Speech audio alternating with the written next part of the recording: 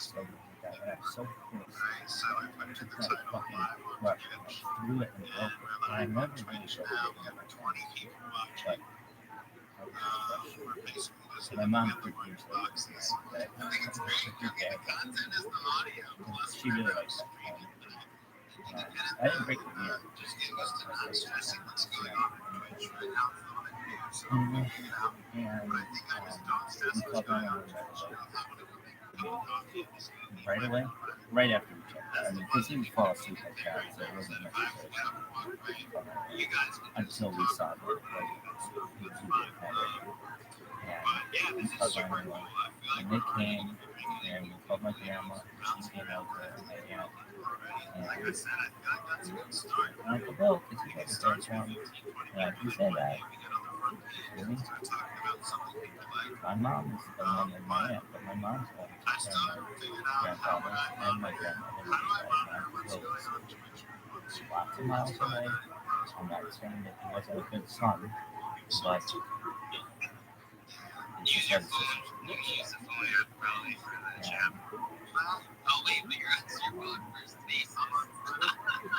I'm not saying he's a bad son, but one time forgot Father's Day was coming. I remember when we went to I always called my dad and make sure that we were sending a card and all kinds of shit. Because I didn't have my shit like that.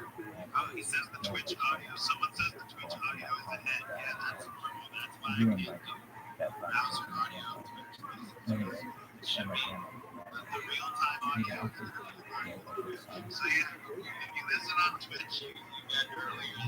but he was, yeah, I don't know how he was. It wasn't that we were his parents in the and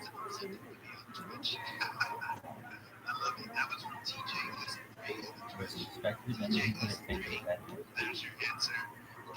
I just thought he probably should have been more.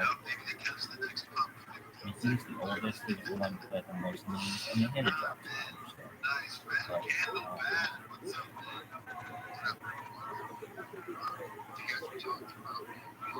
he just wasn't there.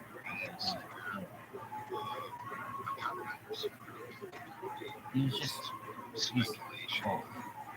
Not necessarily to me. He always does. It's just nothing, not smart, not that is not.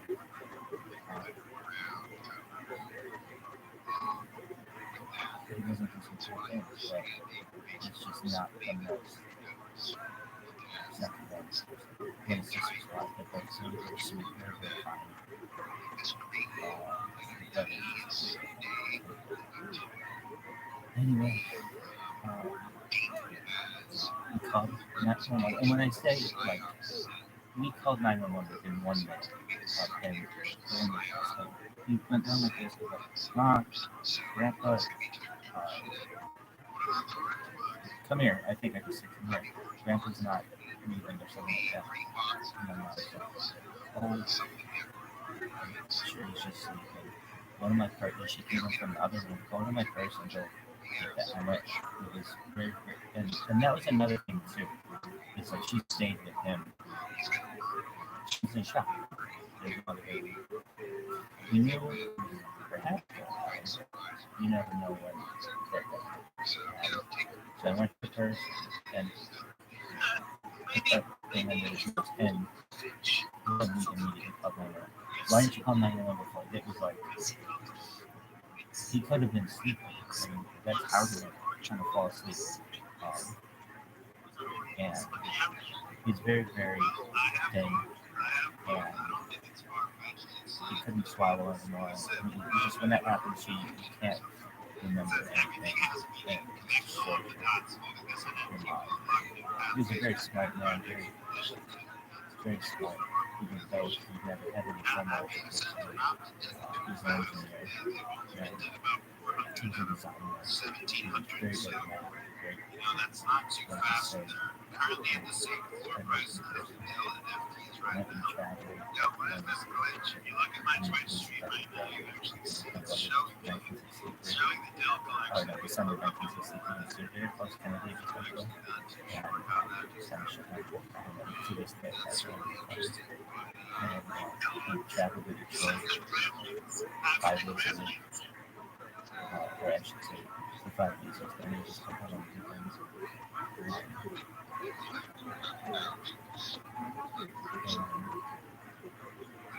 So, in that job, no, I just think that which is not as wrong as but I understand he's back, so I'm not saying that I'm bad about him. I just I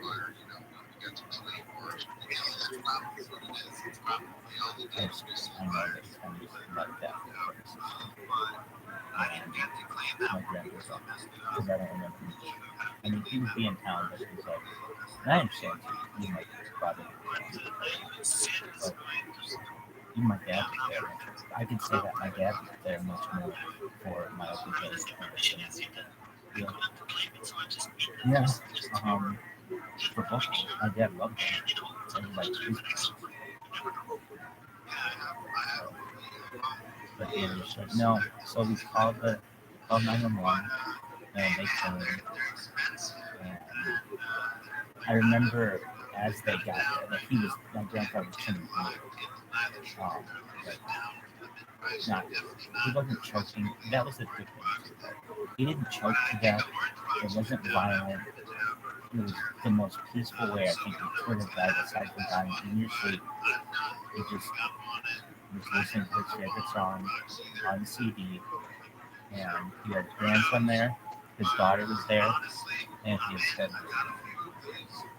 and I remember when I said, Mom, my mom had just gone to the kitchen for a moment, and I said something like, come here, and I remember my mom told me, go get that mirror, and I think at the same time she wiped my grandfather's face, just because he had, I remember forgetting the questions that he was probably pretty, but when I say that, he was in, they made sure that my mom, at no point in my marriage did they ever sleep apart except for that time. Well, my dad, when he traveled, he had he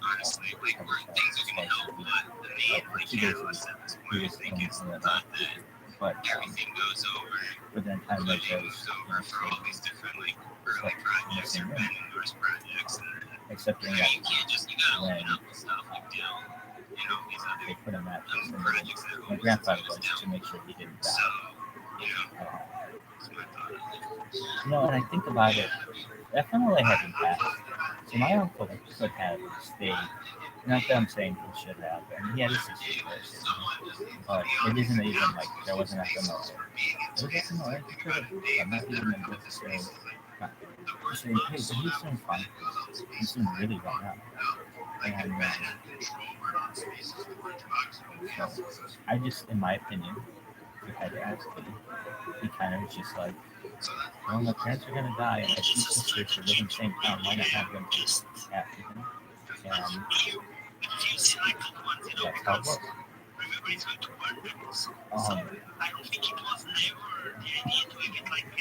So, I remember it pretty clearly. I don't remember exactly, but I remember my grandfather was listening to hearing and some of the time, it was his favorite song. His head started dropping. I called my mom and said, Mom, come here. I didn't think I said grandpa's death, but I didn't say come here. My mom came in immediately. And again, I want to say, she was there with us. She had just gone into the kitchen for, I really think, to get him an insure or something. Because we were just listening to this song. And I get that it makes sense for them to use this as like the first use case of their next affiliate. She took a napkin and wiped him out and said, go get that. So it totally makes sense. Go to my purse, go get that little pink brush. And I got it. And she said, I'm almost with all this. She said, put it underneath his nose and you're going to see steam if he's breathing. And that's it. And I went and I did it, and I did not. And she said, let me see. And she took the brush, and she did it, and there was student. And that's when something, it was not really bad enough. But he wasn't choking. It was very, very peaceful. And then immediately she went and called me on the phone in that same way. And then we just waited. I remember just waiting for them. And me saying to my mom, like, well, can't they like bring him back? Like, don't they bring people back after, like, can't they do something like? Because I'm thinking they could do CPR on him or something like that. My mom's like, no, this is yeah. And I remember taking my and thank God, I never broke any windows, I never broke any pictures. But I broke that. It was any pictures. I broke the brush. Purposeful. I was mad.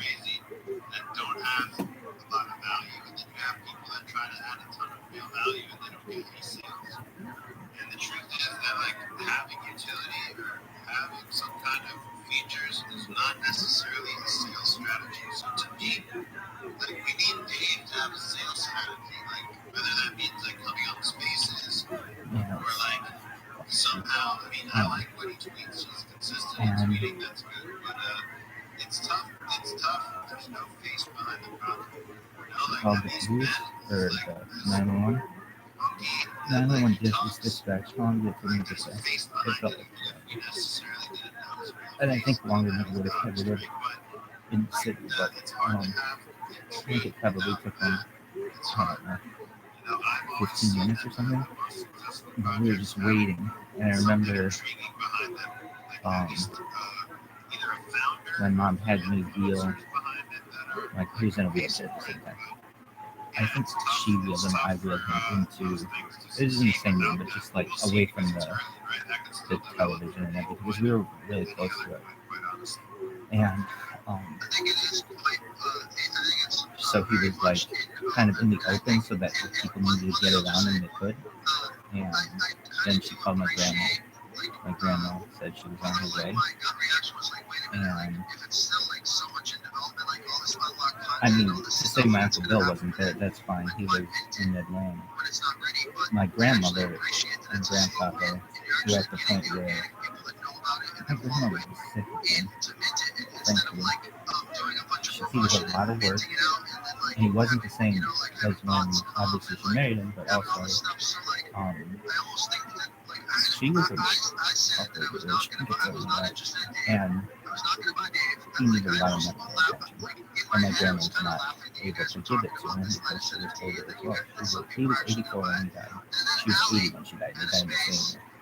So she was 80. And not like the hot 80-year-olds like they have today. This is old lady. This is a Salgetti. And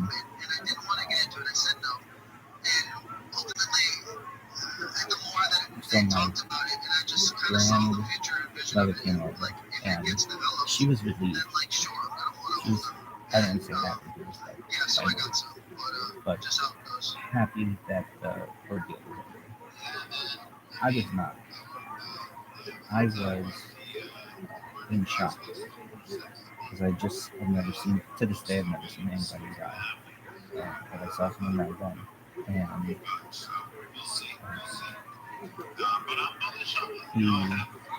my grandfather, the people came in, the EMTs, and they checked his pulse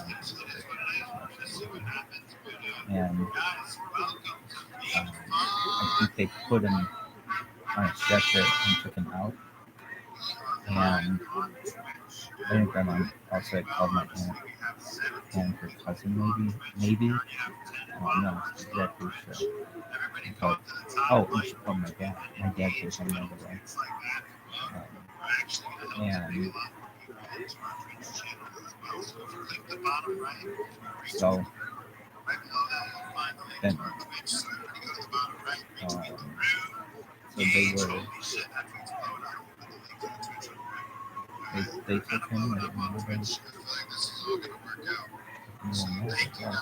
but then everybody was at our house. Everyone except my uncle Bill, because he was in another state. And it was very somber. And my grandmother was relieved. I can remember that. Not happy, but she was relieved. Her nerves were shot with him. And why? They used to have a really beautiful marriage, and I'm not saying that they didn't end. I remember they're sleeping in separate rooms, which is unusual for them. But he needed more medical attention, and my grandmother wanted to be able to sleep. Not like she wanted to be able to sleep throughout the night, and she could in their guest room, and it was something like that. My grandfather would be getting up a bunch in the middle of the night to go to the bathroom, or going way across the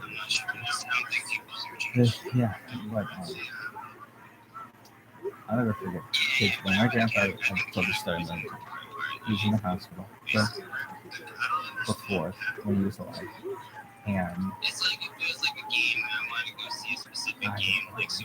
was like 4 years before, actually.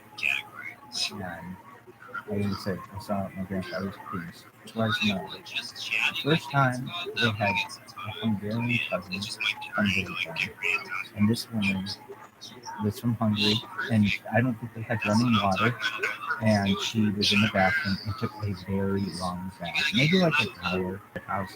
This took forever, and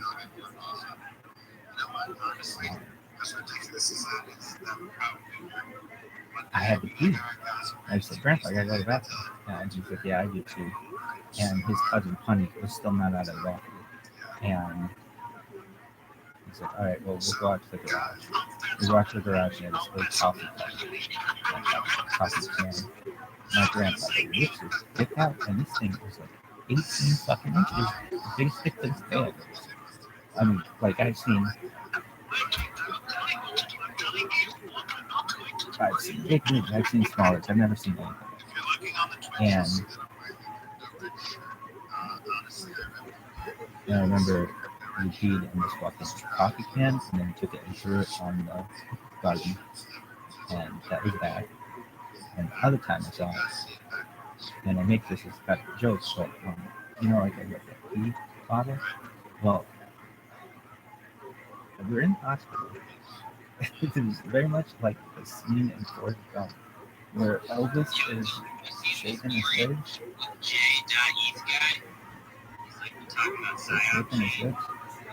And the lady's like, this is nothing for a small bowl of that or whatever. So yeah.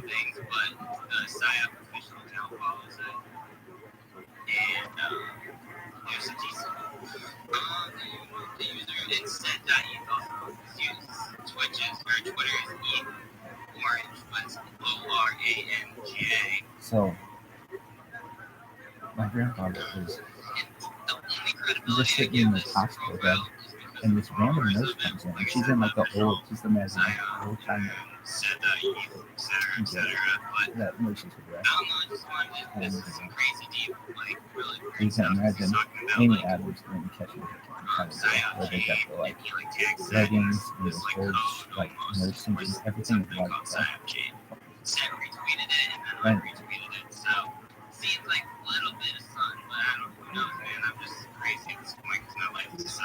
so this nurse comes in and says, all right, Mr. Miller, I'm just fun fact, do you have to go to the bathroom? And he's like, no. And she's like, well, you better go, you know. And he's like, I don't have to go to the bathroom. She's like, well, you better go. And she takes his fucking pants off. And here I am, like, in the doorway, waiting for my mom to, like this is my mom and I, and my dad, would go. Generally, my mom and I would go every single day to go visit him in the hospital. And just to keep him company and everything. And my aunt would come, yeah, every single day we'd go. And you watch TV and just keep them company. And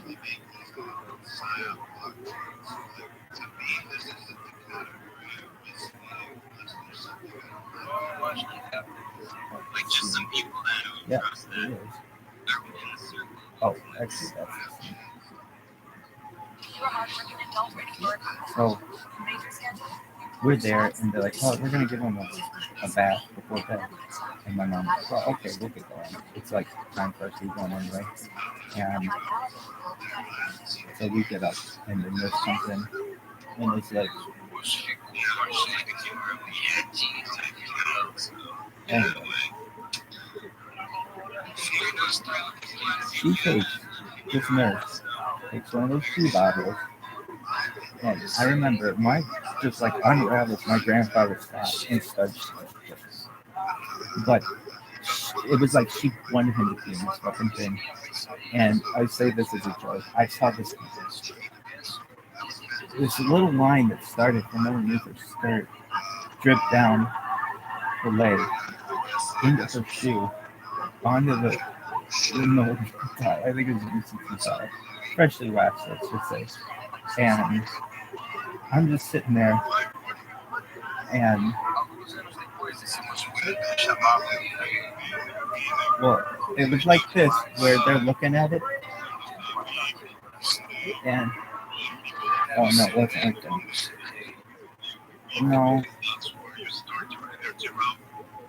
No, it's a scene.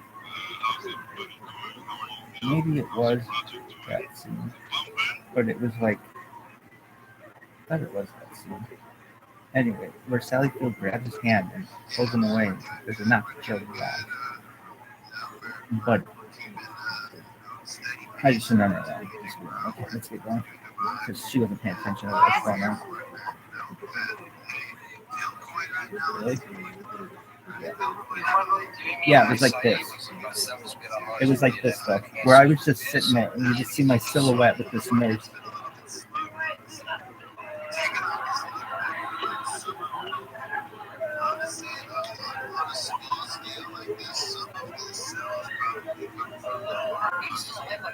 This.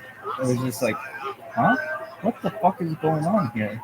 Anyway, we give Nurse all the credit for that, who never knew my grandfather, but she kept me safe in some situation. So anyway,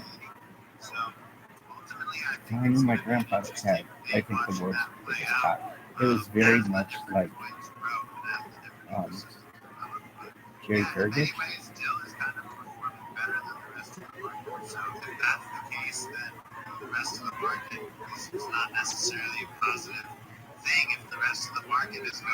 And my grandfather wasn't a tall man. In fact, my uncle always made fun of him.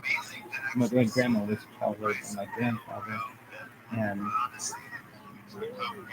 my grandfather and my uncle always said, "Why don't you marry somebody tall instead of short little guy like my grandfather?" He wasn't tall with adequate nutrition, but they were very poor. They were immigrants. And so, effective immediately, all male employees must stop sending explicit photos and screens. If I may, based on empirical evidence, I truly believe there's a grave and immediate medical emergency. Were that the case, could I then show you my dog? Now, this is good enough. Now, completely different scenario. Let's say I've been watching a lot of women's golf and I've had some more. How about this? I'm going to get a male doctor to come in and do some screenings. Perfect. Just as a backup, I'm sending you some photos. That will not be necessary. Yes. This is my grandfather.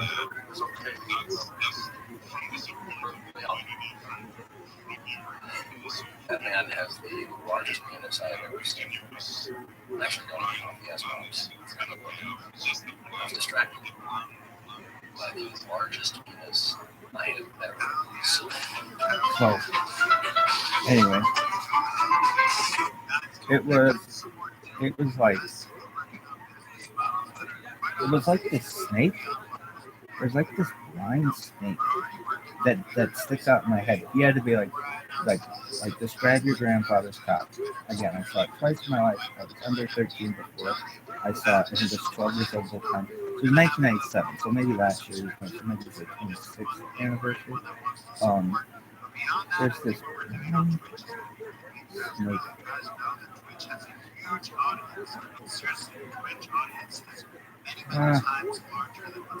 It's thick. That was the thing too. It was huge.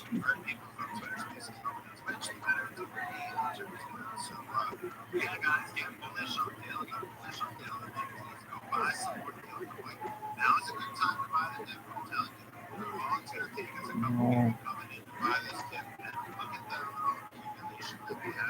I've seen it before. Slide and get yourself some dill. Okay, $1 costs an Anyway, have you guys done your daily dill? this thing was huge. Add yourself some more dill to the bag. I'm telling you guys, the more that we do stuff on Twitch, the more that we can bring that together with doing on Twitter and continue to monetize those platforms. It's honestly super. I don't know how my grandma survived. Really? Yeah. And I'll be happy to put some of that funding back into the dough. If we reach those levels where it's actually profitable beyond what we may expect right now, I just remember being I like, will absolutely be putting that back into the dough. So it's just a process of building. that's gotta be all penises are supposed to be that big. To this day, I don't think I've seen a big half that. From a Twitter Spaces hosting perspective, from a Web3 Space Really? perspective, this Twitch channel is going to add a huge amount of value to the We'll say I'm very happy with my ad, but in comparison, I have not just anything to that. And you can ask them on how big my vacation saves for the average. So, yeah, honestly, I'm average size big. Anyway, and my grandfather, it was like this. We used to do that in school. Just take our hand like this and just put on it like that. And just read always anyway, and it wasn't hard or anything. It was like, I remember so you just putting the thing in the fucking the urine bottle. The urine bottle started to steam up. Ever see like a milk jug in a dishwasher where it like sucks in? It's like that.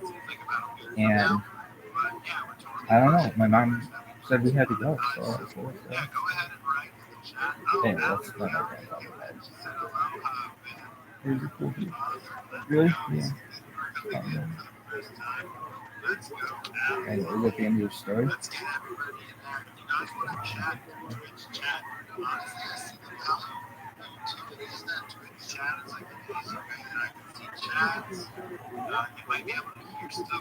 the end of the story?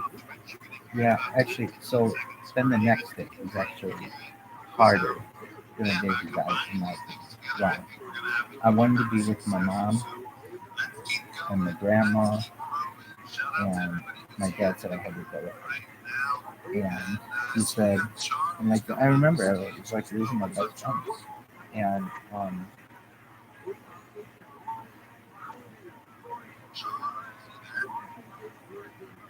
I just remember back, he said, you can, why?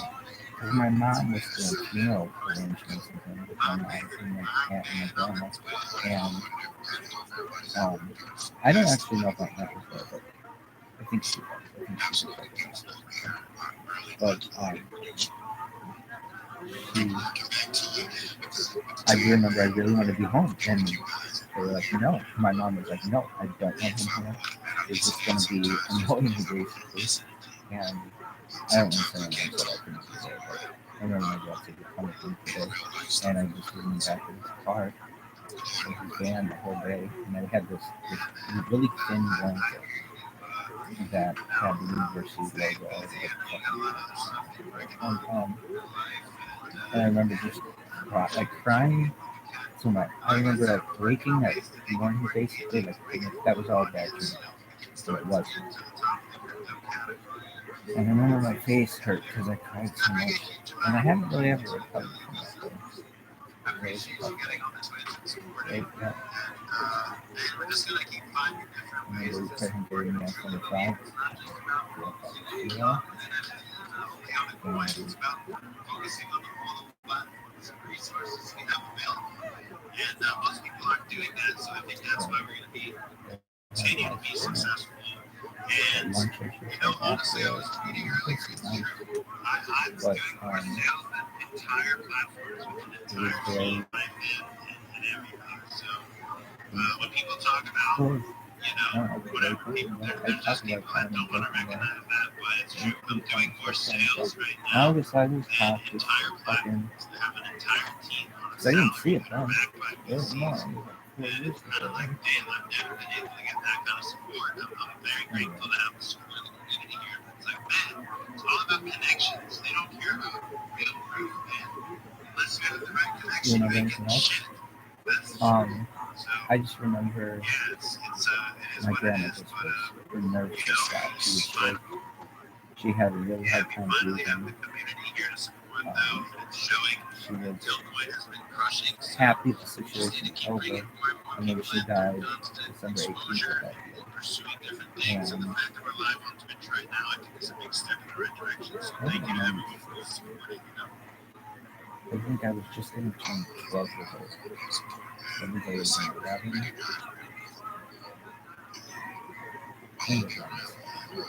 I said, I'm going to stay Not around right here with the fight. I haven't had no coffee yet. Man, I got my hot sauce. Man, I got to say, yeah. my You grandmother. gotta, like they So guys then, said, you gotta start making, she you gotta did she start live with getting us? these brands, like soaps, anything you can. Yeah, for a little bit. Yeah, it's pretty cool to see them shit. To be able to explain to someone, Yeah, I think so. hey, this is But more than hot sauce these niggas just then see she went to the hospital, and I wasn't allowed to see her in the hospital. I was really pissed off about that. But I was getting, thankfully, I never fought with my grandparents. I was at that point where though I was starting to get bratty as a almost. But I never got to that point where, I mean, she said to me, like, don't you ever just shut up? I mean, that kind of stuff. It wasn't like I ever, like my other cousins, they all did something wrong. I mean, like my cousin Roger especially. I don't want to say they all did something wrong, but they all, like, I would know, like, oh, that's something that person did, that's something that person did. Like, the one that really sticks out, my grandfather had this workbench. My cousin Roger, I think, like, took the side of the workbench off. Just as a kid, that's what he did. And I always remember that. I always thought my cousin Roger was I was so mad at my cousin Roger. I never even met the kid about it. Anyway,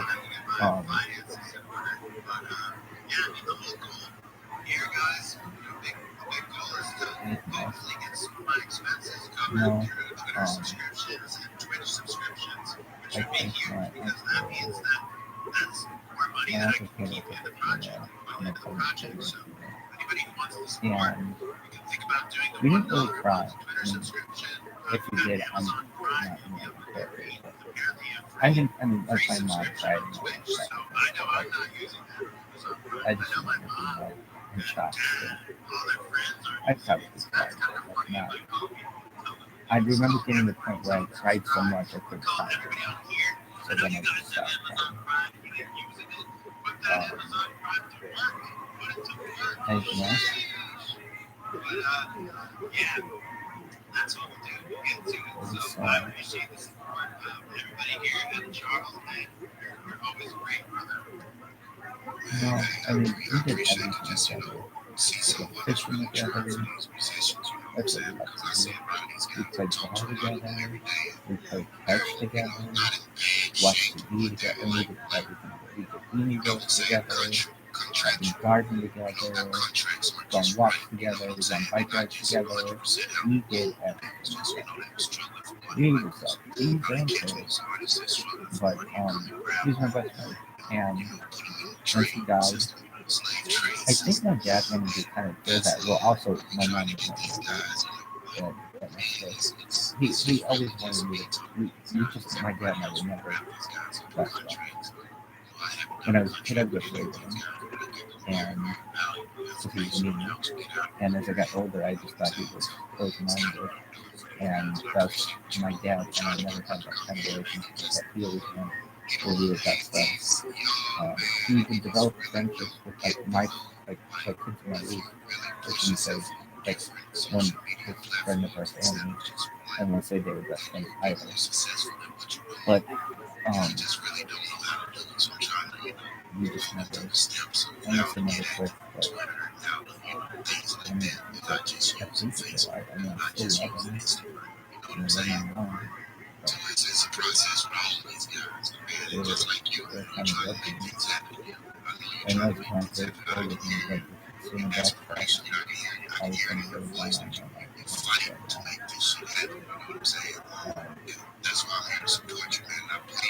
Was he, so I mean, my grandfather was everything together. And he was so, he was very smart and like, he's very talented man. We never went anywhere. Oh, we go to the farm together.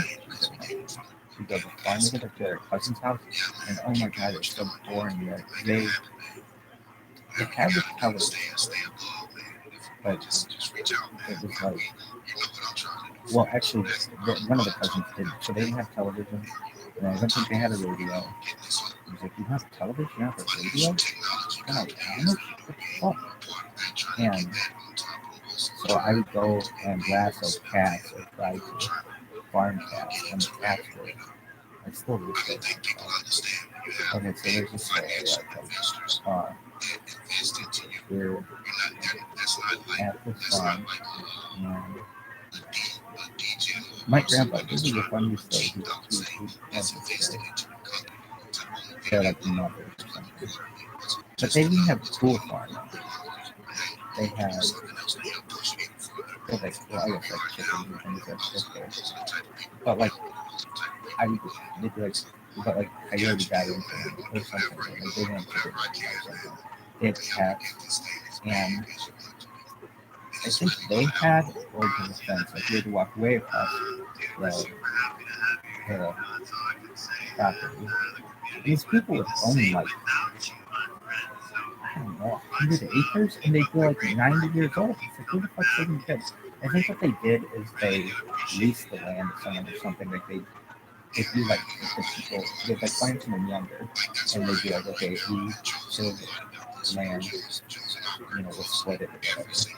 I think that's what it anyway, I go to these kids. This is the first time I remember ever doing this.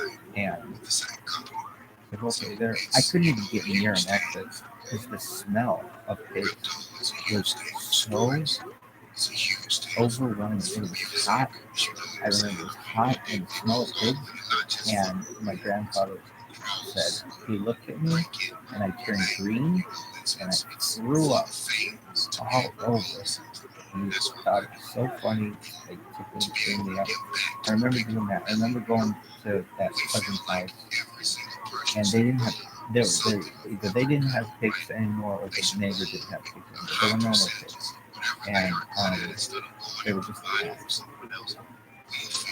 And I would try to chase cats like a cowboy. I had a lasso and a cowboy hat and cowboy boots. My grandparents had cowboy boots and a lasso. Because I had this little horse that I was playing with. Oh, my grandpa had played basketball last year. What sport did you play? I mean, we played football, a little golf, not really, that's more of my dad, but my grandpa would talk about golf. We would talk about nibbles.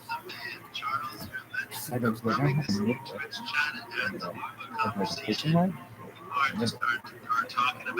Anyway, anyway, the sports. Anyway, what was the big sport you played? Basketball and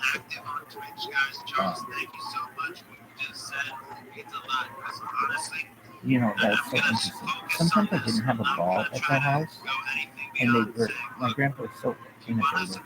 He would take a wet rag and put it in a plastic bag and put rubber bands on. So it was like an old timey baseball, and we played catch the cat.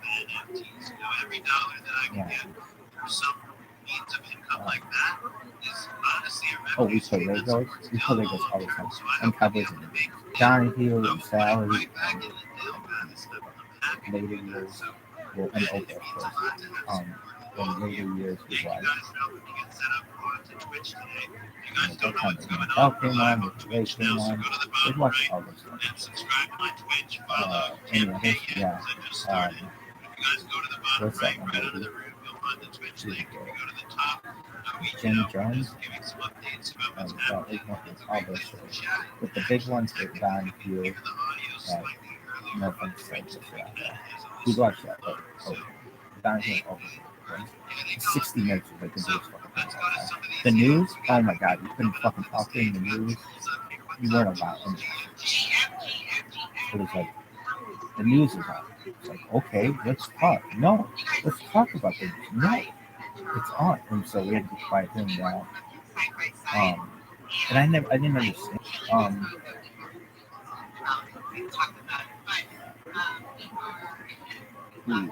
So, what?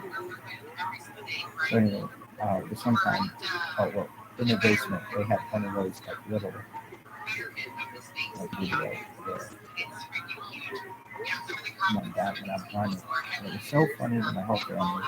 And they were always said they'd send it into a next time. But they said it was so funny because I run it and I don't remember this. But I kind of think I remember seeing the video, but it's probably just my head. Anyway, had this little basketball. My grandfather took a bucket and hung it up on the wall,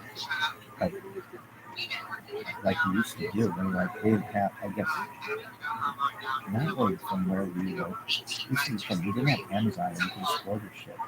It was like no one in town had like a basketball hoop unless you had a full-size one. And it was like, no, this is just in the basement. So anyway, we had this basketball hoop, and I had this little university basketball, like child size. And I used to just sit there all day in the basement and play basketball. And we played horse. Oh, we played ping pong. That was when we played ping pong. Did you ever play tennis? I think we played tennis really good because she played tennis a lot. I always wanted to play tennis, but it was always like that was a little. My grandfather was when I was born, he was like 73, so he was already pretty old. And he was really good for 7 years. I mean, health-wise, he was driving and doing all kinds of things. But then once he hit 80, it was like right around the 80th birthday. He had his birthday. I was in that series. And then we had 4 years longer with him. And they were pretty good for that. And he could have died pretty easily when he was 80. So,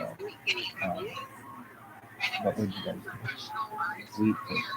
We played basketball anyway. He go to his sisters. We lived at the end of the street. We go fishing a lot. And but it's one time he's a cat. So I had my little cowboy hat on, and he made me a lasso, like you could lasso it, but like you could talk.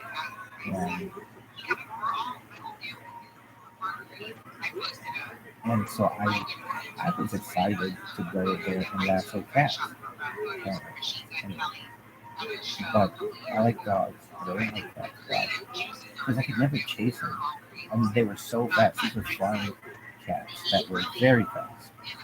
And I'm like a kid. I don't have any skills with lasso. And I was like 4 or 5. Anyway, so I would go and try to lasso these cats, and they would like come really close and then run away when I come after them. And they had all these cats because they lived out on a farm. Not my grandparents. My grandparents did it one time, but their cousins did. And they had cats to keep away rodents. I never saw a rodent until we got kids. That's how cool my mom had the house. And my grandparents as well. I never saw a mouse. I never saw a rat. Not once. I was looking for them because I always knew that was a thing. And we had Mickey Mouse and that kind of stuff. So anyway, I wanted to lasso these cats, and I would go and they would just sprint, and they were really fast. And I would run as fast quickly as I could, and it was like, and it was funny. I think the cats were just playing with me. There'd be like, I don't know, 10 cats, and they'd come pretty close to me, and then I'd chase after them. And so then like they'd run, and they'd all be watching me from over here. And I'd run over to this one, and they'd all be watching me. And I'd run over to this one, and they were just playing. It's just one cat. It's one fucking cat. Like slow and different than all the other cats. I didn't know this is a house cat as opposed to a what's the difference? Well, Shuddy. She's on my grandfather's cousin or cousin's mom or something. Who was like 1,000 years old. She lived to be like 97. With no air conditioning, no television, and no radio. I mean, I think that's Amish in my mind. Anyway, and I'm not talking just on Shabbat. I mean, never. I mean, oh my God, it was so wonderful. So this one time, this one cat, I didn't know though that this was her pet, and all the other cats were not. They just in my mind seemed like they were cats.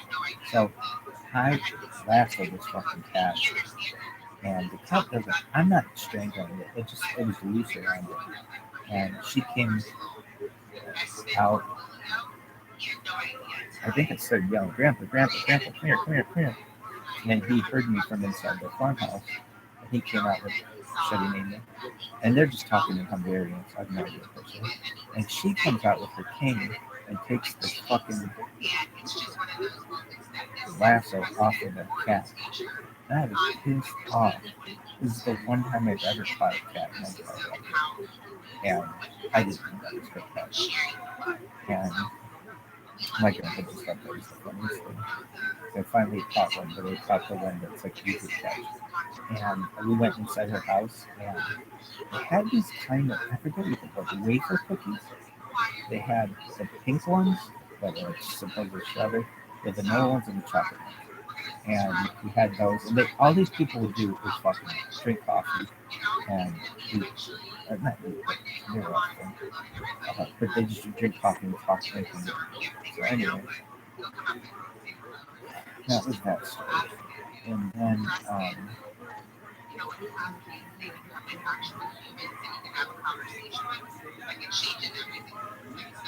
I remember always wanting to go in the barn. My grandpa would paint all of the. He'd paint them.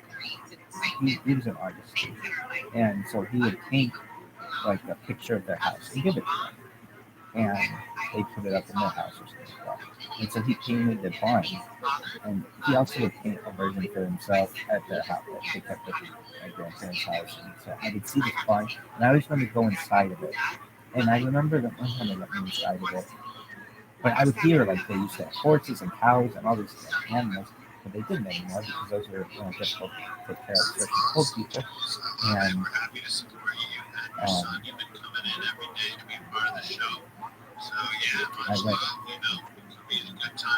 I remember going inside the barn, and it was just really kind of Anyway,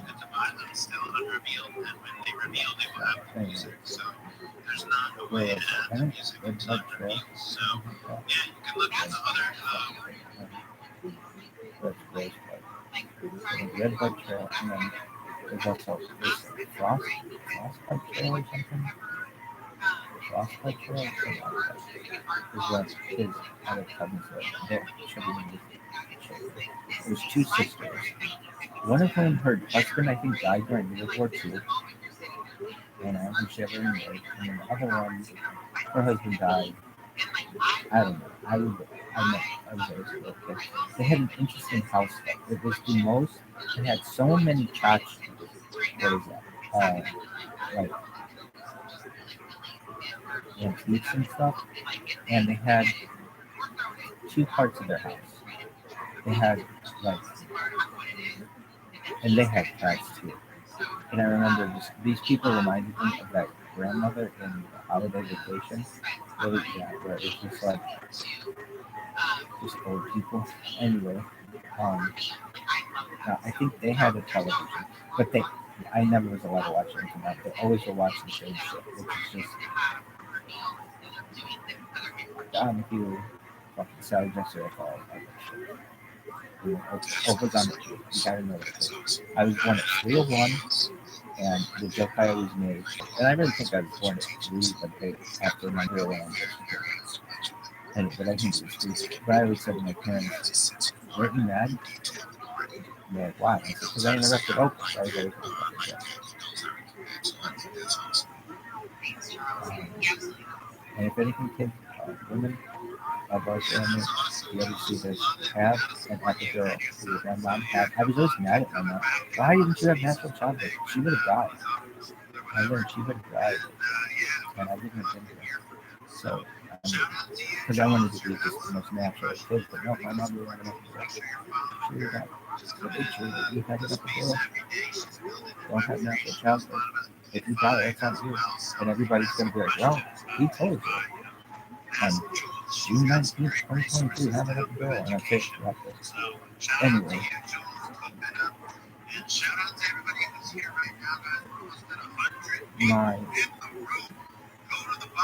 Is that the end of your story? No, I have a lot of stories. He never went anywhere except his cousin's house and class of 33. So my grandfather graduated Central High School, Downwood, probably in like 1930. But all the people from 1930 had died, and 1931 had died, 1932 had died, 1934 had died, and they all kind of came around this one class of 32. And so, and he might have been 32, but I don't think he was maybe 31 or 32. So anyway, they had this really close group of friends from high school. And they were like, so they had been friends for like 60 years or something, and a long time. He knew the ladies in this class of 32 longer than he knew my grandmother.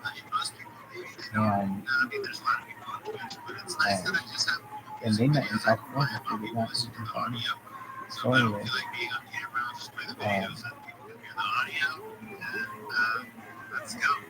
my grandfather is really close with these people. So they have this cafeteria. It's just a culture cafeteria. And they meet there. It was something before then as well, but eventually became this one. And I remember it was one time there was a special month. My grandfather and I would go with them, and he would show me off.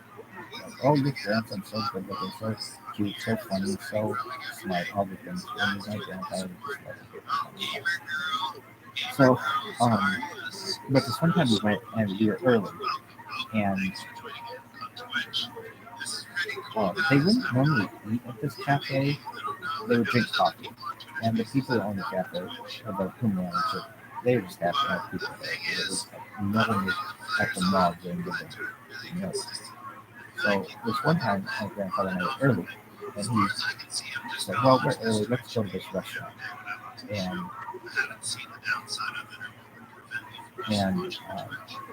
so we were in a booth, and he was like, "Okay, well, what would you like to drink?" And I said, I don't want anything. And he's like, well, you gotta get something. And I was like, I don't want anything. I thought I was going to put him in the poorhouse. I remember feeling so guilty that my parents were so poor, but they were better off than my parents were. But I just thought, oh my God, I'm going to put him in the poorhouse if I have this coat. So eventually, I think I know he talked me. He had coffee, and he talked me into finally getting a coat. And I drank the coat. But like we never. They lived through the depression. They never went to fast food. They always made everything. They didn't go to restaurants except rare circumstances. Not even. I can't think of a time when my grandparents went to a restaurant, except on their 50th anniversary, like typical new place. I have to go to there for that. And that's the first time I remember meeting my cousin DJ. I don't think my cousin had it, but he might be in college or something. But anybody else? Anything else? No, but that was nice. So let me go back on. I think we went to typical new place maybe in Italy or something like that. It was close. Maybe. But I don't remember us ever going to McDonald's or any kind of fast food. Meaning they made everything, and they could easily. They were very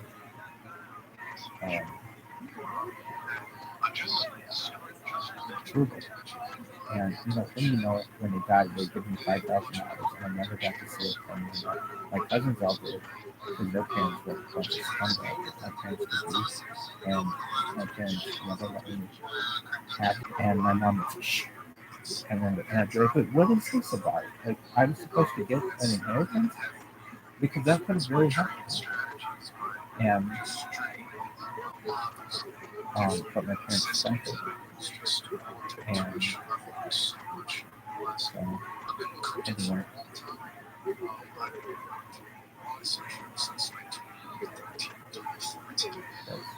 Anything else? I broke my grandparents, we go fishing in help. And then sometimes it's a river. When you know it, I ended up living in that neighborhood that so I knew it pretty well. They just had a real, and the kids used to be able to buy a house from a magazine, and they would just deliver all the parts to you, and you put it up, and it was a nice house. And I think you might be able to do that in the future again. Like, basically, everything that you need was in this house, and all the houses on the street are similar. It was Sears Roebuck. It was built really well. And anything else? I mean, it had a basement, it had a first floor, it had an attic. It came with a second floor.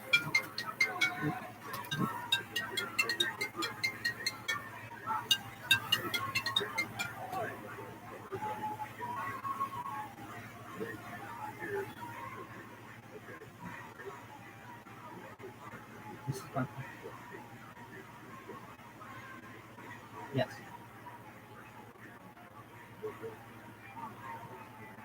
Yes, how are you?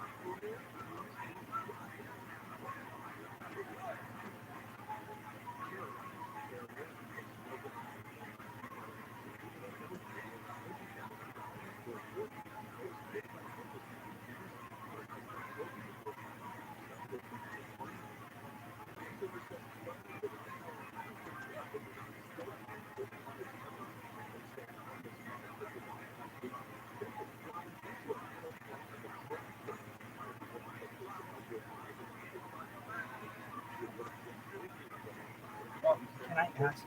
I've already been to jail for this, and this was already litigated about a year ago.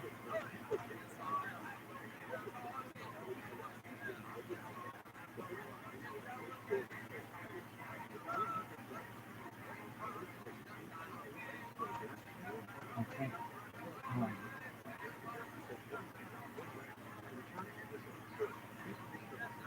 No, I understand that. Do you know when that was issued? Yes.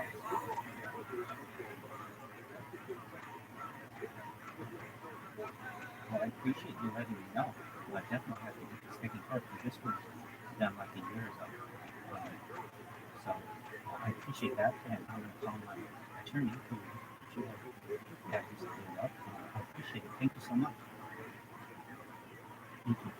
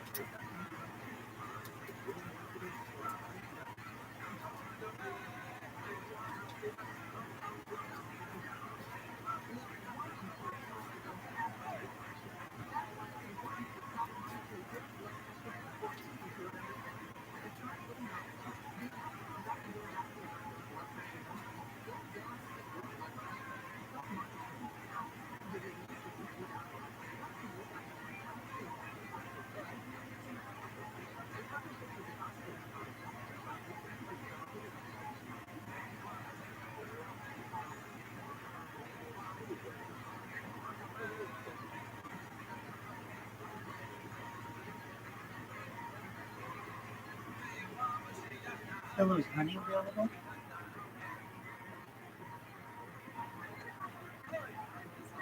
Okay, she was my attorney, and I found out that I have some criminal issues. Is there anyone with whom I can speak?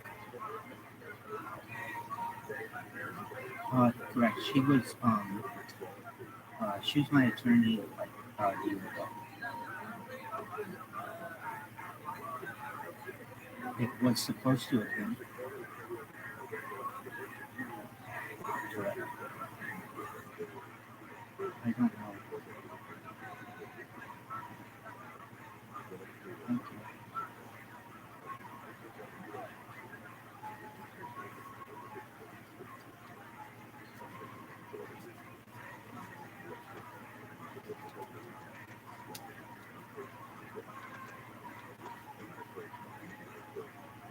Rothschild, ROTHSCHILD, 122685.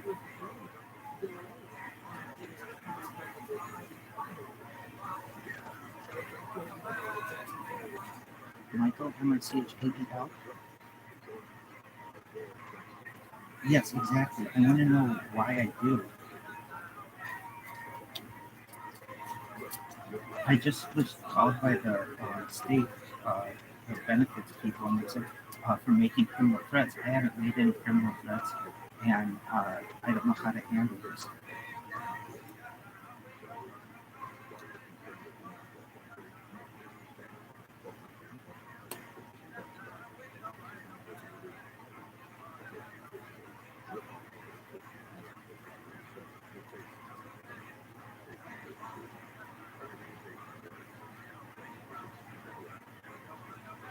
Okay, so what does it mean to recall wrong?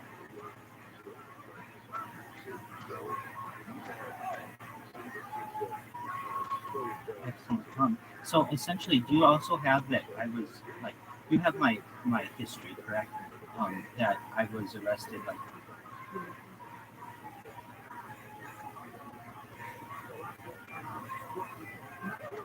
Well, so do you know when this occurred? Like when I supposedly made these threats?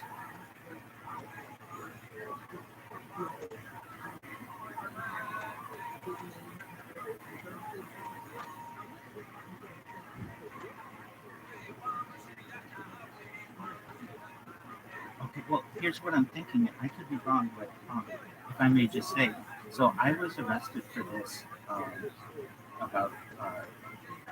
If I could just speak to you for a second. I was arrested for making threats using an electronic device um, last week. Okay, and then in May, Ani took over my case, and I was cleared of, or I don't want to say cleared. Uh, I pled novo contendere, and they they said that I had 1 year of probation, and I haven't done anything wrong since then. Does that make sense? I pleaded novo contendere in May of 2022, and I haven't done anything wrong since then.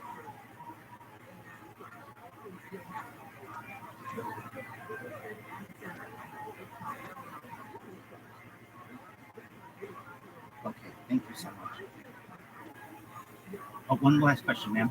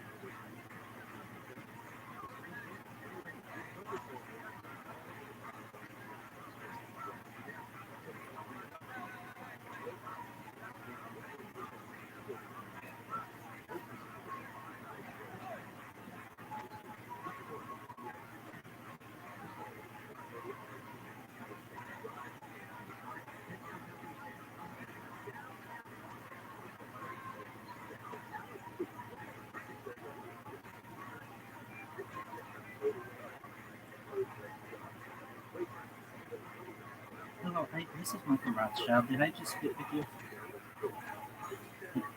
Yeah, so essentially tomorrow, who do I go to at the Harvard Justice Center?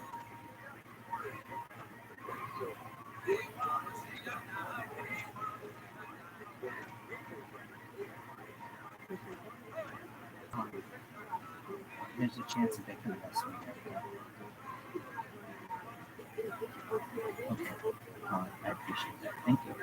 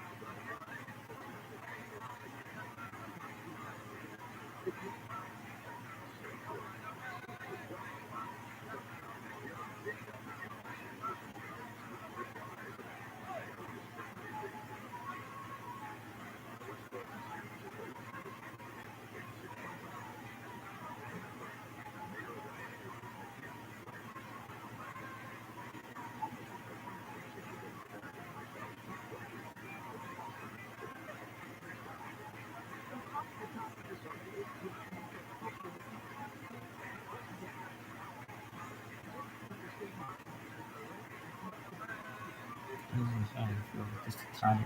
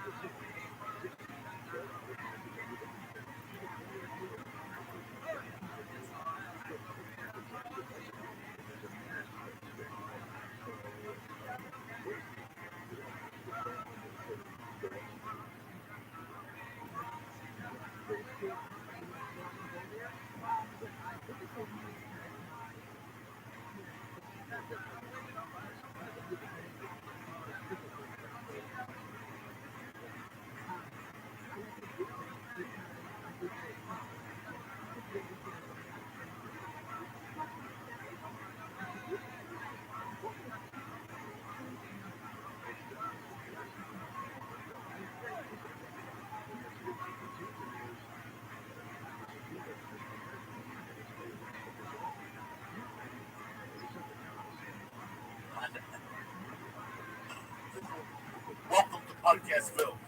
The church was happening now, July 17th, 2017. This podcast is brought to you by Onyx. All your supplement needs, Onyx is number one. Aubrey takes care of you, you understand me? He goes deep in the jungles to give you stuff you never even heard of. Like the cow and the hemp force protein. It's delicious. Alpha Brain, 100% guaranteed. Go to onnit.com right now, press in church to get 10% off. Also, let me explain something. You get home at 6 o'clock, you work all day, you're not chef leaves, you really don't that's a it's tremendous. It's important. Right, find out why. Wait, is the number one recipe delivery service here in the country. They sponsor us and they are tremendous. Do me a favor. Check out next week's menu. Get your first 3 meals for free. Free shipping by going to blueapron.com/joke. Again, blueapron.com/joke. Start eating healthy and start cooking. Learn how to cook at blueapron.com. Keep that.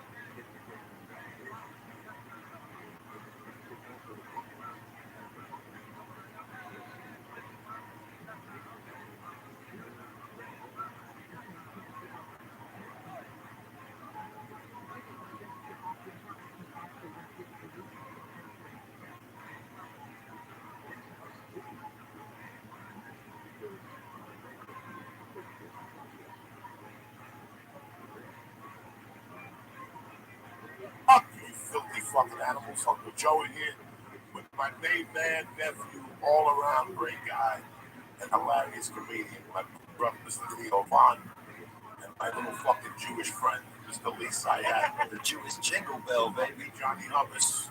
Wow. St. Louis, thank you very much for coming out to the shows this weekend at Helium. I had a fucking blast with you people, I really did.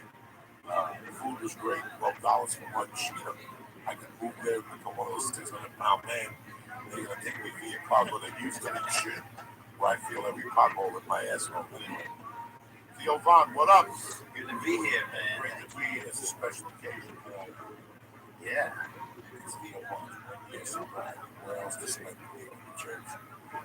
Back up on the fucking kids. Fucking hitchhikers on the Spirit Highway, man. I love it. Thank you.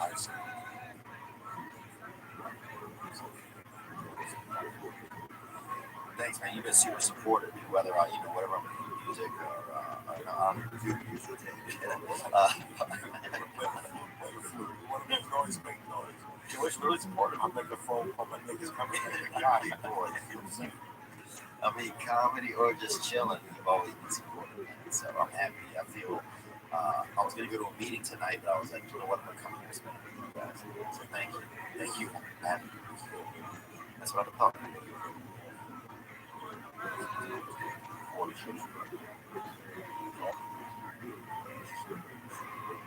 Yeah.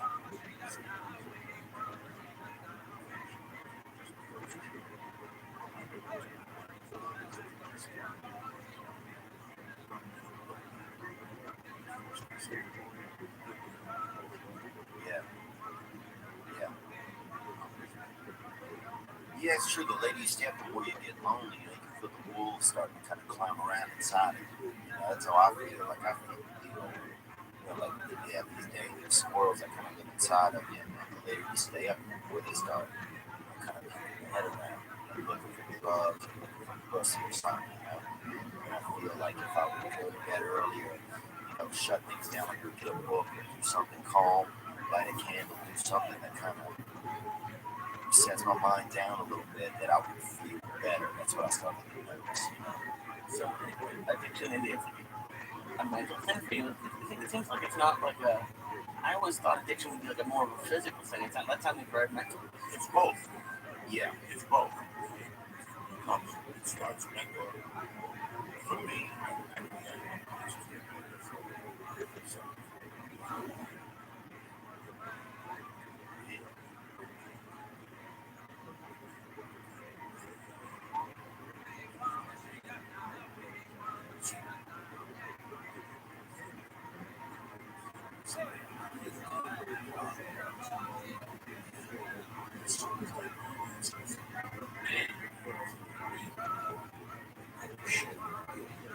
yes.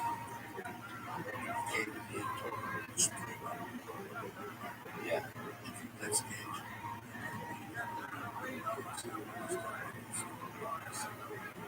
Yeah.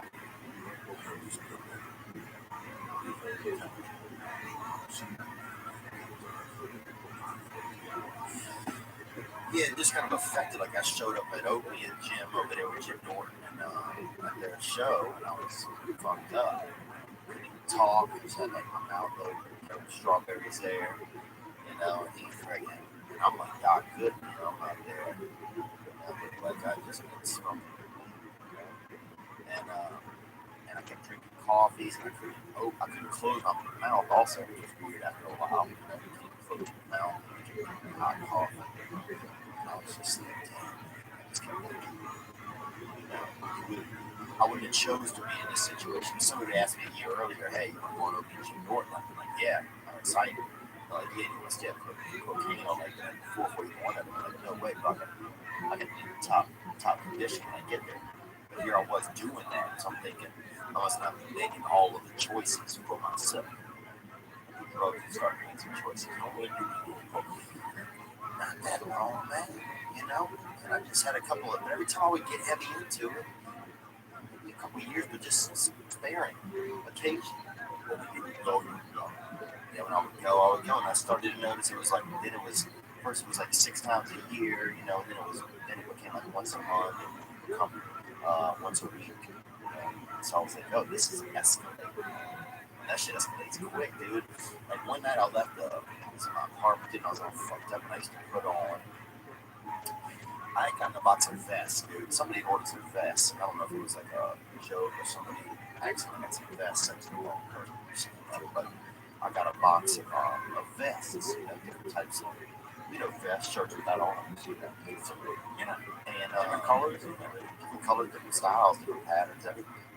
And so I would, like, at night, I'd be doing all this cocaine, people on these vests and shit, and kind of, like, enjoying myself a little bit, listening to some good music, some Aerosmith, I just vibe, and one night I was making a milkshake, because I don't like to eat, honestly, I like to make milkshakes, so I'm making a milkshake, and I left the blend, and I got the blender on, right, and I went outside of my apartment door, and the door locked, right, it's like 4 a.m., my blender's good, right, I'm out there high cocaine, I got all these vests, kind of tangerine, kind of, I guess I'm material working like magnesium or something, so I'm fucking kind of fly. So this thing's fucking going, dude. There's only like 8 units in my building, right? So I'm like, and then I guess the machine started smoking, the alarm starts going off, right? Now it's 4 a.m. Dude, I got the thing shorted out, thank God the blender shorted out, but I got the alarm going off in the building now. I'm standing outside my apartment wearing boxers and this fucking orange vest, got on sunshades, and my landlord comes out.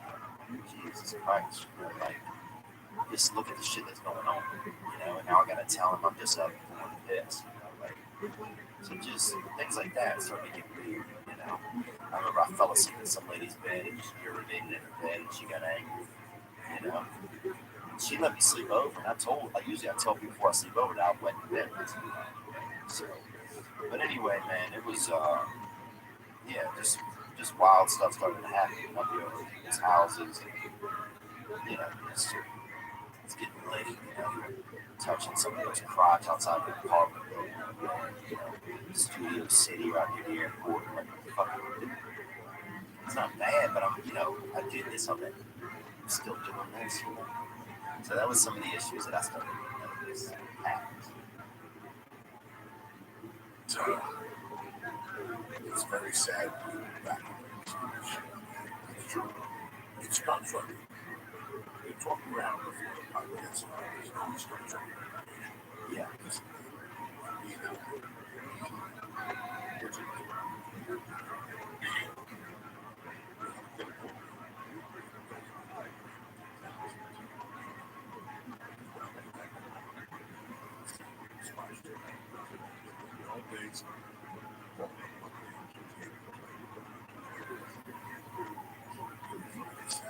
Friday, fucking dope. Murray, Friday, you keep balling, bro. I don't know. Sometimes they be there, but some talk. I would see what you got. Just for me, the best time I ever had them. So,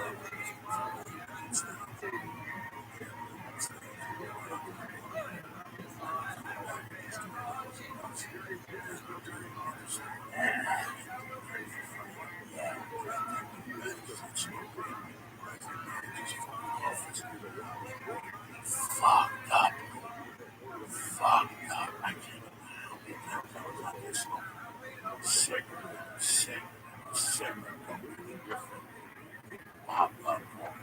Bobby, he was fucked up.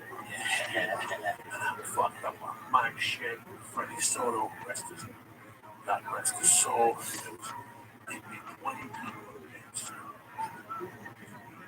Yeah.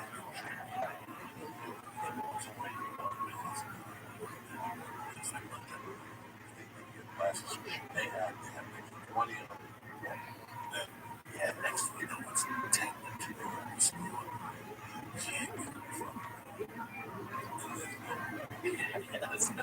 There ain't no Uber in those days, Lisa. Yeah, and you're fucking sitting there with 2 packages burning a hole in your pocket. And you know you had somebody for a ride. Don't want to come in and shit.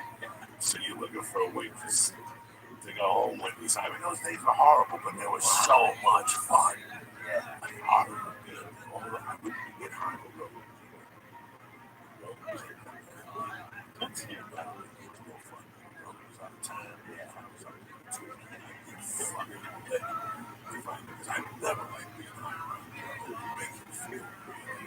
Really? Did he tell you that? Oh, that was it. Yeah, he had a friend that was crazy.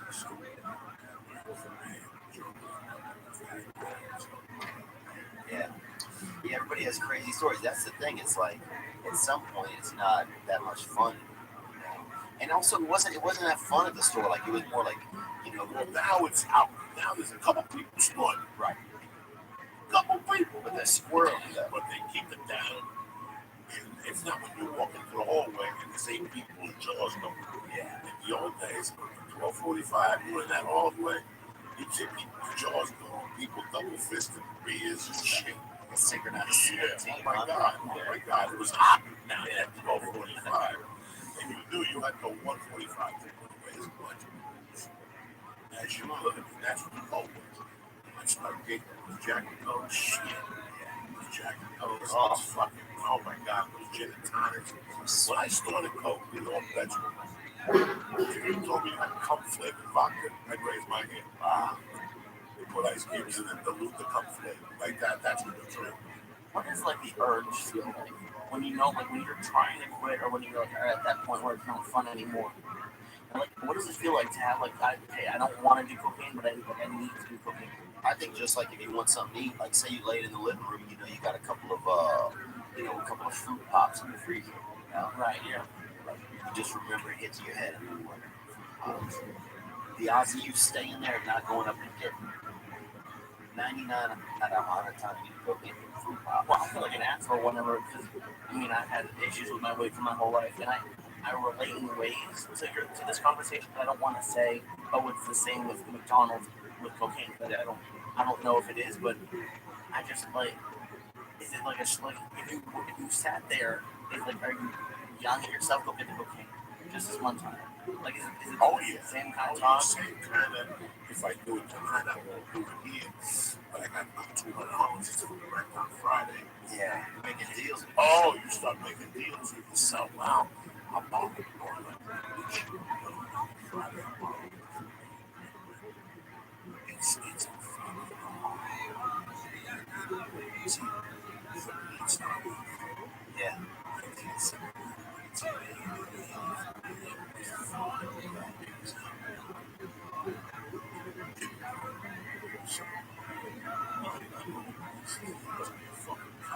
Yeah.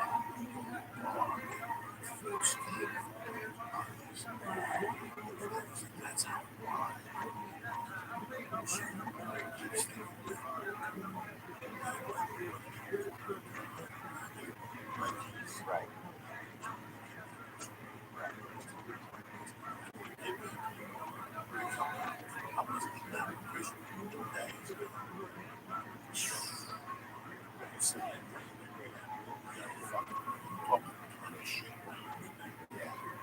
But you are. I came out of prison. One day I came to March. You know, I didn't give a fuck about the Yeah. I remember the first time I ever did it, actually, I was in Tucson, Arizona. This dude walking into a place, some dude comes up from doing a line, and he only had one eye, right? This dude, yeah, that's what I'm saying. I'm like, and I thought this dude had hit that line so hard, he like sucked his eye in his head, yeah. And I'm like, damn, that dude was having a good time, you know? Because I always like people that only have one eye, you know, them unique people. especially with party women at the end of the night, they find it right now. They have lost the eye from the shop. But they Like to cry. hide the cook, put the fake guy, the cook behind. It's not a bad deal, but yeah, that got that, and then I would just experiment every now and then it just was around occasionally. I never saw, you didn't see that much of it in Louisiana and stuff. And then one time with some dude, and then the gay dude was always trying to get you to do cocaine because they was trying to, you know, sneak in, you know, they was trying to sneak into your body, so they would kind of take advantage of it. So they would, they always had it, you know, and you always had to like do it with them, but then like grasp them to kind of keep them off of your body, you know, keep them out of your hands. And almost, who knows what happened. This one time I was pretty fucked up. Thankfully, somebody didn't go to the airport, you know, otherwise we were down. One bad for me. But anyway, man, that's the old days. And yeah, now I feel, you know, whatever. It's almost as fun just talking about it. Sometimes I can almost get that high just from talking. It's therapeutic in a way because you look at yourself different angle. Well, Yeah. that usually Yeah. I don't know. If I say that's my balance is that once the store, it's not about 15. That's those shit. And it's so funny. I told my wife, this is sad. This is sad. It's not good.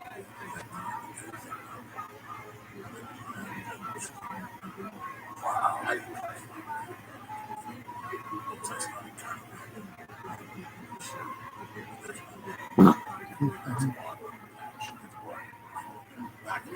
Oh, that drugs are part of the Yes, that's why that was 60% of my decision to become a comedian. Wow. After I read that, ladies and gentlemen, Chelsea Town, shoot heroin, strip club, yeah.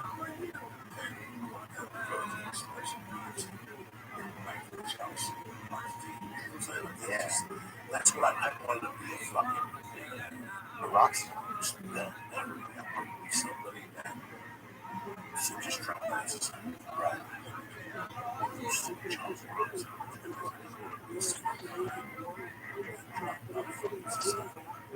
Right.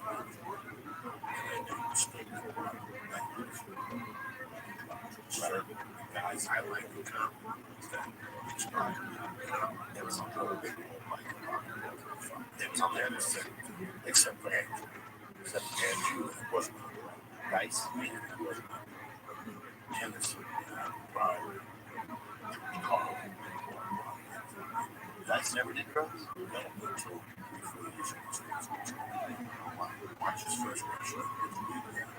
He says, you're slowly drunk. You know, the chick was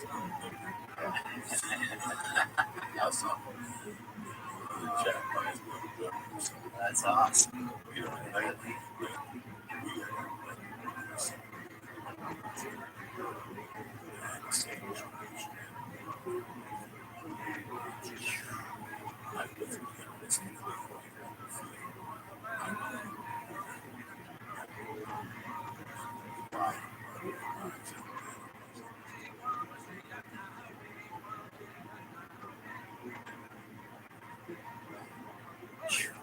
settle down a little bit.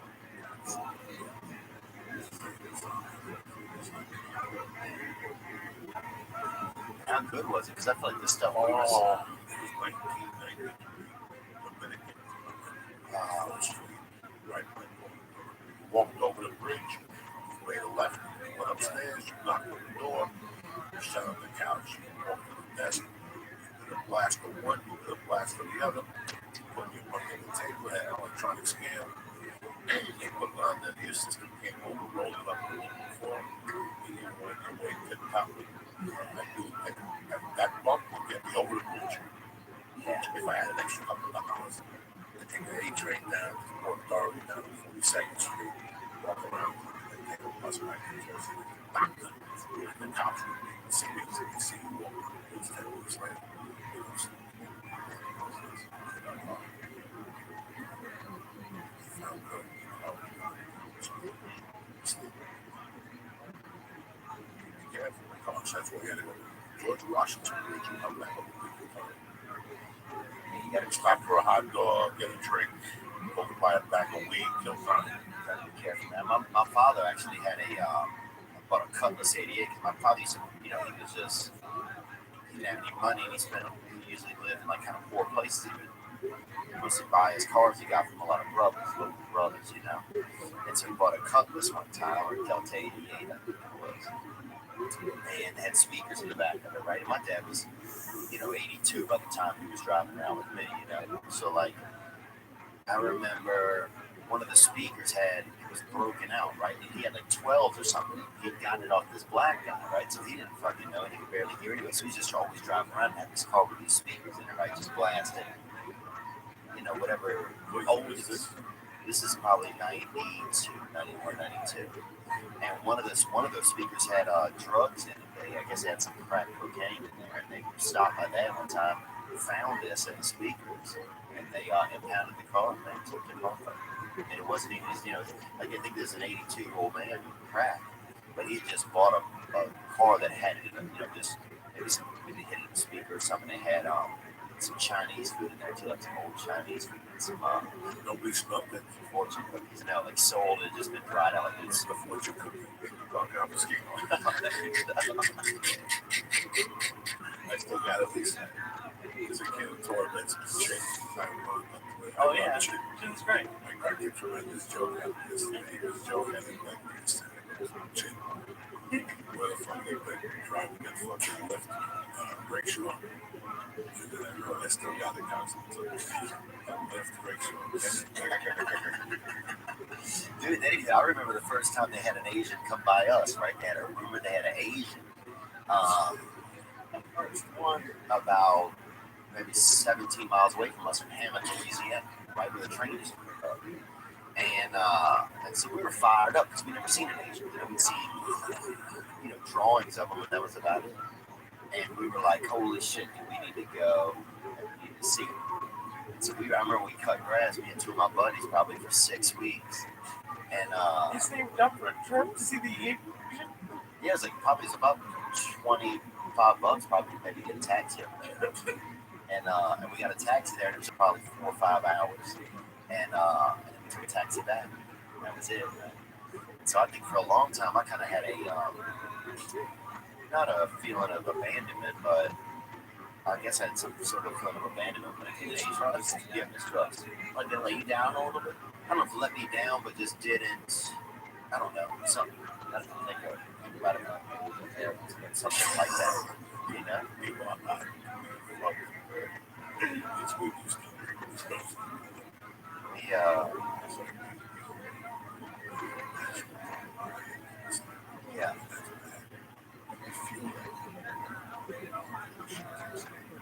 Yeah.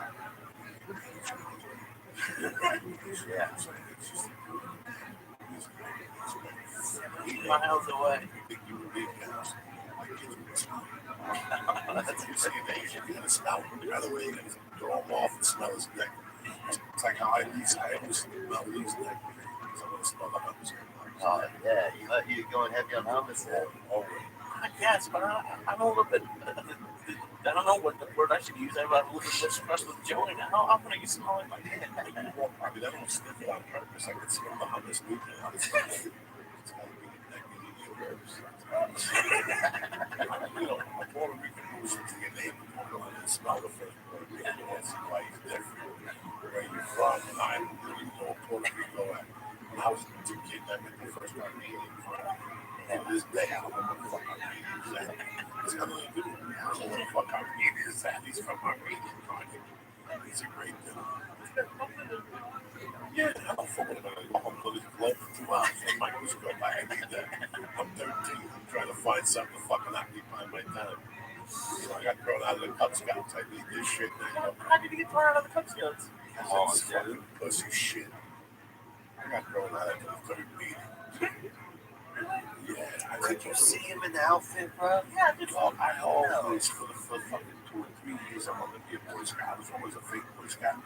Like, I would buy the badges and put them in my jean jackets. what is that called? Like stealing valor or something? Yeah, like I was a valor stealing. When I was 8, the son was 7. I fucking put a Boy Scout thing on. People who asked me for years, why do you have the That's how I bought the fucking jacket, dude. You got the Slanging Rocks badge. I swear to God, I was crazy. And I finally got into the fucking Cub Scouts.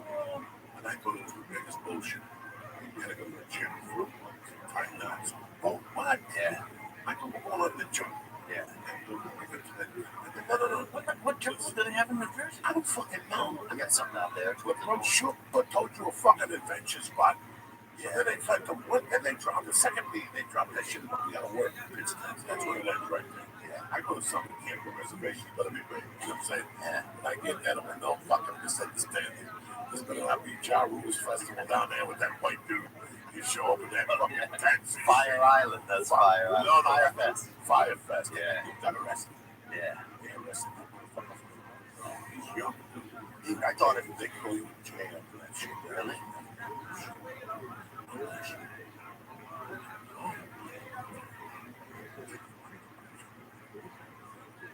It was in the Bahamas. They must have really rich people going, so they must have really expensive lawyers who are like, we got stuck in the Bahamas for a few days. Let's get us our money back. Well, whatever you stole,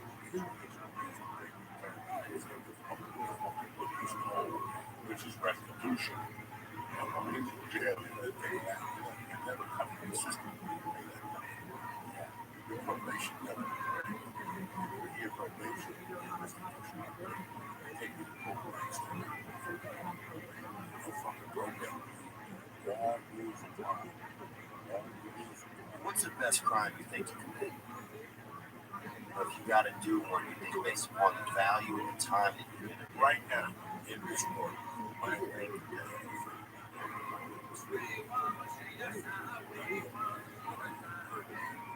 You could be a little criminal. I don't know, little, but I have no I have no dexterity and nothing. So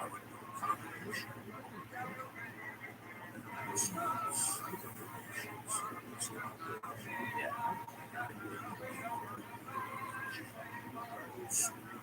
it's very doctor. There's a very interesting series on Netflix called The Underworld, and one of the ones they did was illegal gambling, and they showed this bookie in New Jersey or something. But what they went to is they all have websites now in Costa Rica or something. So now the bookies are getting their whatever it's called, their action through a website, and then they go out and get the money. But the website's the one making millions and millions of dollars, and it's legal. Like, it was very interesting to see how it's like gone into like a digital age. You could easily do it. I would go straight up looking sports and also make a money.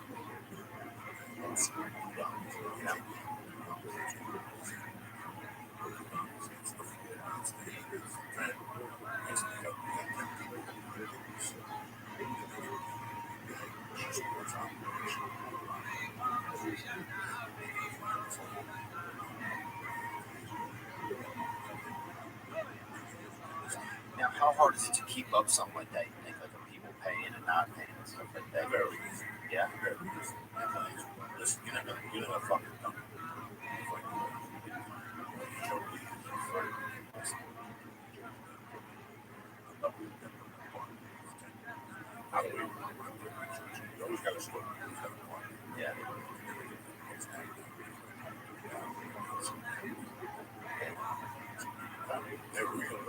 10. Yeah. 10 big money happen. Even if they don't pay you the other 10, you still make 10. US. I moved to Seattle.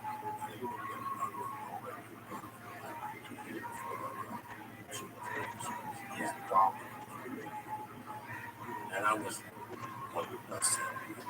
But I was starting to get it's a shame. It's a great thing. A guy like you just talking. Not baseball season. So you're going to make the first year 40, the second year 80. That's what he's saying.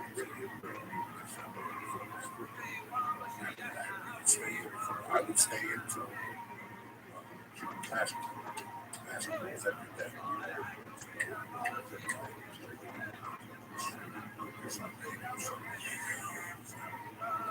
It's an easy thing.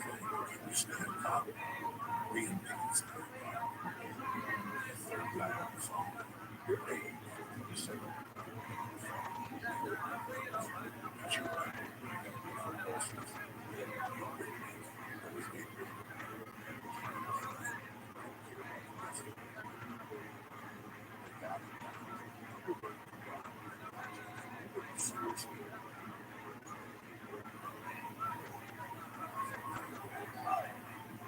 That's so good. If you come there on Wednesday,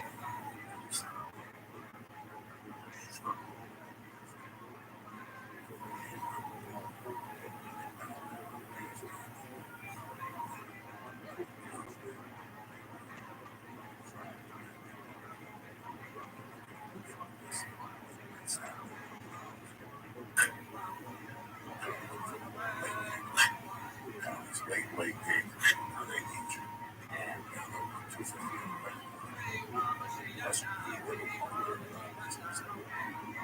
Shirts.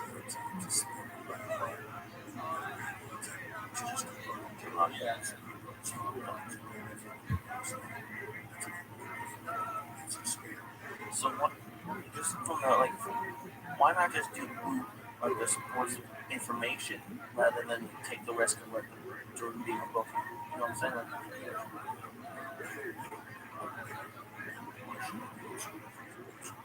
I'm just gonna do both. You can't have a. I mean, well, I guess if you have the information, you can sell them the information. What can you do besides that? Rob a bank? You can't rob a bank. Extensive knowledge. Reset, go in there. Real smart. You got this.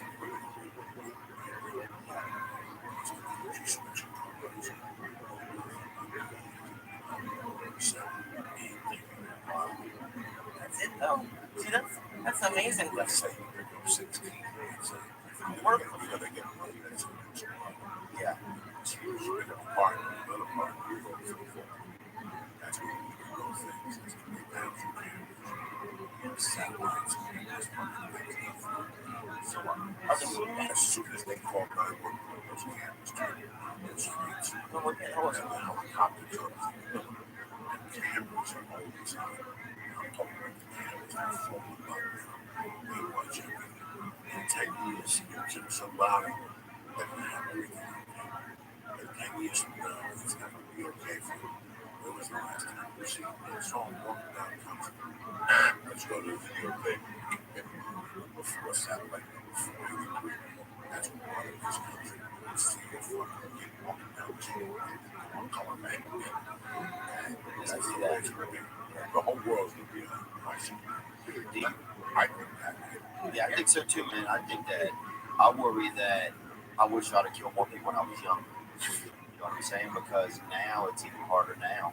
Because you look at some of these old movies, like imagine like the old days in the West, you could walk, you could just see somebody who didn't like them, you know, shoot them. They're never probably gonna find them. Like there was no.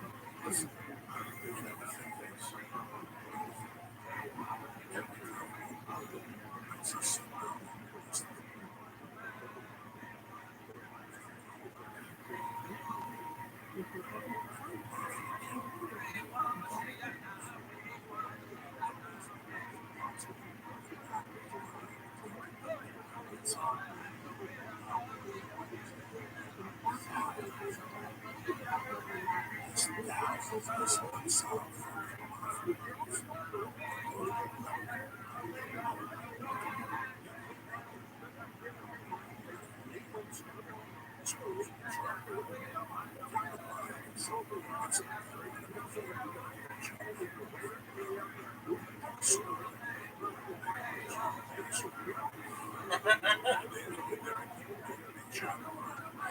the Sopranos? Like they had the devil? And there was a bar, jumping around, upstairs, they had a park.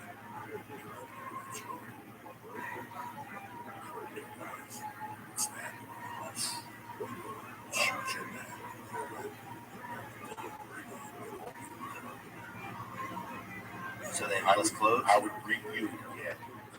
Like, come on. Hurry up back. You guys Underwear and weapons. Just what do you think? You think they're gonna fuck or something? Oh wow. Sounds hot.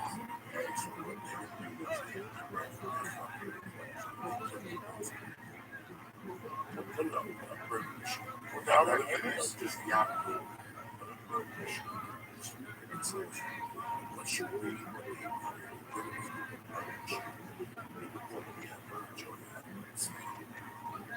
that those people fucking sad. You start the month at zero. Yeah. And you make 1,000.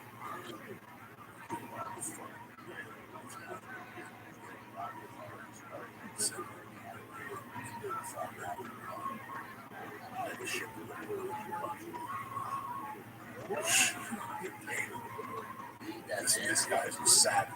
These guys are street dumpers. Reading the type of shit these guys are doing, just pop it.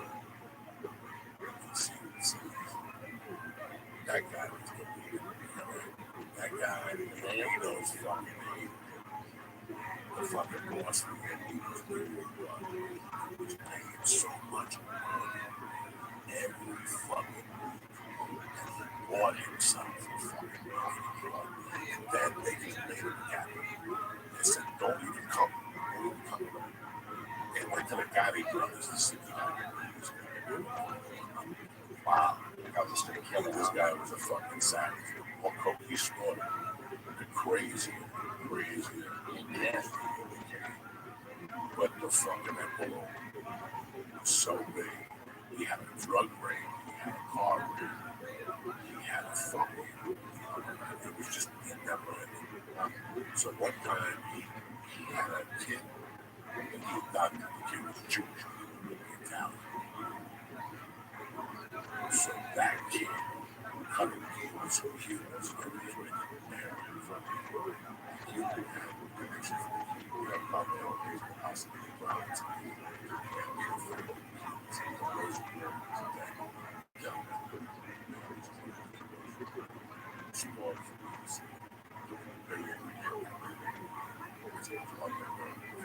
College student. He was outside somewhere back in the mailboy was a fucking kid. They shot him and shoot him. Yeah, this was crazy. How they would do it when you're ready to go back to your apartment. They come out with underwear, they stab you in the heart, shoot you in the head with a towel in the head. Were there neighbors or no? Nobody would have done silence. They own the bar. No fucking neighbors. There's no You neighbors. think they're gonna have neighbors to do that? You gotta think like a murderer, bro. Okay, so there's that. I'm thinking like a civilian. They take you, they drag you into the shower, they hang you, Right. and they make the blood come out of you. No, they don't. Yes, they do. They drip the blood out of you. For what? For sorcery? No, to drain. Listen to me.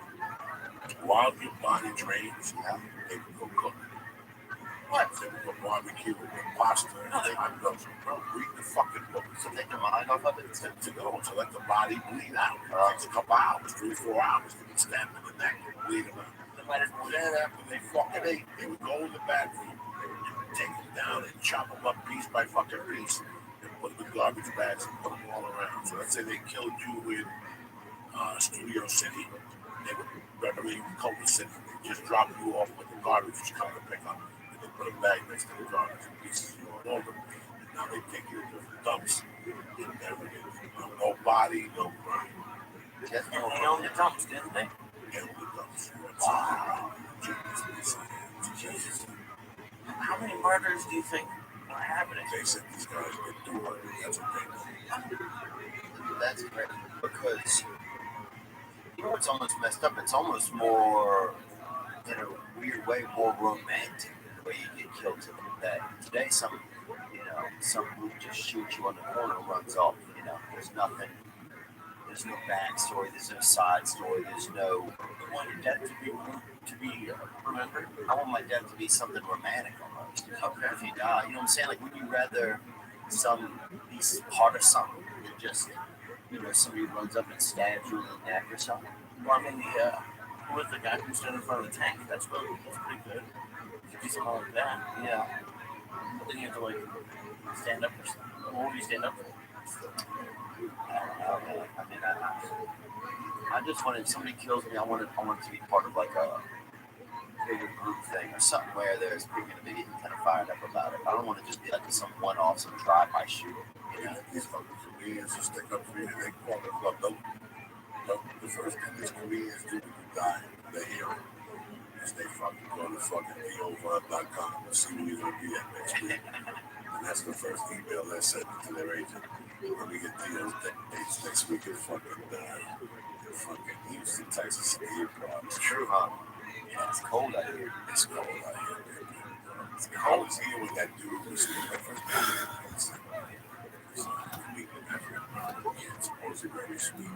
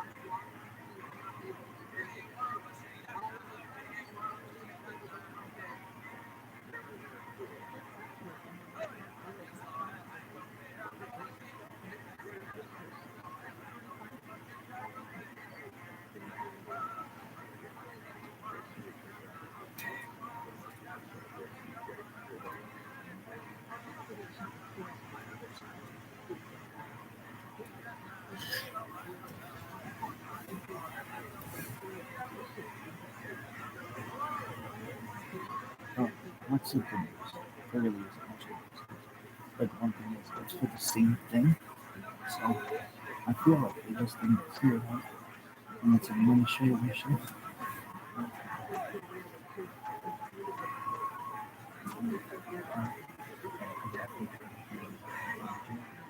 And it's might be the last 24 hours I've ever seen.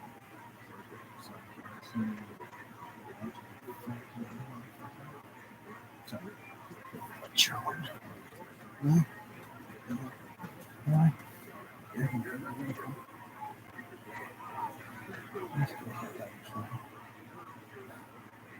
Oh my god.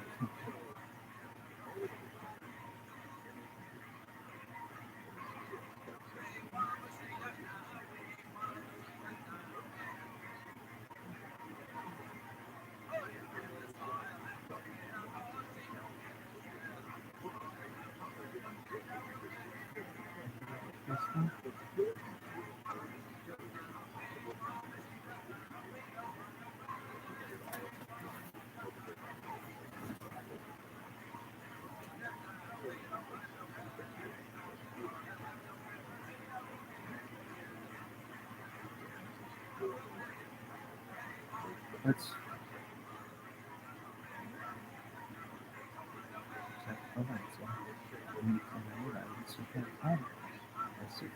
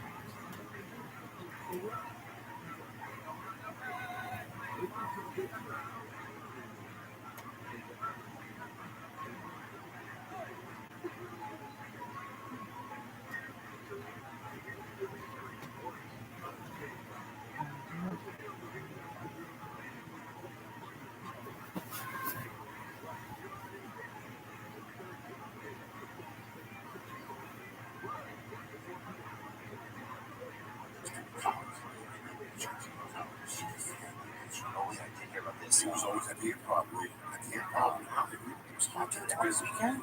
Vince Something. You're right. I don't know. Champion. Vince Champion. You're right. I never had my concern about it. He's still getting to it. You're right. He's probably getting ready to get out. He's out.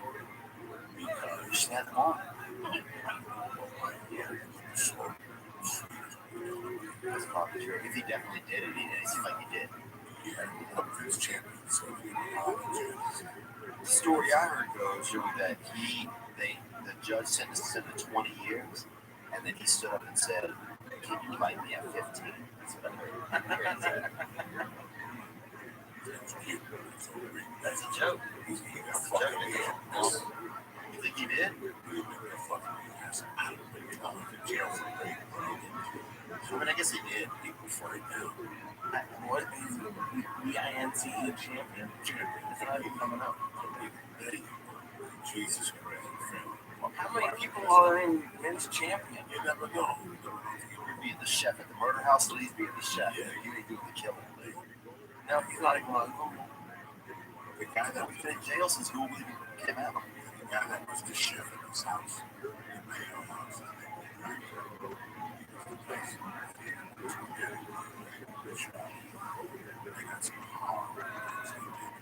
They don't. Do they have that anymore? Sorry, his release date's 23rd. Oh my God! How many years did he get? He was prosecuted in Kansas. It doesn't say. I guess. But he appealed in 01. So he's been there for a bit. Can you imagine that? He was arrested in 97. Okay, as soon as I got paid a couple months in, I never met him. They said I would live in the name.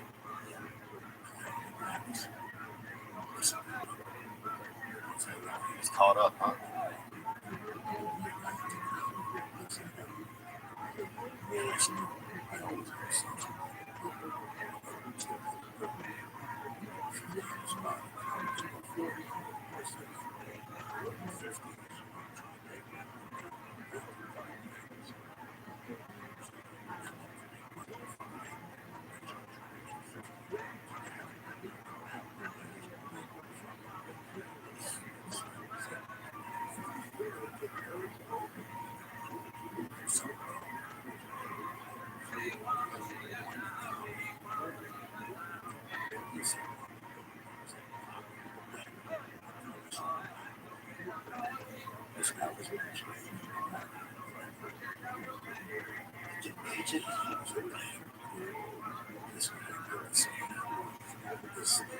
Black guy?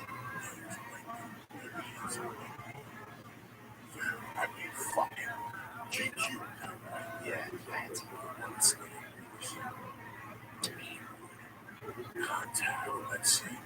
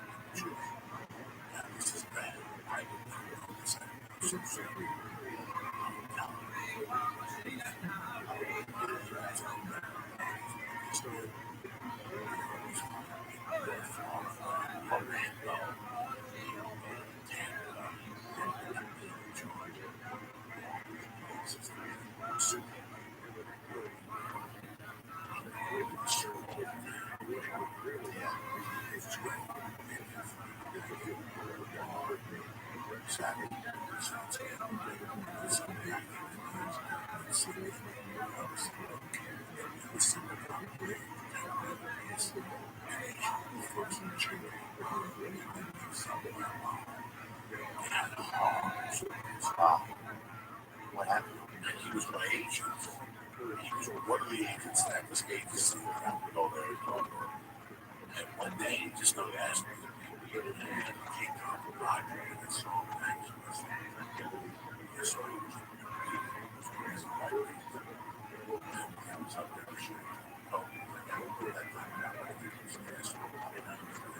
This was about 6 hours. He was going to do that always. He just wasn't really good. Yeah. And a couple times, we got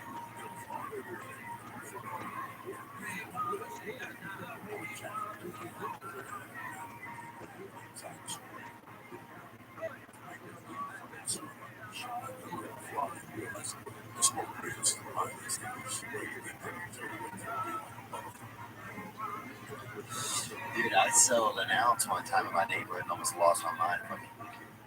I couldn't handle the stress, man. This shit was too stressful.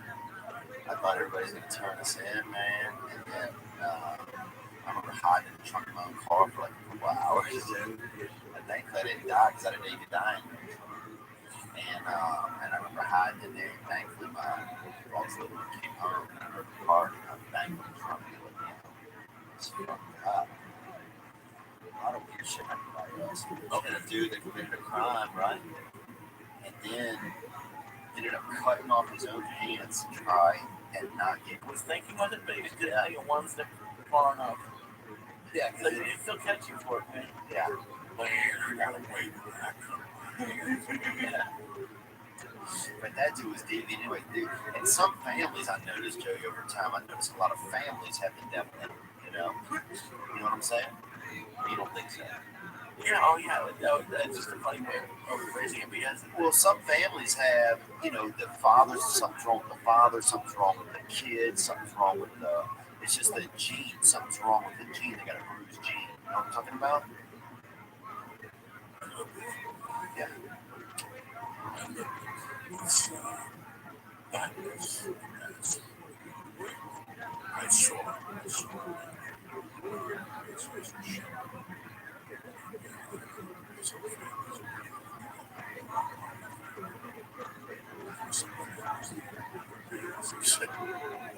Yeah. fuck. I think my family was fucking crazy. This is absurd. And that's what keeps you back. Yes, you ask the question. Because there's a reason. Are you late? You can know the I'm always a little bit better. the podcast is Okay. it's July.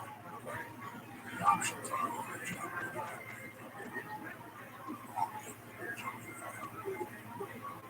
Sure.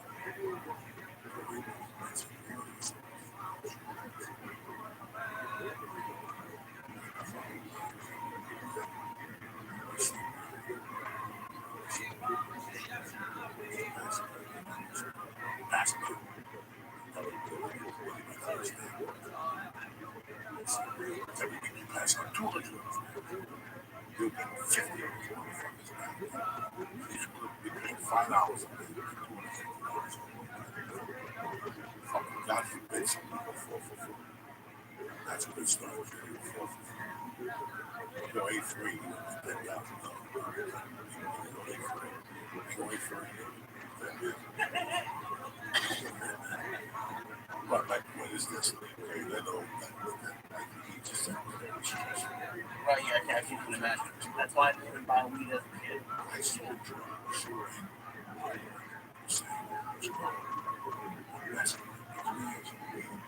It was with kids I didn't grow up with or knew about. Right. And they went to Horace Mann, or they went to McKinley, they went to fucking Robert Ford. And I played ball. Right. Like fucking jail. That's what I did. I sold the kids in school. It's not how it works. I mean,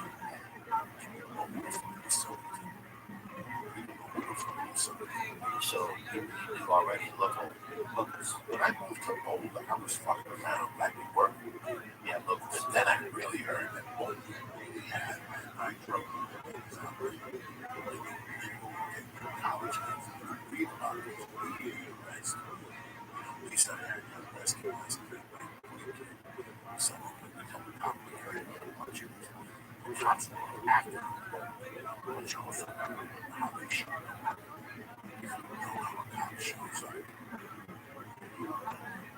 This is a lot of people don't know this. Because they see some pictures of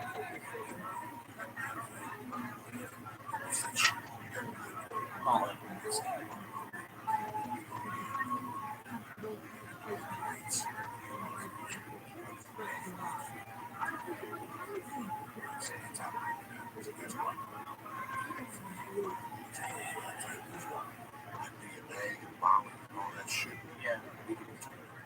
Now with, and I know the answer is yes, but with like legal weed, are there still weed dealers in California? It doesn't make sense.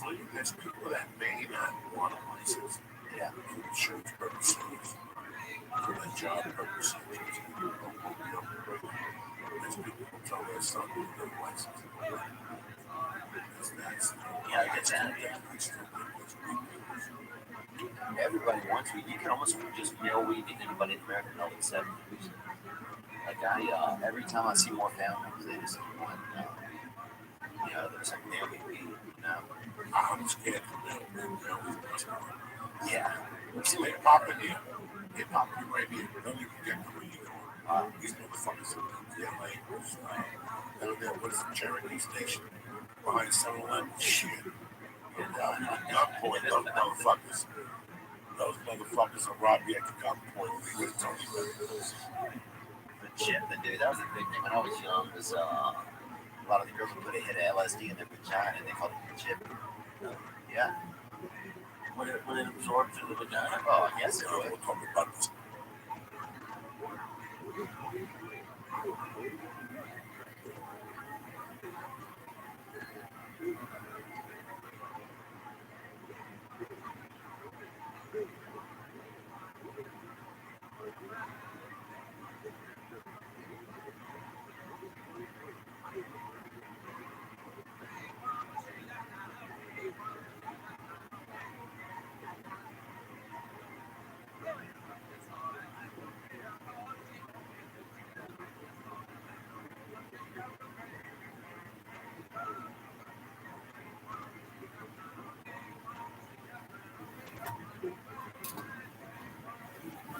I took a half of my Larry's blues, a couple stars.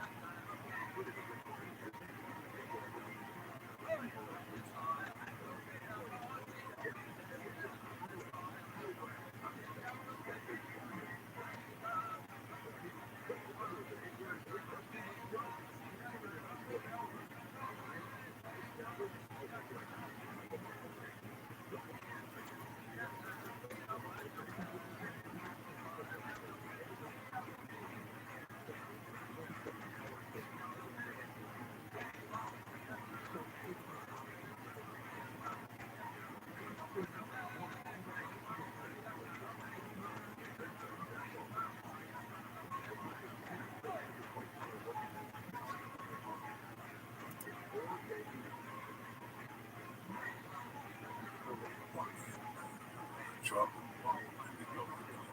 Cooking. We're talking about the one that was graduating. So back to this fucking ass. Yeah. High school, this girl, they call her Big Shannon. She was pretty, she was, I would say, movement desk for that time period. This was also 1996. And she lost it. She just lost it with this LSD, So she wanted to stay in this small bedroom. We were all fucked up. We were in there, pouring water on her back or shit like that. We were fucked up. But that's back. Some of the LSD would just make you do weird shit, Like I remember we cooked a pizza in a dryer one time at buddy's house. We made a medium pizza, had a pepperoni and mushroom pizza. We had a cycle of probably 15, 20 times. Not that good. Not that good overall. There's nothing I want more in this life.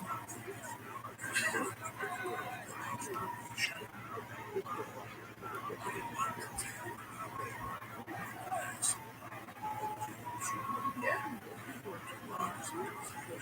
Yeah.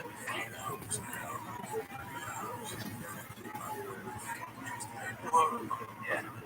What about 8 hours a day? It's 2 miles. Right. It's 2 miles. Yeah. It's Joey that watch me. That's 86. It should be old school would be 46 hours now. Yeah. Like music sound things, you see purple streaks, The dark hearts, it's over the mirror, free lasers. everything is happening, everything. Yeah. You go through 2 hours and you go back and you feel like you fucking laugh and shit. And then you realize how you stop it. Yeah. And it starts all over. You start telling me. Oh my god, your fucking face is moving, it's laughing like dumb. My face is blinking, it's fucking crazy. Yeah. It's fucking I say good night, right? You say good night. And you go home, you can't sleep. Yeah, it's so.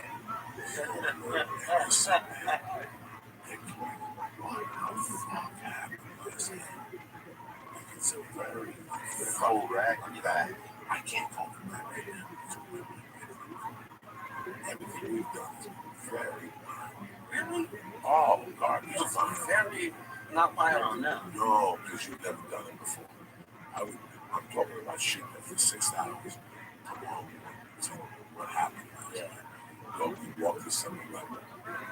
They walked to the wheelchair. Every stop is laughing. Yeah, that was the good thing about it. That's what happened. Things happen. Things happen. Everything's hard. That would never happen before. Yeah.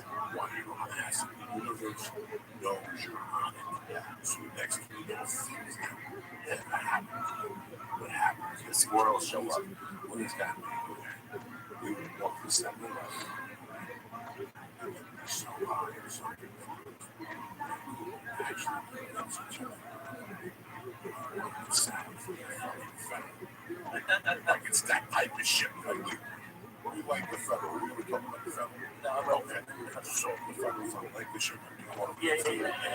And they shot some Dan and they got a new fucking cheese. It's out. They have to know what they have to do. They can't fucking cheese.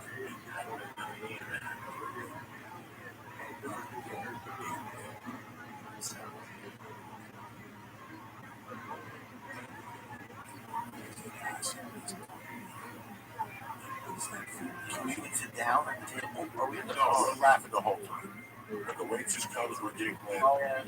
We don't make eye contact.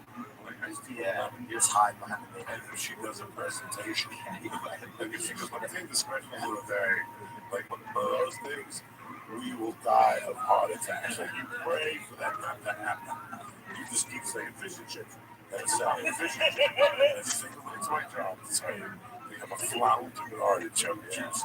And by that time, you're either fucking ready to explode from the laughter. You can't wait to shoot. Oh, dude, I've laughed at people's faces on just animals. So I'm sure I would do it. There's something very weird. Yeah.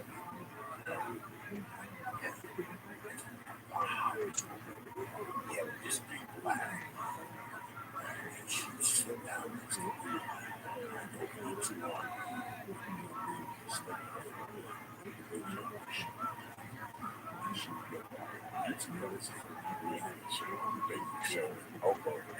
And you flushed out into laughter. That's the type of shit that happens. What about that night at the old haha with the girl with the bandages on her head? That seems like an acid night. That's an acid night. Especially when seeing her ever again. She Take that to the bar. yeah, that ended up being a hooker. Yeah, she took me to the bar and asked me for $50. I'm just joking. I don't know, we didn't even this guy freaked come out. Yeah, she said she would be like the sexiest man alive. She wanted to go to a hotel and watch a movie. It was a weird guy. I had just met him. We were sitting outside at the haha. He left. She'll hide your chin or her pussy, I bet. Them gals. Really? She might have. She had a bandage on her head though, so it wasn't good. Oh, she's in it. What do you got? She got it. Dude, if she has a bandage on her head, she's still trying to fuck, dude. She's, you know, she probably from Detroit or from like up in that area. There's nothing better than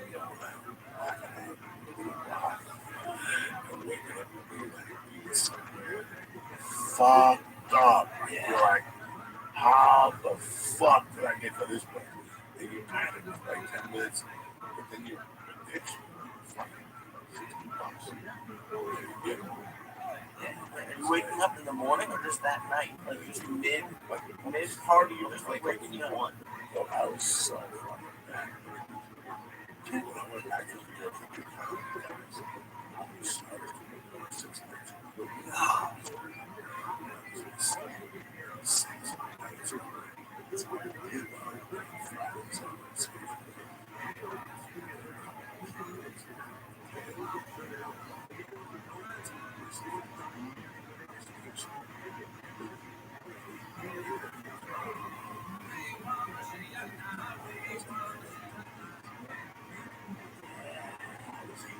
So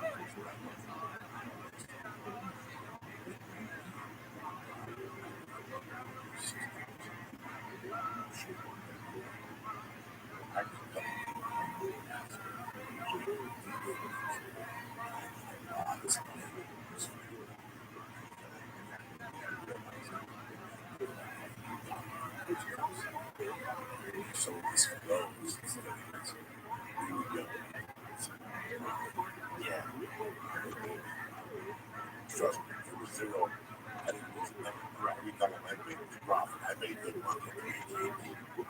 Once I found out this happened, oh, I know what happened. I had you tell that story. Your road.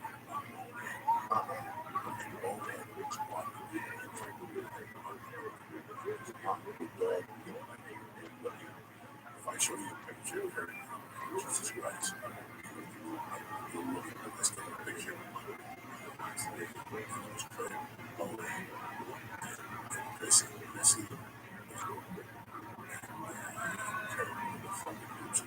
Yeah.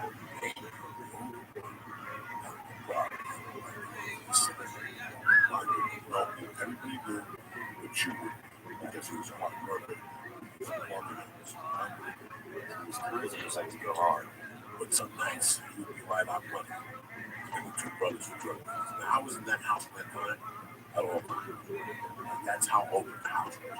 I could walk in and go, Mom, it's me. She go, oh, I don't know where the boys are. Are you hungry? And I go, yeah. And I go to the refrigerator and I go eat. And the sausage sandwich and I sit in the kitchen. They were very good.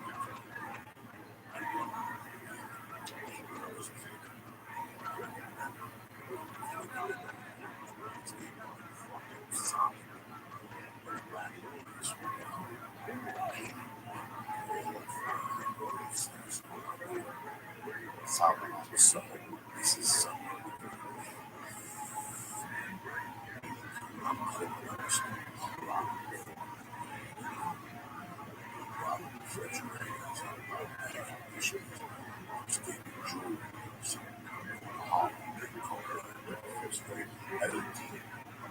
shame most of the shit I've done in time is his family. So they have a friend, his family is also him should get their jobs, kids from town.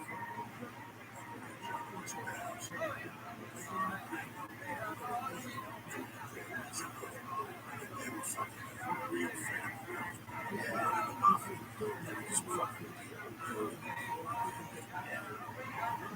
so this time I was very always over the house. The family at Coke? Oh, there was 2 kids.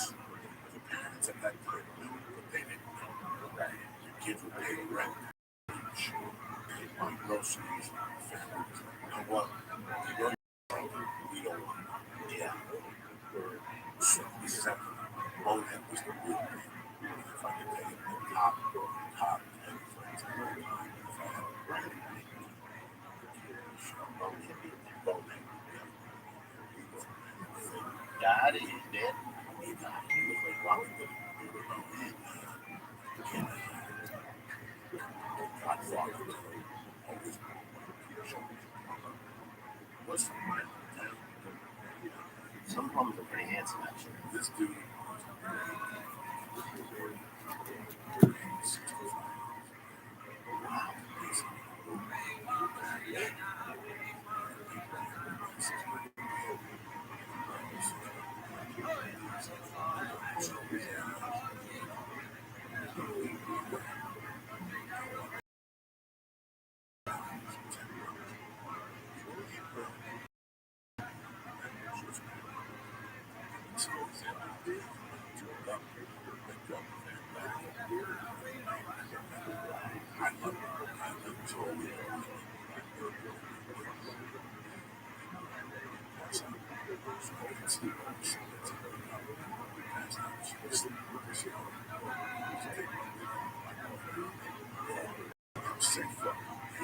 Well, it's very tribal, really, if you think about it. It's probably very, it almost sounds super attached. So I'm living down the corner. Yes, because it had to be 82 because I'm still living in it before September 80. I'm living at the Brothers. I used to live in the fuck out of here. It's Chris. What time is it? Go on. Where's the fucking box? Where's the fucking box? What?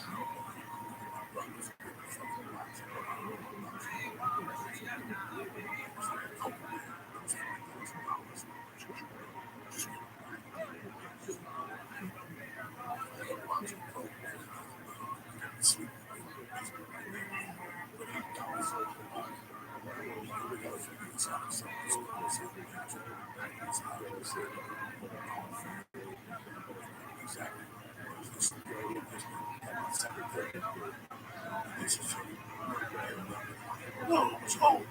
I've been here for now. You guys, as I stated, you don't know. Please tell us the truth. Fail to wait for them. Sure, you fuck.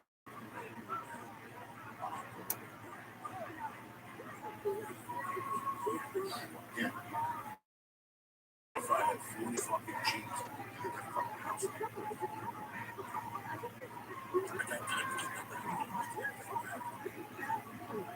he sat there until about 6 o'clock.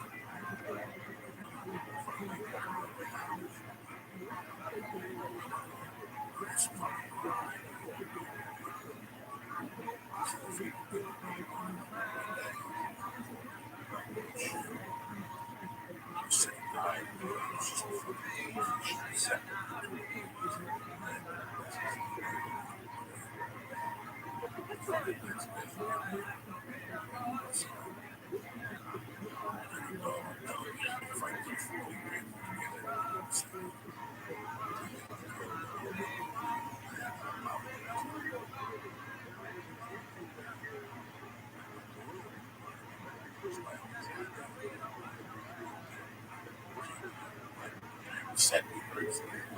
Oh, it was home. I said, you sure? Tell him. He said, it sounded like it.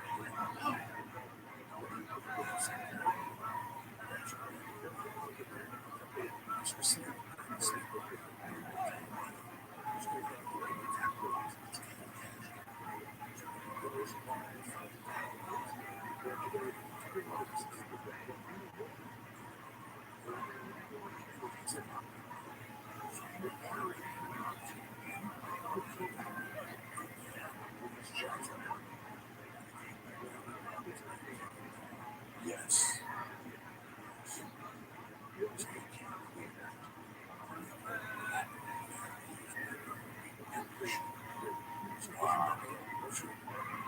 At least you did that. So for all the abuse he said, never forget those things he said. So every Friday, thousands he would spend them. I want clams, I want spaghetti, I want to borrow this. Next week. But it was really always going to give me money next week, but he loved it. He really did. Blowing clams, baby. He was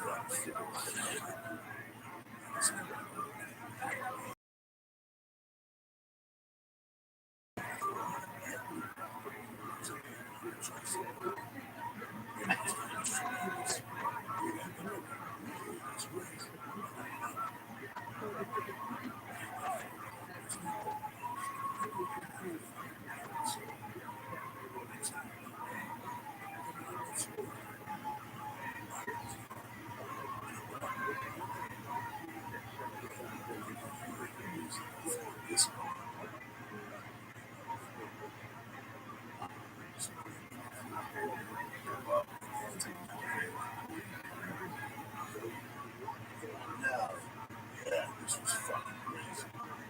We stayed there till like 10 o'clock. Came up with sunglasses. We bumped into the chicken to the fucking back to Jersey. Dunkin' Soups. She was half Irish, half Chinese. Wow.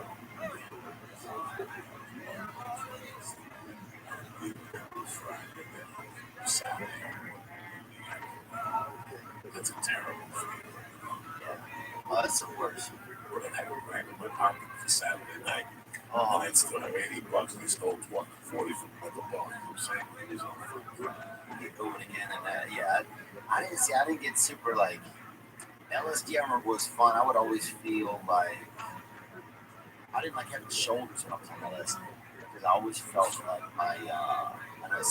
like my shoulders were like looking for me. You know what I'm saying? If that makes any sense to you?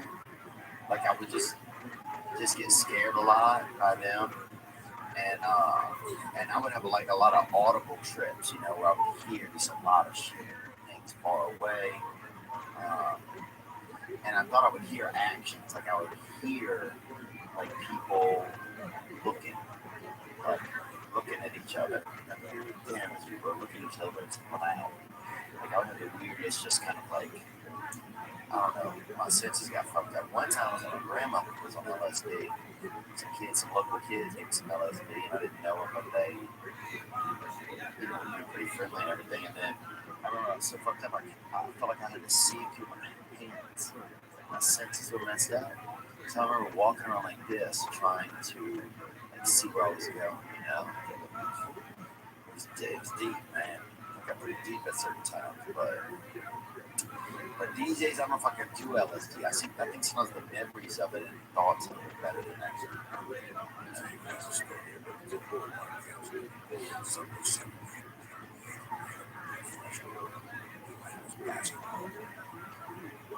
At that time, I'm smoking pot.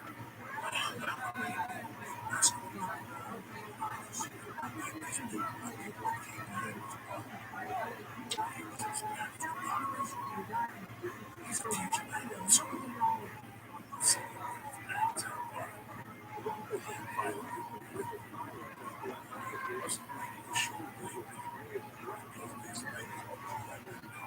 Yeah.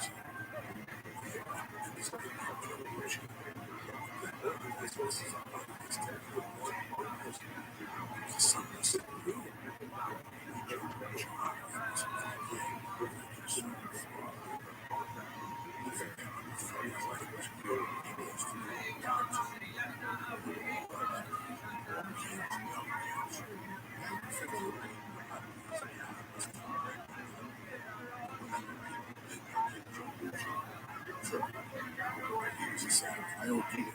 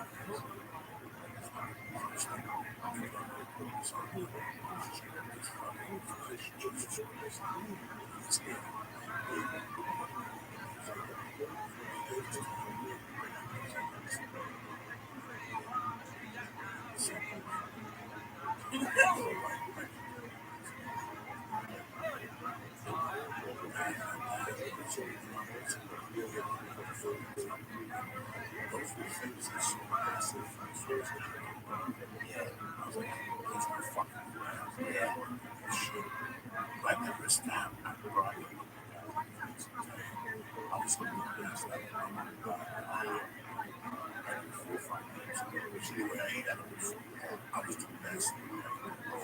I would be agreeing it's the best because we would party on Saturday. Every time I walked out, every time I come, the heads I'd turn something. We don't test them on fuck biology. Yeah, fuck what's going on. The biology. Yeah, you can tell.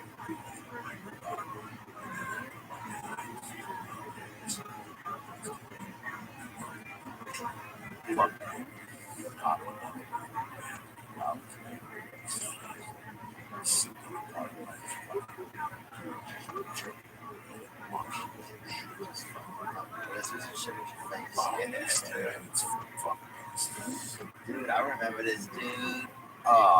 This dude Steve would always let us cut his hair. We were so fast. Like tripped him out. Yeah, everybody like Who want scissors? I know a near on that. loved it. It was like almost like it was like every strand was like tick to him or something. Just like if we just get off by it, like not really ejaculate, but just feel so much joy from it, you know. I've never been a big one. There's something but that happened on acid.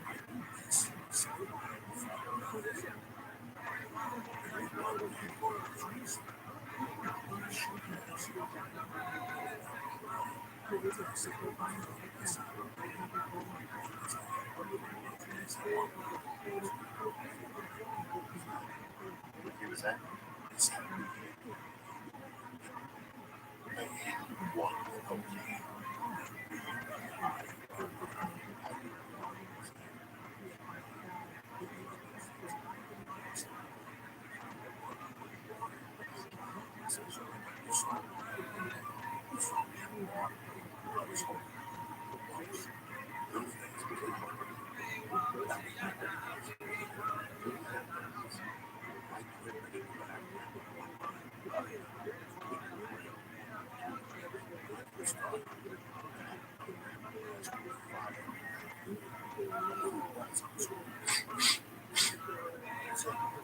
how long I have them last year?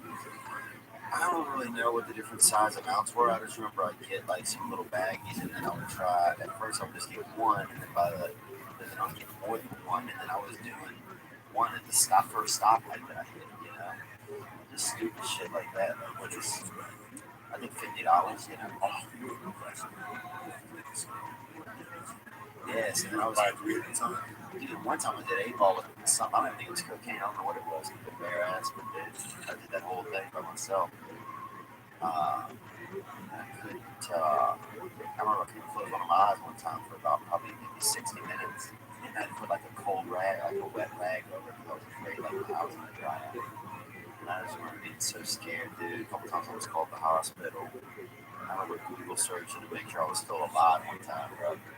And I used to write wills. I would get so fucked up, I'd write a will to my family thing that I wasn't going to live the next day. Man. Scared. My thing was mathematics. Do that math on it.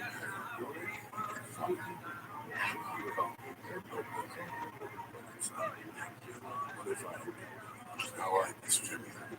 And I would sit there for hours and calculate one thing and then sell 5 kilos to a guy named William Baker. Number 4, this guy, this is what the kilos would cost me. And this is what I would sell it for. This would be my profit. What you got caught and I thought these were real records? I mean, I was fucking retarded, guys. That was my shit. I was never a porno guy, thank God. Yeah, I got to watch it. No, I was never a cocaine porno guy. I had a friend that you go over there and take that shit off.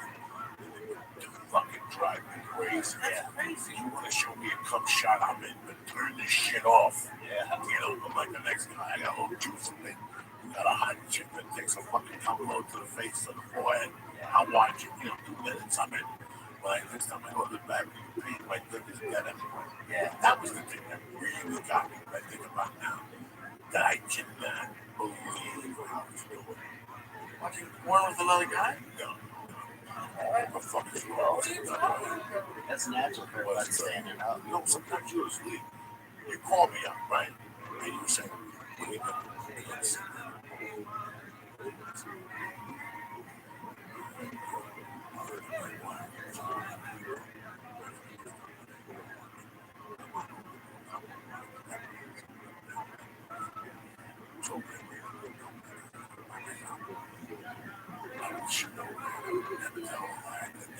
Yeah. That shit's too late. That's mine. That's for in case the chick shows up. Yeah. So, and I would sit in your house and do the whole fucking thing. Can I tell you where I'll I'll talk shit. You tell me to stop and get beer, a bottle of vodka, a bottle of snaps, some orange juice, some camel lights. You tell me to get fucking longer. Get me 3 packs of longer. And a case of fucking Maggie. And then a bottle of Jack. You know, meters and everything. Life size. Take it over. Old school. Come over with you. Lock the doors. But now I show up. You got an April. You don't have fucking, I didn't know Junction. You got more. Yeah. It's like that movie, what's that movie, Boogie Nights? When they showed up, it was playing the cassette. Why not just Fucked out all the time, Come yeah. on. Anything else? There's people who would just, I had a best friend. No, I had a best friend. It's so fucking that's really shit.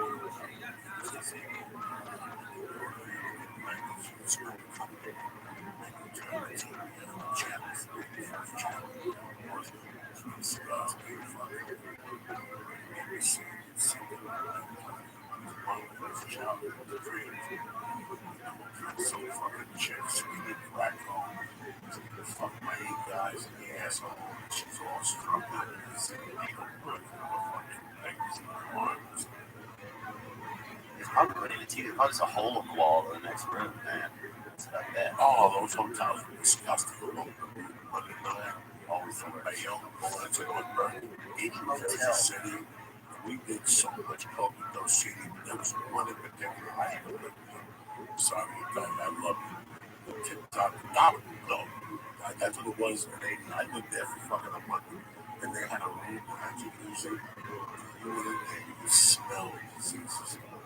You could smell diseases. Hot crotching, yeah. My friend rented it one night. I'm like, fucking skanky. Because I'm running slow. I had a really disgusting. Yeah, that's the scary part when some vagina hits the area. It's like, this isn't it. No, those hotels are disgusting. You have sex at those hotels, you get a rash on your back. For sure. I lived in those things, and that's where the fuck that goes. Staph infection. Yeah, that's those hotel rooms. And that was brand new at that time. That was maybe 5 years old. Yeah, it's beautiful fucking conditions. That's all I want. People swear. Girls tell that man, it's a sleeping, but this is also a shop on Saturday.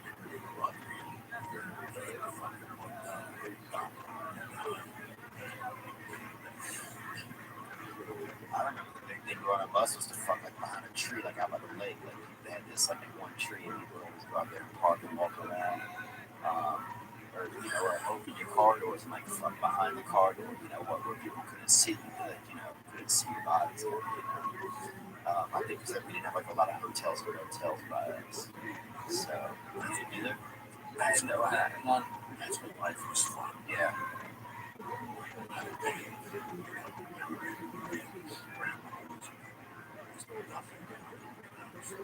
And you can't go to a hotel until you're 25.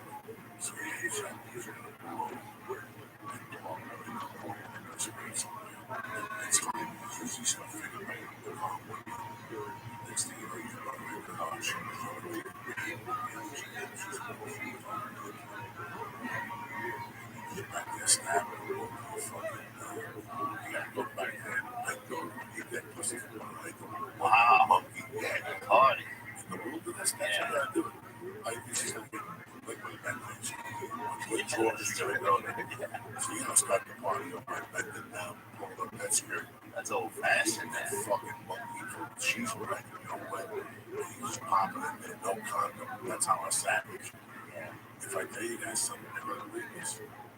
That's how I met my first wife. I was like, everything else. Outdoors? My parents' house, I would go up there Fridays and Saturdays. And I would stay over on Fridays and watch TV. Yeah. But I was allowed to sleep. Yeah. One Friday night. One Friday night. That would get you.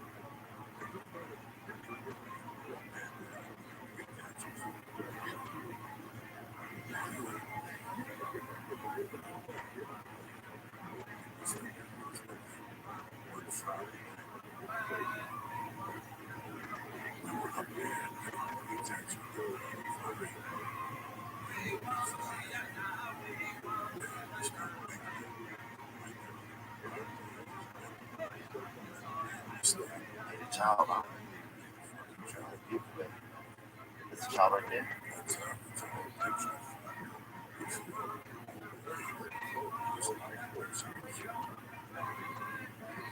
I can't even really like. I didn't really Well, I looked at it, but I've never seen a picture of her. But oh my god.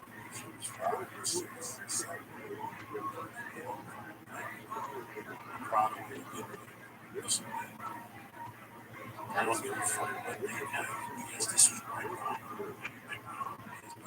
This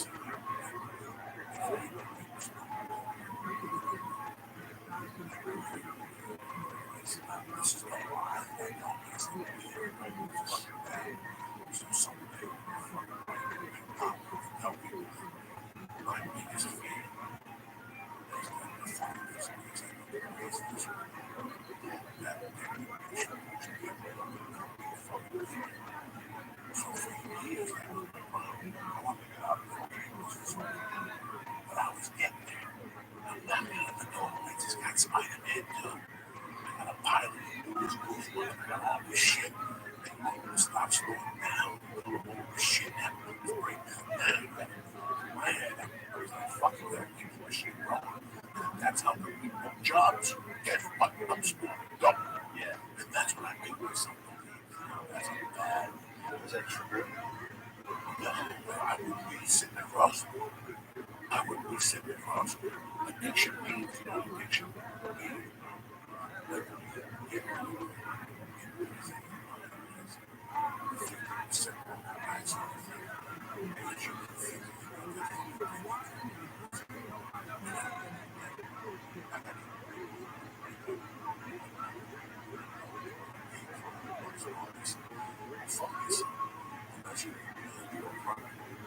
Yeah, we was school today. That's all I can. Wow. Listen, you give me something, listen, you and your fucking kid, you fucking listen. I need something that how we gonna make it happen. That's the one. You didn't get that. Yeah. You didn't want it. Say, I'm going to fuck with you.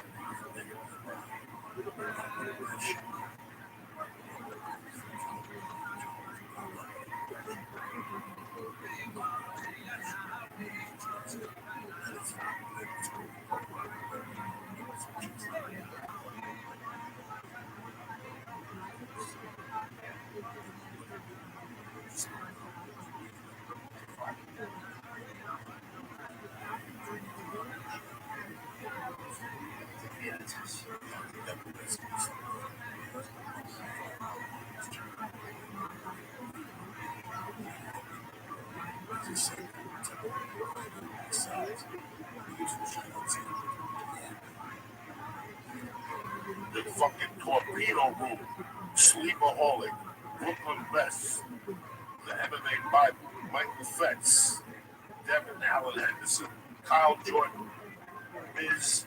Master, and what the fuck is this? BRWLIN2C, plus the dude who gave me the nutsack fucking protector in St. Louis, plus the little fucking dude who gave me the container weed, who gave me a note. If the note is in my wallet and I'm too fucked up to go over there and get it. Don't forget Wednesday night, the Ice House working out with Uncle Joey. I got some shit I want to talk today. There's like 50 fucking tickets left. So you better get your shit together. But I think you're going to open up the back. So that's great. They open up the back and extend it. The more guys are like,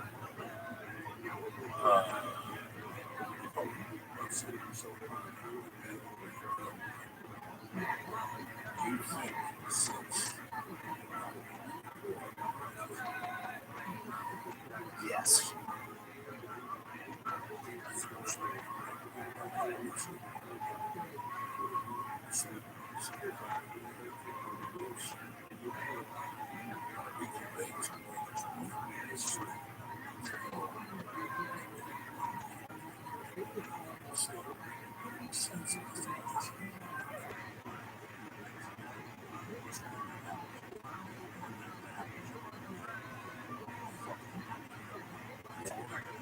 Yeah.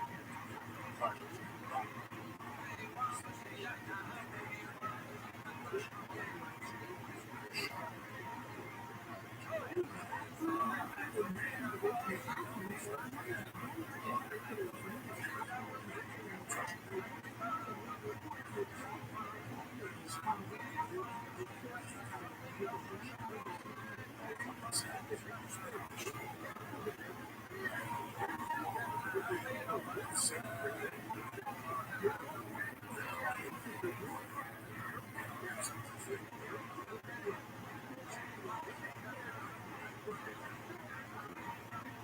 appreciate that, man. I always appreciate you checking in. That's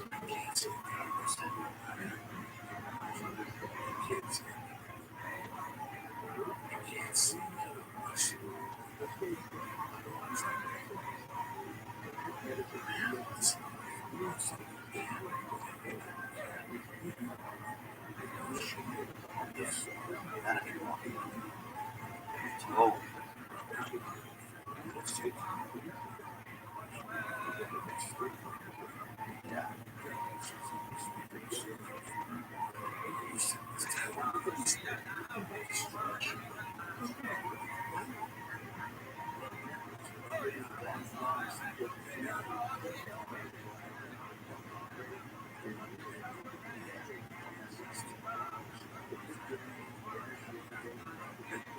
yeah. I know how dark it is on the other side. I'm very contented with the little fucking thing that's going on.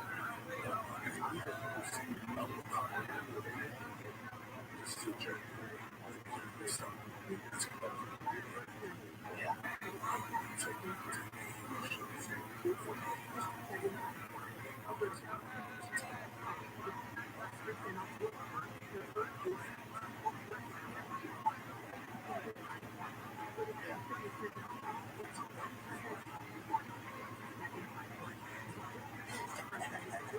How you doing, Lisa? Doing pretty good. Doing pretty good. Speaking of planes, did you see that the plane got set down because of the fire? Look, how great. It happens, man. It's the best art of By the way, my suspension on Facebook is over. My suspension on Facebook is over. My suspension on Facebook is over. Thank God. It's gonna fucking be good. But no,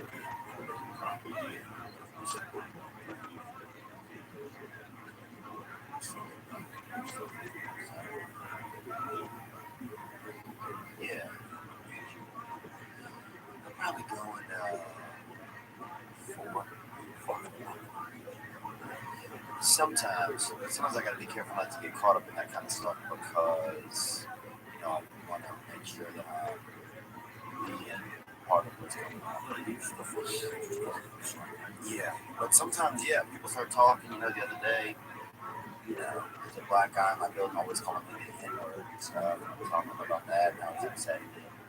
People are laughing, and sometimes you just don't know what people are gonna laugh at, but I mean, I go, and it's good, man. It's a good sense of brotherhood. I mean, some of the reason I get in there is to need some structure in my life. That was the thing. Like, I never had anybody. My whole life, I made every decision. No one's ever told me anything to do, or why to do something or not to. It's like I've never had anybody, I've never listened to anybody or cared to. But, so, a lot of them just learning how to coexist with others and listen to other people, to take direction. Sometimes I feel like a kid again, but sometimes I feel like more like a man. It's a journey, bro, and I'm happy to be on. Like, I'm one of those people that kind of feel like I want to experience.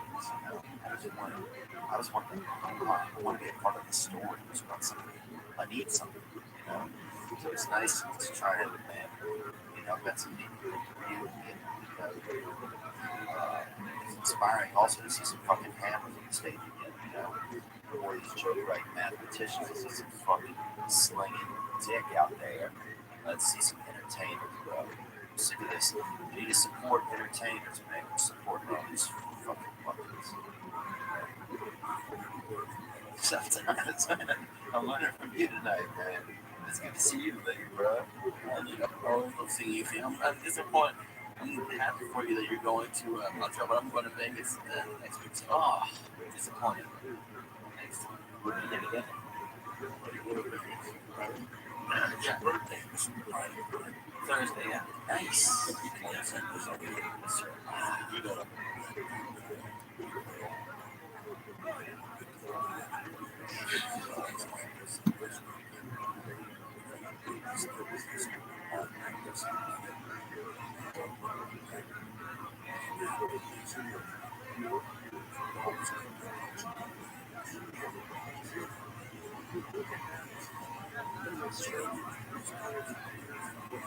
There's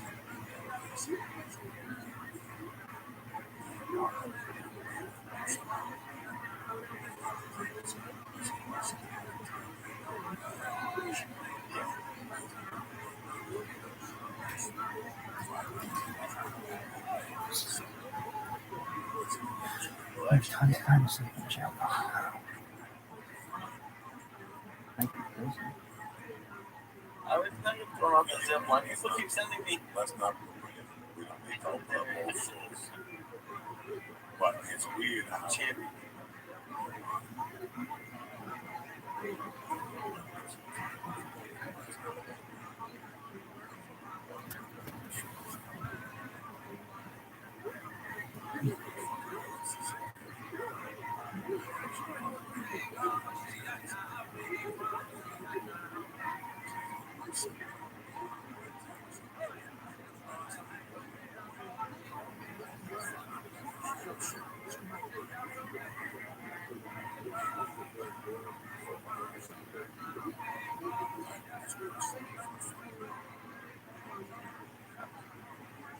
I bet they'll understand, man. I think anybody would see it.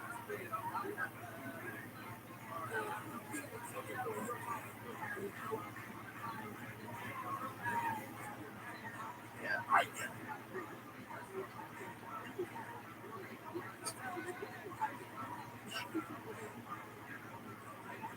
I didn't know.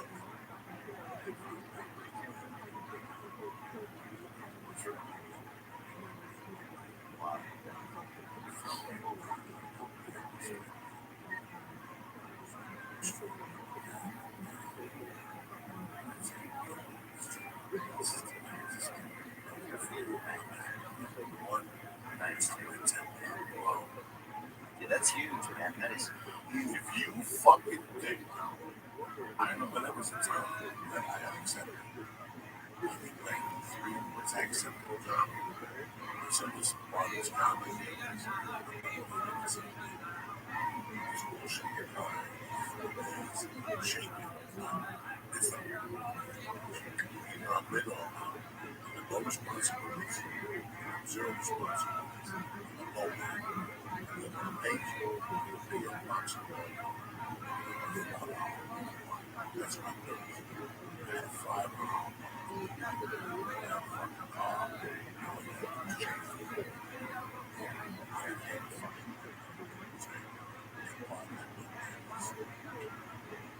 All those songs.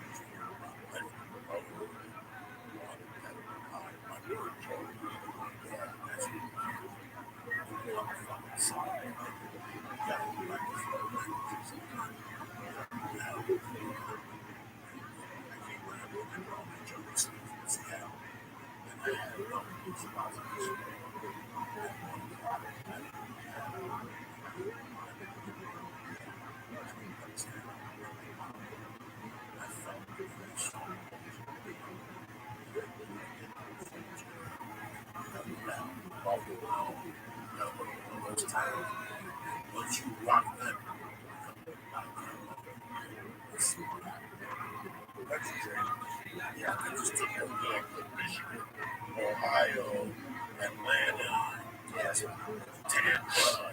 I would do whatever I could at Myrtle Beach, and I would read them every month. I sent them faxes, 200, 100 faxes. I get a week something. I do today, I get a week something. It was crazy. There was somewhere I got a week of fact that was just telling. I was just saying it was person. I went there before that.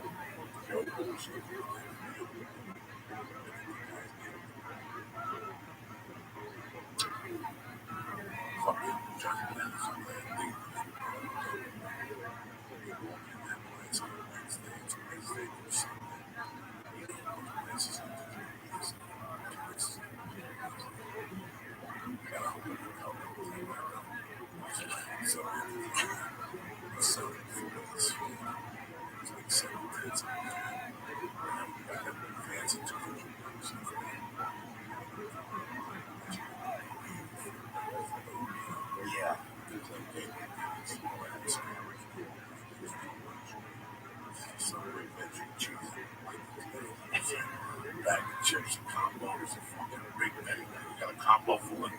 Sometimes I have to get the 12 inch and eat one for lunch and the other one for dinner. So if I had to eat one 12 inch for lunch, those are big time days right there. I was living big when you see it. I got a 12 inch and shit like that. Oh my God, those days. Those days, you know what I mean?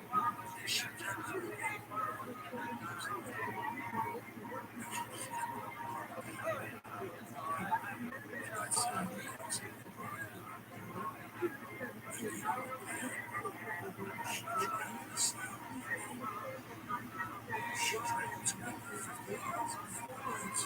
How much could there be?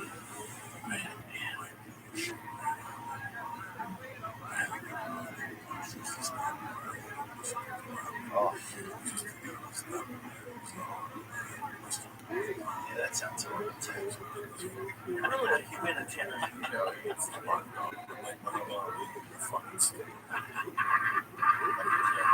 Thank you. Theo Vaughn, what are your bees? What's your dates? What are your plans? These people love you. They love when you come on and you fucking ecstatic about you. Yeah, man, I appreciate it. Montreal. I want to thank your fans. We have a big Canadian foundation. Oh, good. So I wanted to go to Montreal. They would love to Montreal. Come see what shows we do in this part of Montreal. You know what? I don't even know yet, but I'll put them on my website at theovon.com/tour. And I know it's the 27th through the 30th of July. This Thursday, the 20th, I'll be at the House of Blues Where? in San Diego with Salvo Quintana from Practical Jokers. And then August 10th through 13th, I'll be in Dallas at the Addison Improv. Oh, shit. My favorite club. Pork belly sandwiches across the street. You used to have a taco place downstairs in the basement. Addison Improv. Never seen it. The room is great. It was fucking tremendous. These places, me and we both come these people like the church. I love learning how to cook, and I got my dad hooking cooking too. He's doing family plans for himself. He loves it so much. I could do these every day. He does it every night. He cooks it for lunch. He eats it for lunch. It's a beautiful thing. Blue Apron is the #1 fresh ingredient recipe delivery service in the country. Blue Apron's mission is to make incredible home cooking accessible to everyone. Blue Apron achieves this by supporting a more sustainable food system, setting the highest standards for ingredients and building a community of home chefs. You understand? Not only are you cooking, you're learning how Just gotta have confidence you can work out. it's affordable for less than $10 per person per meal. Blue Apron will deliver seasonal recipes along with important ingredients to make delicious home-cooked meals. Choose from a variety of new recipes each week, or let Blue Apron's culinary team just surprise you. Bang! We love to be surprised. Recipes are never repeated, so you'll never, ever, ever get bored. They're going to customize your recipes each week based on your preferences. Blue Apron has several delivery options.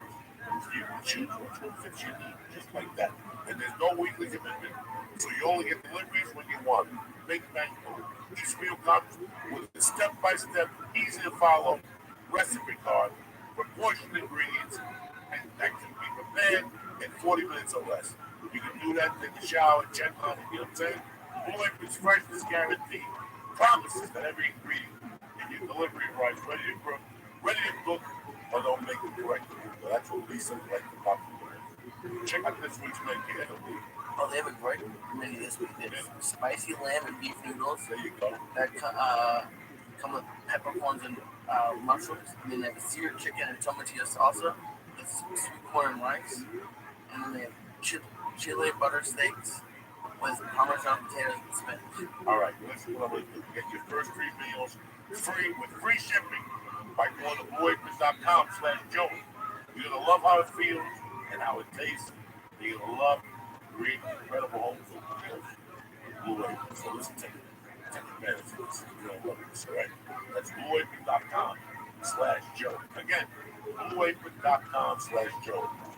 Blue Apron is a better way to cook, especially single what I'm saying? Why have all that stuff? The budgets. Boy, back then. Listen, we got this big. Russell. The album brand is tremendous. It's inside the box. And the true textbook, this is the bats, the kettlebells, all the great stuff. You know, you 10% discount. So do me a favor. Go on great selection of supplements. They will release name and they ship it every month. And what would they send me? Give me a shot. And they change the numbers. You have your gym behind your back, you just can't breathe. You face and you take one of those free text boards. You fucking breathe like a savage. Go to hunter.com right now, press it. Church. CHURCH. Get 10% off your first order delivered to your house. Right? That's a deal you can't refuse. Again, I want to thank Theo Vaughn. I want to congratulate him on the E-House. I want to congratulate him on the Montreal Comedy Festival. If you're up there, please go to one of the shows. Come over and shake his hand and talk to him about the church. This is the big part of it. Yeah, you know, the sons of everything they old school Louisiana cocker. Theo Vaughn's coming to the town close to you. Amen. I don't, man. Organized cocktail. Yeah, clap it up. I love you, motherfuckers. Wednesday, 500 episode, 4 p.m. We have a superb guest. You know what I'm saying? Like, we always got superb guests. But this is a great fun 500 episode. He's hooking me up to a great favor. I love you, motherfuckers. See you Wednesday night, Nice House. Stay black. Bless you. God bless you.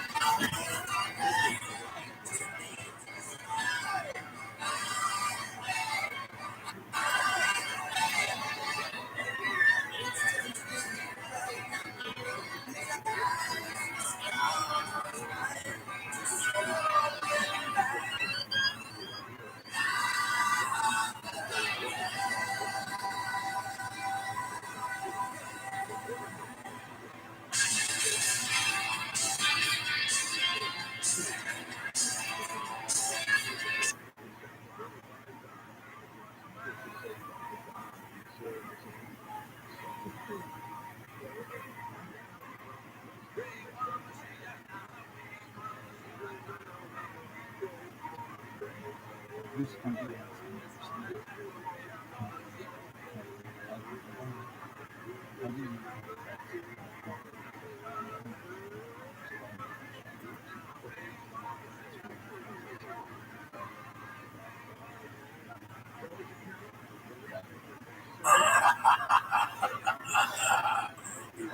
Yeah. Hey, welcome to Podcastville, cocksuckers. The church is brought to you by MeUndies. MeUndies makes you feel good. Undies your butt will be proud to wear. MeUndies, the best underwear you can get. Why? Because they're soft, they're made with low doll, and when you sweat and stuff, they keep everything nice and cool. What I'm going to do is this. I'm going to give you 20% off the best and softest underwear and socks you will ever own with free shipping and 100% money back guarantee. That's MeUndies.com/Joey. MeUndies.com/Joey. Listen, the holidays are coming. You want to look good. You want to go to grandma's with nice clean underwear on. Go to MeUndies.com right now /Joey and get 20% off. This podcast is also brought to you by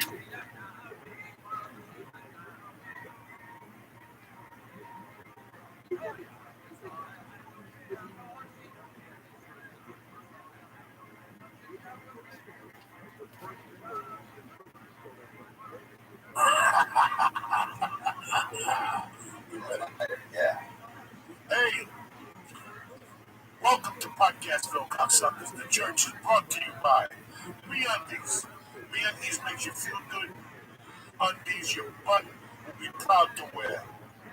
MeUndies, the best underwear you can get. Why? Because they're soft, they're made with low doll, and when you sweat and stuff, they keep everything nice and cool.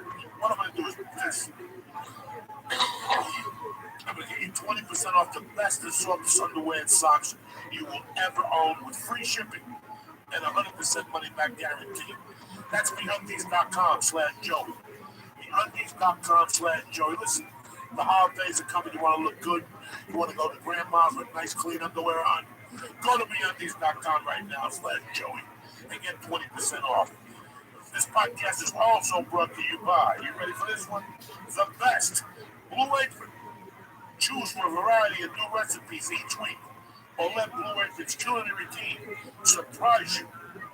Recipes are not repeated within a year. Blue Apron is the #1 fresh ingredient and recipe delivery service in the country, period. You follow me? Period. Why? Because cooking together builds strong family bonds. Research shows that Blue Apron families cook nearly 3 times often. This month's menus, listen to this: a sea of chicken, a beautiful tortoise. Oh, fuck. You want to eat those? This is how you do it.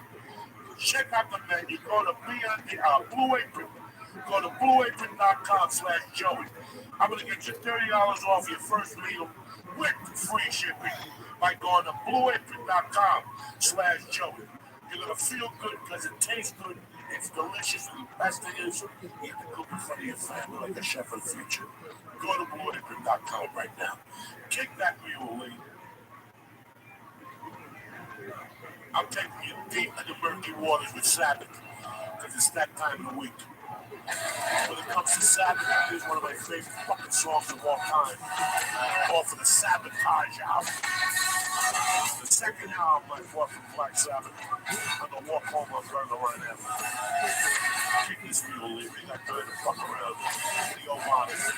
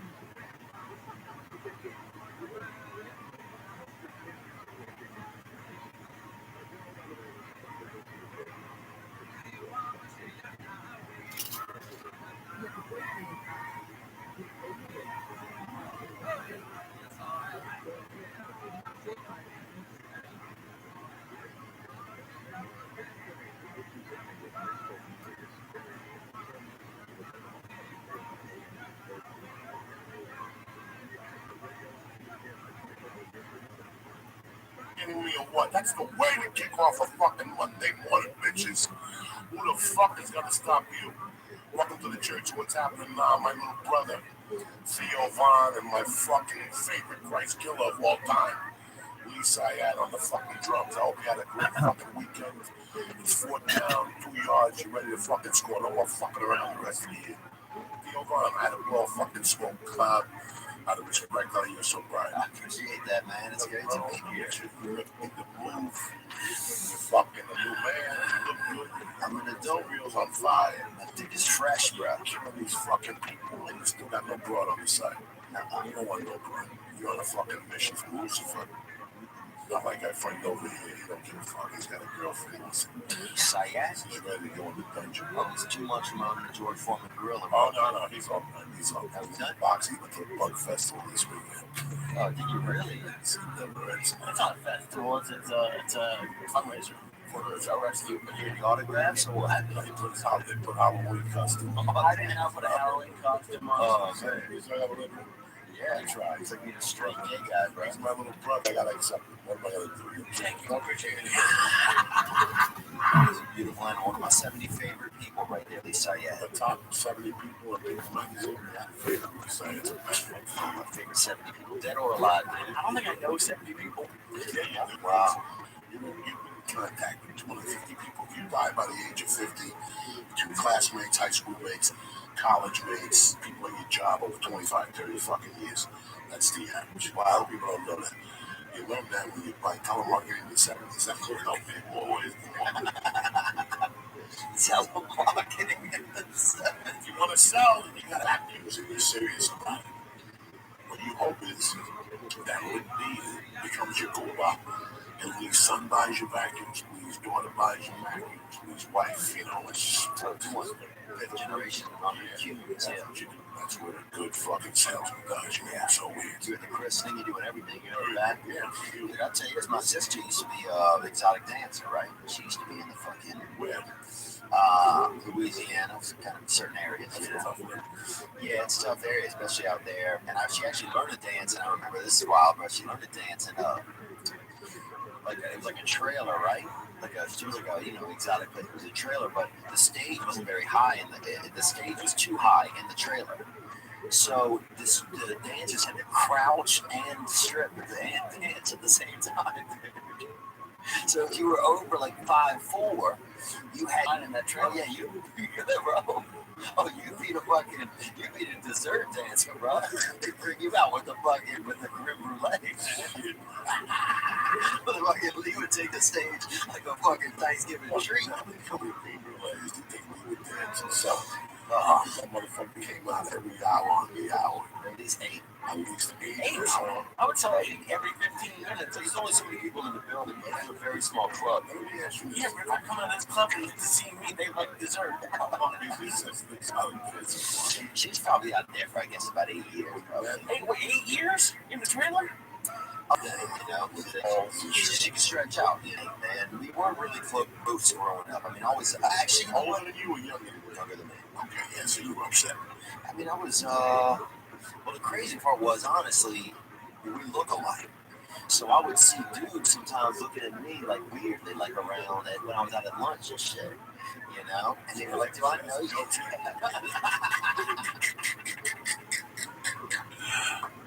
Yeah, you guys are fucking Hilarious. But so I guess that women, if they're out there in those type of environments, because it's a hard environment, that doorstep where you are, where you're looking for an occupation, but if you're not doing that, you're probably up to some dark art,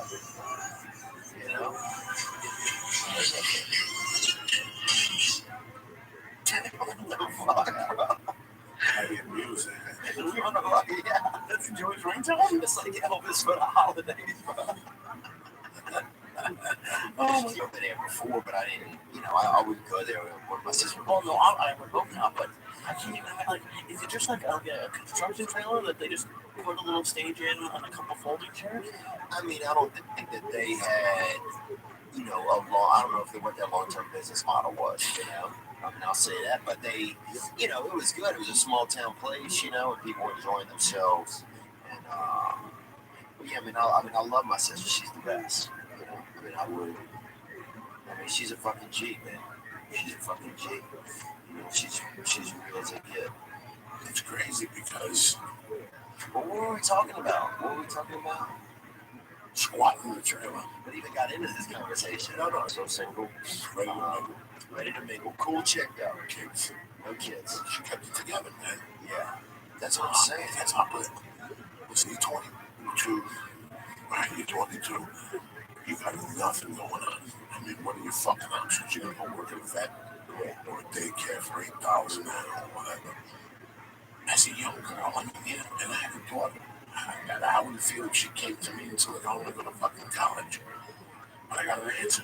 I'm gonna go strip for 5 years, 4 years. In 4 years, I could have been in college. I'm gonna go strip. But you're not that intelligent to grasp it at that time. Right, girls that go into that. I'm not talking like lying here because they were missing something. Yeah, for the first time, somebody paid attention to them. Yeah. So. Oh yeah, she was abused. She had like this violent kind of black boyfriend she dated and then abused, and I think that's what got her into it. You know, it's just you don't give a fuck about yourself. But think about it with you. With what you know now, yeah, the knowledge you have now, you were fucking an 18-year-old chick, your tits were hot, you had nice little ass, all these guys are torturing you all the time, they're fucking broke. Some saying he was jerking off over there anyway. So they caught 2 dudes jerking off on the also way. At least, yeah. It was something about it. I think it was just, I don't know, it could have been the air freshener or something. It literally, the subway fucking made you feel erect, right? I think they had one of those lavender air things. And I'm not making fun of Subway employees. I always tell you that my biggest fear is when you walk into Subway and they go, I thought I was going to turn out to be honest to God. And I didn't want this. You're going to Subway and everybody's 22. I think there's one guy that's 50 with a ponytail. And he's got an earring and he's still cool. Like, he's still fighting the fucking cool. It don't matter that he lives in an apartment with 8 dudes and whatever. He got home the other night, there was an aqua and it doesn't matter. What matters is that he went to see Guns N' Roses, 2 weeks ago. Right. And this is what's going on. He's living his life. Yeah, he's living his life. But he didn't really look at the other party in life. He didn't look at his ladder or light you. He's growing up. He's growing the fuck up. It's kind of a weird. I was always scared to be that guy. That petrified me. Well, don't you think it would take like a very specific kind of person to be a stripper and not get affected by it? Because you're talking like, oh, it'd be great. 2 out of fucking 10. Right. The right percentages. 2 out of 10 if you make an educated guess. Yeah. I went to a strip club a year ago, 9 months ago. I get bored. I'm like any other fucking guy. Home with nights, 10:15, everybody's fucking sleeping. Yeah, everybody's asleep in my house at 10:15. Like, out. Yeah, I can't even fucking punch somebody. And I tried to wake my wife up to give me the 10 Diet Coke so I could order a fucking phone. She told me to fuck myself. You know what I'm saying? Everybody's out in my fucking house at fucking 10:15. Yeah. So I go to the other get donuts. And then you're a fat fuck. You just sit at a donut stand waiting for the world. So, yeah, it's fucking. I got a lot of transvestites. If you stay on Colfax and go up to like Victory and make a left, there's a strip club. And I went in there. And then they rub Sylvania. You just sitting there looking at pussy and tits, and it's phenomenal. I'm not going to say that he was dirty. Yeah. First off, the strip club is always empty. Yeah. I mean, you can't believe how empty it is. Like bone dry, like there's 4 fucking guys sitting there drinking. And then you talk to different girls. There's one girl I talked to that her boyfriend comes to comedy shows. She comes to them all the time. Oh wow. And there was another girl that her boyfriend was a fucking fan of the podcast. And you have all these girls that are in there that talk to you. Yeah. And I looked at them and I'm like, look at that girl, she's 18. There was one girl that was 20. I give the whole bank account. Yeah. You look at her, you give the whole bank account and listen, just come home and go get your clothes. I'm looking at my wife out. Yeah, I'm sure that you sit there and go, I know what she's going through. Yeah. I don't want to pick the 20-year-old because she's going to feel bad. But if I pick the 20-year-old, right, 20-year-old will glob all over you and suck your sperm. She doesn't know that there's HIV out there and chlamydia of the mouth and shit. Yeah, she's still thinking she could, With a 40-year-old, gives hand wipes because she knows he's going to finger her and she didn't look at leftover stuff from the pretzel you had 2 hours earlier. It's just really weird, bro, when you deal with them and they become a profession. Yeah. Like, it's like staying at comedy for a certain period of time. It's like there's a certain day where you're like, you realize, I know what you're doing. All right, I'm in here. Yeah. And when you deal with a professional stripper, you go in there, dog. She takes you to the first room first. She'll give you a couple whips and a monkey. Yeah, Don't let you touch it, because then she'll take you upstairs, bang you out for the small fork dues, and that's when she becomes a nut. Yeah. Anyway, what the fuck happened? She sold you. She ain't a stripper no more. She's a saleswoman now. Yeah. You want to fucking suck? That's 2,000 for this fucking piece of ass. Yeah. 2,000? Wanna look at me? 2,000, motherfucker. 2,000, man. Look at you with Gonna a squeeze you, bro. What?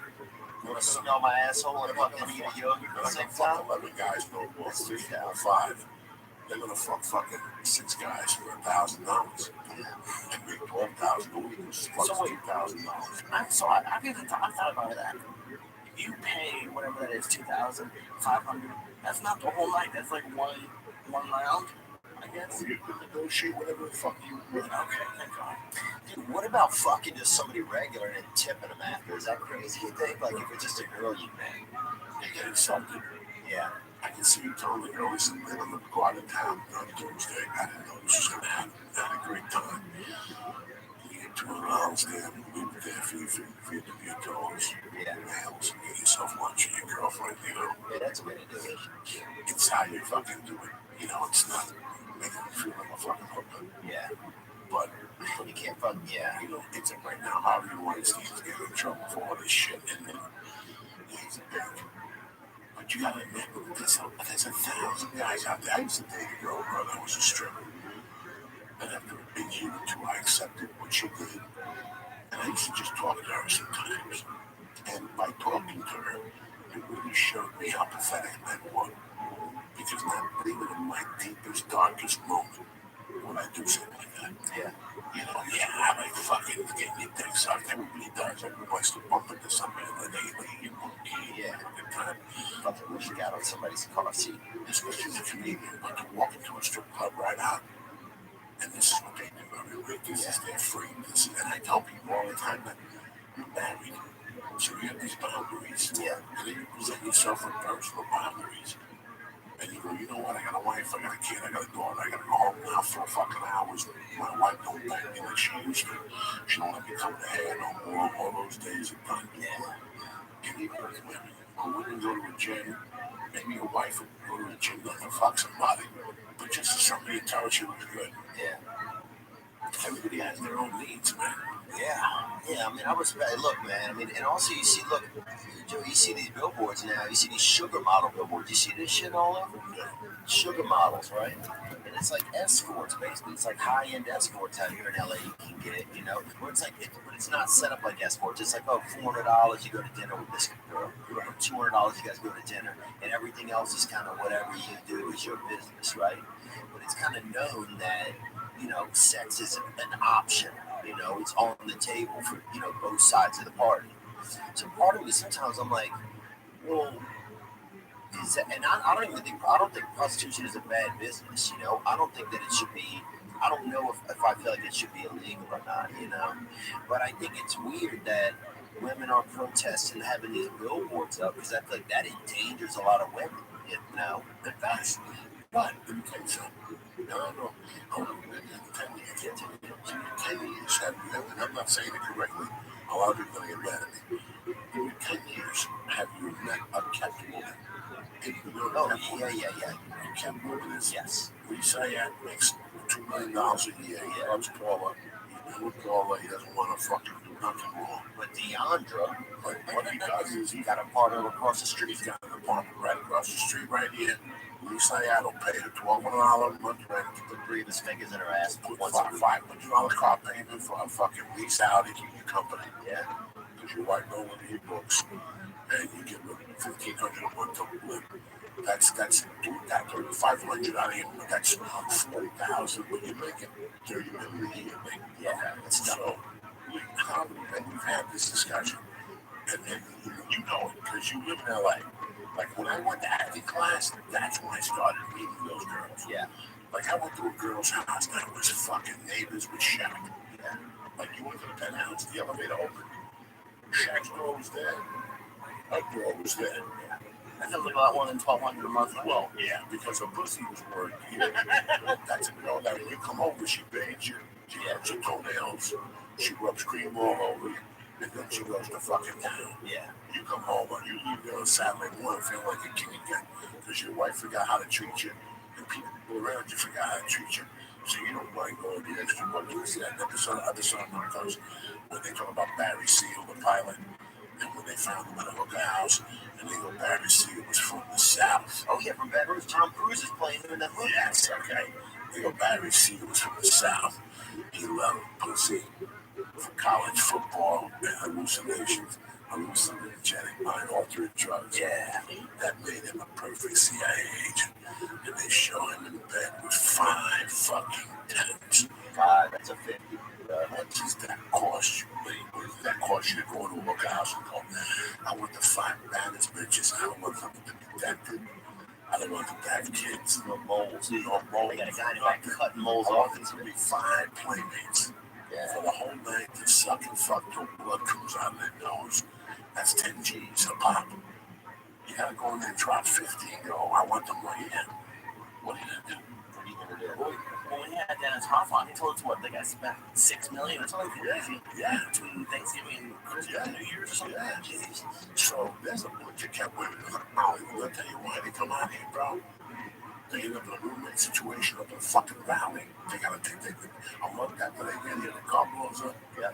They're taking buses all around, but they're like Hollywood. They're starting to make, and when they go into a fucking acting class, and they meet some 40-year-old, who wants to get into acting, but he don't want to get into acting. He knows exactly what he's doing. He's looking for fucking little guppies. How you doing? I'm struggling. No wages, 3 days a week. And I host this 6 nights a week, and I really have no time to audition. Let me take care of that. Yeah. You got a boyfriend there, but he's there, so he doesn't call. I know you fucking and sucking, don't disrespect me, but what if I come over once a week? I get you a new fucking apartment, a new belly, a brand new fucking car. Shoes, Just and new shoes and fucking kids. whatever. Listen, man, women will go, what's with, Harvey, for all the women that turned Harvey Weinstein down and are fucking saying all this shit about him, there had to be 50 of them that he stocked up. Oh, I bet there were 300 of them that also offered to him, and then he's probably said no. It's crazy. This works both ways, especially in a town like this, where you have high rents, people struggle here, the young actors, they have a dream. Listen, you still have a dream. Yeah. I used to go to the freaking parlor. I used to go to the parlor comedy show. Jay Davis had the show, right? At the parlor, it was really big for a long time. And Jay's a great guy, puts on great shows. We go over there. Dude, there was probably 3 or 4 women that I met in there who were kept living. Who had nice houses around there. Never could explain what they did. Always on jets, doing this and that. But Well, so they didn't tell you this.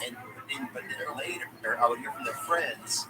Oh, she's got a boyfriend, but he comes in once a month or something like that. 60-year-old guy from Texas. It's a girl I saw last night that I used to bang a little bit, and do things and everything with each other's bodies. And she said, oh, she got this guy. She says it's her godfather. She always frames him as, That's even gross. That's But gross. it's not really though.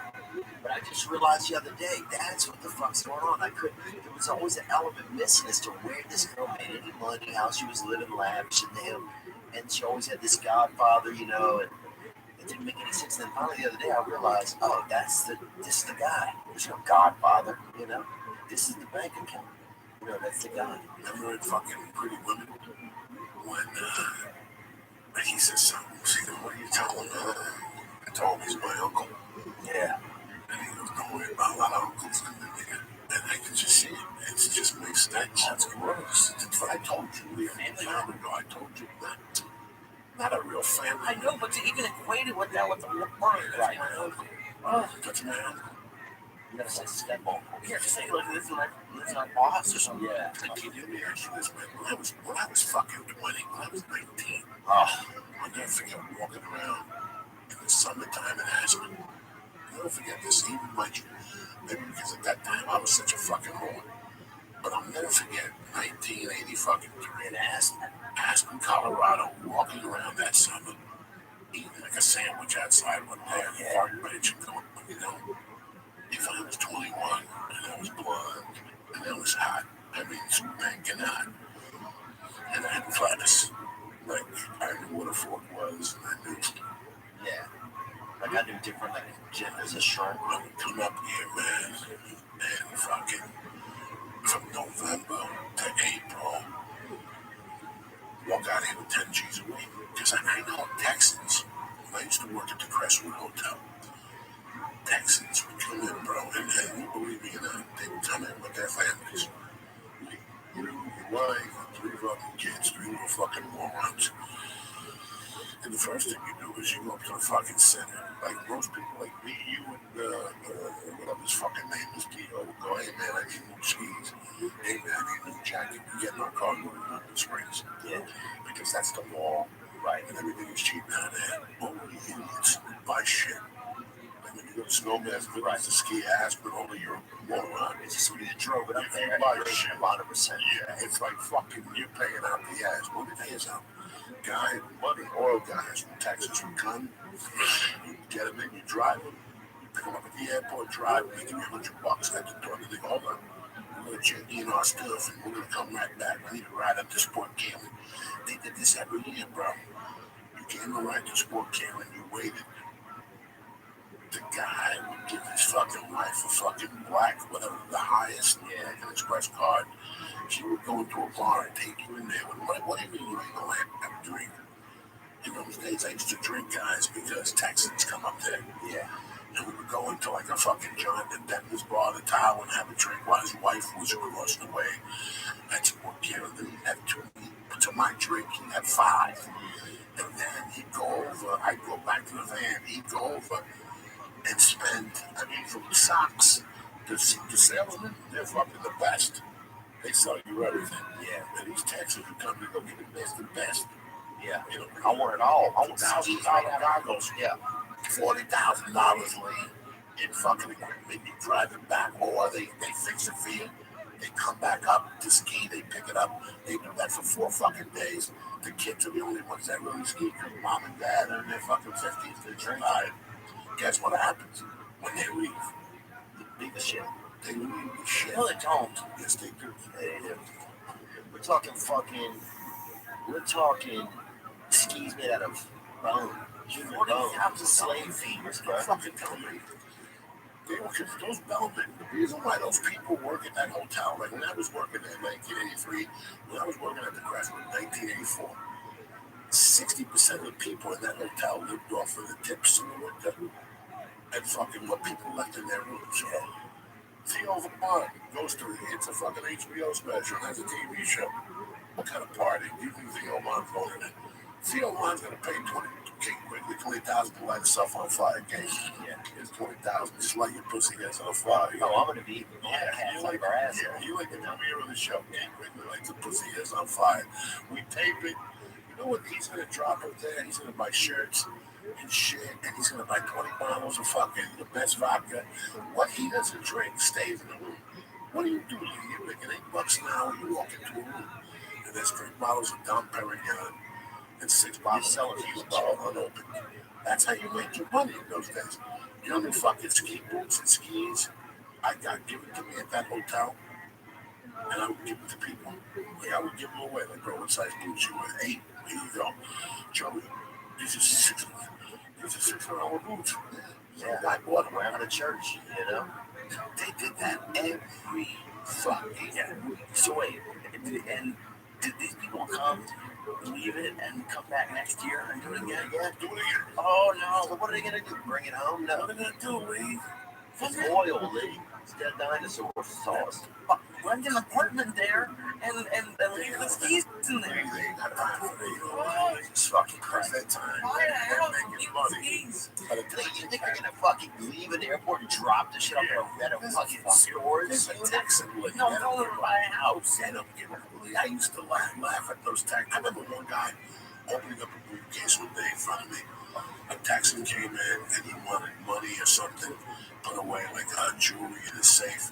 He gave him the jewelry, but in his briefcase, he had stacks of like a drug dealer. There was no fucking drug dealer. He was a white dude that owned like a fucking meat company. Yeah. But when he came to Colorado, he came to Colorado because he knew he was going to ask me 4 nights until by blow. You know how many times people walked into rooms and asked me and bumped into a 1/4 ounce of blood? More than people, really fucking white maids used to come up to me and go, look, give me like $1.5 for coke that they found in the room. People would take that shit back. Especially in New York, you can usually hit up somebody that's cleaning the rooms or whatever and ask them. Tell them when you get there. We used to do that. Did we get there? Tell them when we get there. Did you find anything good? You know, here's $40. Drop it off by my room. No questions asked. It really is crazy when you see the amount of money some people have. But never know. Even at that age, like when I lived up there, I was like, if I was a hot girl, 21, in the open movie, I came out here from Jersey, kept it light, bro. Yeah, real light, you know. Put an ad where it mattered. Chilled it down Valley. Got myself an Uber up Valley. Some soft signal, wear a jingle bell around your fucking Make believe ankle, carry a piece in your purse, make believe a bodyguard dropped you off. Yeah. And after a while, listen to me, bro. As a young girl, if you get a nickel a fucking job, and you get 2 nut jobs a night, 3 nights a week. If you put 2 nut jobs a week, it's $1,000. Some of those Texans will come up and say, you know what, little girl, I'll just give you $10,000. You just stay and polish this knob. Yeah. 3 days. You get $10,000. Fuck my son. He's $2,500. Go fuck my son. You go home, you disconnect the fucking service, and then you come back 3 months later with a different color hair. They're slick. Those chicks are slick, bro. And they're masters, because after a while, they're just work. They're employed. They're just business women. They learn how to become a good. At first, look, when you go to a strip club and you see the girls with hot Joe, the local drug dealer. Yeah. Like last night, there was a shooting at a club in, like, I don't know, some bum little fucking town. We used to do time here in California. They know something about it. Yeah. But it's true. Those little fucking homie towns where they have that one club deluxe and the neighborhood drug dealers VIP and he comes in. Oh, yeah. Crazy. And they don't know this guy's a scab of a fucking society's ass. He's like, no, him saying, like, at least if he was the real kingpin, he'd be in New York or Yeah, he's just that said and shit. He's got fucking 4 grams in his fucking glove box. Yeah, but he's fucking king slave. Spunk or something. He's got spunk tattooed across his fucking chest. Yeah, I didn't even know that his gang name was also a name for semen or something. You know? He's just so fucking cool. He walks in, those little clubs like that. It's so weird out. They love it. You know, when you walk into like a strip club, you know the girls that they bought into it. Like there's certain girls that bought into it. And then there's certain girls that are fucking professional. Yeah. Like even at that club where I went to, they got a bunch of nut lines. But there's a girl that you see her walk in there, she usually strolls in. She's got a clipboard. She works shit. It's a work job. And yeah, she'll let you fucking stick 4 fingers up her knuckle on the asshole. But I'll tell you what, you know, we there with your pocket sucked that. Yeah. You know, we did real bad. She was hot. But I did what? For how much? What am I, a fucking idiot? That means I got a talent, Jack. That's the talent. I don't judge her with it. I can't. Well, we're doing the same shit, man. We're doing it with our emotions, though. And I think the same shit as a criminal. Dude, if I had a nice asshole, I'd show it to people every night for a couple of fucking holes. How many people come up to me or somebody? There's a couple people Ari hangs out with that there's a broad Ari hangs out with, not big way, love-wise, but they're friends. She sells her underwears, her socks, she makes a living. Yeah. Selling her bras, her underwear. Somebody takes her bra and snips her fucking bra. Some dude, bro, or even a woman or a kid. It's I don't mind. You cannot get mad at a woman for doing it. I can't. Dude, I used to have this dude in college named Gnome, right? Everybody called him Gnome, this dude. He was like little, but he wasn't like a little person, you know? He was just outside of that, you know? It's like a fucking... He barely made it. Just rocking that cusp, you know? Like he could have been a lifeguard at like a midget-only pool, you know? Like he was just... But also, when you had to also be little to work in the place. So like he was just like above, and he anytime he'd hook up with a chick, he would wear their underwear around his neck. It was like his thing, right?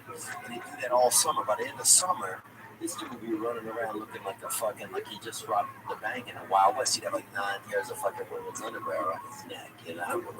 Would he take them off? Not for the summer. Now in the winter, he was free. You could see his neck. He was natural in the winter. But fucking Joe Travolta pizzas over here. Somebody's fucking customizing a lasagna here on this new app. dude, I didn't get to the story. So what happened was... Sorry, I'm very sorry for the interruption. Just a buddy might want to know that I was landing in Omaha. Yeah, not tonight, bro. No, I don't. But Jesus Christ. Jesus Christ. You see how I live. I have friends that don't stop. I have this dear friend. I'm talking.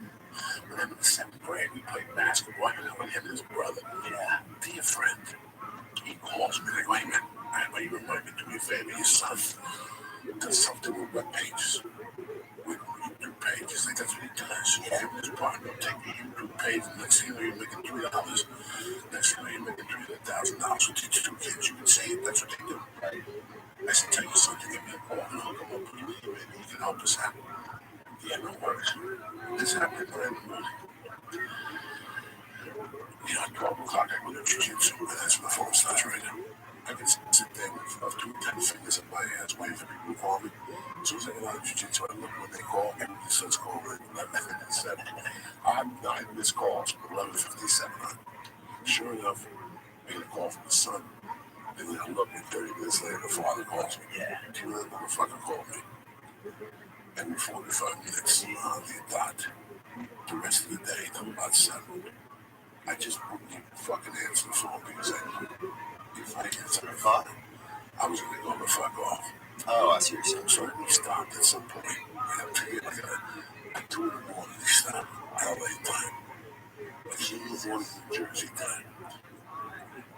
I get up the next morning. And who the fuck do you think?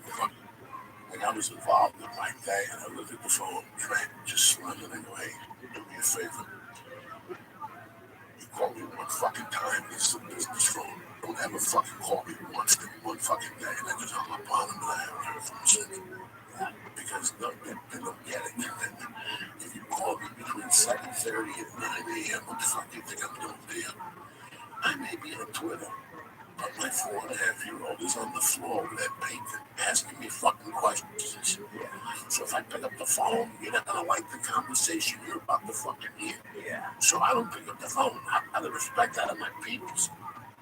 Out of respect out of my peeps, I don't pick up the fucking phone. Yeah. Because she's right there. And if not, I'm with her on the couch watching fucking whatever. I dare you to come to my house and answer the phone on the couch with my daughter sitting next to me. I dare you. Yeah. I dare you. You have no idea what decency is. You look at you. You ever see the look that Nero gives Val Kilmer? The look that Val Kilmer gives that retard knees at the diner. You fuck around in my house, sit on the couch while she's watching cartoons. And I dare your phone to ring. And God forbid your ring is on, okay? If your ringer is a man, she will give you a fucking look. Like, are you fucking retarded? Turn that shit off. The other day I was at Denny's sitting next to her, and she was playing with a fucking Barbie doll with 2 little shoes on, and the shoes kept pulling off. Do me a favor, give me the fucking shoes. We walk into Denny's, and sure enough, Daddy, our shoes fell off. I knew the fucking shoes was gonna fall off. I fucking knew it. Fall off my fucking morning. So I go, sit off over here and don't move. So I go outside, there's the shoe in the middle of the fucking driveway. A car drove over it.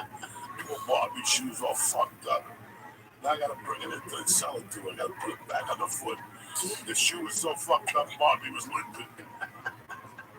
So it's sitting there minding their own business, and who walks in? Out of all the seats, the fucking place is empty. They got me waiting there because my wife went back to the fucking car to the house because she forgot that she locked the door. CeeLo? Who walked in? CeeLo? No CeeLo. I would. If CeeLo walked, if I walked in and that fucking Denny's, I saw. You with me when we saw what's his name in there? I don't think so. Yeah, you were with me when we saw. Was it got the braids? Oh, Tim Allen goes there all the time. That's a swinging Denny's over there. Yeah. I just don't go there at night because that's. You're born to get shot. You go to Denny's, you might as well go to Vegas to a country concert. When you go to Denny's after 10 nowadays, you might as well sign up for the next country fucking concert. I fucking would understand real close to the window away this time. Dude, this Bro, I used to do this bit about Denny's, how much I hated Denny's, right? It's a special, right? So anyway, I was like, I wish somebody would shoot up a fucking Denny's, right? That's what I would say. Dude, some kid puts in the comments, he goes, man, he puts a link to a YouTube clip. He goes, man, my dad actually got shot up at a fucking Denny's. He goes, somebody walked in with a gun and shot everybody in the face. And that was beautiful, bro. Here I am joking about it. He said it really happened. He lost his father right next to a fucking grill, bro. Right next to a griddle, you know, where you got, you know, two brothers back there fucking sword fighting with spatulas, probably hopped up on fucking methamphetamines, you know, not knowing they're gonna lose their job to the fucking Mexican guy sitting at the bar, you know. Unbelievable, man. That's God, dude. That kid came and he was just positive, man. There's a couple places where I go late night, and I'm like one night, me, Lee, and Becky went to Denny's on a fucking Sunday night after a podcast. We were having a good time in Boulevard. I want to be a grip. I should have been Denny's. I'm sitting there having fucking salad and something with my friend there. And I was like, and Becky's sitting counterclockwise, so she gets it right there. We got a dummy Becky with a hat on, with a 10 planet fucking. With a chef hat on. I'm a Josh Wolfield. What? That shouldn't be in my brain. I'm scared of anything already. I'm scared of everybody. You would look good at shit. You don't think I'm fucking scared? You see me? How many nights we leave here dying of hunger, you and I? 1 in the morning sometimes, being in each cross-eyed. Yeah. This guy, if I took that 2 in the morning, if I go leave, I got a sandwich coming over here. Just jiggle my balls. I guarantee I'll confuse him for 10 minutes. You'll be sitting there confused. I don't know. All I gotta do is jiggle the balls. I'll wash my hands. I got an hand job for a Chinese chick. Dude, I remember this dude. Bro, they had a guy used to tell us for right, he'd give you $30 just to tell you he'd been jerking off. This older dude. What? When I was young. He used to say that, like, look, I'm gonna tell you something, all right? And I was like, all right. And he'd say, I've been jerking off. Give me $30. You know, and then he would give us $30 to keep quiet. We were children, but we wasn't physically saying it to us. Oh, he paid you? Yeah. Yeah, I'm not paying him for every time that shit. You know, I don't give a fuck. I assumed that when I met him. But here was the thing, though, I never even got to this, dude, was that, so my sister one time, we lived together for a while, right? And this is probably about 8 years ago. She had this other dancer that worked with her came over to our place, right? Stole our vacuum. She was on these Klonopins and everything, and she got all fucking, you know, warm under the skin one night on them pills. Fucking stole our vacuum, you know? As you do. I wasn't there when she stole it, but literally I can picture her probably trying to put it in her fucking purse, you know? Like this stick end in the purse in the fucking huge vacuum hanging out, right? Dude, fast forward. Year and a half, right? I'm not even living with my sister anymore. I'm in New Orleans for a bachelorette party or somewhere, or Baton Rouge somewhere, or a bachelor party. They got the big fucking money deal, right? They reel in one of those cakes where the women pop out, like the fake cake, and they pop out and they dance, right? You know, one of the chicks that pops out is the fucking bitch that stole my vacuum, bro, right? So everybody else, I have no idea. I totally forgot about this. Fuck you, man. Oh, everybody else is tipping these bitches and fucking, you know, shaking both of their ass cheeks at the same time, you know, with each hand, you know, like they're, you know, like doing it really fast. Oh, for me. Yeah, like both of me with both hands. Yeah, both of me. And here I am in the background, and all I can think is that bitch stole my fucking vacuum. Bro, I had half of the whole time this big vacuum sounds in the back. Just like, I was so pissed, bro. What did she do when she saw you? Huh? What did she do when she acted like she didn't know?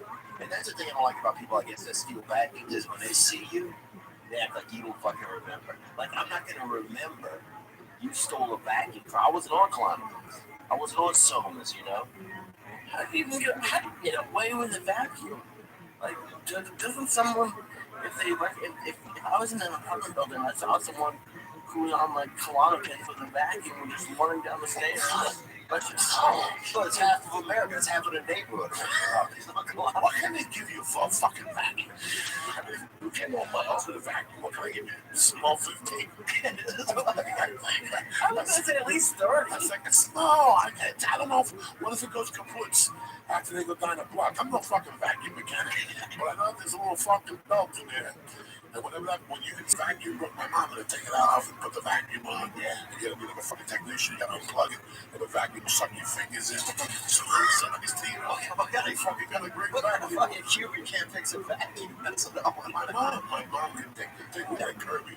When I was a kid, they had like the shitty vacuums you could buy. Yeah. But for a vacuum, like let's say a vacuum in those days, like a top-notch vacuum cost $14.95 in those days, like in the 70s. Well, it was 73.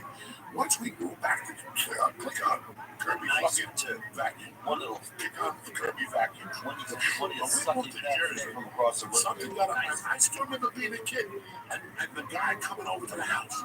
And my mom and my girlfriend and like a buddy were over there. What's going on? A lot more expensive than $15 now. How about cost $15 in those days? This was a yardstick. Right. Put on the thing. Like this was like it came like when it came to my house in those days at toy stores. If you walked into like the James Bond aisle, one of the coolest toys in the 70s was you got a briefcase. Yeah. Okay, this briefcase leak. Check this out. There was this briefcase. There was a briefcase. It was a plastic briefcase. And wanted to be a secret agent. And it was based after James Bond. It couldn't say 007 on it. You ready to leave? And on the suitcase, the cool thing about the suitcase is that it had a button on the handle. So you could press the button and a plastic bullet would come out and shoot you. Because in there was a gun with a silencer connected to this engine.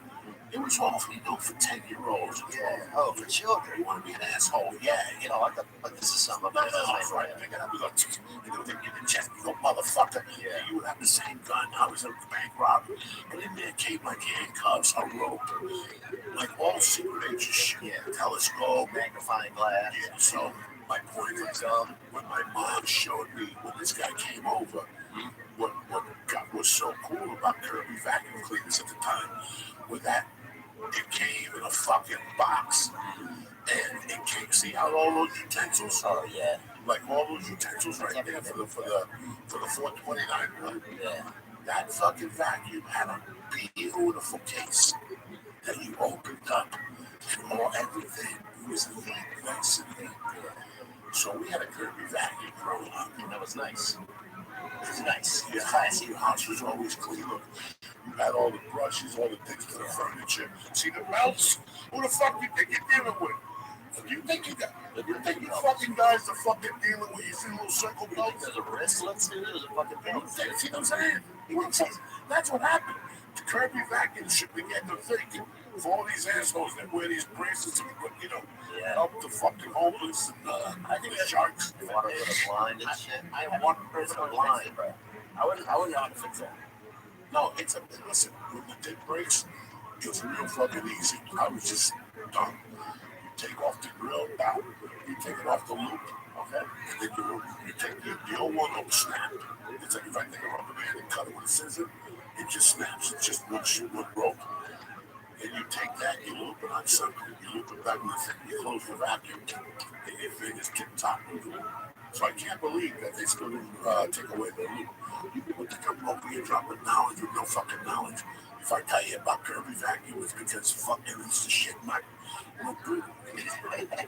Fucking think you're dealing with I remember appliances used to just be so much more hardy, bro. The vacuum, you could ride on the fucking vacuum. Remember that? If you were a little kid, you could sit on there where your mom was pushing and ride. Like it was like a piece of fucking metal. I love vacuum. Until this day, I vacuum it down. I love it. There's something soothing about it. Something about vacuum. I don't like when it's too like my wife.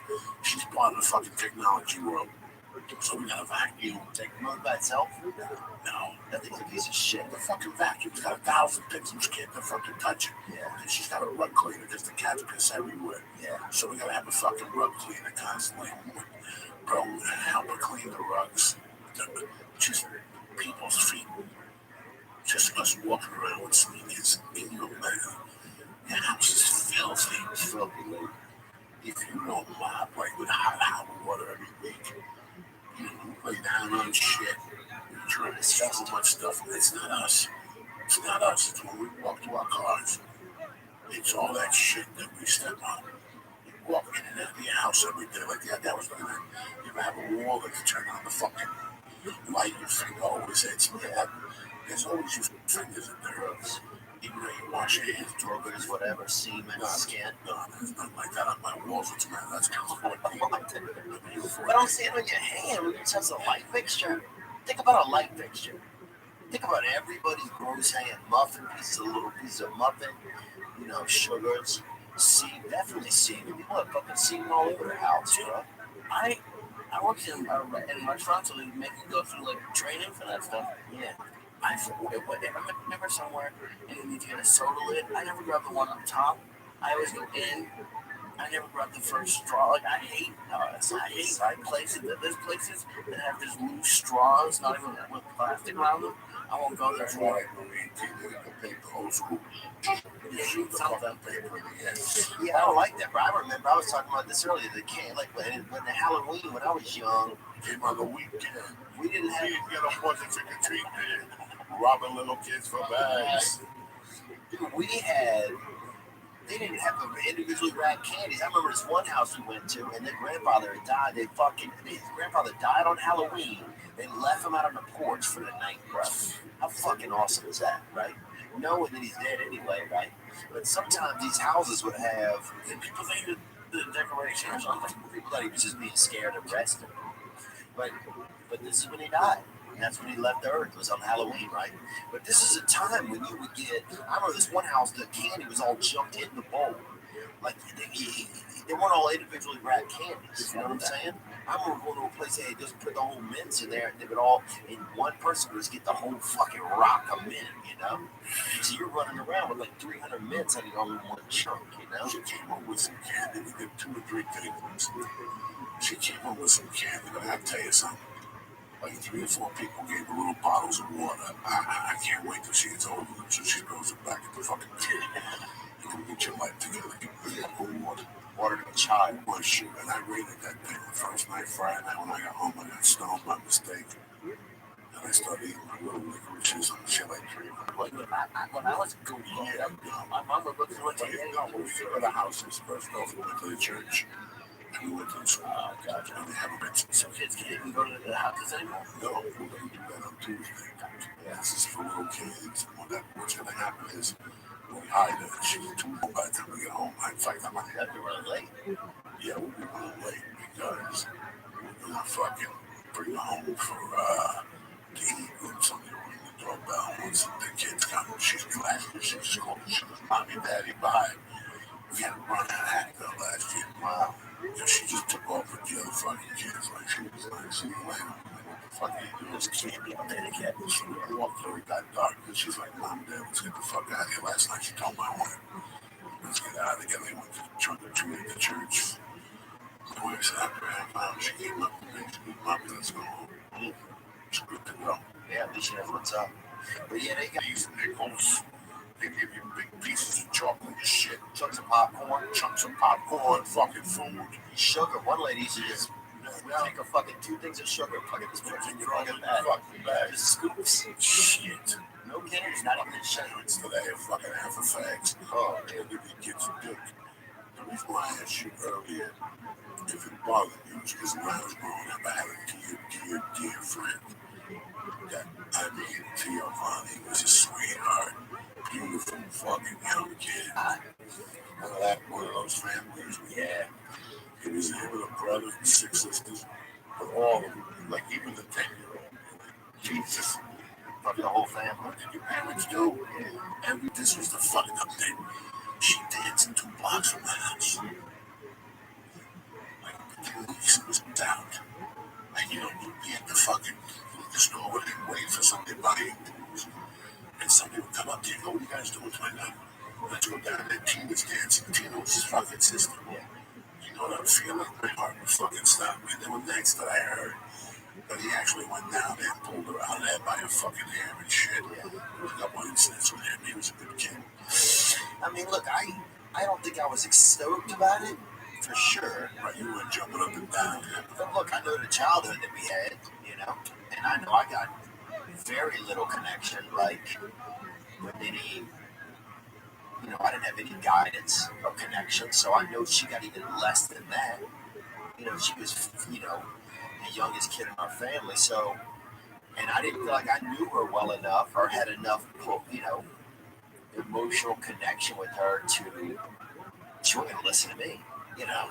So and what am I gonna, so all I could do was just be supportive. Tell her to make sure she wore a seatbelt when she drove, make sure she was, walking people in and out of these clubs. And also my sister was she wasn't a fucking putz. She was a smart girl. She still is a smart girl. I wonder what you could make as a fucking. She bought a house. She bought a beautiful house out in Arizona. That's the proof of the pudding. Because if you're fucking smart, and then they get to be fucking slick. Like when I lived in Seattle, my girlfriend was a fucking half a stripper. She had a mind up. I mean, she just was a bargain deal. Fucking nice guy. Nice guy. But let me tell you something, man. I'm man up to admit it. From fucking 95 to 97, that girl supported me. She was making it bank. Yeah. And I couldn't go up to her and go, hey, how did you make this extra 200 for this little fucking business? It's none of my fucking business, but a lot of people make jokes about strippers and TRUMAN. I got the utmost respect for them because it's a deep game. Well, look, It's a deep fucking game, dog. Dude, I hooked up with a stripper in Shreveport that looked like a half of what is a Minotaur or Centaur? What's one that have an animal for the half lower body? I think both of those. Yeah. I think we This said girl looked like a centaur, But she still seemed cool. I swear to God, she had the strongest fucking. She had thighs for cash. She had thighs up top and then also double thighs for cash, Like just built like a damn fucking, like a squirrel squatch, just like fucking short, thick fucking legs, All stomach, hardly any legs or arms. But I'll tell you this, dude. I notice, and here's what I notice. I find that comedians are often we fall in a lot of the same circles as like porn stars, exotic dancers, because there's some similarities here. There's similarities that somewhere we feel short somewhere. Yeah. We need some type of immediate acceptance. Like if I sit here sometimes and I remember that here. But many nights I've sat there and said, why did I become a comedian? Because I needed attention when I was a kid. My mom was on my ass when I was a kid.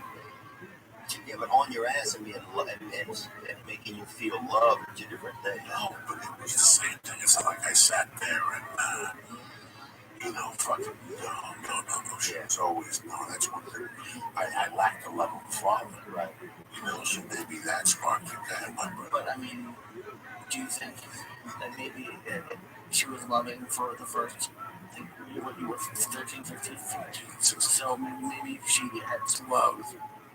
Before me, when I was a kid, I was kind of a musician. And then as I got older, I did karate. But my specialty was the forms, and I was really good at doing forms and putting together stupid moves and shit. And then I heard stand-up comedy, and I just thought it was fucking superb. And I then became whatever the fuck I ended up becoming. Yeah. And now we're here. So somewhere I took different elements of that childhood, and I became a stand-up comic. Do I drive a fancy car? Do I fucking jump up and down and jiggle for love at this point in my life? It will be a long time, bro. I got my own views. I live my own fucking life. I don't give a fuck about what, directors and producers think. Before you came here, you're a fucking man. And you gotta leave, you're a fucking man. Yeah. If you become what they want you to become, those are the fucking people that fuck should never came here. They never should have came here. Yeah, those stories I told last night at the Ice House on stage, they're true stories.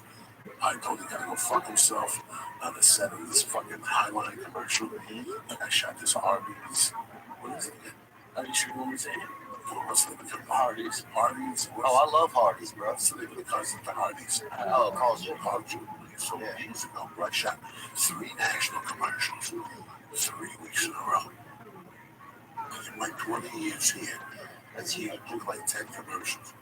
But in 2009, 2000, one of those years, I booked a fucking 3 national sprint. Wow, something else. And this Arby's which was fucking money. Yeah. Because they pay both companies, because they make my ads together. No fucking deal. Dude, I did a shitty internet commercial one time at 25 grand over 3 years. No, I'm crazy. I mean, people stand in front of a couple of 7-Eleven, 25 grand over 3 years is a gift. Oh, it was cool.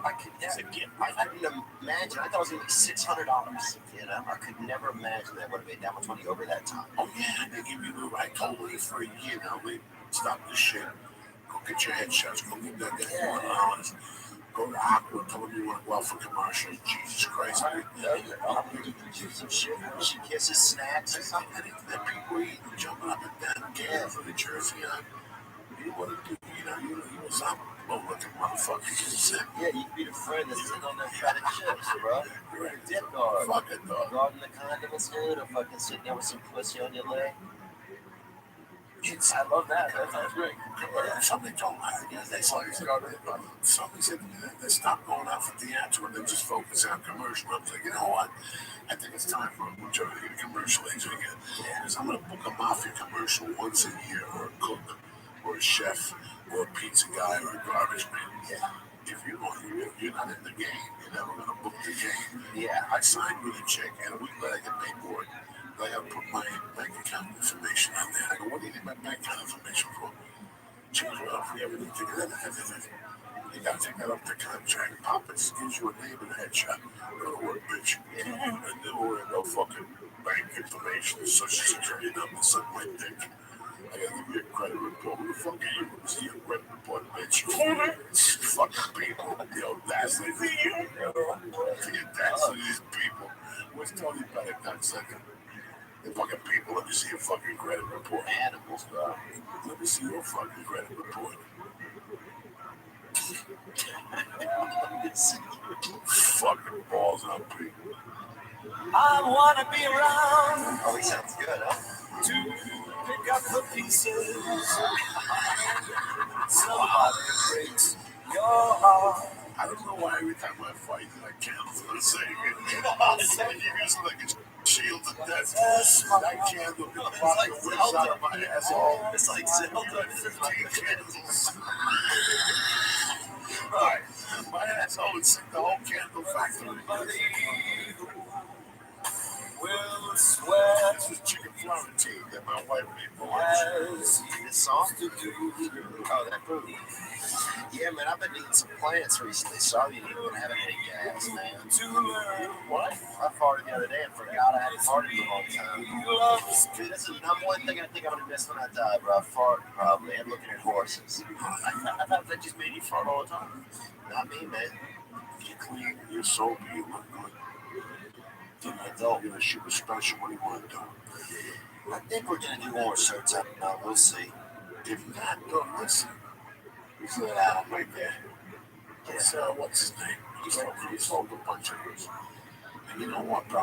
You get yourself, you throw me a couple dimes, you put together a routine, you take it to the airplane improv, you blow it up on a few podcasts, Go to your ice house. and you do 2 shows. It doesn't matter. Material. Guess what was the material? You got the money out from the iTunes. You do it, you monitor it. And you know what? This whole business is me anyway. How many people have free internet? How many people have Showtime? That's what it takes to take a fucking boat. Yeah. You know, since if it's gonna be Showtime, you can say yourself for Showtime. Fuck it. You know what? Let me go. Let me put a fucking outline. People pictures in there. You light Kate's asshole on fire. Yeah. You and your buddies at the comedy store will all come down and support you. Do it like we're all in town. People rather have that than a fucking CD.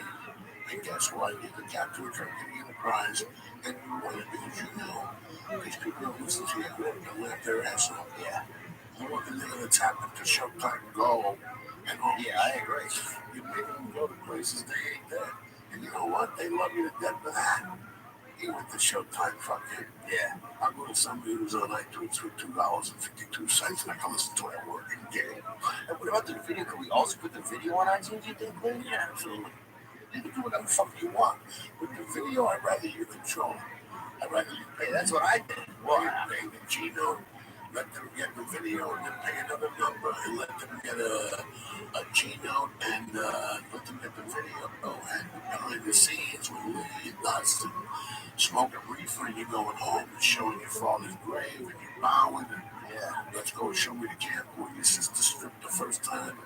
Let's go see what they're doing today. Love the ceiling, dude. And they're developing a bunch of surface rippers. Back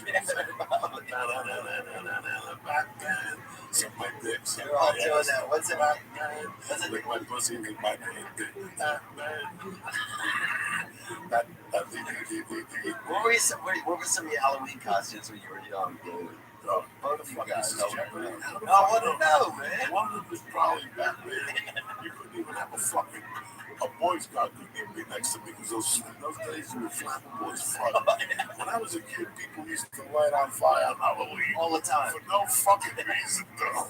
Wolf. You go to school on a Tuesday, and the next day they come in with bandages and a jar full of Vaseline and no eyebrows. What happened to you? Lighting people on fire? No. Just a wild night, dude. Listen, if a car was driving, okay? People don't spontaneously combust. Oh, yes, they did. By those suits, they were made by some material.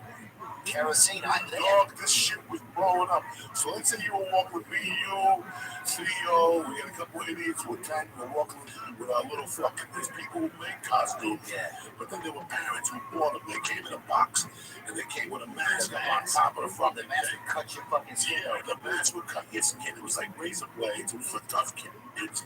Yeah. And in the suit, you were going to live. When your mom gave you that suit, she signed up for that Liberty National Insurance. Because, let me put it this way, right? But at that first night, there's a car. And by mistake, it's like a 1966 Chevelle. If it backfires, you're going up in flames, you know what I'm saying? They had some textiles going around our area that had kerosene. And I wish, Lee, I was lying. Kerosene in the cloth. Yeah, you will burn up. Every Christmas, you see a group of kids, one of them with like a flash suit or Batman. You're like, that kid's not going to school tomorrow. Yeah.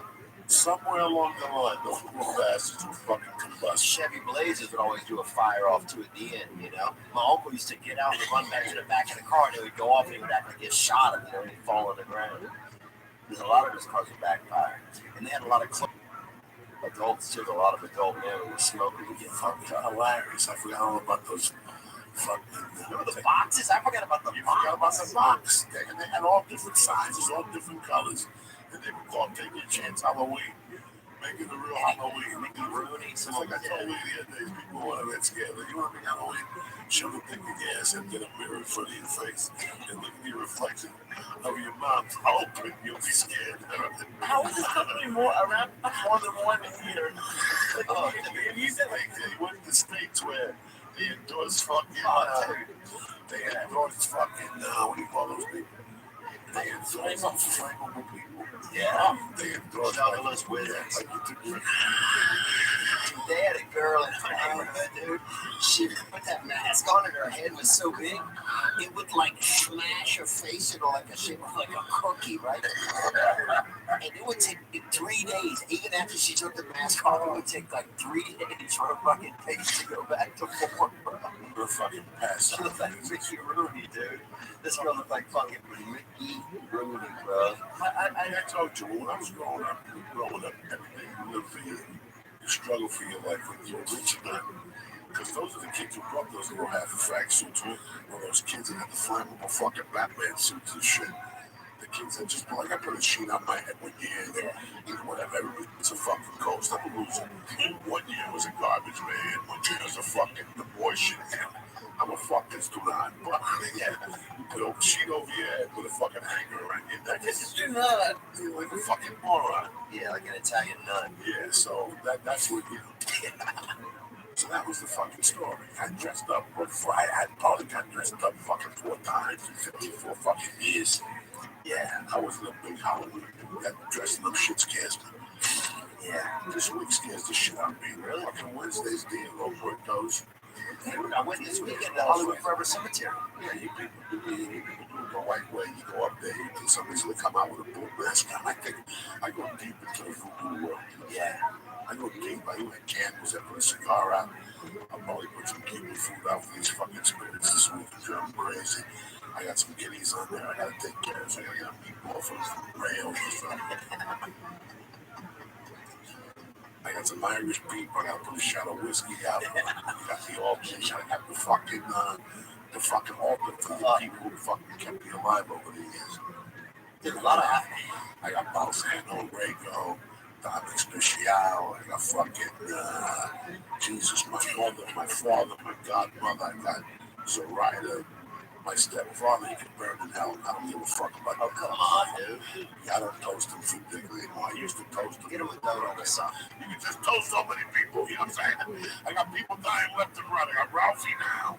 I gotta get a picture of Ralphie and put like a fucking jalapeno popper. Out of respect for that fucking cocksucker left me there with these fucking Gentiles. Cal. Oh, I had a rough time. On the other night's podcast because he showed up to the office the other night, Wednesday night. Yeah, We heard the phone go, we're trying, brother. we were talking about it. Like, oh, you know who gave us that thing? That speaker, he gave it to me. Wow. Look how long ago it was by that company that you get a magazine, Sharper. Oh, yeah. In my house in a box. I didn't even know what the fuck it was. I got this in the mail. Ralphie sent it to me. It's an iPod charger. I still got I'm so old school. I still got that iPod. I bought that here. The speakers are sensational. And right as we were talking about it, it felt like a little breeze. And all of a sudden, I could just remember him. He was just there 4 weeks ago, sitting there. And the fucking Mexican guy came. He goes, ba. Then Ralphie always would go, pick a papaya.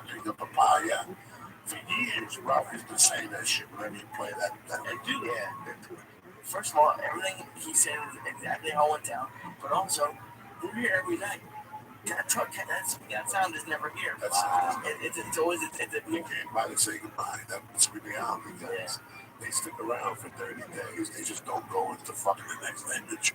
They want to see your friends one last time and touch you. And listen, I had a friend, Jimmy Burkle, that I loved. I'll never getting a call from him on that Friday. He was in the hospital already. And he's like, "Cox, what's happening?" I could tell in his voice he was done. He had fought with him, wrestled with cancer for years. I'll never forget getting a call that Sunday saying he died Sunday morning and fuck everything was saying goodbye, man. When Carmine Balzano died, I missed his call. When I called him back, he was dead. Wow. But by the way, Frankie called him, because you had your phone, you just called him. He must have just gone to the bathroom, got up and died of a heart attack. Damn. They call you to say goodbye. Everybody says goodbye, believe it or not. They all say goodbye in their own way.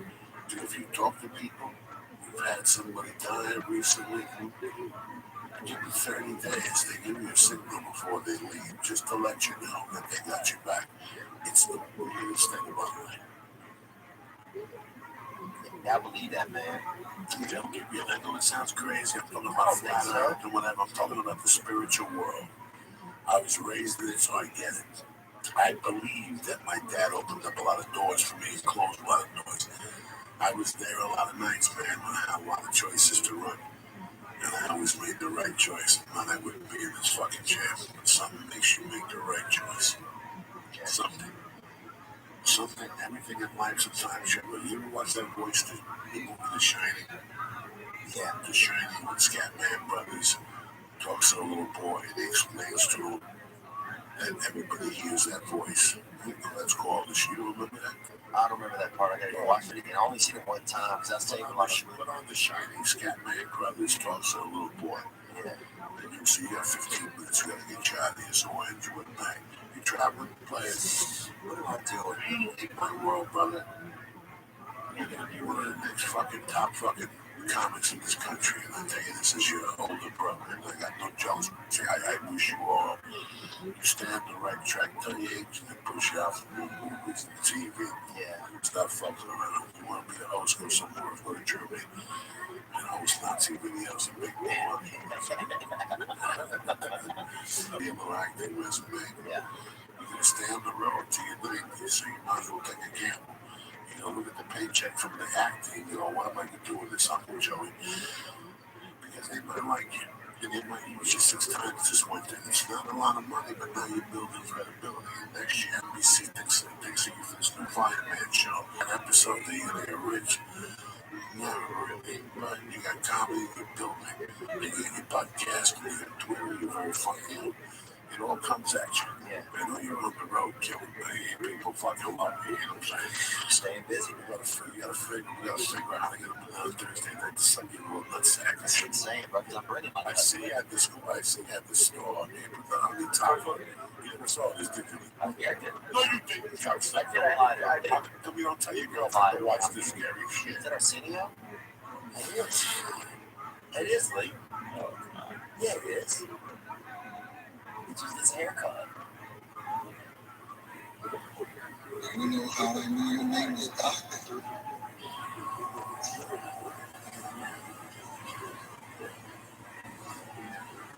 You know what I'm talking about, don't you?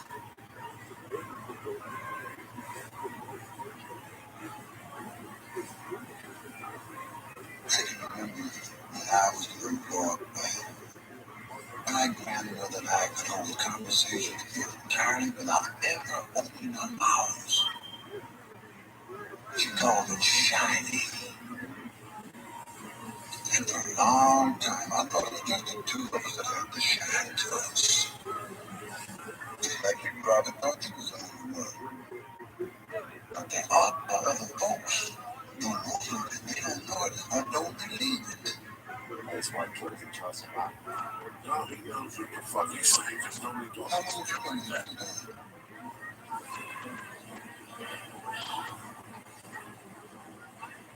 What do you want to talk about?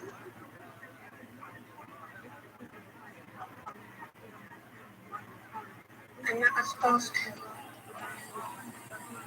You said you ain't supposed to. Tony.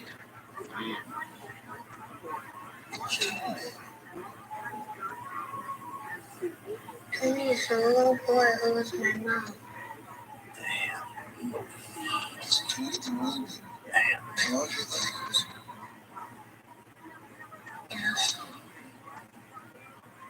Tells you things. It's like I go to sleep, and he shows me things. But when I wake up, I can't remember everything.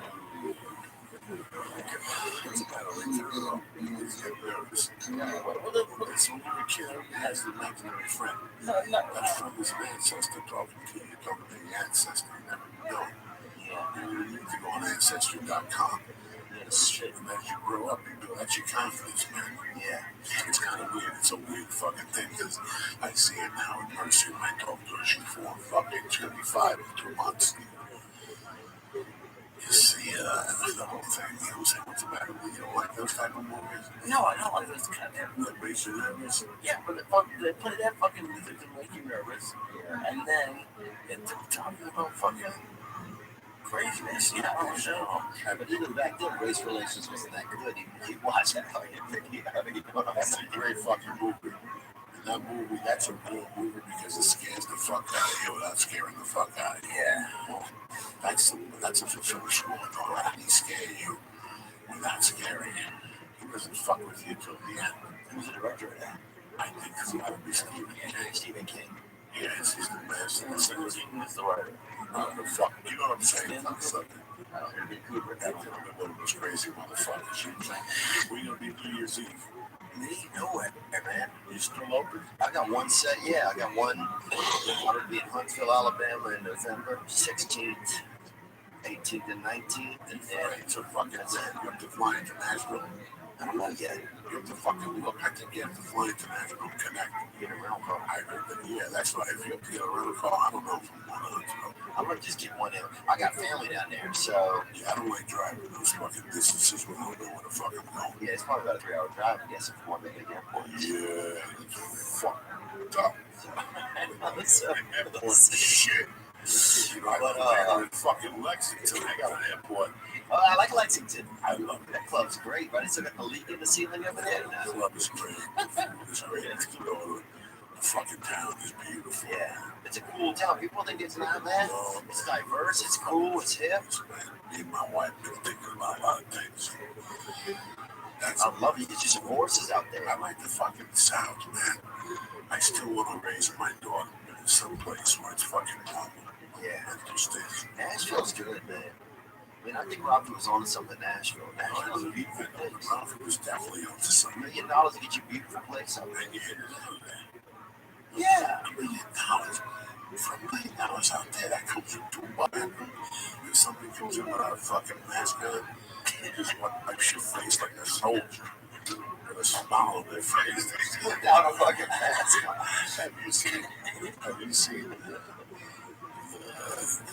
YouTube video of Living Out of Space? Have you seen the you put another finger on it so you can take a look at this thing? When you first saw it, he said, "There goes my job career." Well, yeah, whatever. How full name it? I'm like, Yeah, like, who gives a fuck? go about a muscle so bad. Let's see, at 29, Snoop Dogg became a legend for smoking Snoop dope. Dogg never had a video like this. Yes, he did. Bro, you're the fucking human pectoral, bro. You are one of the funniest dudes, Rabbi. I fucking listen Yeah, to you you. are. You're an angel, I bro. pick you from the fucking choir, From man. the depths, bro. As I do it. I looked at you, you were shy, the whole fucking deal. And I knew you just needed somebody to push you over the cliff. And you're changing. You're growing up. Give some shout outs right into my buddy, my brother Matt Holmeyer, having a hard time over there putting the pieces together. Dennis Hyde, my little brother and nephew Pablo Lingus, Nicky Campus Life, Nicky Chaps, Holland C. Alex, Nicky Shades, Fat Chris Blochair, and Taylor. You know I love you, motherfucker. Just don't forget the Funny Bone Omaha, Thursday, Friday, Saturday. And don't forget I told you this one. Don't forget I told you Gotham. 4 shows, me and Dean Del Rey. Friday the 10th and Saturday 11th. Don't fuck around. Anyway, you got any dates to come off, my brother? I got Drop one on. They're dropping on these people. It's the church. I got it, baby. They want to see you, baby boy. Let's do this shit. Commission Fest, baby, on November 16th through the 19th at Santa Blythe in Huntsville, Alabama. There you go, right there. Come on, support this Sabbath. Let them know you're part of the church. Don't dose them. He's family. Yeah, keep it low, and I'm in If you got- Calgary if you December 1st. If you got an AA book, give it to him. Black underline the Eagles. What up? Hit me where it hurts. And then you're And I'm in Calgary December 1st, and I got my podcast this past weekend that you can check out when you're done checking out Joe. So you contract lead with any addiction. Think about this young man. Yeah. He took over, he banged the fucking stripper in a cab, and he changed his life. He went to church, he met a friend, they went together, and look at him, 18 months, he looks good, he's still fun. He's not being addicted, right? He's not getting drunk. My friends will like me, and you need your fucking friends. Yeah, You know what I'm saying? This is it right here. be yourself. And he did it in the major leagues. If you're in the minor leagues and you're having a hard time, just think of fucking this fucking savage. He did it and stuck to it. He's a handsome guy. If I looked like him, I'd be having threesomes every night. Oh, man. 1-8 ball every hour on the hour from 10 to 12. Oh, dude, Drop it off in the fucking mail slot. You know what I'm saying? I beat my own asshole. Hold on to the dog. I don't want to be here anymore. Be that type of party. What else, dog? Anything else you want to drop? Not much, man. I just It's love not- you. Watch some movies. I love you. I appreciate you. I got a scoop too. Look at this fucking mirror right here. Look at this. Look at this Sally Molly. 89? No, 89? I believe they got playing the end shows and we just banned. That's Lee Panic right there. No, not yet. I get it. Not yet. Yeah, he's moving around. He's frigid.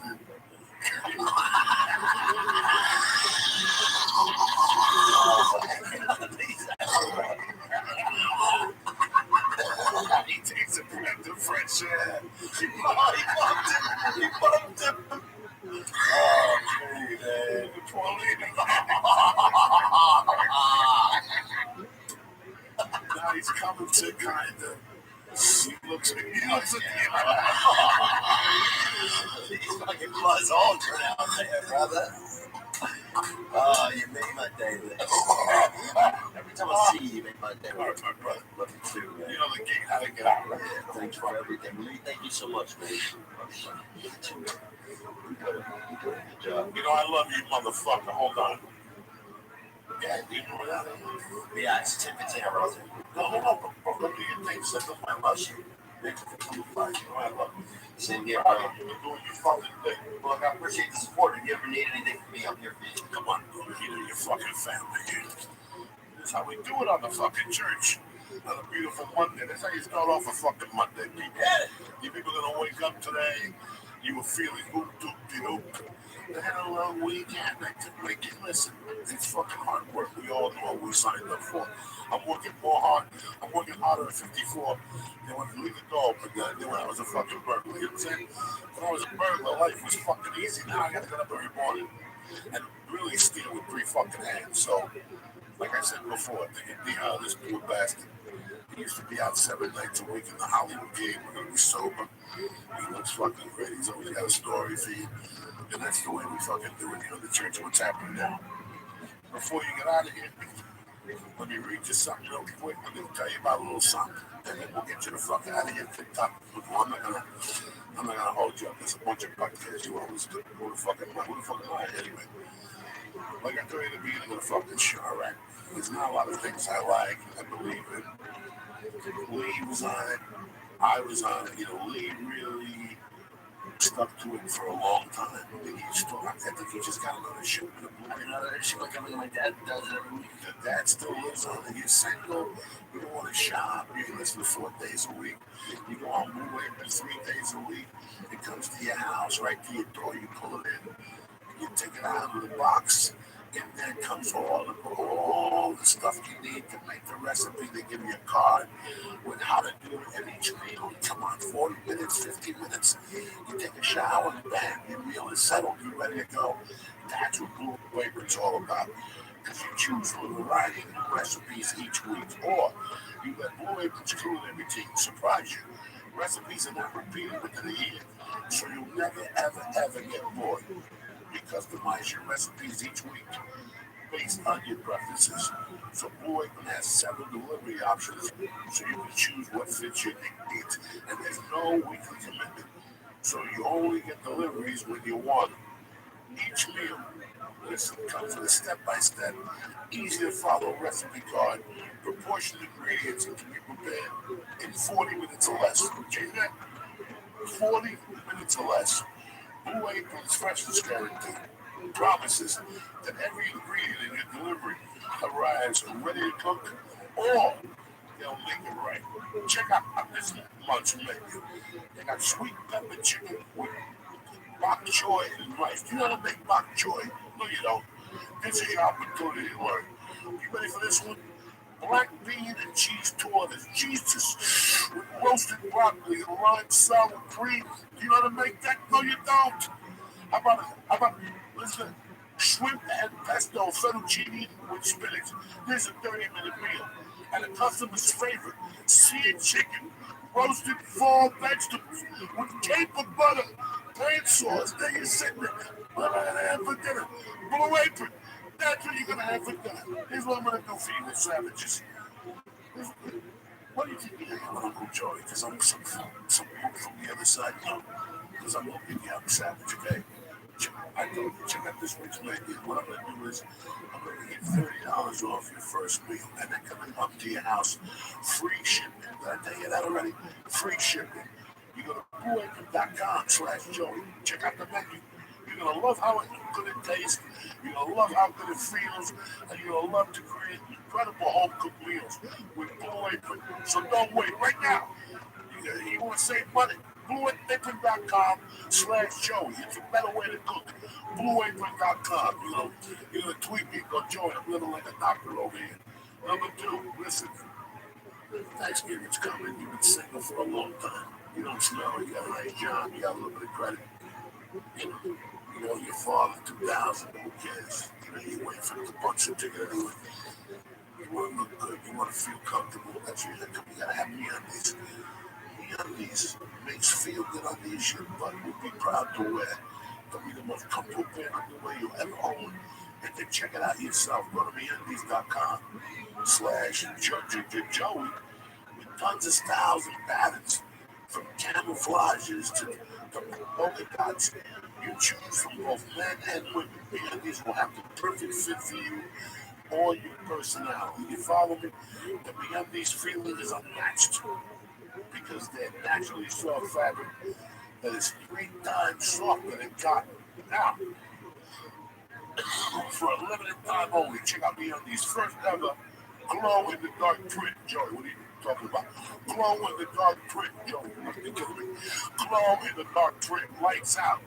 Why not update your underwear drawer and glow at the same time? Can you imagine you meet a girl in your dreams, you meet her on that good stuff. You come out of the back and you got glow in the dark underwear. It's dark with a candle on. We're talking about Halloween here. MeUndies, that who. And if underwear is your thing, MeUndies always makes the softest socks in the world. Listen, like I told you for years, I've been using MeUndies, especially when I go to jiu-jitsu, especially when I have short time. Why? Because Tana, you want to have Rabbi here, nice and soft. Correct the mundo, correct the mundo. So what happens is you don't have no moisture down there. You don't smell like a belly goat. It draws away from everybody. Everybody's happy. Go to MeUndies. Give them a try. What I'm going to do for you is that I'm going to give you 20% off the best and softest underwear and socks you'll ever own. Free shipping and 100% satisfaction guarantee from your Uncle Joey. It's the holidays, bitches. Go to MeUndies.com/Joey right now. That's MeUndies.com. 20% off the best and softest underwear and socks you'll ever own. Free shipping and 100% satisfaction guarantee.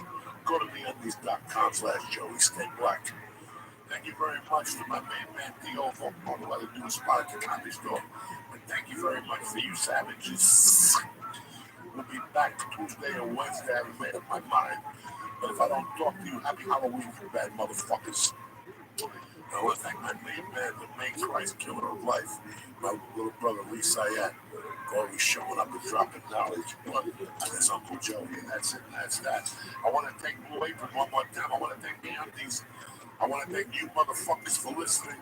I'm going to drop a little something on you from Willie Colon, Hector LaValle, off the album, not Cape, whatever. And Crime Pays. Blast this motherfucking league. I love you cocksuckers. See you guys in Omaha, Nebraska, or the following week at God.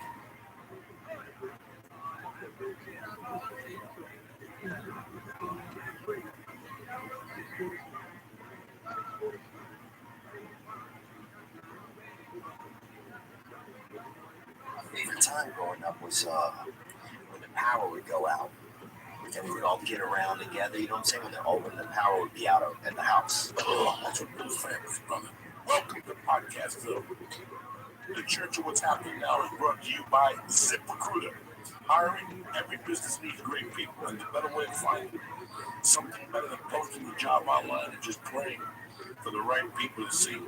ZipRecruiter knew there was a smarter way, so they built a platform that finds the right candidates for you. And ZipRecruiter doesn't stop there.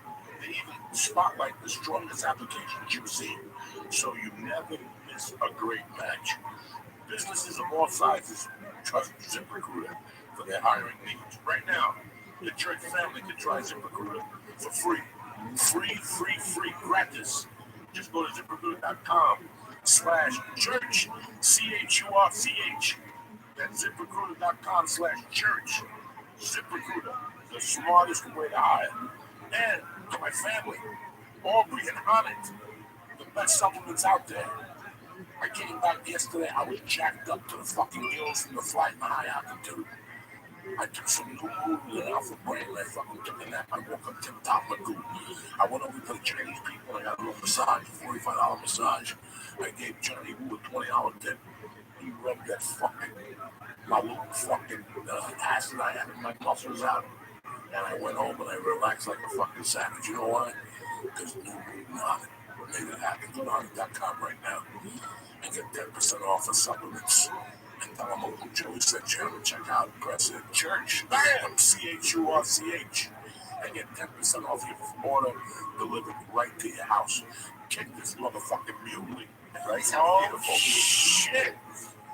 What a better way to start a week than with fucking Theo Vaughn in the house, ladies and gentlemen. What do you think about that? Happy to be here in the church, man. Great to see you, man. Great to see you. Great Man. things always. And you're on your way up. Following your footsteps, man. Not my footsteps. It's just what happens when you work hard. You leave these giant tracks out there. It's just the results of fucking sticking with it, you know. I went to Denver this week. Yeah. And last Wednesday, we were leaving Thursday morning. And I didn't even know about what I was going to walk in myself into. You know, I did that appropriately Wednesday. And I went to my daughter's ballet class. And while I'm sitting there, I had like a nervous breakdown. I get water from my wife. My wife didn't know. I didn't tell nobody. You know, I was going home. I was going back to Colorado to where I got on stage for the first time. Wow. That club was the first time. I got on stage for the first time at the Denver Comedy Works. And that night, I got like the full amplitude of what, and I had to leave the house. I even went to the spot with Leo at the fourth wall just to rant, you know, for 5 minutes, just because I was about to have a nervous fucking break. I was going home. Wow, this is the place where I started. Like, people don't understand. When you start in your own club, you're never going to get love there because they always remember you as you were. Yeah. So the people always have beefs with their home club. Oh, that's interesting. Like, if you start in Dallas and you have Dallas Improv, as you progress, they won't hire you. They'll hire you as a feature, and then they always remember you that way. So it's kind of weird to climb up a chain, and I was on my way on the chain at the Comedy Works. Yeah. I was doing guest spots, like 10-minute guest spots. Yeah. And there was this dude that worked there, Tim O'Shea. And me and him would type like, man, we open mics together. Like, what are you doing Thursday night? I'm going to the Rusty now. I'll see you there. Me, him, Jeff Sargent, Jimmy and Beta. You know, it was like 10 open mics and we become friends with them. Yeah. Him and I used to drive together to these gigs. And one night I'm at the Comedy Works. We do like an open mic, we're hanging out. And I'm walking up the stairs like it used to be a little deeper then. She ran down. When she saw me, she was one of those girls, check Theo, you know, they jump on you. And when she jumped, I grabbed her ass. Yeah. She landed right there. I didn't grab her. That's a natural grab. That's a natural grab. Yeah. He saw it, and he went to her and tried to convince her to go to the manager and say that I sexually harassed her, so they banned me from this club for 20 years. No. Then she never said nothing bad about me when they came time and made me leave. It was the final straw in that I have to leave campaign in my life. Like, things ain't getting better. Right. They just get worse every day. And if they cut my legs out with Comedy Works, the club sucked. Right. You're done. So I had something to prop you up. They would see clubs. Yeah. Clubs. Yeah. And they were going to feature me too. And what are you going to do? You're going to get $250 a week for the rest of your life and stay in Denver and stuff. So I made the move because of Wendy. When I bumped into her on one of those tours, the Dave Chappelle tours, you know, in the summertime, she asked me if I was mad, and I said no. We made up. I told her she saved my life. I would have been in prison if she banned me. And I'm back to headlining. And it was just weird, 6 sold-out shows. Wow. In my backyard where I first fucking did. Where'd you start? I started first stage you got on. Yeah, you know, I think I started actually down in Louisiana, but only just briefly. If the comedy scene, there's nothing, right? There's a lot of people, a lot of guys down there, they're just haters, really, when you get out of there. There's a lot of angry dudes there, you know. Okay, what's the closest city to you? Baton Rouge? Yeah, Baton Rouge. Baton Rouge used to have a funny bone. That's funny bone. Did you work in? Oh, yeah, I worked there. Okay. Yeah. When the girl was the manager. When the guy, this guy named Tom, he was a DJ as well. And he was the manager, and you could get over there. And it was like the first place I ever featured for. I featured for John Reed. And it was awesome. How long did it take you to start featuring there? Pretty quick, man. I was featuring at like 3 years in. I was featuring just because I had like out of the gate, I had a pretty good, 15 minutes. You could stretch it at the bar, drop some F-bombs, call somebody fat, next thing you know, you're at 20 minutes, So like, I was stretching it pretty good down there. And then, I don't even remember. And then after a while, just stuck with it. But I can really imagine that feeling of going home and feeling some appreciation. Because sometimes it's like you get out there, you're the crab that got out of the pot for some people, Well, then that's the other side. The other side of that was that's also a place I went to prison. Yeah. That's also a place where my daughter was born. That's also a place where I have an ex-wife. It's just a lot of mixture all going in. And then I get there, and I'm asking about the comics that I came up with, And one of them is Reno. They all got out of the business, they all did this, and then gave me a different feeling. It gave me like a little, I don't know, kind of feeling like guilty in a way that I stuck with it. Like I knew guilty that I stuck with it instead of quitting and coming out here. It was just a weird feeling, bro. What did you feel like? Oh, they're gonna look at me like I think I'm special because I'm still doing it. That's what I would think a little bit. I don't know. It's just weird that, listen, man, I stuck with comedy because I had no money. I mean, this is it. I wasn't going to go back to I was going to go back to smoking drugs and robbing people. Yeah. There was no other job. I was not equipped to have a day job anymore. Oh, yeah. There was one point where I just was not going to have a day job. I never wanted a fucking job. I never wanted a fucking day job. You know, I don't picture you having that. I picture you doing comedy or fucking stabbing somebody, honestly. No, it's such, I swear to God. Like, I didn't, Yeah. I had tried everything. I cook, David, bricklayer, electrician, carpenter. I was a fucking bar back. You know, I don't know how many bartending jobs I had. I don't know how many factory fucking jobs I had. I can't even imagine how many warehouse jobs I had pulling like fucking those things and stocking shelves. Yeah, I can't even tell you. You know, if that's what I wanted to do, I would have stuck with it. I can't tell you how many driving jobs I had at a hardware store. I can't begin to fucking tell you guys. And it's your calling, man. That this was it. No, this chooses you after a certain point. It just chooses you because you just, like, I had no other options. I was 28 years old. My man is telling me, well, who's gonna fucking hire me in the stock market? Or the people, you know, the fucking stock market. I was done. That was it. Yeah. So I figured that least case scenario, you could be a road cop, right? And make $600 to $800 a week in your car. And look like Charles Bronson, have about 4 nights a week, have a hotel, 3 nights a week, sleep in your car, you learn how to camp. I'm dead serious about this. Yeah. This is how disheveled I was inside at that time with the world. I just wanted to drive in a car. That's it. I just wanted to be alone for a couple of years in a fucking car. And guess what? That's exactly what I did. Yeah. I was in a car for 5 fucking years in a car. Some nights I slept in a car, some nights in a hotel, some nights on people's couches. Damn. And do I regret it at all? Fuck no. Fuck no. It prepares you for the rejection. It makes this shit seem like nothing. Right. You know what I'm saying? It makes you start to own, like, whatever. Like, you, no matter what you probably do or say to me, I've created enough shit in my own life that you don't even know about. You know, I got arrested at 6 o'clock for assault. The show started at 9, and I bailed out at 5 to 9, and I don't know. I still got 4 of them, and I don't, you know. I mean, I went through the fucking, you know, as a road comic. I was doing CW Kendall work, David Truman work. You know, everybody who had one-liners, I did them. I took this Doug Stanhope format. Yeah. There was small triple. That's what Stanhope did. Stanhope wasn't busting his ass in New York, bringing 5 people to a fucking show. Yeah. Stanhope started in Vegas. He got even at the Improv as a feature act. And he was unstoppable after that. You know why? He got a Buick. He put a fucking stick in the back. I mean, I didn't invent this. I just mimicked somebody else. Yeah. I just mimicked somebody else. When I saw him in 96, I had never seen anything like that. Wow. I met him in 91 as a feature act. And he came back to the Boulder Comedy Club. And I was the house MC, and now he was a headliner because he had done a spot at the Improv. And it was different.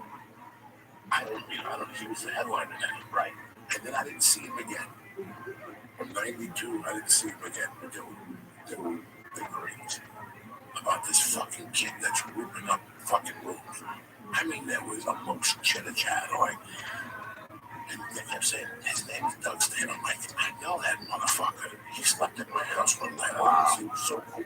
I was the house MC at the Boulder Brook. And it was part of the Triple. David Triple, yeah, he's a book in the Pacific Northwest. Yeah. So we used to go Tuesdays was the Brook. Wednesdays you had off. That sucks for a comic. That's what then you spend all your money you made on Tuesday. Yeah. That sucks for a comic. You only get for those 9 at the time, he was giving you $125 a night, and he paid you $50 up front and $75 in the check. So you picked up $50 cash. That's it. So you had to either figure it out.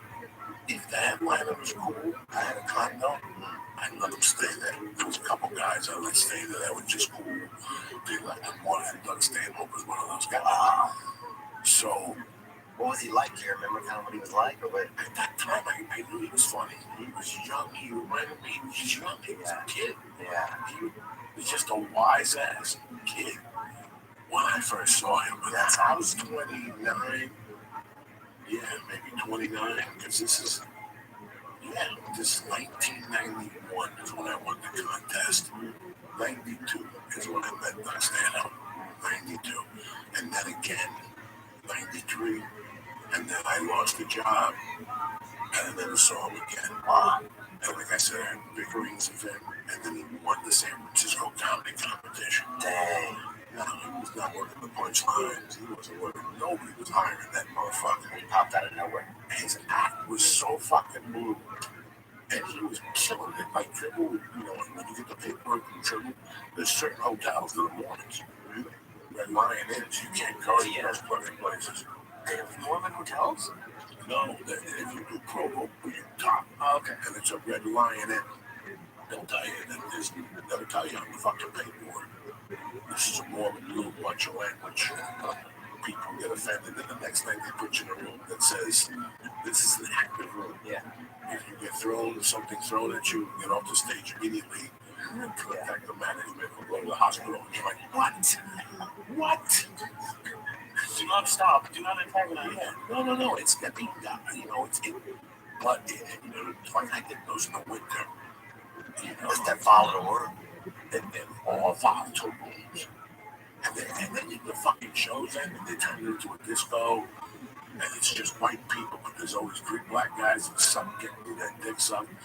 And there's 2 rednecks and the furious and the black people. You know, I mean, it's fucking crazy. It's an adventure in itself. You know, I went on a triple run for probably 8 months. That's all I lived on was triple runs. 2 weeks of the shot, stay on the road. No, live off the federal land for fucking 2 days in your car, going to the movies and sneaking into other movies and staying in there all day, living off Subway sandwiches, the veggie and cheese, that type of shit. What do you miss about that? What do I miss about that? I know it's kind of a general question, but The truth, yeah. not knowing is one of the best places you can ever put yourself in your life. Not knowing because you got the rules on a child. You know, it's your child. You ever take a chance, you won't ever, you don't know. You don't understand what that's like. You get safe. A lot of time I feel like I get You know, there's people that think they're cute. Have 13,000 in bank account, and they're like, you know, I'm living day to day, bitch. Yeah, I'm talking about $50 is what I own. This car is what I own. Yeah, I wake up in the morning, I don't know if this car's gonna make it to the next game, but guess what? I'm gonna try my hardest because I'm a fucking professional. Yeah. That is a distinctive level to put yourself in your life.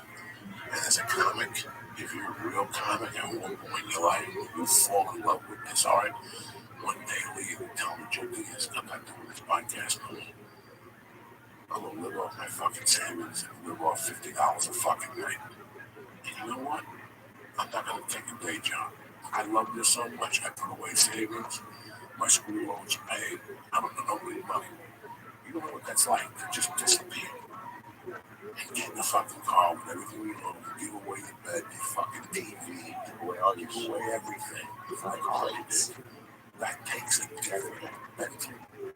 When I got in that car in June of 1995, that was the best thing I ever did with my life. Like I had been out in the cold before, I had been alone before. That was a completely different feeling. I was living off what I loved for the first time in my life, man. Not what I had to do to pay the fucking shitty bills and student loans and to pay for fucking shit that I didn't fucking need, a fucking TV or cable TV, you know, to disconnect yourself. The people that come conversations about TV you don't even fucking know. But you want me to tell you what the best thing is about Lee? You don't give a fuck. You don't give a fuck because you're out there getting on stage every fucking night.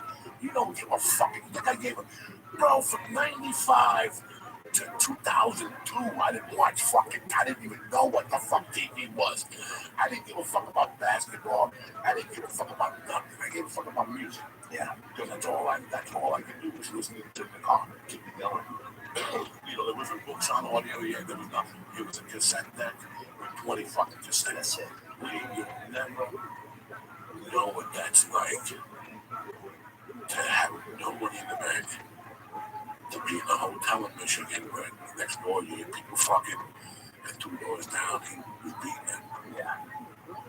But it doesn't matter because you want to do what you love so much. That is a fucking feeling that people live all their lives and they never fucking experience loving something. Trying to be that good at something that is, there's nothing to it. There's no guarantees when we get into this. If I go to school to be a doctor, you can be a doctor. I can do anything after that. I can be an assistant. You know, I don't want to be a doctor. I'll be the highest paid assistant in that fucking office. X-ray center. He was lazy. No idea. Look, it's like you take a gun and point at a man, you take a life. That takes you to a different level in your life. That puts you in a different perspective. That puts you in a different world. You have no disregard for a human life. Now you do it again. Now, every time you have a beef with somebody, I come up to you and I just shoot you in the fucking head. Every time I have a beef with somebody, that takes you to a different level. Not knowing where you're. Now, I had tons of practice about not knowing. Yeah. Maybe 3. Oh, yeah. I used to wake up and go to a dump and put breakfast on the yard until 5 o'clock. Reconditioned. You didn't even realize. So I would force myself to make money by 5 o'clock to give the charges back their breakfast money. You know, it was $7 and I take a 20 outside for it.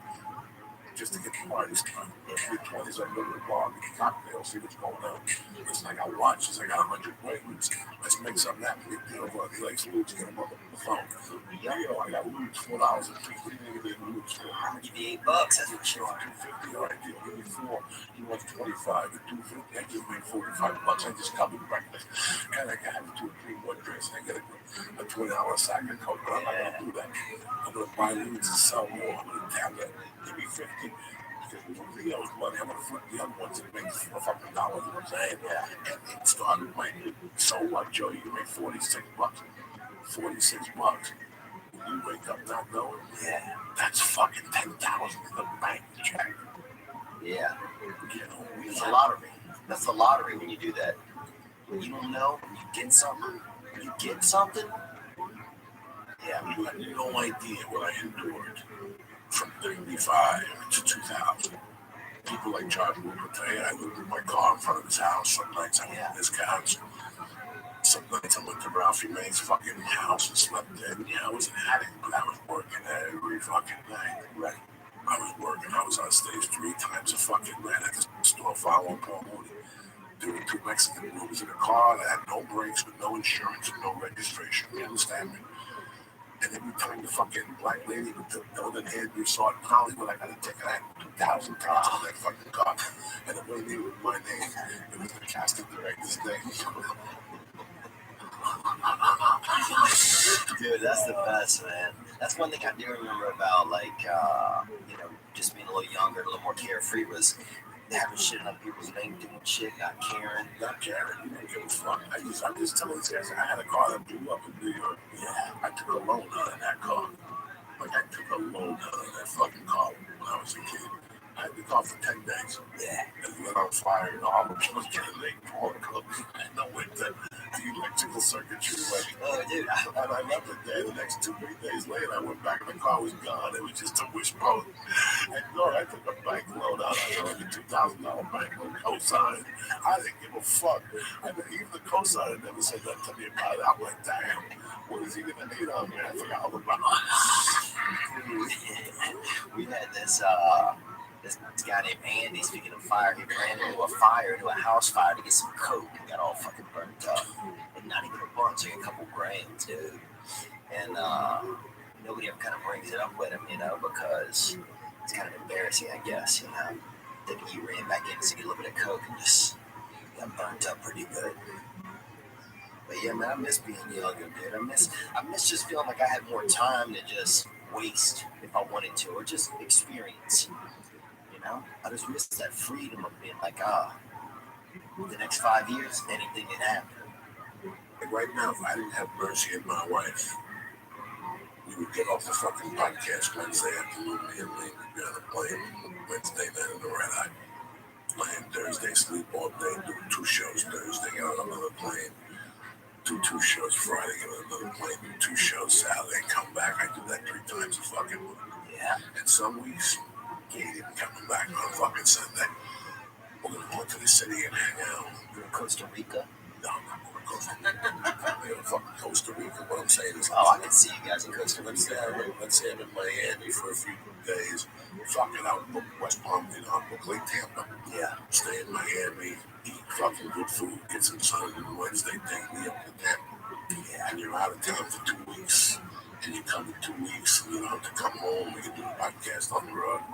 That would be the ideal life right now. Yeah. I would love to be able to do that. I would do anything. I wouldn't give up my family right now and offer anything on the road. But if I didn't have Mercy, forget the fuck. I go on the road old school, just stick out. 3 weeks a shot. 3 weeks, fucking stay out there. We come for 3 weeks. We'll do a podcast in Miami, Tampa, and Atlanta, Georgia, or fucking DC, and then come home after 3 weeks. Stay out unless you have rotation or something. There ain't no reason I really come home. Stay out there and get it done. There really isn't. There really isn't. There really isn't a reason. I mean, every time I get back, I'm like, what am I here for? Just clean clothes, you know? Just to see some friends, to go to the comedy store. Those are the only things that keep me really, enjoying the atmosphere, man. Yeah, I miss doing good drug. I miss doing some LSD, man.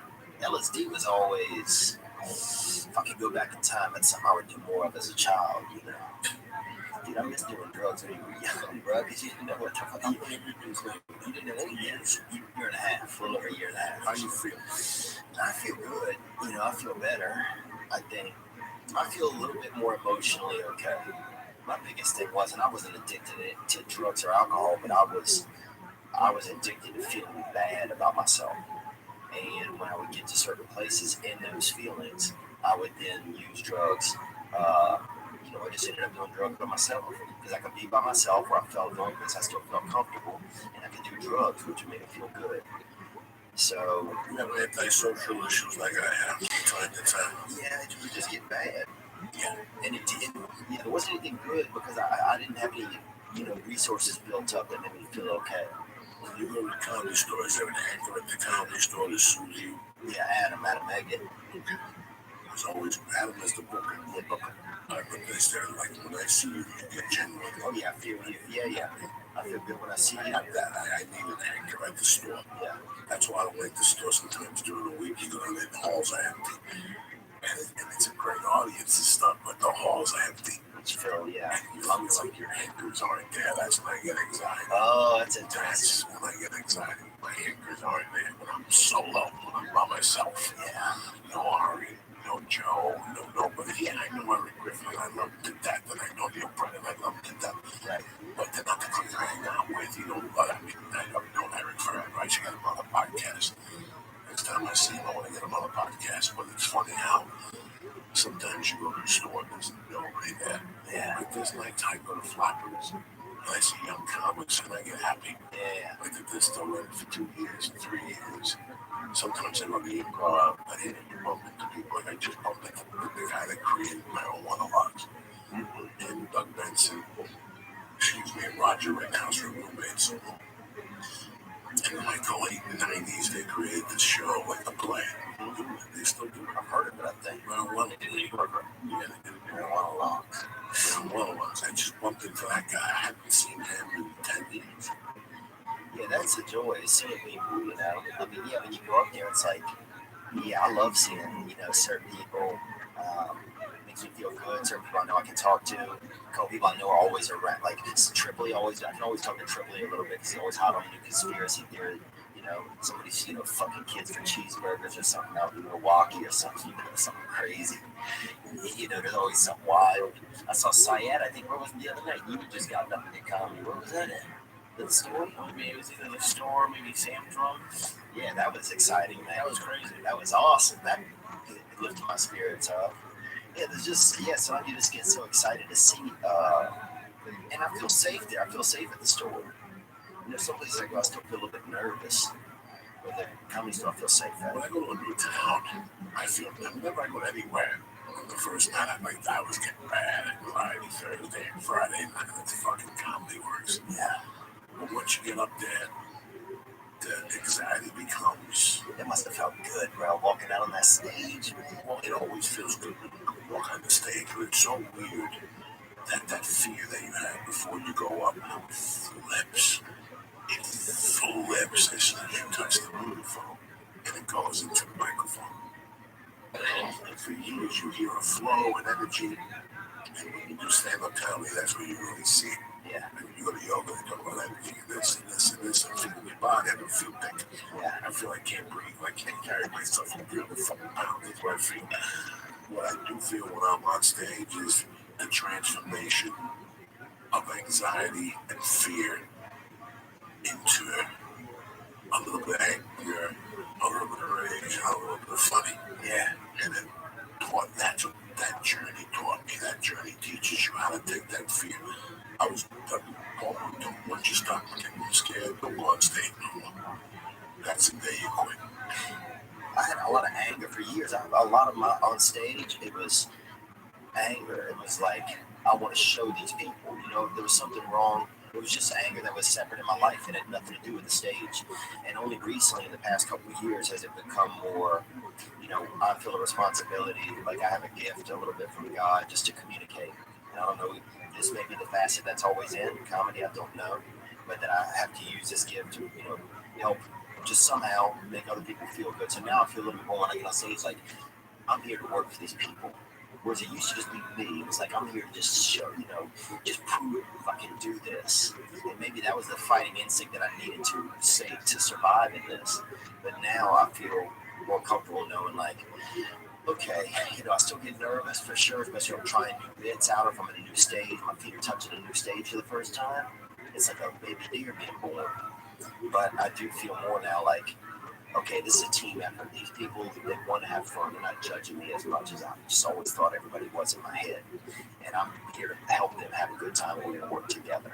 I feel that vibe more now. When you first started, were you frustrated at one point? I was fucking angry, You were dude. frustrated with the system, your life, Yeah. yourself. I was frustrated with a little bit of that poor white anger. The same type of just, nobody gives a fuck about poor white people in America, it seems like, except for poor white people. So, I had a little bit of that angst. I knew, dude, I grew up around some fucking real crazy poor white people. The dude, no arms, they had a dude in our town, no arms, used to fucking fight everybody. That dude, what I'm saying? He'd get you in that lurch, he would catch you between his chin and his chest, and fucking snack you like a snake. We were talking about this dude. Boy Gerd was his name, and he would just get you like that, rough, and he would choke you down. He had no arm. No arms at all, he'd fight anybody, dude.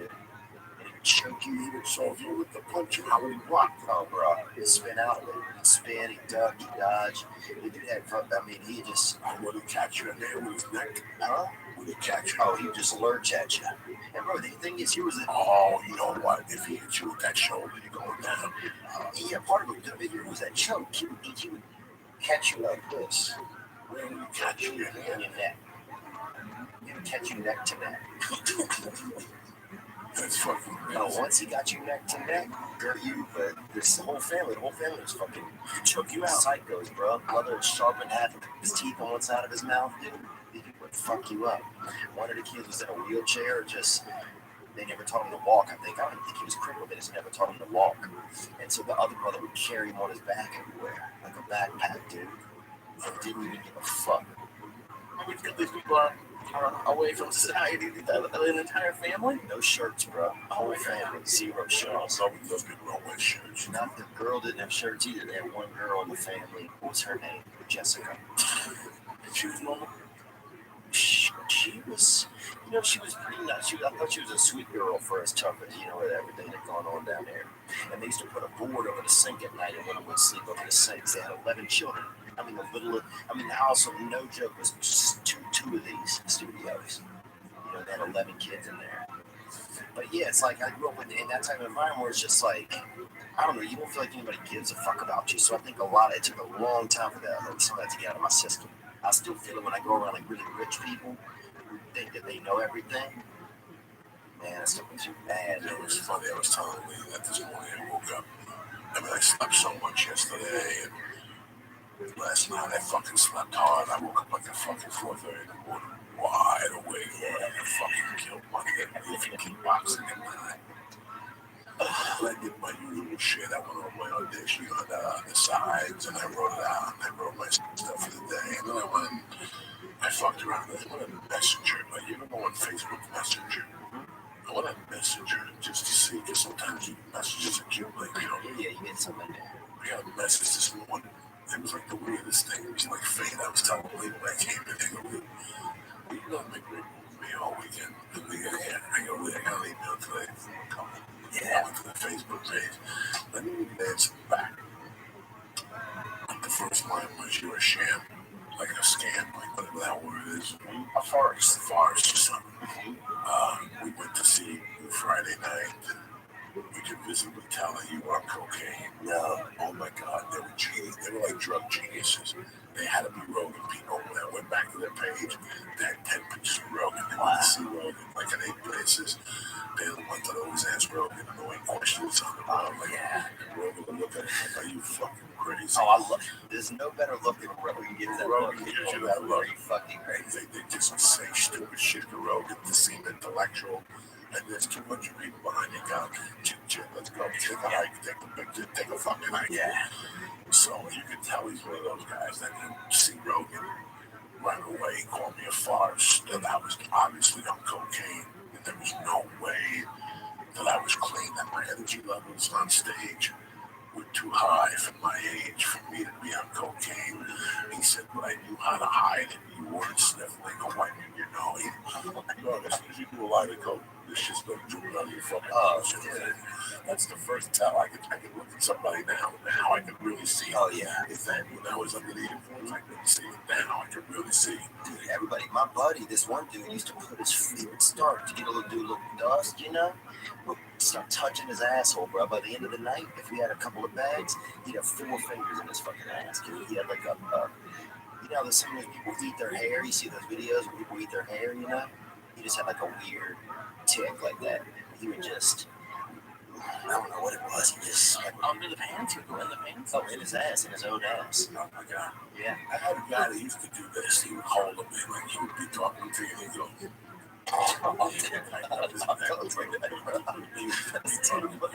just flip out every time. And then I had another guy that when he get cooked up, he was bald, so he always felt like something was landing on his head.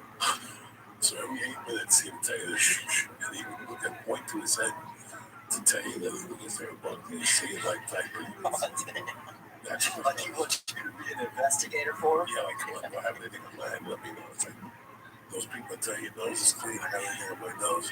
He would look at me, he didn't have to say he would let's say he started snorting at 11 with me. Yeah. By 1:30, that would start. He would get paranoid, he would drive me crazy, he would say a lot of shit. He would just tell me that he had a spider on his head. After 2 or 3 hours, he would start smacking his head. And that's when you would fucking die of laughter. When he would smack his own head. To be honest, Joey, after like the first couple of times he asked you, would you just start like looking above his head, just like, there's something on your phone? Oh, I tortured him for days. That was last. I think he stopped hanging with me because one night he must have smacked himself 90 fucking times in 3 hours. He was punching himself in the head because I kept telling him I was feeling spiders. I tortured him. I tortured 18 people in there. Even when I'm high, I get me fucking stoned. Oh, yeah. The best torture I ever did, ever in my 55-year existence, was to my ex-wife in San Francisco on acid. That was one of the best times I ever had in my life, ever by myself. I kept telling her, get it together, you gotta pick your father up at the airport. And she was like, my father's coming in. I mean, it was fucking crazy. Nothing good went I there. had her looking for her keys. And then I had a blue poster, and I would look at it and look at her and go, don't tell him nothing. And she would look at me at the usually poster. I was one night thing I one night, that poor girl. You wonder why she gets me with all my fucking heart. That's so vague and good at the same time. Oh my God, I got on one of those 12-hour fucking Grateful Dead hits ass. For like 9 hours, you just burn. Oh, yeah. We were burned in 1985. We were burned. It's like koalas playing volleyball with your brain. I got in San Francisco. The first hour and a half is mild. And then it just goes into overdrive. And you're seeing shit, you're hearing shit. Yeah. You can't focus on the TV, only music can be on. You know, right? You feel it, man? I'm thinking about how, like, when you're on acid, how can you torture somebody? Like, that's like, You just think of something that's casual enough just to catch a little bit of their, just a couple of their senses at the same time, and people squirrel out, dude. My buddy put him out of the yard on a mattress one time. It's the only way he could function, dude. Another buddy of mine took all his clothes off and started driving. Drove for like 5 hours. Dude, had no clue where he went.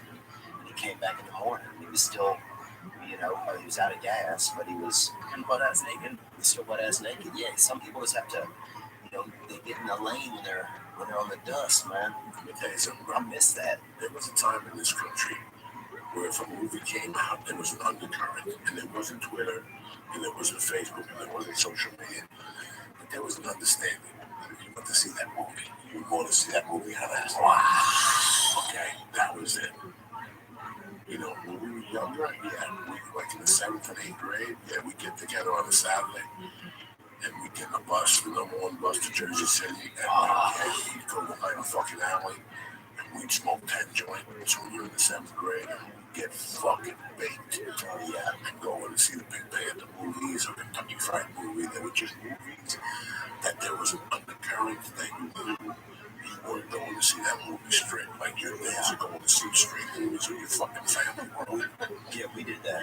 Rocky Horror Picture Show. That was I did that later on. Right. Like, we went to see all the rock movies. At that time, all the theaters had midnight showings of rock movies. There wasn't a lot of them. There was 10 of them. Yeah. They were all in rotation. Pink Floyd, Live at Pompeii, the song is the same. Neil Young, Crazy Horse, Neil Young, with the whole crew, Crosby, Stills, Nash and Young. There were a couple of movies that were hour and a half that you knew you were going to see them midnight on Friday night. And that's when you and 20 of your friends did. But the most vivid movie, I still remember going to see that. It was mandatory that you did acid. It was Apocalypse Now. Like, it was known that you were not going to see that movie. But based on what? I told you that. That was the word on the street. Before the movie even came out, like, that was it. We're going to see that on acid. Bro, that was it. Everybody doing acid, like 20 of us would go and do fucking acid out on the side. You would hear people, it was 3D glasses, not the 3D glasses. When they were doing the fucking scenes with the strippers and shit, that scene blew my mind because they did the Redux and they had all the Dutch scenes and shit. Even before all that, fuck the Dutch. So when they were bombing them with the things, you're tripping your fucking balls off in the movie theater.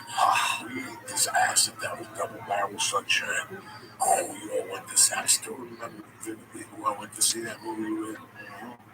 And when one of the guys did, this guy John Crowley, there was a Carvel in that mall. This was a family cinema. The Carvel cakes, ice cream. Yeah, but there was a first store that gave you the cone. And somebody went to the movie theater and threw the cone down, and it was melting. And then a few minutes around it, there was a long line. And he goes, watch, I'm cutting in front of the line. And he picked up the fucking ice cream and started with all my ass. Oh, yeah. His name was John Crowley. Started eating the ice cream. And everybody in that line fucking froze, and we just walked in like we owned the drink. People on acid were fucking eating. No, people on acid were watching my friend eat a cone of ice cream that was melting with ants on it. He picked it up and they people were gonna fuck with him after that. He dead before the movie started. He went up on stage with dead and right, go up there on stage and tell the people he was so fucked up on acid. He went up there. He's like, "Can I have your attention, please, ladies and gentlemen?" And there people were fucking howling because they had just seen the fucking ice cream cone outside with that Sonic and shit. You know, like I went to all those. Another time, I went to a movie. I went to see AC/DC with a friend of mine, Kirk Lorenzo, God bless his soul. And we did coke that night instead of booze. Oh, yeah. Drank like the blackberry brandy. It looked tight. And one night we pulled the lead on him. Me, him, and this kid, Louis Castellino, went to a movie. I can't remember what movie it was. But on the way home, we were on fucking fire. Yeah, like the acid was beating me. We were tripping. We were seeing shit. That's crazy, bro. And I think it was Castellino kept saying to the guys, I keep hearing sirens, and there were sirens. I kept telling them, I don't need no sirens. And the dude played along. He's like, I don't hear no sirens. He kept walking. There must have been a fire somewhere. There's sirens everywhere. This guy said, I wonder what's going on. Why are there sirens? And we're like, we don't hear no fucking sirens. Knock it off. And it just rang. Like, we did later ring. It rained a ton. And there was a pothole with water on it. I would fuck with him for at least 15 minutes about the fucking sirens. He's hitting his ears and shit. He's like, I gotta make it stop. I gotta make it go away. We're fucking howling me and Kurt. And there's a pothole filled with water. And I'll never forget he bent over and took the water and started coming on his face. That's He started splashing the water on his face. And he kept saying, I still hear the sirens. And we're like, this, knock it off. There's no fucking sirens. And after about another block of getting torched, he just took off and ran off. Yeah, the next day we saw him, like, that was fucked up. He was like, what no fucking hearing sirens. Oh my God. That is the best when you take somebody knelt down on Kennedy Boulevard Dog and splash water on his face. From the pothole, I nearly thought it was right across from Fairview fucking Diner. We enjoyed that. There was a little hill, so all the water ran into that pothole. Oh, nice. There was a couple inches of water, but he bent, the street was still wet. He bent over and splashed water on his face. That was the killer right there. I wonder if like the increase in like mental institution, like in that with acid from just Joey. Oh, Just like like yeah. Yeah, I mean, acid was like a $6. People were always like, acid was more popular on the young. For $6, you might fucking die, bro. You know what I'm saying? You don't know what was gonna happen with acid. That was the beauty of it. Yeah, that was the thing. That's the beauty of it. That's what I loved about it. It was like, and people would always complain like this acid's no good. Like it was $6 fucking, bro. You know what I'm saying? It was $3. Yeah, you're lucky you're not dead. You're lucky you're not dead. Dude, we had this boy Barry Shirts, and he would this dude, he took a hit too hard. He might have taken like 10 or 20 hits one time, and he would start to keep an extra shirt with him, right, and change his shirt when he was tripping. And then eventually it was like 2 shirts and in a bag, 2 shirts, 3 shirts, and just sweating. Oh, just snow, not even sweating, just switching shirts, bro. So you'd be hanging out with him, you'd leave the room, and he would come back in a different shirt. And so then if you were on acid with him and you didn't know he did that shit, you didn't know he just had this kind of little psychosis thing he was going through. He's just switching shirts, just fucking. So then every 40 minutes, you'd have on a different colored shirt. So if you were a new person, you didn't know. You'd be like, what the fuck, man? You'd think you were tripping even harder.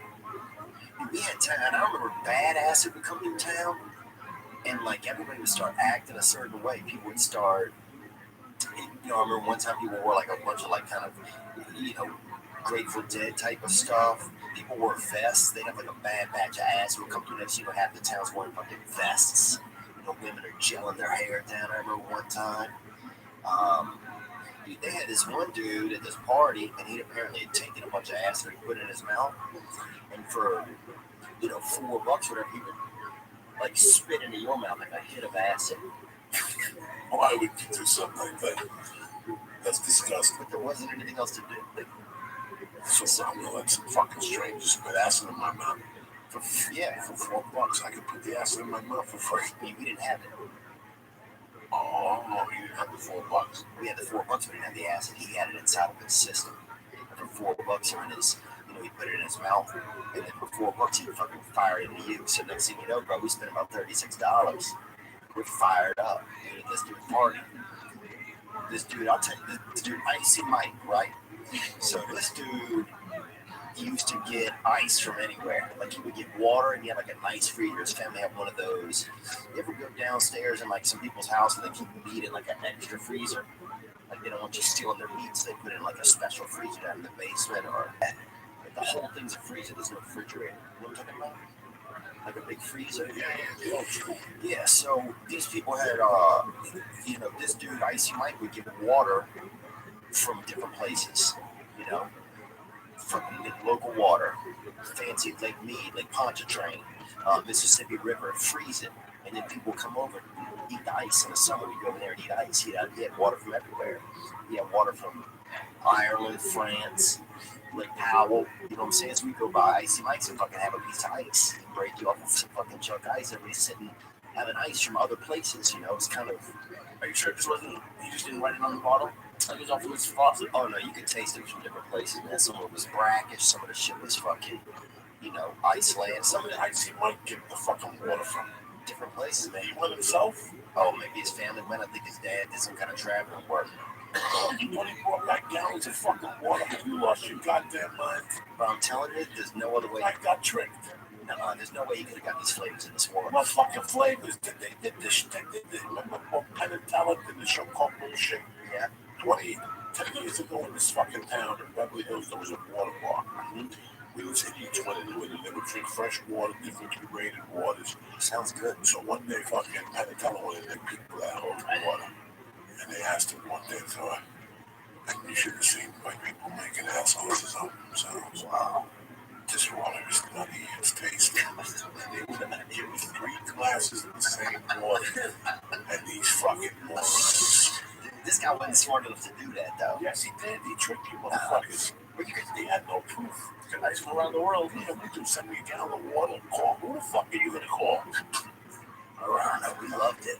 It was good, man. Water from the fucking neighborhood. I'm telling you. Let me tell you what happened. Are you fucking crazy? Oh yeah, it was exotic shit, man. If you could see the bottles and stuff, and he had it like in the, we'd get the trays up and bring everybody off a fucking cube. We'd all be sitting there having something, What he did was he sold you a dream, which was cool. I did that. He was a great guy for doing that. Yeah. He took your money away from the fucking whole day. Bullshit. Listen, I got this from another guy, and then someday I'm going to that's what happens. It happens. Trust me. So I'm in New Jersey. I trained to fucking get out of Jersey. Yeah. You get Bon Jovi. I love Bon Jovi because Bon Jovi is really from New Jersey. Yeah. When he did Slippery, right on the one after that, there's some songs with his lyrics. And that one, Never Say Goodbye, like that Slippery Wet song. Like we were trying to break hoops, like when I was a kid. That's all I always knew there was something out there. Right. Like I love New Jersey, I love North Berkeley, I love my friends. But I gotta tell you something, I always knew there was something out there. I wasn't gonna stay there. I knew that was not gonna be my calling. I knew I was not, and I lived 8 minutes from New York City. Wow. The place where everybody wants to be. And I loved it. I was telling my most favorite neighborhood in the world is the Bronx. That's, if I could go back into a city, that was the way it was in the 80s, the 70s. I loved the Bronx in the 70s. It was a murder zone. But the food was out of this fucking world. Yeah. The people were out of this world. My mother had a dry cleaner until about 1971. And I would spend my weekends up there. It was fucking great. I got bit by a dog. I got chased by gangs. I love dry cleaner. I love the fucking Bronx. Like, I love all that type of. Now it's very gentrified and stuff. Oh yeah, New York's changed, man. Fuck, I go back to New York and I can't believe it. What is it now? The city is everybody's just rich people. I can't believe it. You can't even get mugged in Alphabet City anymore. No, there's not even people out at night, like 2 and 3 3 in the morning, like they're used to this very select. The streets are empty. I remember closing the bar and taking the fucking bridge over. Yeah. The tunnel over and just like, oh, what do you want to do now? Whatever. Let's go over, get a brown bag of beer, and sit on the fucking corner. That's what we do. Yeah. You got a job, come on, no, we do it. You got 20, I got 20. Let's go to the city, pick up the 20. Throw for the toll, we're gonna 6 bags, do 6 bags, we'll bring up the fucking You can't have any fun anymore. I remember the first time I went, dude was eating. I remember a couple of lesbians brought me back to their apartment. You know, and I ended up stealing a sex toy out of there because I got a little bit keyed up on some cocaine and got nervous. But you could have fun, though. You sniff it with your clothes. That one the sex toy. Dude, well, I went over I used to steal chicks' panties. Oh, bro, I would steal something every time. On the way home, I jerk off in the pants and drove out of the fucking car like a savage. One time, I was with this girl, and I was so drunk, bro. She was driving us, and I had to puke so bad, and I just took my hat off my head, filled it, just vomited right into it. Just threw it right out the window, just kept talking like nothing did happen. Dude, another time, this dude, my buddy, Billy Conforto, rest in peace, bro. He died. He drove a new embankment, but he used to do pills and everything, and we were bus boys together. We were co-bus boys, even though he was about 35 or 40, you know. He looked like Don Flamenco, you know who that is, from Mike Tyson's Punch-Out? The little Italian guy, and he's like, he looked like that guy, but without the roses and about an extra 20 pounds, and he was also homosexual. But he gave me some pills, you know, gave me some sodas one night or something. I think tried to maybe take advantage of me. I don't remember. That's a good thing about pills is, you know what I'm saying? If you did get molested, you don't really have to remember it. But I remember this girl, this hot chick that I knew, was at this bar we ended up at, and I was like, I need a ride home. I mean, I sat in my passenger seat. She drove us home. While she's driving, I vomited all over her, right? And the only thing I remember is we made plans to go to church the next morning. So in the morning, I come out of my house, I have no clue how I got home, opened the car door, and there's vomit everywhere except like in the shape of this woman right on the front car seat. And I went and walked over to church, and she was there. And she looked at me like I was the devil himself. You walked on this poor girl. Yeah, she's a sweet girl too, man. And she has children now because I seen on Instagram she has some children. You still follow her? Yeah, I still kind of beat her with acid. I miss. You miss doing drug deal. Does your mind? You know, there was a time when if I didn't have go, there was no reason to go out. Yeah. I'm not going to that bar. So I'm not smart. Yeah. There's no reason. Like I equivalated. It was the equivalent. Like if I didn't have coke, I couldn't have fun. That was it. Yeah. The ages of 18 to 23, until I didn't have. That was my fun. I didn't want to go to the movies. I don't want to go to a park. I don't want to see nothing. You know. So once I stopped smoking coke, that whole world disappeared. Which I wanted gone anyway. That was the part I didn't like about the drugs. Yeah, it's a dirty world after a It's while. a dirty world after a while. So You're up late with a bunch of creeps. I didn't like that anymore. Like at the end, the last 5 or 6 years, I started by myself. Yeah, that's how I If you were a girl, like, dude, you didn't give it up. Like, there was no, before you went up into my cave, your cave, I'm letting you know right now, why give me half this coat? I'm gonna eat your asshole later. Yeah. I would let them know. I don't get, that's the only way. And I would, at the end of the day, would start irritating me, and I'd fucking get pissed. Yeah. It would be like a blowjob because they would drive me fucking crazy all fucking night. I'd rather hang out by myself because people drove me crazy. Yeah, maybe that's how I think I got, man. And that's my I favorite. was very antisocial. Yeah, I got very antisocial. antisocial. I was social for what was necessary. Yes. But when it came to that shit, and it's still like that at times. Like I still have. Because you have that thing in you that was never going to change. That's never going to change. Coke was just a side effect of, you know, a progression of that feeling or whatever that was. You know, because cocaine allows you to be by yourself. You're like, oh, it gives your brain a quick reason. Oh, I got to go do this by myself. Anyway, that's what it did for me. That's what it did for me too. Like I am now, I have fun. Like, you know, Yeah. It took me 2 or 3 years after the coke to even have like when I first got into comedy, it was a new thing for me. Like I fell in love. It was my wife. That was it. And that road life, you just meet girls. Oh, the road is fun, man. And they know what time it is. Yeah. They take you back this piece of ass, and I'm leaving in the morning. Oh, yeah. And communication is zero. Ain't nobody falling. Yeah. You know what I'm saying? I ain't gonna tell nobody, you ain't gonna tell nobody, we're gonna do a couple dirty things. And I'll leave town. Yeah. Never see each other again. Look at some fat ankles hanging out of the bed sheet. I didn't want anybody at that time. Right. I love comedy so much, I didn't want anybody. I was having a great time sleeping in that car. I was having a great time some nights sleeping in a Motel 6. And some nights sleeping in a fucking Hampton. You didn't know until you got there. You know, this week we stay at the condo in Denver.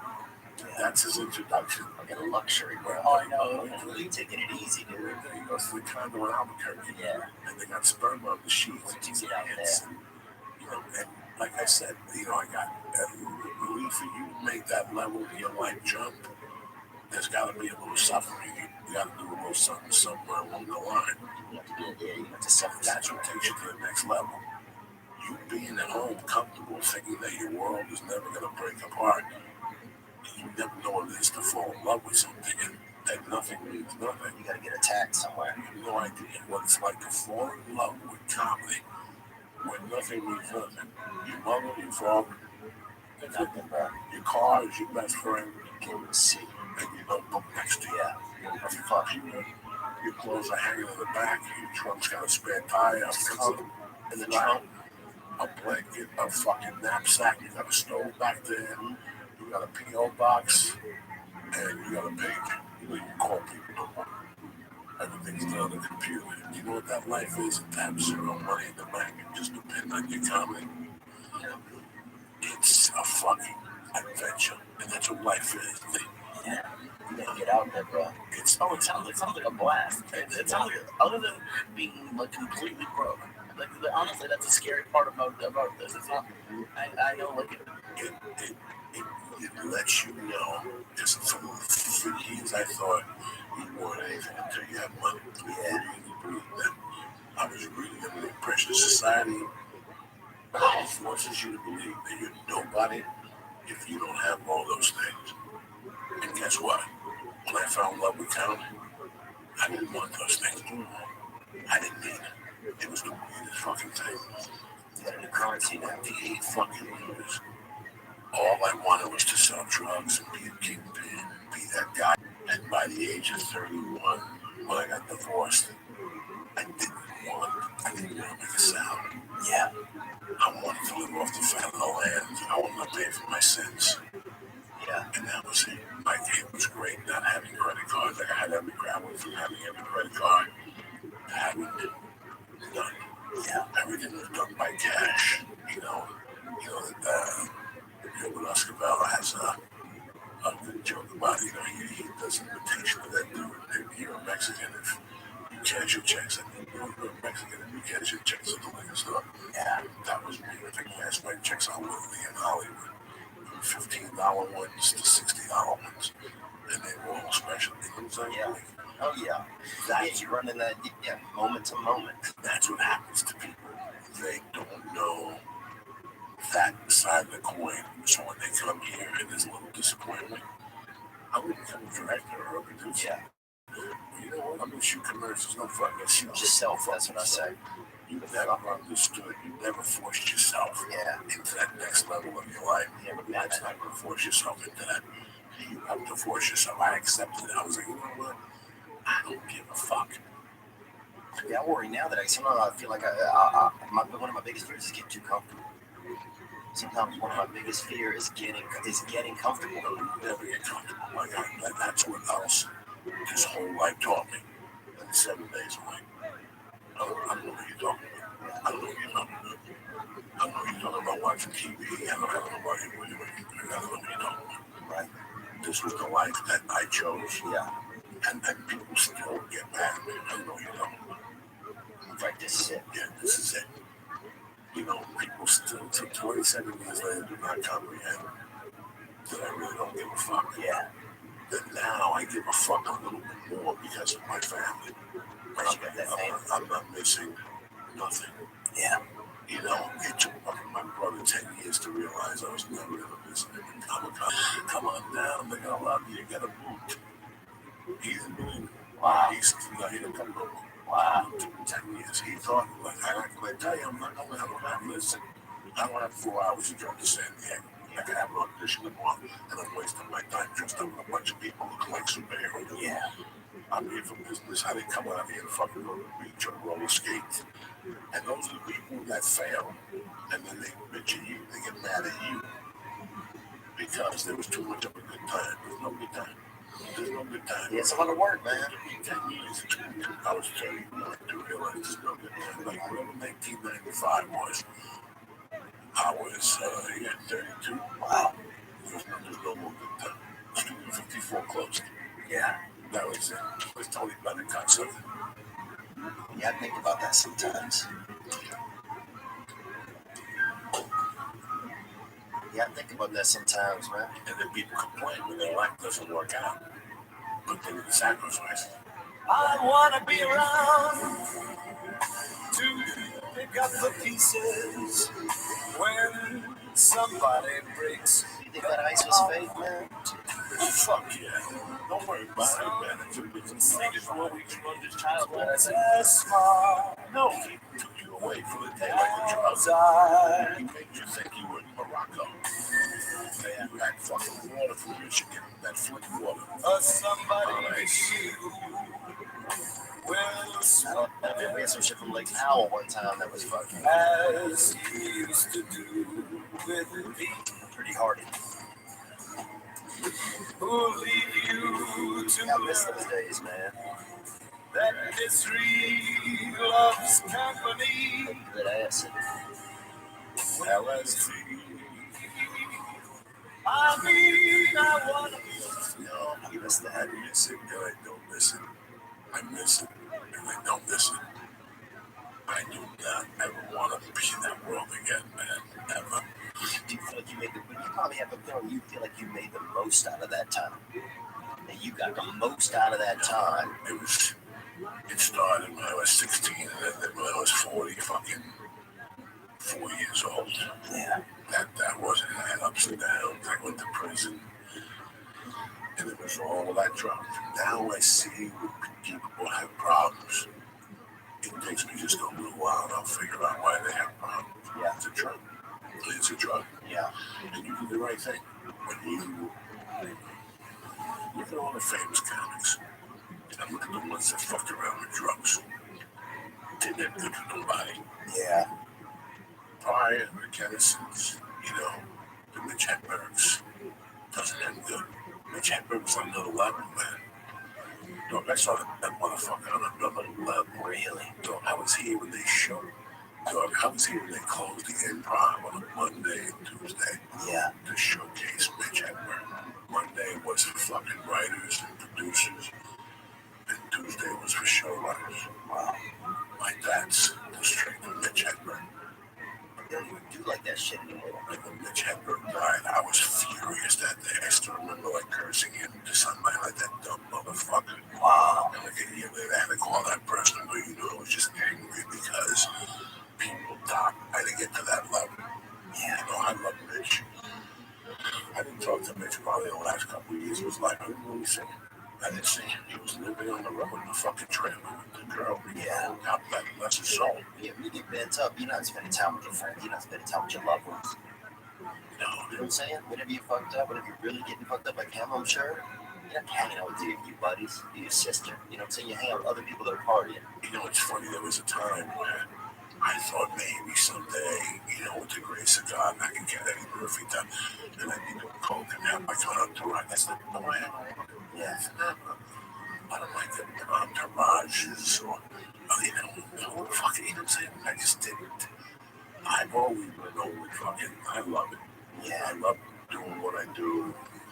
I enjoy it. I'm really happy that I got to find, like, how happy are you that you got to find what you're going to do the rest of your life? We're all very uncertain. Yeah. I knew when I thought about getting a job in New York, like a friend of mine said to me, listen, I can still get you like a rubber job. I have to cover up the felony and everything. I thought about it for a while. I'm like, I want to do that. Yeah, I thought I wanted to do it. I really thought it was adventurous. But once I heard the comedy lifestyle, and I read the books, and I did just that gift that I'm going, just knowing I'm going to pick up $50. Right. Yeah. To cover my hotel, but guess what? Today I'm doing what I love doing. what the fuck? What the fuck? You're gonna get a job that you hate. And then when you grow, you're gonna marry and you're both gonna get fucking fat. And you're gonna start owing money. And now your job owns you. You gotta work 6 days a week to make that fucking money. And then guess what happens? One day you just die from the fucking stress. You know, one day you just die from the fucking stress. And we were talking about studios before. I'm an account major.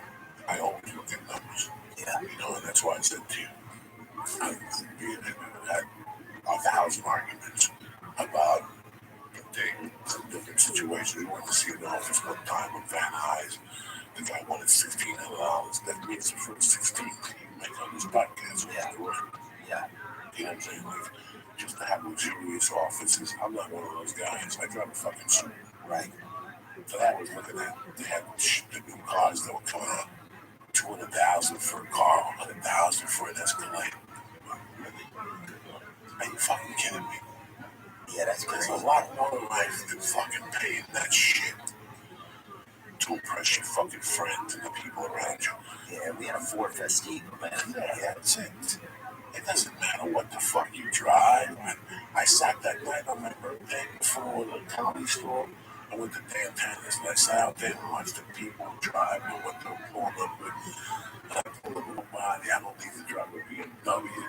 Yeah, it's such a great thing that I let go. That's what comedy did for me. It made me thwart that thinking that money made you. Money doesn't make you at all. Money don't do shit for you. Yeah. Money don't do shit for you at the end of the fucking day. When you realize that money don't do shit for you, your life changes completely. Your mood and your day is created by you. I love that. I love that. It's the fucking truth. I felt good without money and I felt good with money. I felt good in both avenues. Because sometimes without money, I'm telling you, I'm in a hotel condo.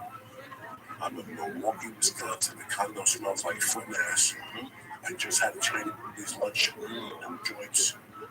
And the waitress is giving me a half gram of Coke tonight, and I still don't have $10 left over for the morning to get a sandwich at fucking Subway. I'd sit there and watch TV all day and write fucking stupid jokes. But at least it was not doing something I didn't want to fucking do. Right. Towards the end, when I sold cars, the last year I sold cars, I got fired from every job. I just... What kind of cars was y'all selling? It didn't matter. Yeah. Jeep, Subaru, used car like Jeeps. I got fired from every job. You know why? Because I was just there for the paycheck. Yeah. I would go in there and use their long distance to call comedy clubs. Yeah. And then I would need to sell cars and talk to people.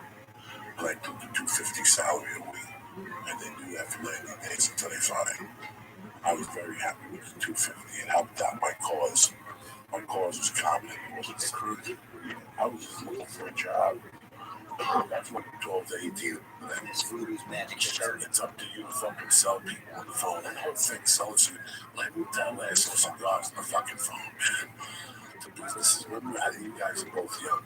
20 years ago, the cigar business got hot in this country because Demi Moore took a cigar and smoked it on Vanity magazine or some fucking magazine cover. So you would go to bars and women would be smoking cigars.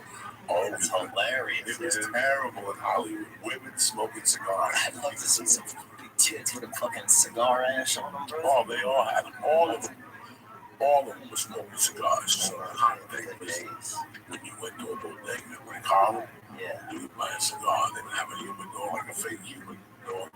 So I would sell you the whole package for $300. Yeah. On the phone, and my commission was like $1.25. I could negotiate. I could do it for $275 if I wanted to, and still make a yardstick out of sell $3 a fucking day. And go home. And you not knowing. That's the side of comedy that you have to understand. Is not knowing sometimes. Yeah, I guess there were times like that for sure. You know, where it's like, I guess there were times where I felt like, fuck, is this the thing for me? And those are the moments I think when this continues to choose you, you know? Yeah, but the first 7 years of this shit, yes, it's that little sign you get for trying. You get a little sign for trying. Every 90 days, you get a little like a reward for sticking with it. Yeah. Next thing you know, you've been doing it for 3 years. And next thing you know, you've been doing it for 40 years. Next thing you know, you do it for 7 years. Now, guess what? Now you're at a crossroads in your life. Because what anything you're doing at 7 years, Yeah. either you're going to continue to do it or you're going to dive into it. And at the 7-year mark, you're pretty much co-headlining or featuring. Yeah. You know, and now you have to make a move for it. Yeah, that's the crazy part. Craziest part, leaving Boston, leaving Chicago, leaving Indiana, leaving those other cities to go to New York, to showcase cities, and you know, do you watch Crashing? This week was an interesting show. Like, I watched Crashing. I watch every episode, and I can't tell you that I don't like every episode. Like, not every episode is my favorite, but this season it's really picked up fast. It was about Artie. About him confronting Artie about his drug problem, trying to help Artie out. And this week, it was about when the comic dates a girl. It was written by a comic. You fucking dumb shit, that's stupid. Don't date a female fucking comic. You want to fuck up the ass, and move on. But do not date a comic because at one point somebody gets successful. And that's where the tension starts, so they both go to NACA. This is a very good episode. This is something that if you're a young comic, listen to this. This is a very good episode. And you don't know exactly what I'm talking about. So they get to NACA. For those who don't know what NACA is, it's a convention that you go to, and there's a bunch of colleges there. It's the worst, You bro. get on stage, and a bunch of colleges bid for you. I bombed at that. And sometimes you bond because you were yourself. Yes. So what happened is they get to NACA. Him and her go downstairs and they got an orientation. By the way, you can't talk about rape. It's that the Hair loss, anything. Diabetes. So she went up the first night and did her fucking act. And she said that she went to college and got roofied and raped. And they call it roofied. Like, how can you get something that cute? Fucking something that bad, a cute name, right? Roofied. She sold, you know what I'm saying? Like she did her act. Right. And then they show her standing out there by herself, nobody's talking to her. And then Maria Villasenor from Silent Block was there, and she went up there and did impersonations, and she was getting people, she was giving away buttons. So, what's his name? Pete Holmes was sitting there, he's watching all this. Hang on, wait a second. So he ran across the street to a gas station to look for something to give away after the show, so people would stop by him. And it said, the shirt said, gas it up. So he went back and signed. He bought a bunch of shirts for $2 a piece. And he signed them. And he wrote a joke about the shirt. So he went out there, he watched what was working, and he did it. He didn't do his act. You know what I'm saying? Like he watched what was working. Hi guys, college kids, you know. The guys cut duct tape and the kids are laughing, and he was doing material that college kids laugh at, right? And then afterward, he wrote a joke about he did an Arnold Schwarzenegger, and he ended with an Arnold Schwarzenegger impression. He says, "Gas it up." And afterward, he got like 6, 8 colleges. People loved him. He did great. And in the room, she confronted him. She goes, "I fucking don't date the guy that took a dump on the fucking stage today." And what it means is that a lot of comics come here. Bro, I knew plenty of comics I saw on the road. And I'm like, these motherfuckers are gonna be stars. But they moved to LA and they take advice from their agents. Yeah. And they start writing material to sell a TV show instead of writing material that comes from their heart, what they really, really say. Because what comedy is your world colliding with another world, and how you live in it. That's it. How you see it. That's what comedy is. How I collide with the world. You know what I'm saying? There's a stop sign. You can stop, or you can fucking go through it. You know what I'm saying? Like, to be a comic, you need that little je ne sais quoi of rebel. There's gotta be a little. You gotta have touch. There's gotta be a little original rebellion in you. No wigger. It was a free wigger. It was a great episode because she told him, you played for that. You do your act. And what did he say? That's broke, and this is a Korean which a lot of people have learned in colleges, and they do great. Colleges pay great. It's a great living. But like I said, I can't really change your life. It's like being an actor on a ship. I have nothing against it. It's a fucking living. Yeah. Yeah, that's how I would do it. Nothing. The ship I could do, but I couldn't. I remember going to Nashville, and I ate it, bro. But I did my college. I did my shit. I booked a couple of them. Did you like doing it? No, I didn't like it. Let me get some shout outs real quick. My man D from Colorado who showed up at 22 pounds. I'm sorry I didn't get to see you. John E. McClain, Rasta Jeff, you bad motherfucker. Brian Allen, Christopher Merriman, Jimbo Slice, Benzo, Omar Rodriguez, and my man Jack Shipway. And I really want to give a shout out to Denver for fucking coming out and supporting. That meant the world to me, guys. They were great shows. We went up on Saturday night. How'd you feel, Nate? Oh my god, it was amazing. That's awesome. It was just crazy being on that, because I've heard about that stage for years, and then I know Rogan filmed a special there, and it was crazy. It was an amazing experience. That's And awesome. then it was just because I know I'm very lucky with the audiences I'm going up in front of. Like the reaction I'm getting isn't for what I'm saying necessarily. Yeah, they're excited to see you though. But you've earned that, you know. They're excited to see you. Yeah, you got me in that club, man. The one out there. Thank you. Yeah, she's a nice lady. Yeah, they're cool looking. It's a great club. Yeah. It's been there for fucking since I started, and it was there 10 years before I started. Wow. And she does a great job with the club. If you look at the lineup when you're there, it's a great variety. Did you notice something differently this weekend? Well, I noticed like the opener and the cruise change, which is weird.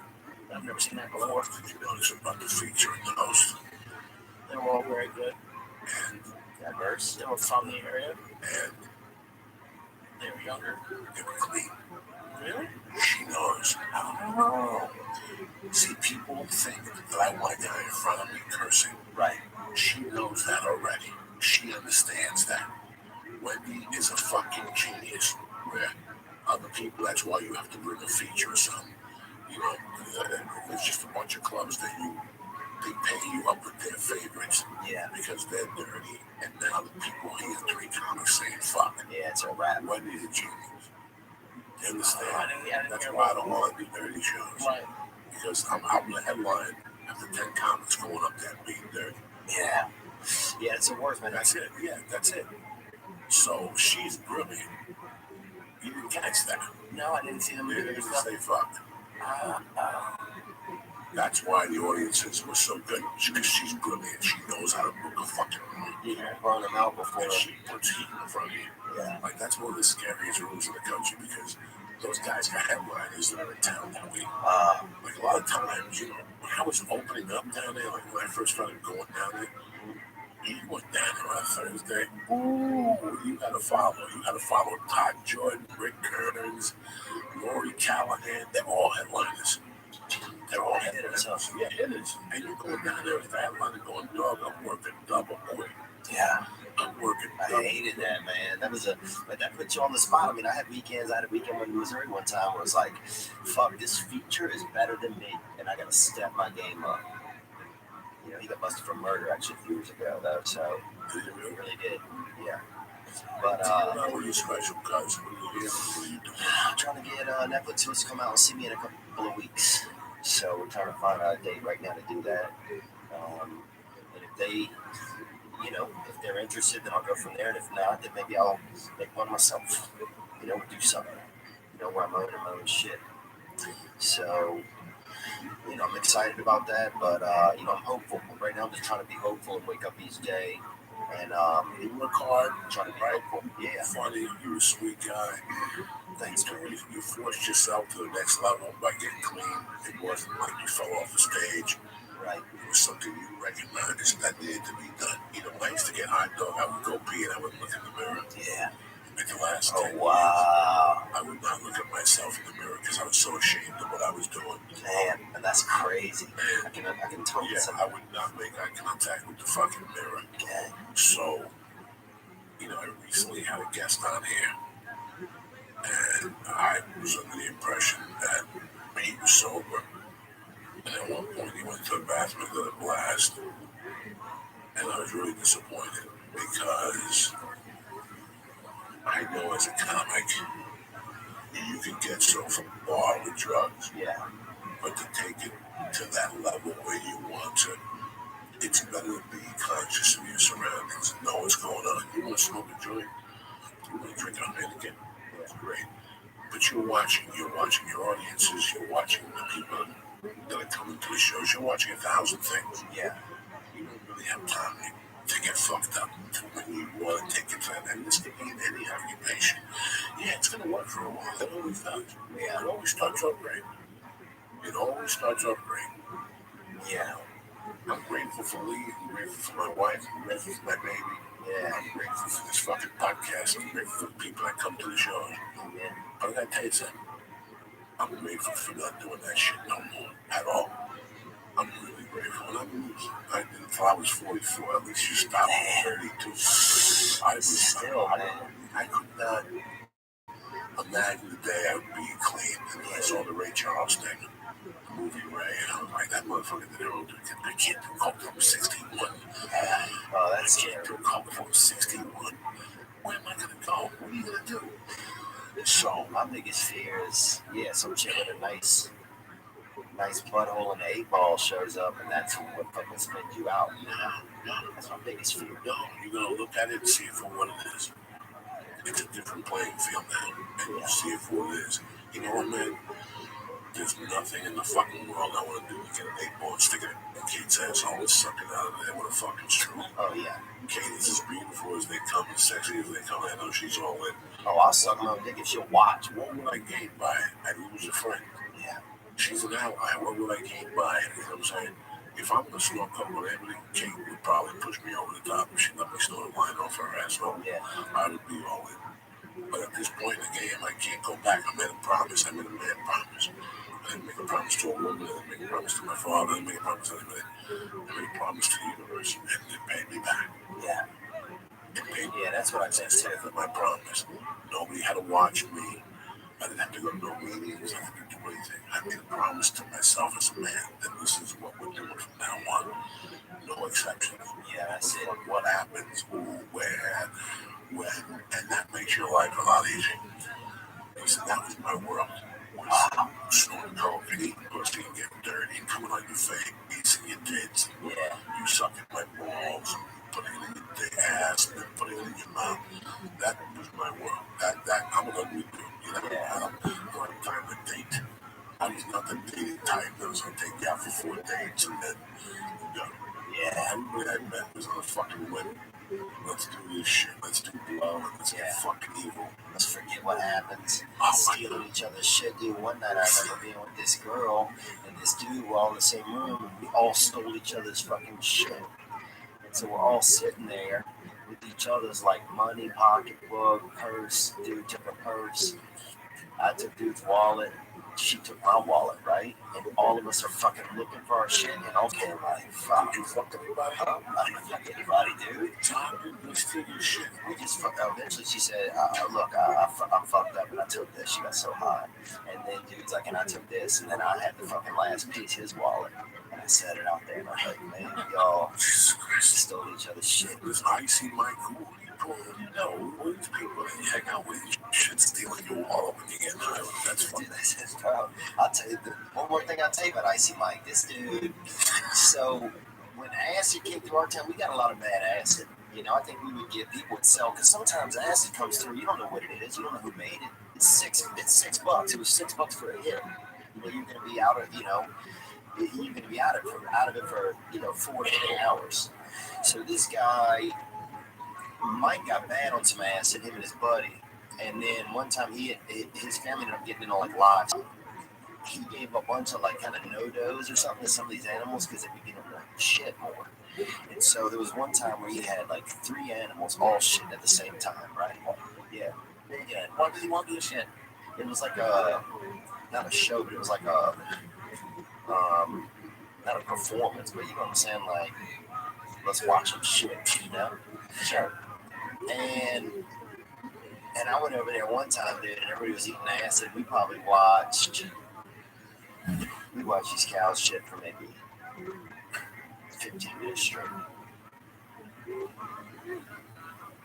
Nothing you've ever seen, man. I don't think I want to see that, to be honest. Yeah, you say that. What did the poop look like coming out when you're on acid? It looked like poop, man. But it was just almost humanity that you get all three of them to do it at once. You know, that's the kind of shit that took me to another level, man. And we had this other girl one time, Charlotte, bigger girl, biggest girl we knew. So, biggest girl we'd ever met. And she ate some acid one time and got locked in this room. And people kept kind of warm water on her all night. Fucked up. You know, those are the things I miss. Cooked the pizza in the dryer once. What else do you throw rocks at fucking invisible animals and shit in the woods? It's just, you know, fun, man, joy. You're a crazy friend. You're a crazy friend. Looking for joy, man. That's why you're crazy as a comic, and that's what makes you a good comic. That's what makes you a good comic, guys. I miss it. You're not missing anything.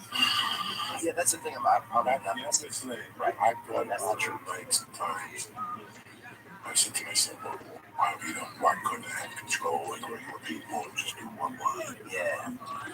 You know what, man, nobody does one line, goes out, you know, it always ends bad. It always ends bad, you know? Yeah. Well, take a Viking one night with them, you know, you want to take a Xanax and have a wine, man, and shit, you know, they're probably going to tell you that it's going to decrease that anxiety the animal gives you. Yeah. But, you know, do I really need an Oxycontin in my fucking life? Do I need that shit at this point? Like, those things don't even do that to me sometimes I eat Viking and I get high. Sometimes I eat one little do good case that's, you know, I'm pretty fucking safe with the reefer, bro. I don't miss dick. Yeah. I don't have no regrets though. I'll tell you that much. At this point now, I had a good time, man. Fuck it, it happened. There's nothing I can do to take it back. Whether it's time, whether it's anything bad I did, or anything good I did, there's nothing I can do to take it back. That's it.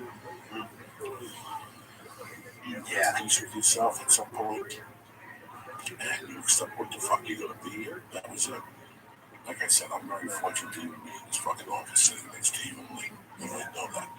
I never even considered Los Angeles when I started doing comedy. Wow. It wasn't even in my mind. You don't know. No. I didn't do comedy. I did comedy for 9 months as an open mic, and I knew it wasn't for me. That was a torture chamber. Colorado. People just called you and put you on stage. Yeah. You have to show up with 10 people and sell tickets outside. And that's animal. That's a different type of fucking world. Yeah. I developed a small market. We knew each other. People just called you, put you on stage. You know, you could just call people. We had to show up for 20 people. And the guy would that's pass out 50 flyers for me in a parking lot. That was what you had to do. You know, the guy would give me $25. That's fair. Yeah, you know. Yeah, when I came out here, they made us like you had to get. I did a couple of bringer shows. One time I had to pay to go. You know, one time I had to pay to go on. You know, but I knew that I don't know. I didn't know that. I don't know. I knew that I came from a place where I had something to say that other people didn't have to say. Like, that's the thing that gets me the most about comedy. I look around and I'm like, half these motherfuckers only have a story. Like, they don't have any. They're writers. You know, half these guys are writers. You know, and I like to watch a show. You know, I like to watch somebody perform. You know, I like when I see something and I'm like, oh, that person has been through something that I want to know about. Because that's what makes me jealous. Like, I want to be a little bit jealous when I'm watching somebody, you know, of their life, even if the life was good or bad. You know, sometimes when I see somebody even in a struggle, you know, I'm like, fuck, I get jealous. Because, like, I want to be whatever that is, that struggle, whatever it is. If it looks so severe, I want that. You know, I think that's something. Like, I remember the first time I met a friend when I was in first, second grade. And I really remember this. This kid had a stutter. This boy, Douglas. You know, Douglas Hugh-Ball. He had a stutter. He stuttered. And I remember when I met him, I was like, fuck, man. He's so jealous. I wish I could stutter. Yeah. He's different, man. Look at this guy has, man. Everybody I'd ever met up at that point in my life sounded the same. Douglas had a stutter, and I wanted to be him. So I'd impersonate him. And then the teacher said, she put me in trouble, you know, so you're making fun of him. I said, I'm not making, I'm trying to explain my case, but they wouldn't even fantasize it, you know. You're not making fun of him. I'm like, I'm not making fun of him. I want that. I want to get what he has. You know? I don't know. I guess if somebody has something different than me, and I want to be able to experience it. It's going to be different. It's what you love. It's always going to be different. I mean, I think I hated just being myself most of the time. I just hated being, I just felt ashamed. I just felt ashamed a lot. I felt ashamed and I felt uncared for. And it just made me angry, But I didn't know those are the things that was going on. That's all I knew. I just knew that I was uncomfortable. I always felt very, till this day, I'm very insecure about a lot of things, but you push ahead, and I think it helps with the comedy at times, being so insecure. It really does. That rage gets released. Yeah. It's an interesting life when you commit to something and comedy is not about being in a comfortable situation. I never, ever wanted to be a cookie cutter person. I always knew that. I didn't want to do what other people do. Yeah, I didn't want that.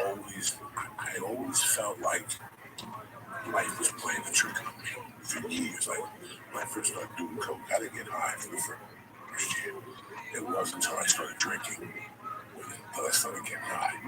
So for a year, Saturday Night Live to me sucked. Like all these people come up here, oh my God, we go home on Saturday Night. We watch Saturday Night. Let them go home. And I would go with baby. A girl would babysit in my neighborhood. Oh, yeah. And then we would go over there at 11:30. And they would all be giggling like little fucking idiots. And I'd be sitting there going, I don't get this. But are they playing a trick on me? Like, I'm supposed to laugh at this. Right. Like, I'm supposed to like this fucking music because these 20 people do it. Like, it was terrible. Like, I kept seeing that over and over again when I was younger. I'm like, I'm never gonna fucking do that when I get older. If I don't like something, I'm gonna fucking say it. Like, if I don't like something, I'm gonna fucking say it. I would see 20 people and I thought they'd be putting me on. It's like, I go to a concert and I knew the concert sucked. The guy was off that night. But there'd be 20 people that would say, oh my God, it was tremendous. I did not want to be one of those people at all. Like, it bothered me. And when I see them today, it's the weirdest thing when I see those people. I know they don't like me. So for 3 or 4 minutes, I feel really insecure about myself. But then I realized I wouldn't want to hang out with them either. Right. I wouldn't want to be in the room with them either. Like to the party where let's take a little neat, say what we're thankful for. And some asshole gets up. I'm thankful to be here with all you guys. All of you says, oh, that's so sweet. That's never been me. Yeah. I'm going to do that shit. Just talk to me fucking harder. Don't talk to me at all. Yeah, say what's up. I was telling you for years. I don't want to be like everybody else. It's like it's a hot restaurant. It's a hot breakfast spot. It's eggs. Yeah. It's eggs and bacon. It's eggs and bacon. And you want to go stand online because your friends say it's, you're going to take forever to get your own past it. At 9 in the morning, I see 15 people still waiting on a line outside. That's crazy. And I feel horrible. I feel like you don't have a fucking life. You're waiting for fucking eggs and bacon. The breakfast is fat. That's better. That's what you tell me. Yeah. That you will stand on a fucking line. Nothing perturbs me more than that. Yeah. We were the generation that they can't wait to stand online. Oh my goodness. I stood online for 6 hours. Really? I think you're a fucking idiot. Yeah. Yeah. You just wasted 6 hours of your fucking life. I go to a fucking restaurant, they tell me 15 minutes, I tell them to go fuck themselves. I'm out of there. Yeah. I'm out of there. I'm not waiting, not a fucking minute. Especially for eggs and bacon with potatoes and toast. Yeah, that's basic. Yeah. Somebody comes and says, give you something to fuck them up. I got the spot. I walk in there, I order, my food's ready in 7 fucking minutes. That's what I want. I don't want to wait. I don't want to see nobody. It's at the grill in Hollywood. Yeah, fuck that. Oh. And they got like a gay hitman out front. And if you're not, fuck him up. He spray paint his hair on his I won't go to the old guy, but I'll go to that fucking Marie any day. I like it. Oh, I was there today. Before I came here. Marie too? Yeah. You should have called me. I would have gone over. No, that's funny. Bro, they got the best breakfast in town. Yeah. Girlfriend there. Yeah, they just had smoothies over there today. Yeah. And I got there late. They got smoothies, they got green tea, they got a breakfast. The fucking bacon and the potatoes there will rock your fucking world for breakfast. Will rock your fucking world. Yeah, I go to AA meetings over on Moore Park and we stopped over there after. Moore Park, that's the what's the one on Monday? Or Clifton? What's the one that's just a couple blocks away? What's the cross street at that place? Moore Park's pretty close. Riverside and Moore Park. Yeah, it's on Moore Park. I did a movie years ago called, I don't even know about a true story, but an AA meeting. Rob Valley. Two guys robbed the bank and they went into an AA meeting and took everybody hostage. Until the cops came. Fuck, that's awesome. I was in the state.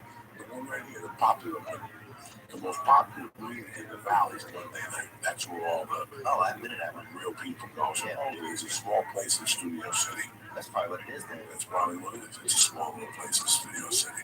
I haven't been to an AA meeting in a long time. I like them. I just like listening to the stories, man, because it's real. When you hear somebody's story in there, It depends. Just the way AA meetings. If you go to AA in Hollywood, it's a fucking nightmare. yeah, if guys have been in there for 20 years, sometimes it's not. Where they have the tattoos of AA and the diamond and the hugging each other. That's not the big deal. Fuck on it. I went to a meeting in Bowling when I was in the house. I had to go to a meeting. And on the one day, this fat fucking girl, fucking cross-eyed, got up. And she's like, my name was Marianne, and I'm an addict. And I just want to say that last week I was here, one of the men hugged me in a different way, and I just looked and I go, bullshit.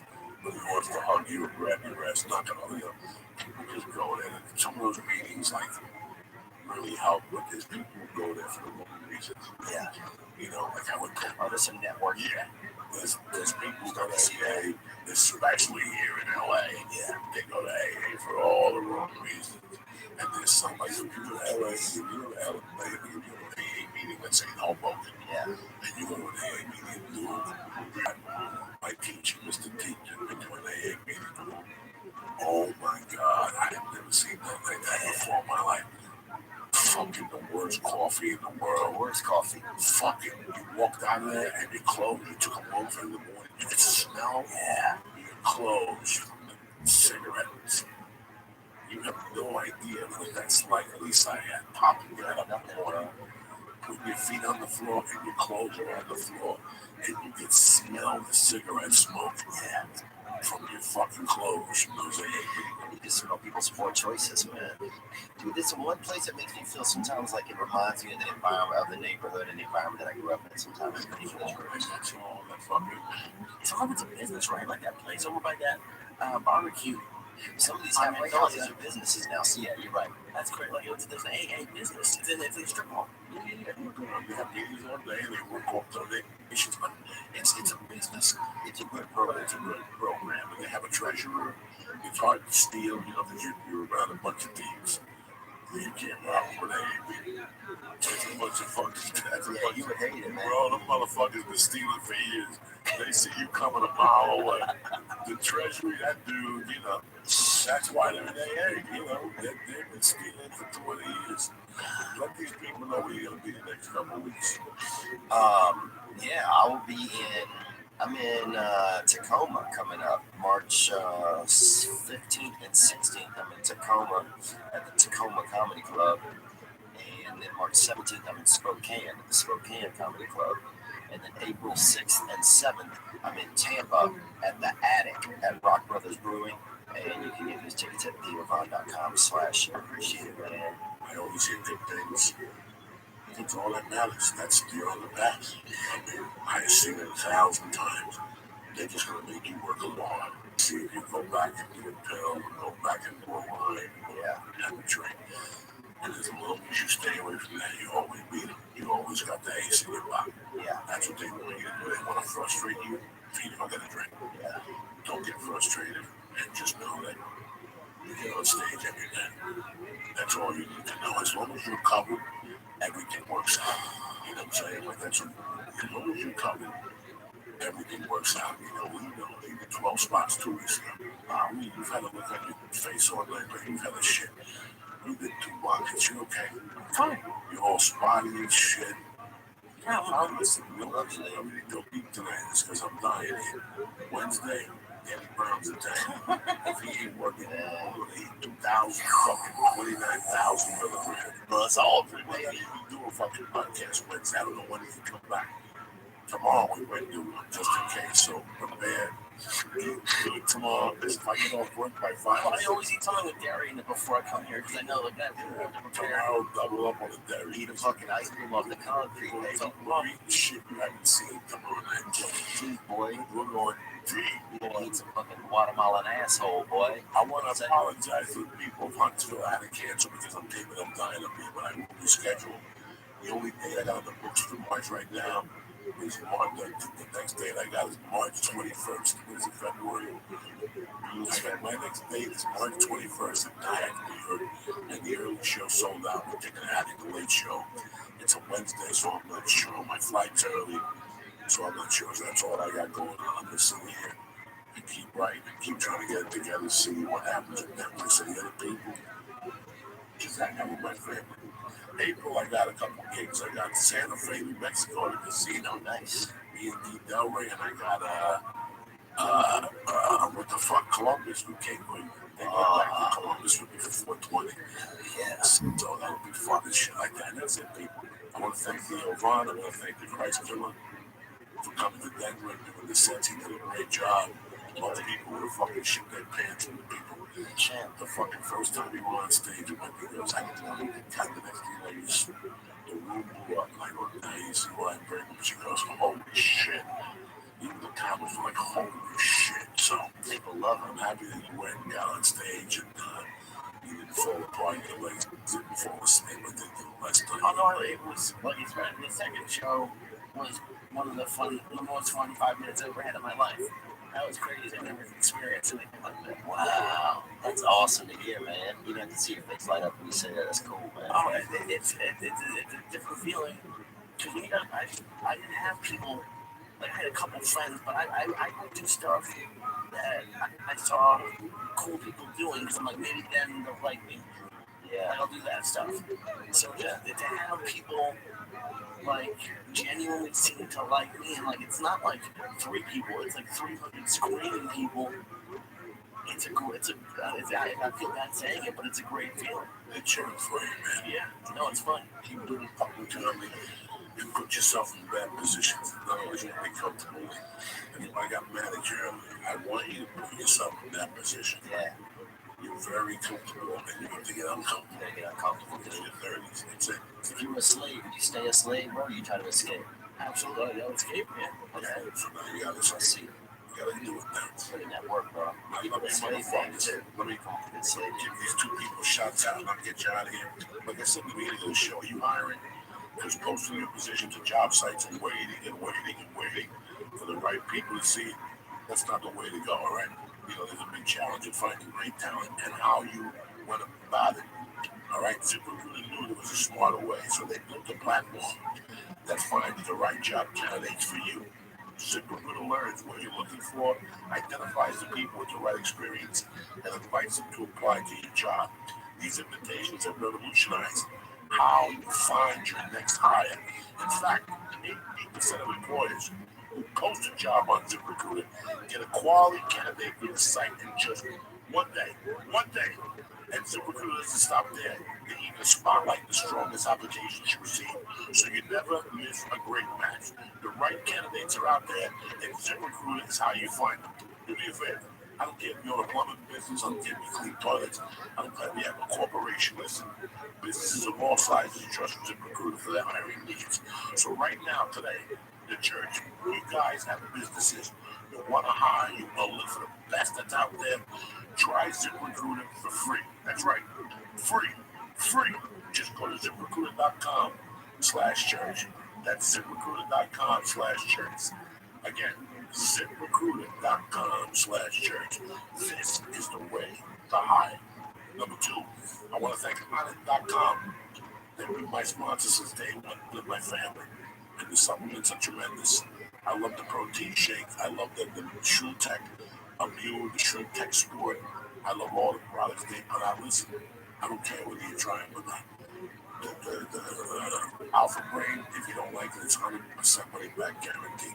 So if you don't like it, we don't even want it back. We'll send you the money back. Listen, change your life. Go to Honest.com right now. Press in church. Bam! Get 10% off your first order delivered to your motherfucking house. All right, who does that? Nobody. I want to thank my brother Theo Vaughn.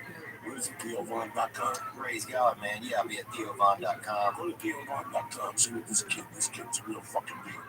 If you don't go see him now, you're gonna pay $1,000 to see this kid that you fucking get. So I go see him now. So in 5 years, you go see him and go, listen, I saw him at Joe D. I heard him Joe D is. And I went to see him 5 years ago. Oh my God, look what, this is the guy you want to get. Gang, baby. I'll eat your cousin's dick, son. Son, I love you, motherfucker. Stay black. Have a great day. And don't forget, they all gotta suck your dick at the end of the day. Amen. Do your thing, will you kick that fucking mule?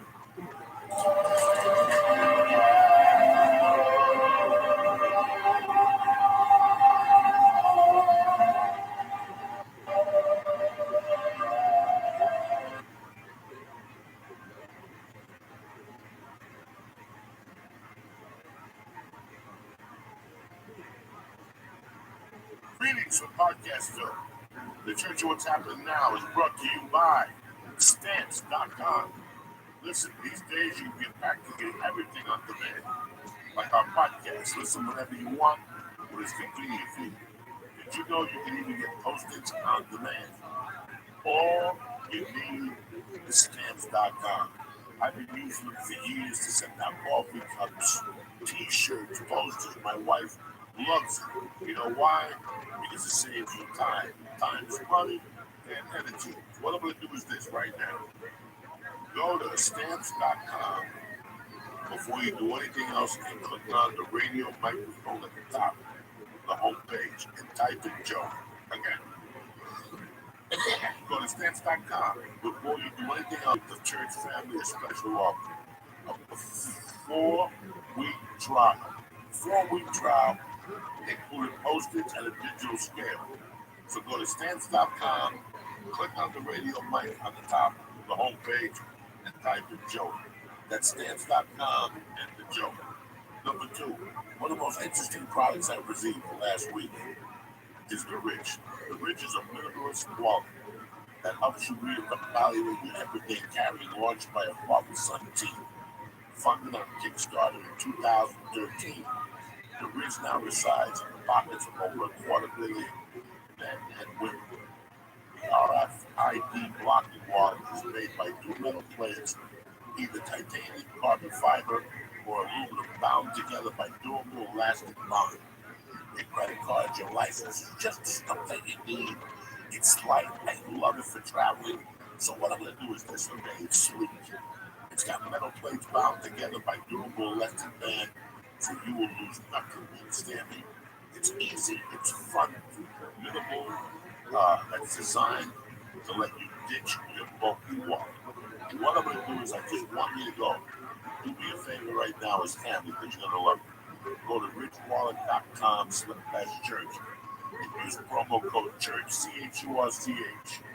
And what I'm going to do is, today only, I'm going to give you 10% off with free worldwide shipping by going to richwallet.com. For right now, just go to Rich Wallet and take a look. It's one of the most interesting products out there. And if you're a traveler, you're a sportsman, you ride a bike, stuff like that, you don't want bulky stuff, Rich Wallet is the way to go. So right now, today, I'm going to give you 10% off for free worldwide shipping. Wallet.com/church. Use promo code church. Number 3, I just received this in the mail about 4 days ago, and I've been using them. I gotta tell you something. It's one of the best brushes my teeth has ever gotten. And even though my teeth are the color of like chartreuse, this didn't work for me. It's one of the most important things you do for our hunt every day. Is brushing our teeth. Yet most of us don't do it properly. Whip is a better electric toothbrush created by dentists and designers. Whip was designed to make brushing your teeth more simple, affordable, and enjoyable. So far, I've got nothing but 5-star results. Your teeth and your mouth feel cleaner. It just has sonic vibrations, and they're gentle enough on your sensitive gums. So do me a favor. For starters, you know what I always tell you. Go to quick.com. Go to quick.com to see what I'm talking about. This is a phenomenal product, especially if you're a traveler. So what I'm going to do is this. I love Quick. That's why I love Quick, because they're backed by over 20,000 dental professionals. Quick starts at just $25. And if you get quick.com/Joey right now, you get your first refill pack for free with a Quick electric toothbrush. It's a great Christmas gift. I'm telling you right now. You got a girlfriend, a wife, a husband, somebody you don't know, and you want to give a present to. This is perfect, it's affordable, and they'll love you forever. So your first refill pack is free at getquick.com/Joey. Lady, if I could fucking have it, if I had a little bit of a leaving, I could take with me and keep some in a little, like a wheelbarrow, but for leaves. I could live with those, bro. Sounds nice, maybe. Yeah, the pillows in there too. You just put me in there. It's like some people would do. Don't consider it the shit. Oh, nah. What are you talking about? What? I put you under a warm lamp. Like a chain around his neck with a fucking chain to the wall and stuff like that. Yeah, but a nice chain, like a gold chain. I don't know if I go that. No, go for it. You can't put a silk hat on a pig. You know what I'm saying? It's fucking Thursday, November 8th. Kick this fucking mule league. Yeah, man. That's as good as it fucking gets, Theo Von. Crazy. Oh, Sly and the Family Stone coming at you. Gristle, baby. Thursday morning, what are you fucking nuts? 20 to life, no parole. Fresh from Buffalo, New York. You didn't have a fucking beef on wick. I didn't have any. Dude, I did it. Somebody threw a piece of meat at me, on one of those street corners. I don't know if that was wick or not. Did you? No. No, wick is the roll. The roll is called wick. Oh, no. Nobody told me that. I should have come in here for We a found wick. No, You should be a travel agent, too. No. I just know quality is wick. Yeah. And nobody makes a bad fucking beef on wick in Buffalo. Like, it's like a disgrace. Really? Yeah, it's a disgrace. It's no. Right. Yeah, I feel bad. I feel disappointed. I didn't get that Shit. vibe. Some fucking pierogies, the Polish name, some sauerkraut pierogies fried. Like dumplings, only you know it's not cat. Yeah. People like leash. I don't mind a little bit of cat. But you ever had fox meat, Lee? I don't think so. Have you? Yeah, I've had fox meat. What was this? It's not it's more ligament than muscle, but it's good, you know? Fox, dude, the crazy thing about fox, I was talking about this yesterday to somebody, but Triple hunt. we caught a lot of shit, though. We used to bury animals. We lived by like a road where a lot of animals were getting hit and killed, so we buried them. You know, the first animals I spent the most time with were animals that had been hit by vehicles. And so we would bury mostly dogs. What else? I think something else. One time, this thing looked like a damn fucking small bear, bro. And it could have been. Because they have Louisiana black bears, a lot of them, you know. And I'm not saying they're black or anything like that. I'm just saying they happen to be black when people see them. And they're just, you know, but we would bury all kind of animals that we get hit with, you know. What are you fucking undertake? I see that animal and leave it the fuck alone. It's bad luck. Yeah, but it was, I don't think They were alive, they were suffering, then you shoot in the leg or whatever the fuck you do, but if they're dead, it's the Department of Public Works. It's in charge of cleaning up the animals. Yeah, but the Department of Public Works, I think, comes from people that are paying taxes. People that got, you know, they didn't come us. They had a veterinarian or something, or like somebody used to throw dead animal carcasses in the ditch outside of our house, right, for like 7 years. My mother would call every week. Come with good big animals too. So, Did you grow up caucus? Louisiana. I had a couple cats and possums in my neighborhood. The dogs from time to time would walk around.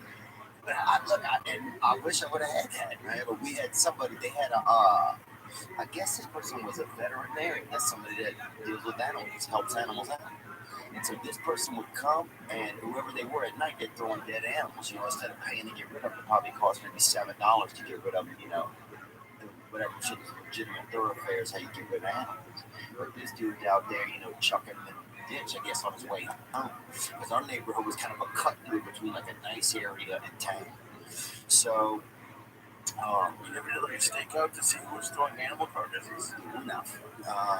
No, I mean, we were out there, like, but we never saw the guy unless he drove by and didn't throw one out because we were out there. But then what creek kind of sits next to an animal car? I mean, probably throw it out elsewhere. But anyway, we go out there all the time. My mother would call every week, come get these, you know, kids were out there beating each other with, people were chasing each other with fucking, fucking horse skulls and shit, bro. It was wild. Oh, wow. You fucking had that Christmas tea kettle, and you fucking serve and leave a couple cups right there, boy. Big Lee the fart sponge, baby. Welcome to Africa, Lee. Normally, I like all your other sayings. I don't like the fart sponge. Sorry, but I'm just joking about that. I didn't mean that. I would never say that about No, it's funny, but he's going to take you to it. It's been like 2 podcasts since he farted on me. Oh, well, dude, in some countries, in Japan, that's like buying somebody a scarf. No, it's not. Listening to you fart on someone. I'm Japanese. Oh, dude, yeah. I'm over here farting. Oh, he's got the thighs of a fucking kung fu fighter, son. Dude, you gotta know different nomenclatures and how to give a hug, bro. In Africa, they get you with a fucking bite, bro, if they love you. I'm not going to take a whiff of your fart. That's Come on, bro. Get a little air appetizer, bro. Treat your nose. Treat your snout to some of that fucking free booty pasta, bro.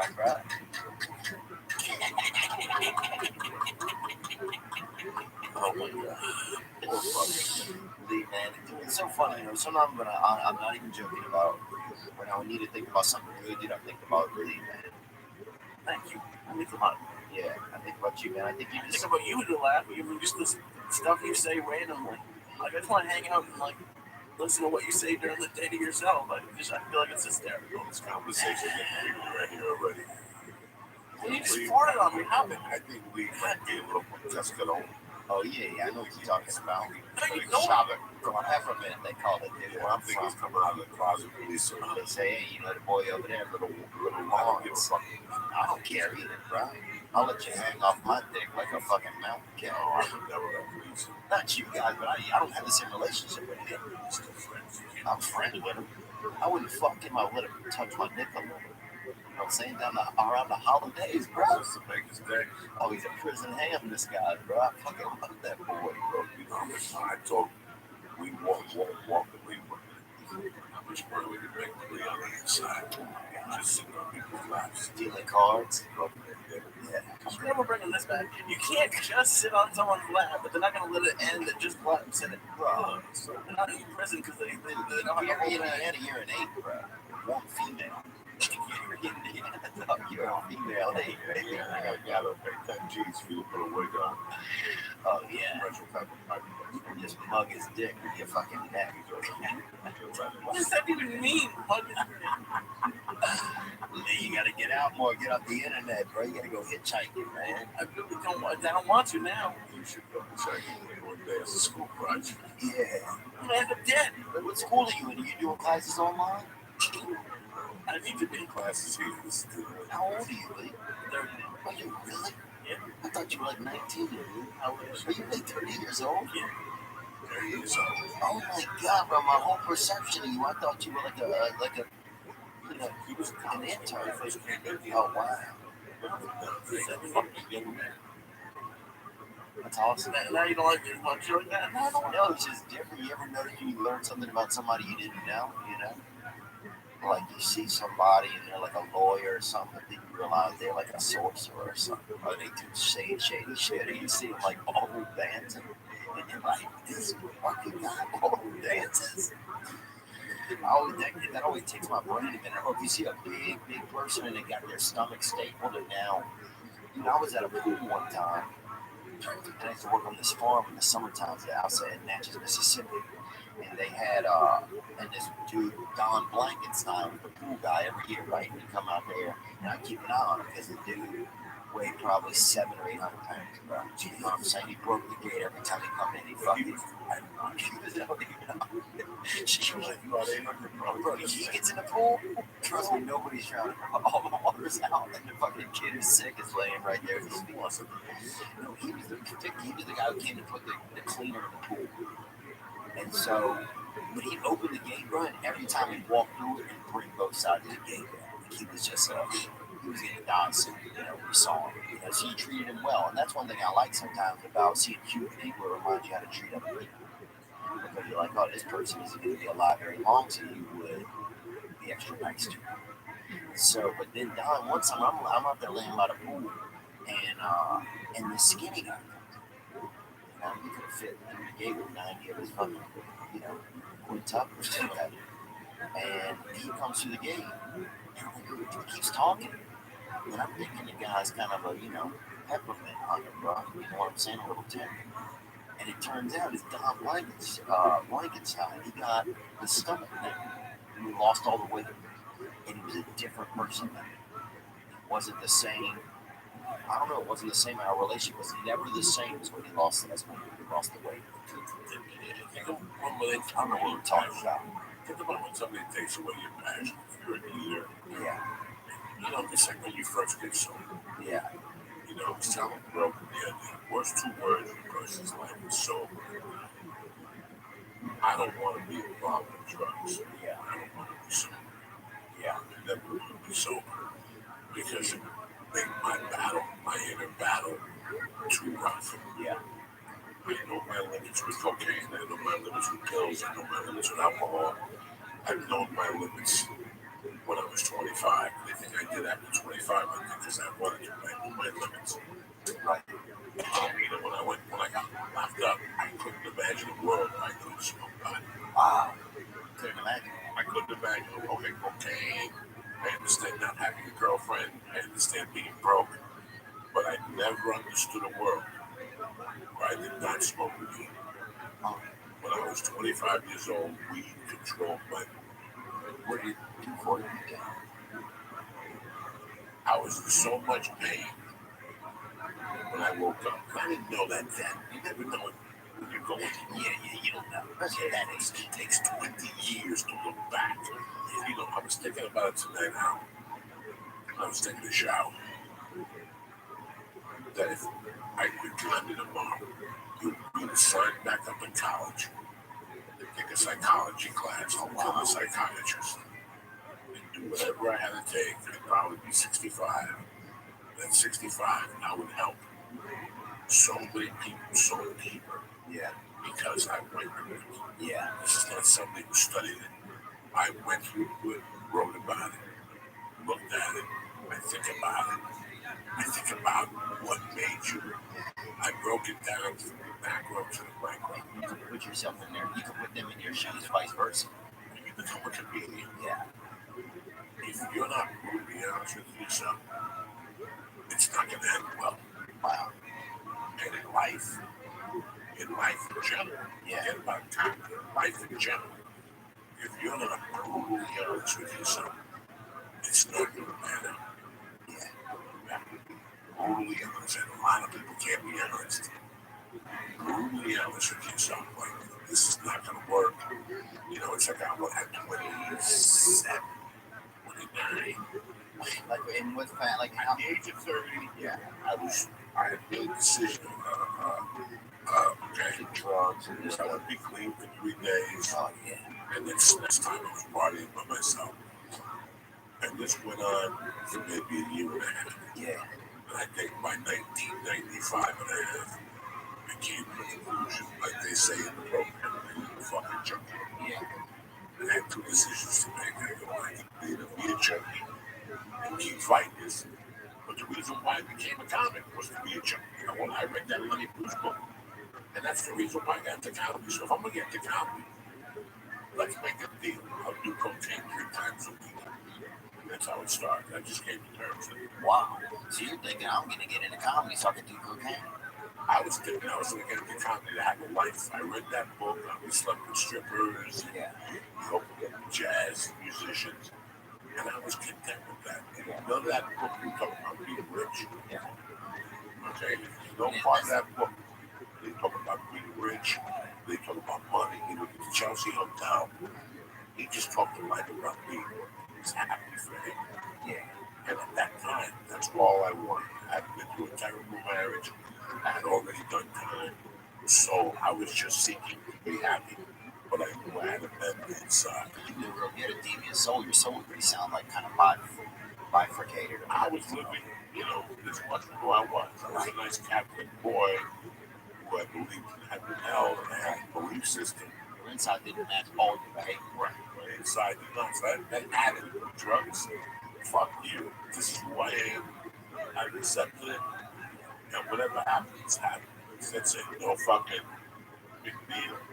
Nobody gets their feelings. On Easter eggs again, Lee. You found one, huh? You found an egg, boy. Welcome to Easter, bro. Y'all killed Jesus, here he comes back, boy. And he brought a dirty bag of fucking baked hams out of the fucking cave. It smells worse than your neck. It smells like his feet that are walking on it. Yeah, boy. It smells like fucking Thanksgiving night in a prison shower. Shoes off at night and sleep under the tree. Can't even imagine. But that little summer camp was days and they're really coming. What are they going to do up here? They're trying to seek asylum. You know, living in Honduras and Salvador right now, those are not good places to live. It's sad, man. Yeah, my father's from Nicaragua. You know that my father was born Yeah, there. if you know anything about Central America, I know like El Salvador is. The prices are high. They're killing people down there. You know, there's a lady who I talk to from time to time, and she goes only for Christmas time. And she has a house down there, but she can't retire down there. Oh, wow. Because they just kill you on the streets. She does more murders, something like that. That's why I don't know if it's a sound. I'm just cracking. Right. But yeah, if that's your neighbor, things can be great where you are. If that's the neighborhood you're in. Yeah. That's heartbreaking. It's a different deal. It's like when you read the Earl Duran. You know, he grew up in the streets of Panama. You know, he grew up with this guy that was called a Magico or some shit. And the guy was like a shaman. And he taught him how to hustle on the streets, on the streets. You know, that's Central America, you know. If you watch Miami Vice, either the second or third episode of Miami Vice, I read the book, I think. there's no fucking book. There's Miami Vice, I think. It's just insane, man. There's little kid. Laughing at me for a minute. I don't know about any both of you. I don't know what you're There's little boys. Oh, wow. There's a drug dealer cutting the deal. There's a drug dealer cutting the deal. He's got a coin Yeah. in his hand. What happened? There's like 4 people shoes on different coins. Jesus. Is it a magic trick? No. He's talking business. It's like you come in and me. And what if I 20 kilos of blood? Okay. And what are the little boys? Just chilling. They're like fucking assassins. Oh, really? They're 8-year-old assassins that come from fucking huts with their family. Jesus. And they're just waiting for their next assignment. They're all probably back in the gun or a knife. And they got no shoes on. The drug dealer playing with a coin. And you can talk to the people with the way I'm talking to you. But then from time to time, we just flip the coin in the air. When that coin landed, one of those shooters came to run out and fucking pick it up like it was a fortune. Wow. You know, and I remember thinking years later about that scene, how that's how, you know, Pablo Escobar got those kids to love him in Colombia. Yeah. He went to the poor kids that had no options. And he said, "No, I'm gonna put 1,000 in your pocket every week. But you're gonna kill motherfuckers for me." Just like that, no questions asked. But at the end of the day, when it comes to It does. I can blow smoke up your ass. Like put 2 cheap notes in your week and in your hand every week. You've never had a dollar bill in your hand. And tell you, look, I'm just gonna send you to people's houses.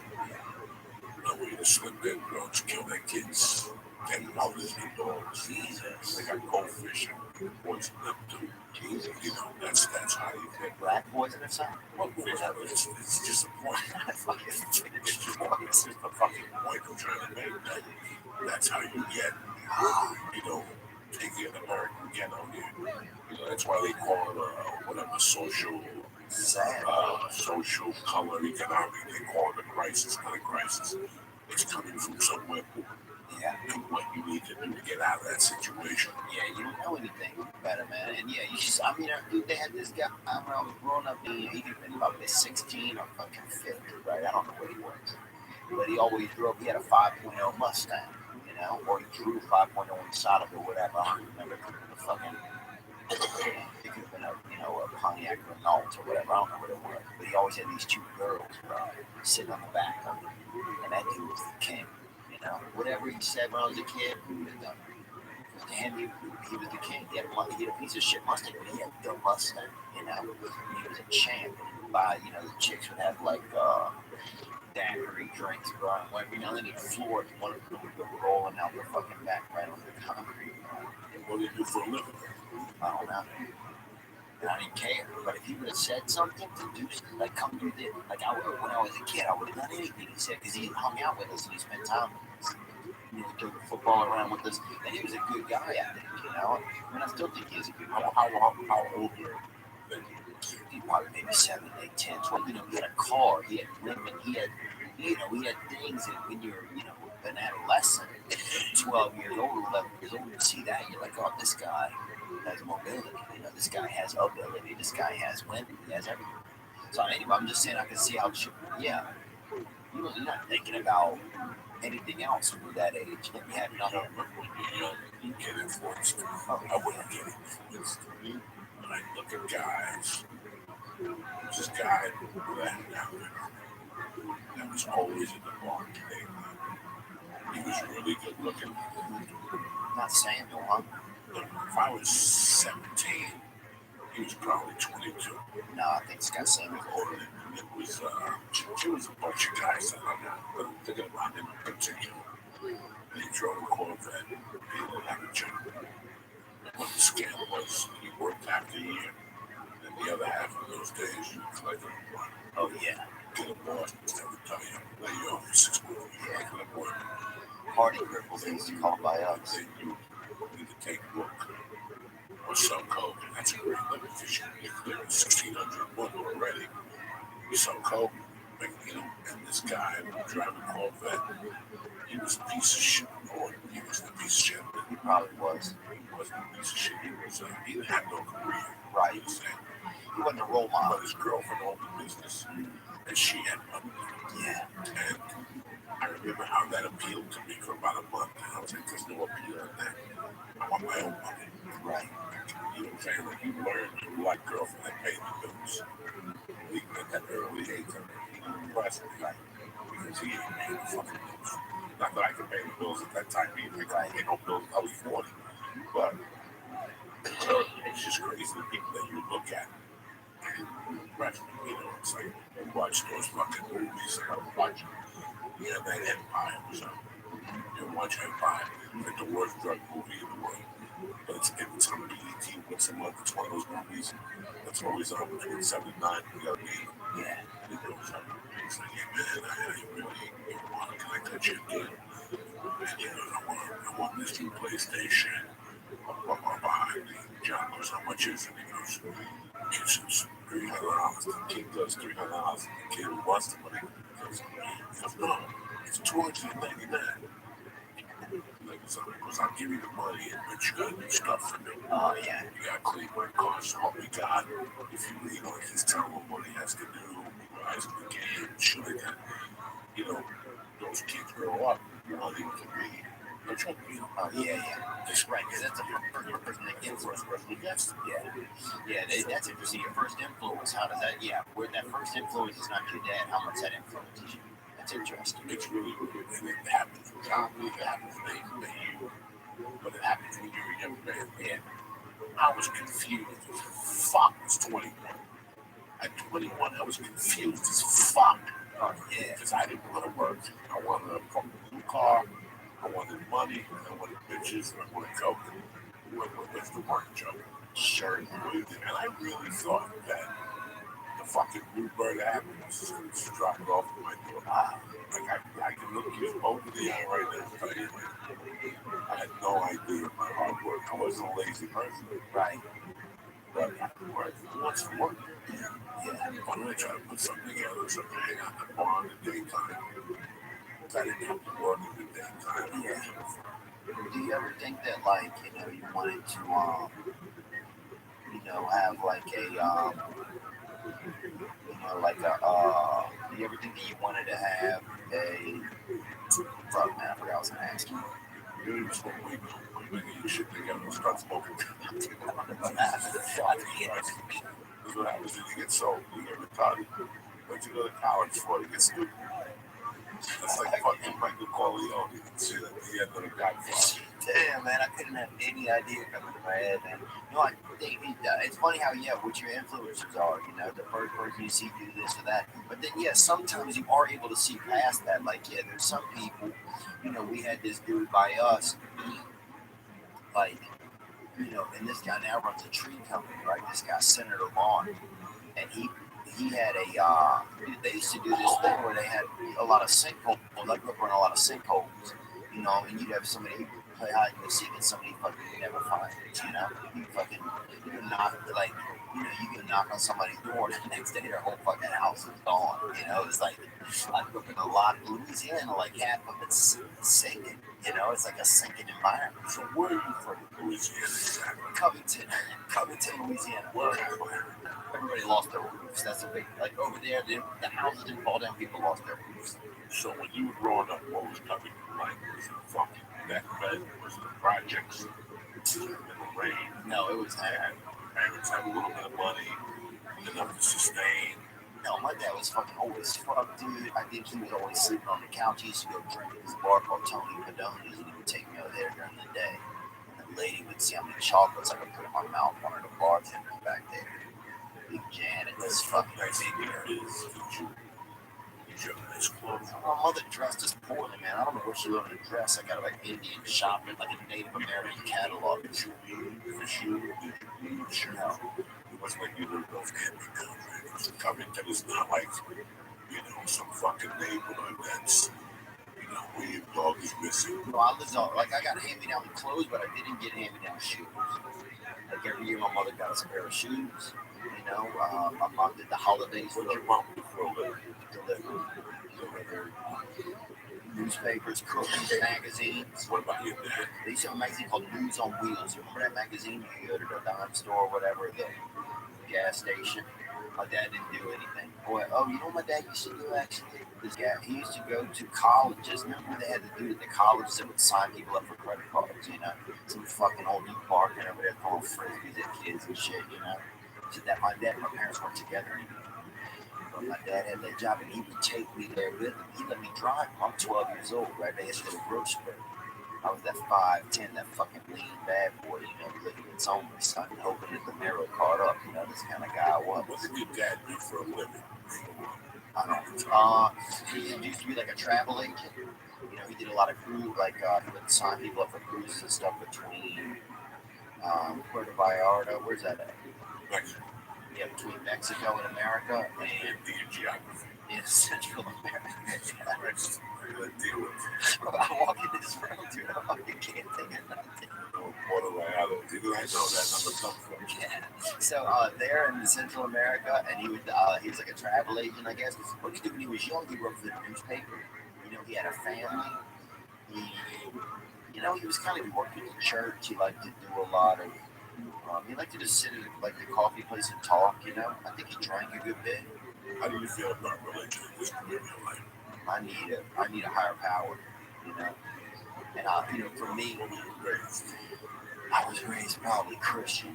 You know, definitely. I mean, if nothing heavily, I just always wanted there to be a higher power. You know, I used to pray at night, that sort of thing. But now I just need there to be a higher power because I want to have faith. Otherwise I feel like you feel alone a lot. There you go.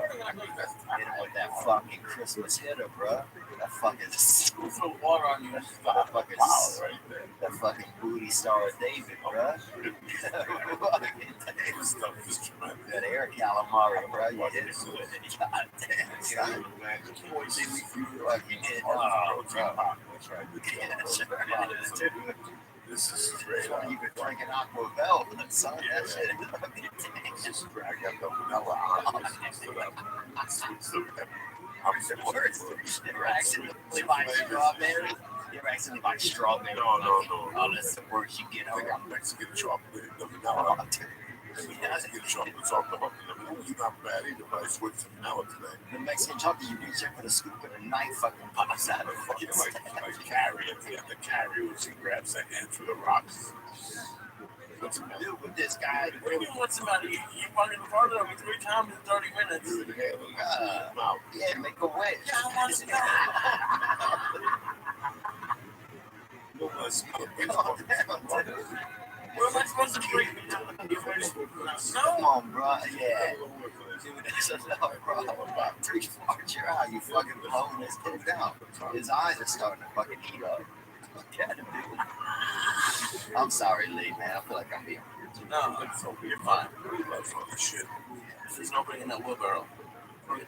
It's got pillows in it too. Nice. And I put you up under a lamp. Like, So how old were you when you were driving your dad to Kansas? dude, I was 12 years old. So you put him at 80. Yeah, and he was 82. So he was driving, he'd sleep on the way there. I'd stop at my buddy's house, dude, as long as he was dressed. Because I was fucking showing off. I had a Delta 88, so my friends are still, going through adolescence, inside trying to, blow a flute to get their dick to fucking get taller, like they see in those commercials in India. And here I am pulling up, in a car, listening to Delta 88. All right. So my buddy Scott get back there.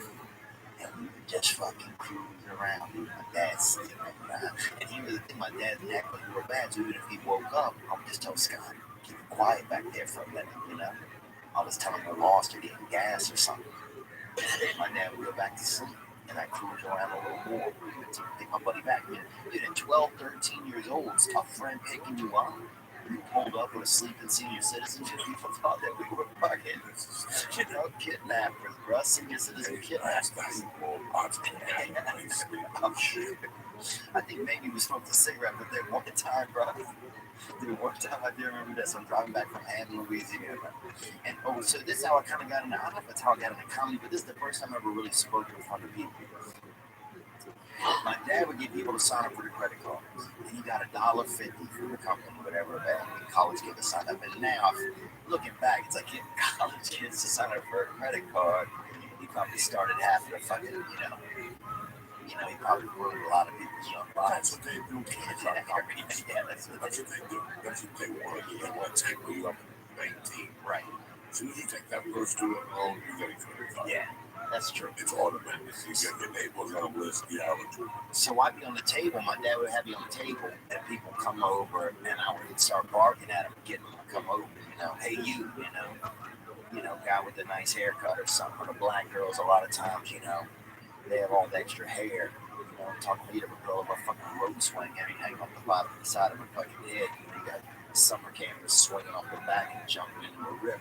Black girls have that long extra hair. If you'd see them, and you'd be like, hey, be sweet to them and have them come over, and you'd make friends, and you'd be entertaining, and you'd get them to come over. And then my dad would try and sign them up. Yeah, you just make me glad. It's so weird how people say like that chicken that people don't know, like Chick Flo.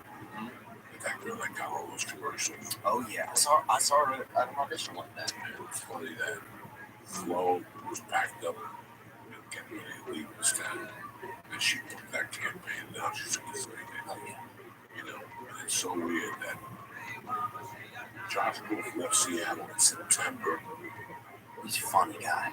96. Nice guy, too, huh? My plan was for him to come down. At that time, we were very tight.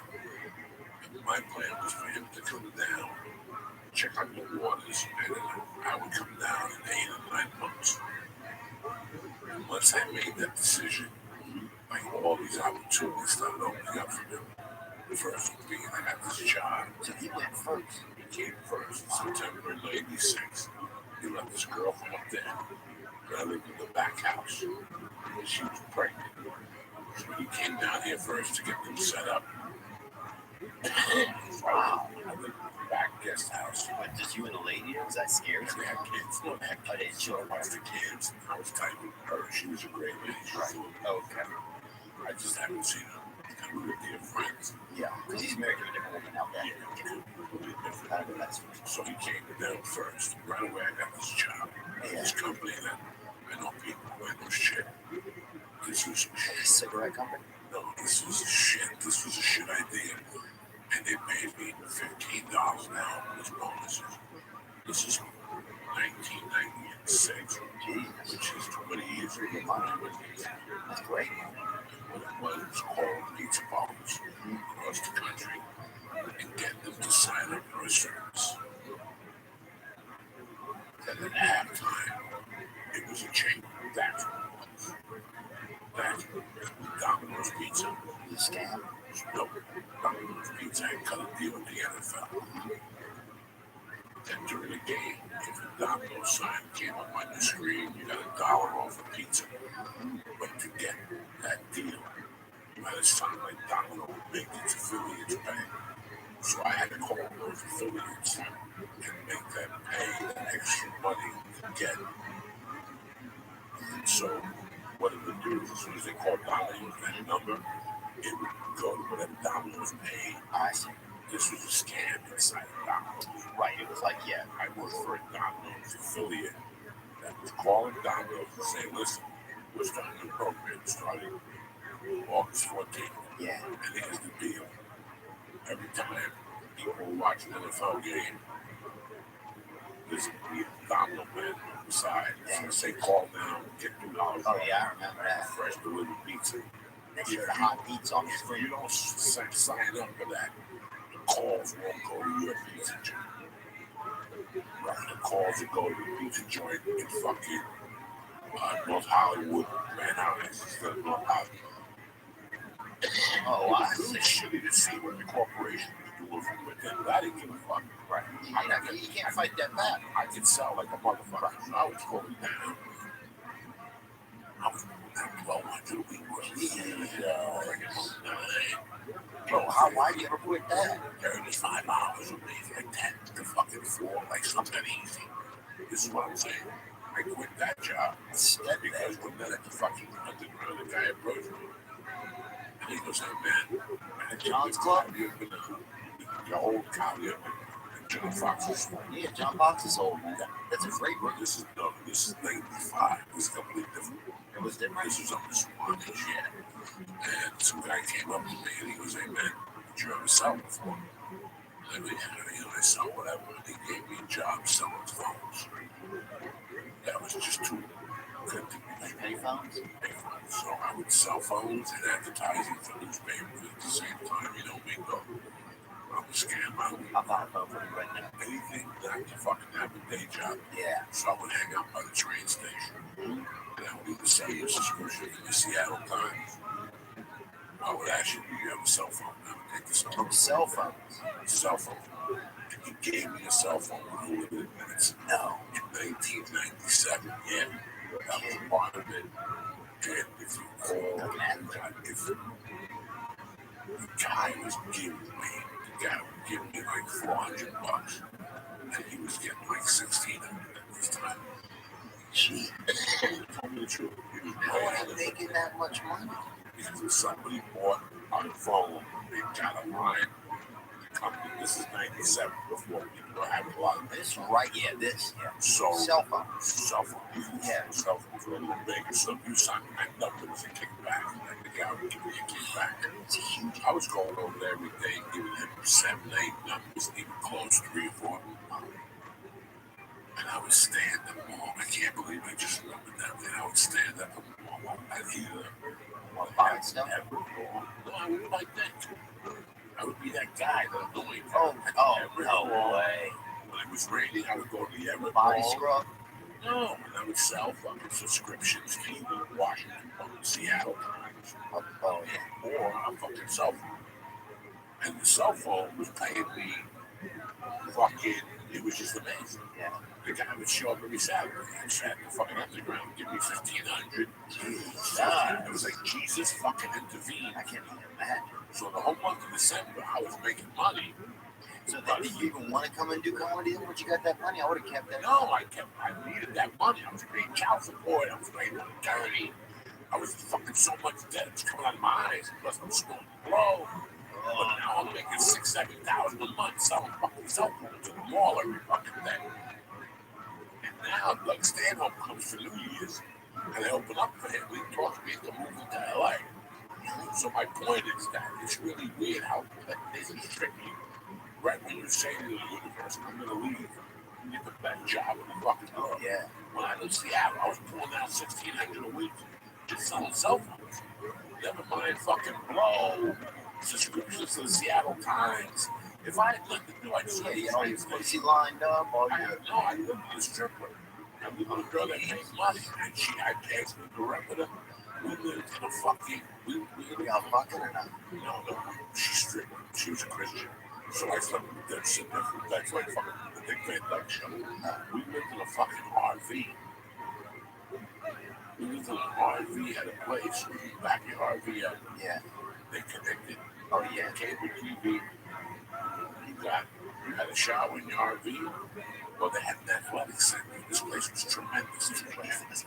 Oh my God, it was there for 20 years. It was like a lodge. KOA or something. It was like a little bigger, had a bigger name, a better reputation. Yeah. Bro, they had restaurants. KOA was crazy, bro. Walk in, they had 3 or 4 restaurants. Real restaurants. They had a gym, pool, shower, a movie theater in Kent, Washington. Where fucking, who was living in Kent, Washington at the time? Henry Hill. No way. Henry Hill was living probably. I was gonna guess Jeffrey Dahmer. Wasn't he from there? Kent, no, from Milwaukee, Wisconsin. Fucking, Kent, Washington had a fucking RV park. Yeah. With the stripper and an RV and a dog. A lucky guy. And Midway Mobile Villas. A mobile man is gotta kind of sell you the neighborhood over here. Unbelievable. Wake up in the morning, walk into the building, brush our teeth, and give her stack. Walk to the building, eat 2 eggs, sunny side up eggs, like nothing at the diner. They had a diner in there. Then we'd go back to the thing, watch TV for a while at Right Time, and then we'd both go into the gym. I would swim. Yeah, I would swim. Because that's how you had to take a shower. You took a shower because you had to work out. In those days, I was homeless. So for me to take a shower, I had to work out. Oh, yeah. So I worked out twice a day. I was tip-top looking. Love that. When I moved to LA, I was in great shape. That's what happened, man. I fell apart. Once I got here, I stopped doing everything. But dude, so now, I'm thinking about that. That's why you're telling me that. So I'm like, that when you say, so when you start to tell the world, or you tell like the powers in the world, you're going to move the universe. You tell the universe that you're going to move. That's when the universe like starts to give you things to keep you there. They throw curveballs at you. Right. They throw curveballs. So then you got to be somebody that that's kind of, is that the difference between some people and other people? You think that you willing to just say, okay, look, these are great things, but I'm going to still move away from this and take my chance? Because some people would just stay. Do you think like there's something inherent in certain types of people that are then like, okay, I'm going to put this on the line and still move? There are people that will come to me and say to me, Joey, I'm a comic. I'm putting away money and moving to LA in 2 years. That guy's dead. That guy's dead. Yeah. That's never going to happen. You got to build it somewhere else. No. Is that what you're saying? You have the urge to make a move. You have to make it. Oh, I see what you're saying. The people who can crash-make that move and give you a reason why they're looking for something to fall in their lap so they don't have to. I see. They're going to give themselves 2 years span. So they give themselves a 2 year span, and what happens? You meet some fat chick, you knock her out. Yeah. Now your dream is squashed because you got married, so you gave yourself an out. Yeah. Sometimes in life we give ourselves our own out. Yeah. But sometimes the universe gives you an out. And you have to take advantage of it. The universe will give you signals. Yeah. Don't tell you signs. If I can come up to you, if a bounce has to come up to you and tap you on the shoulder and tell you it's time to leave, Yeah. you fucked up. Yeah. You know when to put the drink down and get out and walk out of there. Yeah. You know, it's because you're an adult and because you've seen how people have acted. Once in town, like, I've overstayed my welcome. Yeah. And because I've overstayed my welcome, I realize when it's time to go. Right. It's time to go. It's time to go. It's time to go. I know when it's time to go. I'm the king of knowing when it's time to go. There was a place I used to rob constantly. I used to work there, rob constantly. Yeah. I knew I couldn't do it anymore because I was going to get caught and my reputation and my life was going to be shit again. I forced myself to quit. I took a 50% pay cut. You were stealing, right? I was stealing. But I knew eventually I would get caught. Wow. Because that's the way life is. Drinking water, I mean, it's gonna help. It's not that fun. This is tremendous fucking. You guys are like a married couple, dude. No one would This is say sex married. in your 60s. This is what sex in your 60s is like, dude. Huffing somebody's fucking booty. Huffing that little booty foul.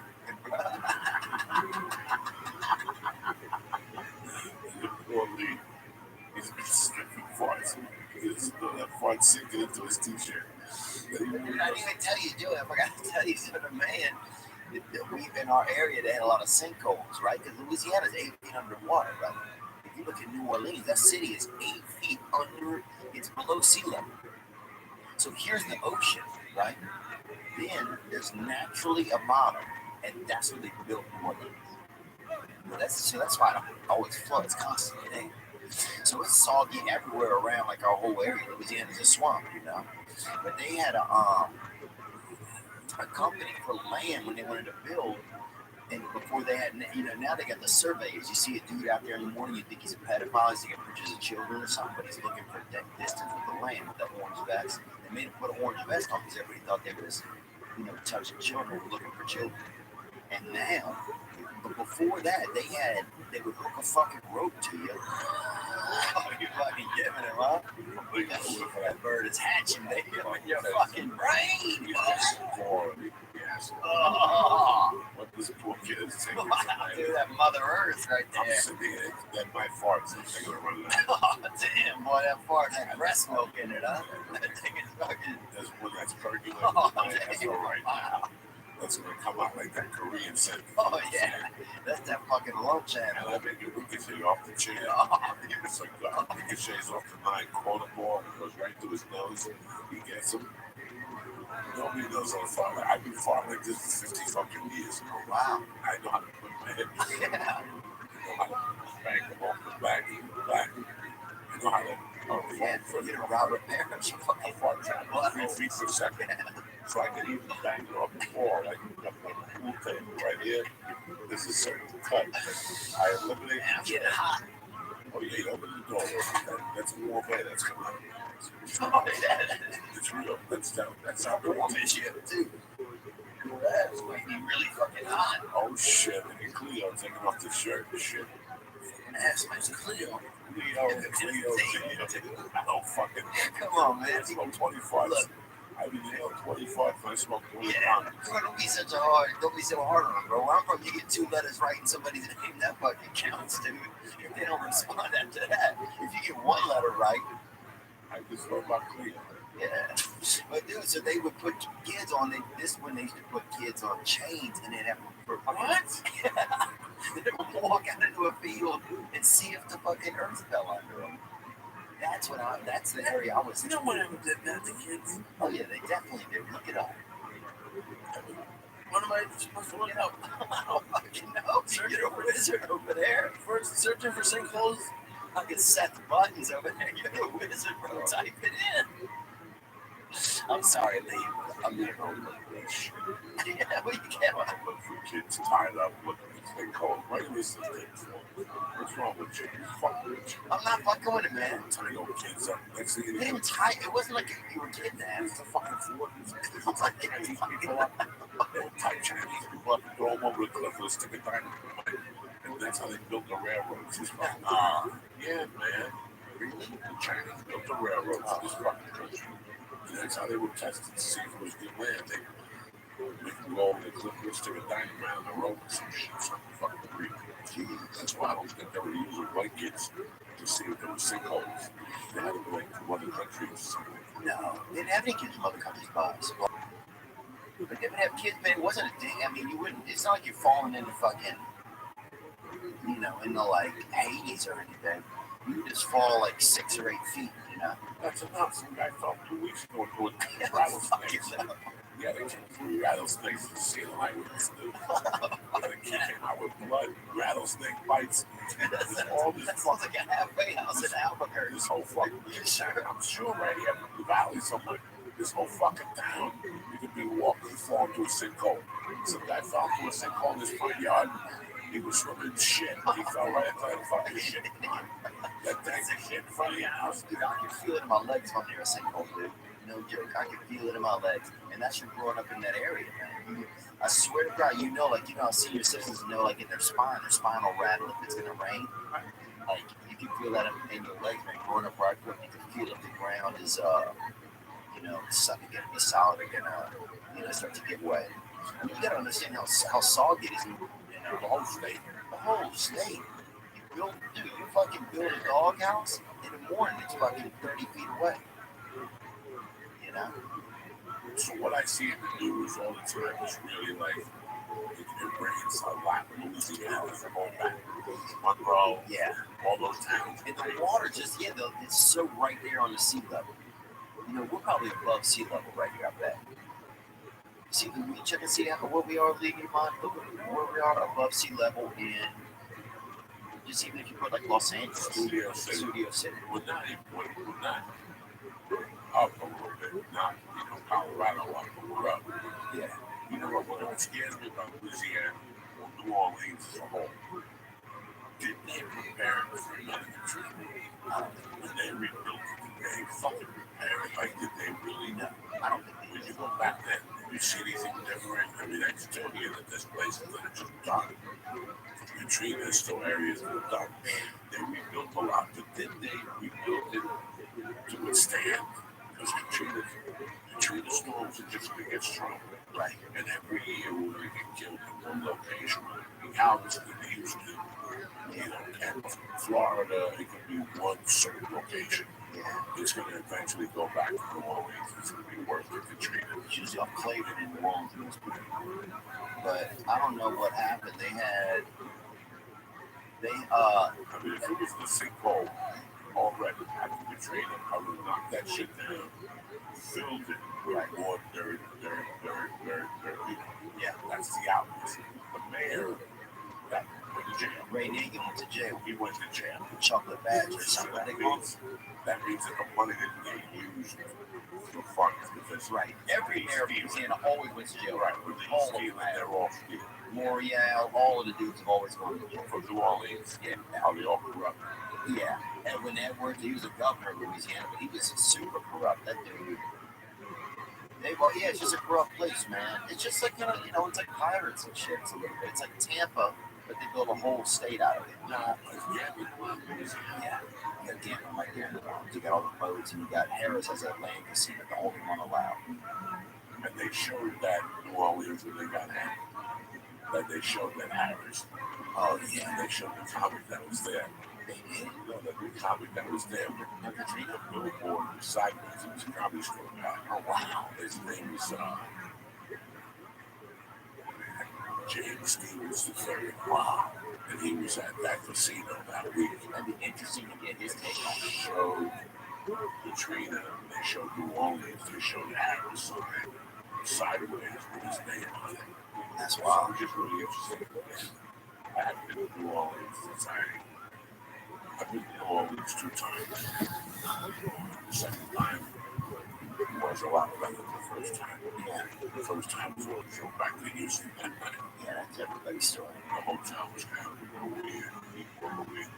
When I went back to shoot Residence, since I didn't have to go to those weird spots, More comfortable. it was more comfortable in a hotel that was, it was a whole, they served 3 meals a day. Oh, wow. You're being big. The food was delicious. The food was out of this fucking world, man. Wow. I don't know what the name of the hotel was. You had your own floor. Wow, tremendous. I still remember sitting in the living room, like in the dining room. And it was like the last supper table. And here I am all by myself. They gave me the whole floor. Yeah. So you had to use a card, rest of the things. And maybe 3 or 4 floors. I think we're almost downtown, a little bit off the city. We're off the city. And you had to read downstairs from 7 to 9, 12 to 2, or 5 to 7 to eat dinner. And they had 2 or 3 things on the menu. There's no choice. If you picked one thing, it came with a soup salad. It was fucking superb. Wow. And I know that the one night we had a party and I went to the club and it was superb. It wasn't as dirty as I had been the first time. Yeah. When I went to New Orleans the first time, it had been 99, 98.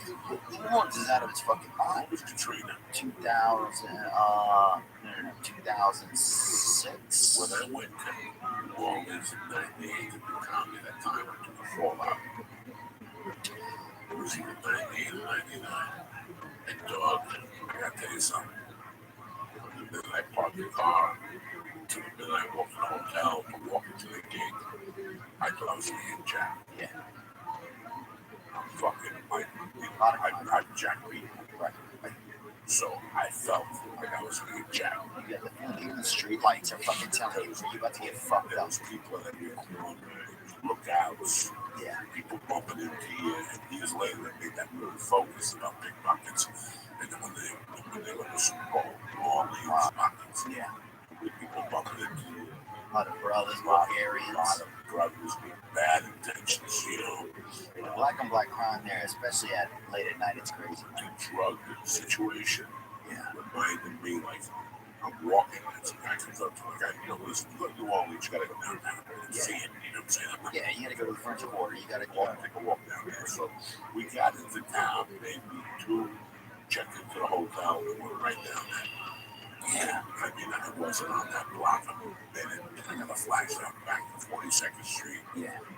In the 70s where people were, come in, I got coach, I'm not drinking. So I'm looking and I'm like making believe I'm having a good time. There's tons of people on the street. And right away, some guy came up to me. Oh, yeah, what are you looking for, player? They're like a baby carriage And full I of was like, okay, you got it. And he goes, I got this, I got this, I got this. I go, let's get some cocaine, let's see what you got. And I got cocaine, let me get dance and shit. He goes, stand right here, my player, come over and talk to you, give him the money, then I'll come back. and it's all that shit. And I was like, You get murdered. yeah. That's how it always is, and that happens a lot. And I saw it, I saw it in 4 minutes. Yeah. But a lot of idiots won't see it. Well, the tourists, they look at the drugs, They want it fast. nasty, and it's gonna get robbed. They do that shit, man. I went back to the hotel after the club. The doorman asked me, you know anything about here? We don't. We got a lot. It was beautiful. I took it to the hotel room and in line. Even the front desk people, I thought were gonna rob me. Like everybody there just seemed so fucking up. It seems like a movie. I mean, there's a I lot. tell you what fucked me up. They knocked on my door. As soon as I got to the hotel room, That's I took a piss. I washed my hands. I took the coke out. I chopped it up. I opened up a beer. I took like 2 sips out of the beer. I had a 6-pack with me.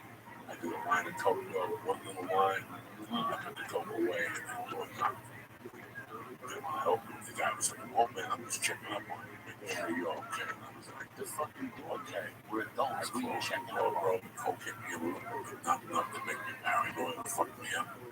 I called the other comic. I said, yo, what are you doing? He goes, no, you feel like driving home. He goes, I don't want to spend the night here either, man. Both got in the car and I left, and that was mine. And I never forget walking back to the car. It was 11:30. You know, like the smell was fucking vomit. Oh, if you're down by the French Quarter, it's gross. But they're redoing it now.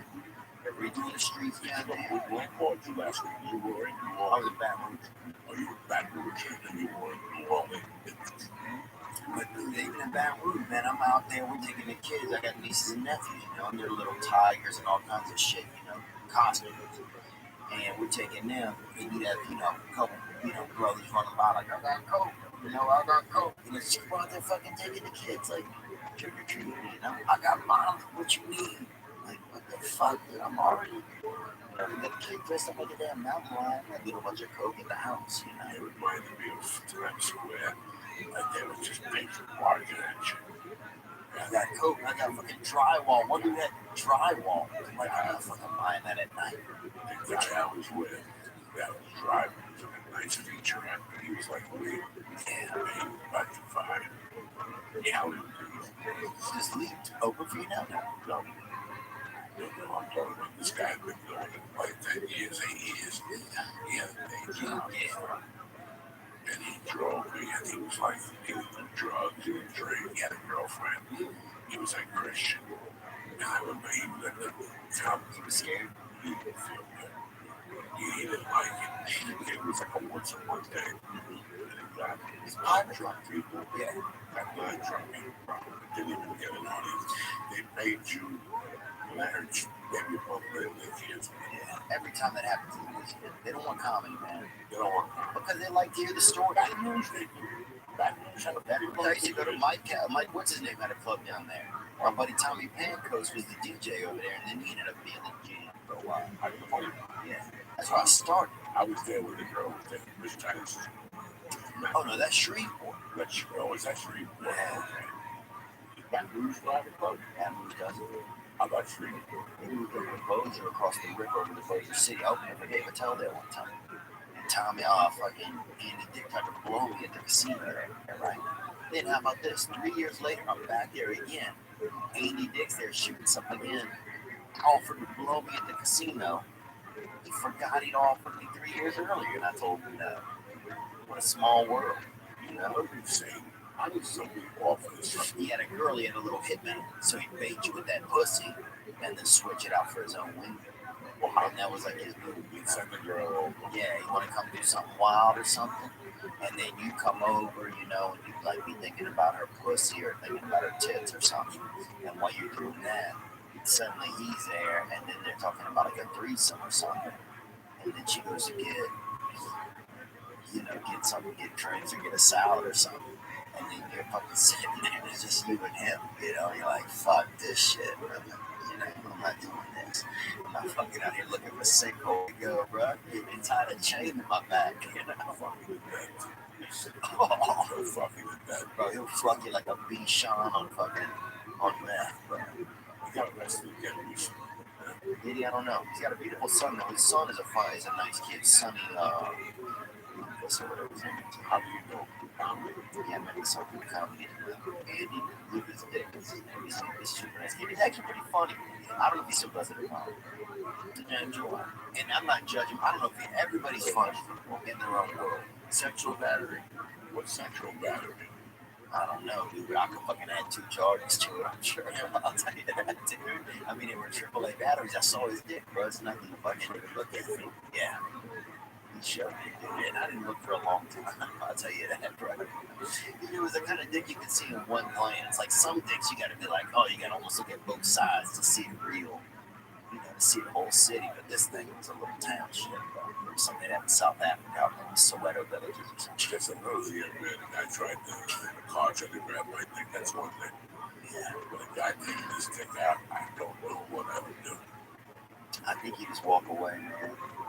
Or you say something crazy, you know. I'm not like, it's what works for me. No. I'm out, bro. You know, I don't do all the party meat and all of that.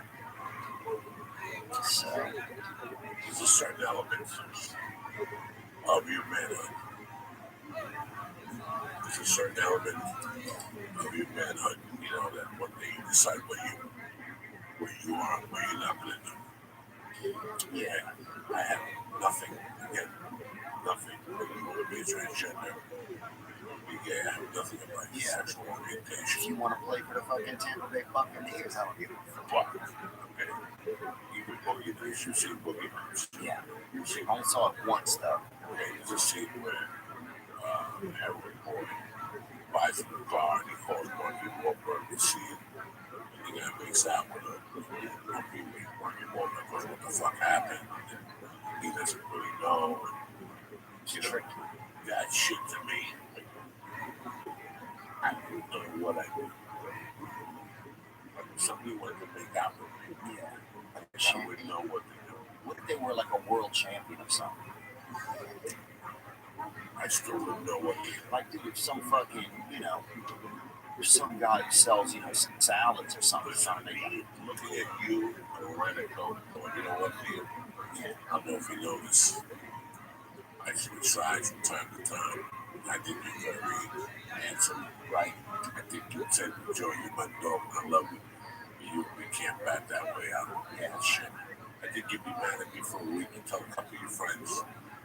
And over the years, we'd forget about it. That's one thing. If we were coked up at 5 in the morning and I came clean with you, I'd bang a couple of guys from time to time. Yeah. Married, I got a wife, but I'm bisexual. That's good. Okay? But for me to be snorting coke with you in your house, but also I go to the bathroom, and I come out here naked on your couch, I gotta fuck you up. Yeah. I gotta rapidly smack you in the face to make you, I don't know how I would react. I don't know how I would react if you just took your dick out. If you, here's the thing, And I've been around guys that take that dick out and laugh. I'm talking about that. I'm talking about me going into the bathroom, me coming back out, and moving your naked on the couch and you sit next to me and touch my dick or something. I'm not doing that shit. I don't know. How would he do it? I don't know. I say don't do it. And I've been in open situations where I could see it coming on, and I left her. Yeah. Left before it even happened. Oh, dude, some guy in New Orleans one time had fucking locks on his bathroom. This guy gets me into the bathroom doing some cocaine after the Super Bowl or something. And next thing I know, they have 2 doors in the bathroom, you know? And he puts a fucking bolt on one of them. I'm like, Jesus, dude. Now look at the other one, and it has a bolt on it. I'm like, I'm out of here, Jack. You know? And I thought about trying to do a little more cocaine and then just keeping my foot in the door wedge while I did it. But I was like, fuck that. I don't know. You know what the place where that happens the most, bro? You can hear it happen in the distance. Is Los Angeles. Yes. This is the kind of place, like, you know, for as much as Los Angeles and the people out here call out, like the rest of America, for having shitty values and this and that, this place is fucked up, Jack. This place is the dark arts, bro. This is, people have no idea. You know, if you really think about it, and I'm not being the funny guy here, but I'm getting too out of control. I have a daughter. I was raised by a single mom. I have a wife. A ton of my friends are females. Yeah. And I feel for you. But it was getting, I think, with Argento got busted in fucking the underage game. Yeah. And then these women came out against Kavanaugh, and that, you know, 36 years is a long time. I changed them. Oh, yeah. 36 years since 1982. I think of the person I am, I've changed. I think that, you know, you have your fucking Cosby's, you have your Harvey Weinsteins. Harvey Weinstein was 10 times worse than what we know. Right. And people that have last night, 2 nights ago, and there's 20 more Harvey Weinsteins. 100%.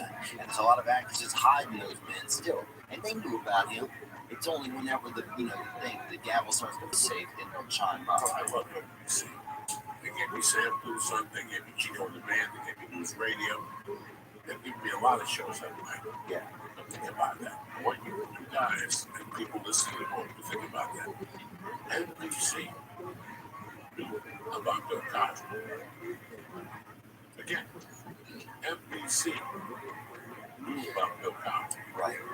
But they didn't give a fuck because of the money he was generating. Yeah. Okay? That goes with any sport. Conor McGregor can do whatever the fuck he wants. Generate that type of money. You want to come out of the way with a bottle of whiskey, fucking give it to the president of the fucking league, whatever he calls himself. You know, you're that type of person. Daniel White. Nobody really. Sean Weinstein, Dixon Weinstein. Yeah, there's a bunch of Weinsteins that have not been exposed that are hiding now. That went away quietly into the night and said, you know what, we got away with this for a long time. Nobody came out.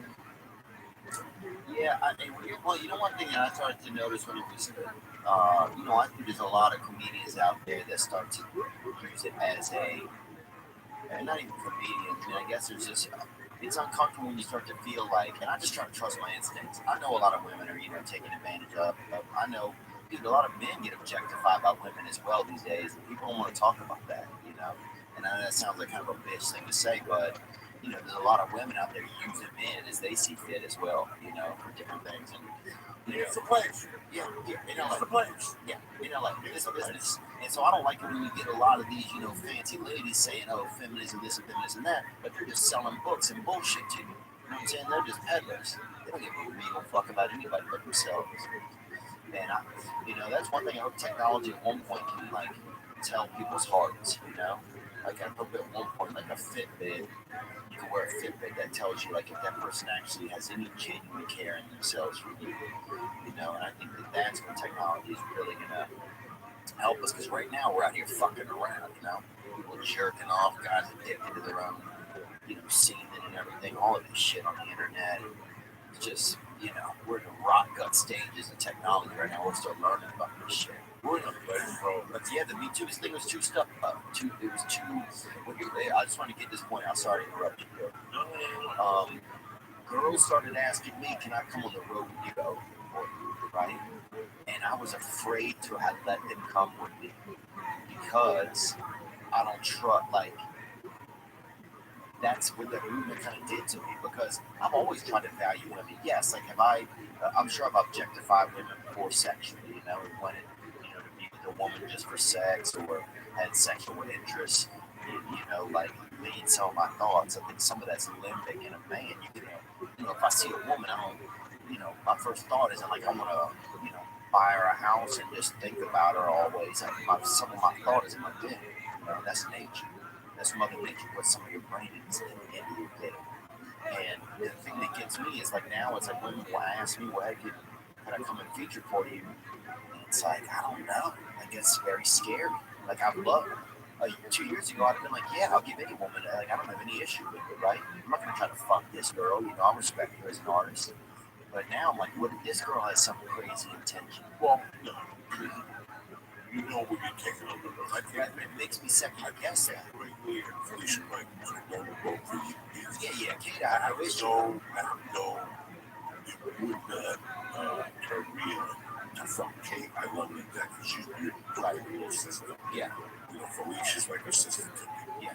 So, if I was on the road with a woman that came up to me like that woman asked me to live awesome, right? I have no problem. I don't play that shit at all.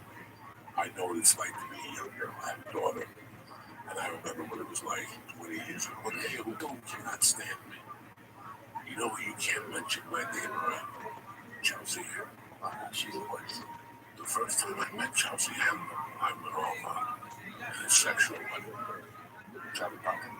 She was fucking gorgeous. She was gorgeous. I knew that at that time. She was doing drugs. Yeah. She was opening up the bank account. You fucking crazy. No, it's crazy when fuck someone. She still wants to fuck you. No, bro, stop trying to be funny. I'm not trying to be funny. There was no fucking involved. I was a fucking asshole. We were doing that dumb black club on the fucking J-Spot. No, the other one. Union Station. Beverly Boulevard. I'm down the block from the chicken place. There used to be a club there one night. There was Comedy Union. Comedy Union. This had to be 1998, bro. And I was out there every night with a package. And I'm like, oh, you were geeked up. More at the Comedy Union into a spot. And I see Chelsea Handler looking finer than a motherfucker. She had big breasts in her. Oh, 1998. Chelsea Handler was fucking banging. So we started talking for 6 minutes into the conversation. It's gonna rock. She was dating a friend of mine. And I went to black guy? White guy. And I went to a party and saw her. And the look she gave me was just horrible. So one night, she caught me, like just women throw you off. You know what I'm saying? Like, you have no idea how good she looked at me. Yeah. Like, this is when Chelsea had the Volvo. That's when she had the Volvo. She banged. She would go up to the store and do the 915 spot every night. Fucking bang. But I'd never met her before. I'd never met her before. I saw her and we started talking. Next minute we were talking about cocaine and shit. And next thing you know, man, Chelsea, I gotta tell you something. You would have fly her.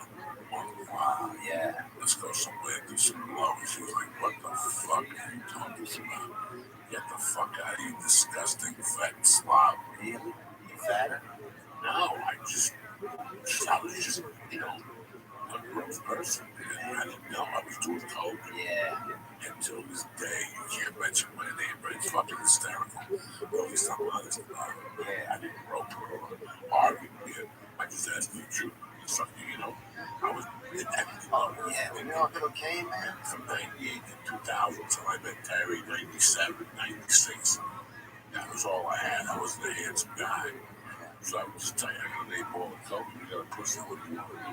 Yeah. You want to see you talk to Lee all night, I'm fucking confused. You want to call to the room and get you one day.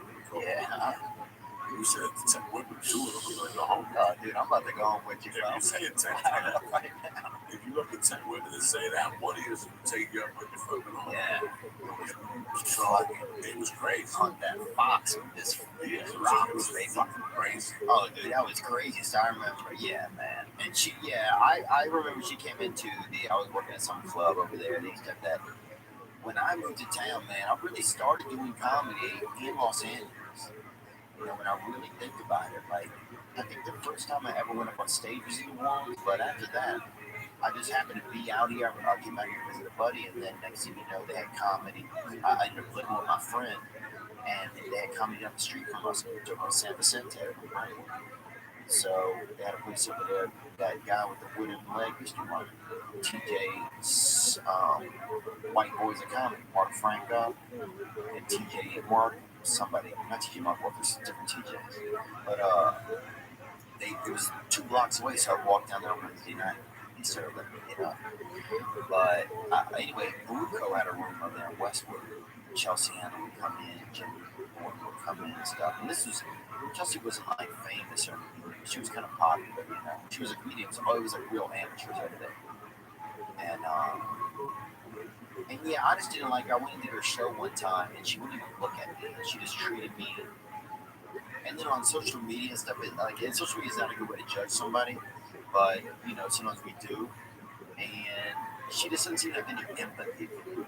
There's something about her that makes me seem like she's just You did the TV show. Yeah. How many times did you do it? Just one time. What was her behavior towards you? She wouldn't look at me, you know. She would talk to me or wouldn't look at me, and she just made me feel, I don't know, she didn't make me feel like welcome, you know. And when you're young and you're nervous, and I already got nervous, and I already, you know, the industry, like, you know, it's never really given me much. You know, this industry's never given me much. You know, it's crazy to me, you're just getting a show over there at Fox, you know. Or I don't even talk about that or whatever, you know, or an opportunity for that, you know. It's like, it's crazy, it's like, just, but anyway, I've always had that little bit of chip on my shoulder, maybe. But yeah, she just made me feel like I don't know, like I wasn't funny or I wasn't good enough or just stuff like that, you know. There's nothing worse than going on something and somebody showing you expected. Yeah, because I had expectations. I had expected at least it would be some niceness, you know, like there's some excitement. Instead, it was like she's just kind of like this star, this thing. But now, to me, I have this vision of her, and this could be wrong, of like a lonely, you know, older woman in like a castle with all this money, and she's just lonely. And I don't want anybody to end up that way. And that could just be me thinking that way to make myself feel better, you know, that I felt like she was mean to me. But she seems like a real cunt to me, so whatever. You know, you gotta give something else to something, you know. Every fame comes, you know, I haven't been watching some program and Jennifer Aniston said they shot a pile of friends that to celebrate the guy took them to Vegas, the producer took everybody in Vegas. Wow. And then gave them each $500 and said, go to the casino and gamble this because that's the last time you're ever going to be able to walk to a casino again. Wow. That's how big you guys are going to be, you know. They do it out of the gate, huh? They do it out of the gate, you know. And it's so weird how you... That's amazing. Listen, man. I was in this for so long. I struggled for so long as a human being. That no matter what you throw at me now, it would change. Yeah. I'm done. Yeah, you already baked. We had me go crazy when I was maybe up to 32. Yeah. 33, 34. Yeah, I would have gone a different crazy. I would have gone drug crazy at that age. But I always knew what I was. What makes people crazy in this town is not what they are. Either they get too much or too little. It's like being something where you don't belong. I always stress that because one day you're going to do that and you're going to see how bad you feel. And you're going to think of me as a comedian or an actor. You know, when you shoot a show, you shoot a show, somebody, and you go to these shows and you see the same fucking comics. They're always coming by to say hello. And then right into this, I came and you look at them, you know, you shot this show, they don't know. And you feel bad for them. They're going to find a fucking beat. Because I shot the show, one episode, and I feel bad being it. Like I shot one scene on one show, and I feel like a fucking asshole. So you shoot the show, you're down here doing what? What is your purpose? Yeah. What is your fucking purpose? You look like a fucking idiot. Yeah. You eat free food, whatever. You don't belong somewhere. Do not be at that fucking place. Yeah. Do not be at that place. You ask me this hard question before. You take me up the road. We didn't do a comedy list of the year. Yeah. I didn't realize that. I did not do it in many families. Yeah. It would not do it in many families. It would ruin it. I know that. He's not ready by no means. Yeah. He's 2 years away. Why do his whole perception of stand-up with people? That's a good point. That's very true. Perception. I put a little bit data. He saw what it's like. Now the rest is up to him. Yeah. He's 2 years away from getting stuck on the stage behind the life. Yeah. Because I know what he's doing. Yeah. He needs to go on his own now. Go to Lexington, Kentucky, all the places we had never seen it. Yeah. And do that, then shake it down, brother. 3 years. You can do blackface too if you're Jewish, I think. Did you guys get that? No, I think I'll hold off on it. Just fuck with fire, kill the baby. Now you gotta look up blackface. That's wrong with you. I don't want to hear blackface. I don't want to talk about blackface. You got great things happening in your fucking life with blackface on it, right? I just didn't know if they could do it. No, I'm gonna hold off on that one. No, it's the truth. Yeah. I would not be doing him any favors. Oh, you wouldn't either. The first guy that did me is Todd Jordan. He took me on like 2 or 3 or 4 weeks of fraternities every night. It was Russians, whatever that is. And he would have a different frat every night. 2 frats, 3 frats. And I've been doing comedy 4 years, and I was just bomb. I was like an arrow. I was just going into places to bomb. I would call it bomb camp. You guys in the band, you're gonna get a bomb. I was a rep going. Like doing comedy a couple of months and going to the enemies. The liquor in the 80s and 90s, if you want to be anybody, you had to win the Johnny Walker Red competition in San Francisco.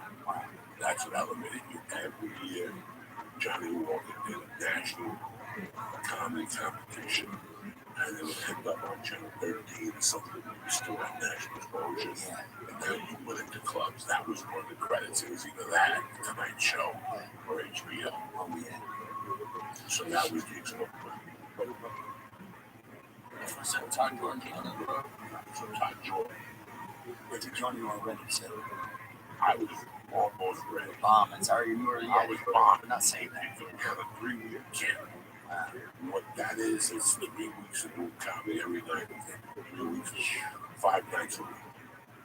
You have to adjust. And that really helped me. Right? That was a big push. Like, in those 3 weeks, I was a better comedy. I was doing triple. Then I started doing triple.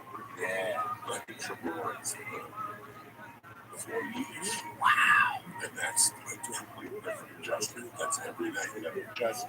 Let's drive 8 hours. Let's fucking do radio. But oh yeah, that's fucking navigational comedy. You know, sometimes you finish the gig and drive that night because you got an 8-hour drive. I might as well get to the hotel and stay all day. You know, it teaches you how to deal with this. Yeah, that's what I struggle with now. Yes, probably I take care of myself and not time. A lot of people don't know Great guy, he created the show. He got Martin to sign off on it. Wow. And it was one of the first comedy shows to get better stars. Stars was a black network at the time. They had a comedy series. It had been like 3 years. That guy today, a friend of mine called me and said he wanted a cruise ship. He saw Doug Williams in a cruise ship. Oh yeah, Jamie Foxx and Jamie Foxx. He was kind of mean to Jamie Foxx. Did you think that? Very mean to Jamie Foxx. The problem was he didn't belong there. He did not belong there. Doug Williams didn't. No, he was no good. He was too young to get there. Not too young. He just didn't belong there. He did not belong there. He knew what he was a double. His eyes were bigger than his stomach. Yeah. And he went there anyway. He got burnt. Yeah. And that ended everything. You should not go somewhere where you do not belong. Or anyway. Right. If you don't belong there, don't go there because you're going to get in trouble. Yeah, that's a good man. That's a good area. With stand up, I hate that shit. People say I'm up there. What do they call it? Like, What do they call it? They want to make it's a name for that. network. Fuck that. Rub my balls on the I never been network. network on stage. Network on stage. I always get nervous to talk to people. I used to be nervous when I would come in here. I used to be nervous when there's some comedians that still make me look up to them, you know, if you see them, and it makes you nervous. Well, the one thing about a comic that you look up to is when you go to the store and you meet them. And this actor's comics will be around, you know, with the reception that you're looking for. Yeah, that's what I didn't talk to Andrew Dice Clay for the first year. he had nothing to say in their circles. They were saying that. No, we know. You know, you email from people once, I want to be your heroes. It's your country. And at the wrong time, yeah, this is a dude that comes up to me a lot. He's always kind of coked up, I can tell, at the comedy's door. And now I hate that guy coming around. He knows it's uncomfortable too. Like, why does he keep doing this, you know? I don't judge people on the drug aspect. I don't care if somebody does drugs. He's always trying to get me in Ponzi schemes and shit. Yeah, now those people, I just think I told them to get the fuck out of my face. I don't want to hit my own comedy. I'm doing comedy, bro. Yeah. And like this week I had a bro. Like tonight I'll be in New York, you know? And that's my run this week because I have to be with family. Yeah. Talk to people. You know, I got 200 people in to take a picture. And you pay $20. I gotta talk to you for a half hour. I gotta find a way to say, listen, bro, can you step aside and let people wait.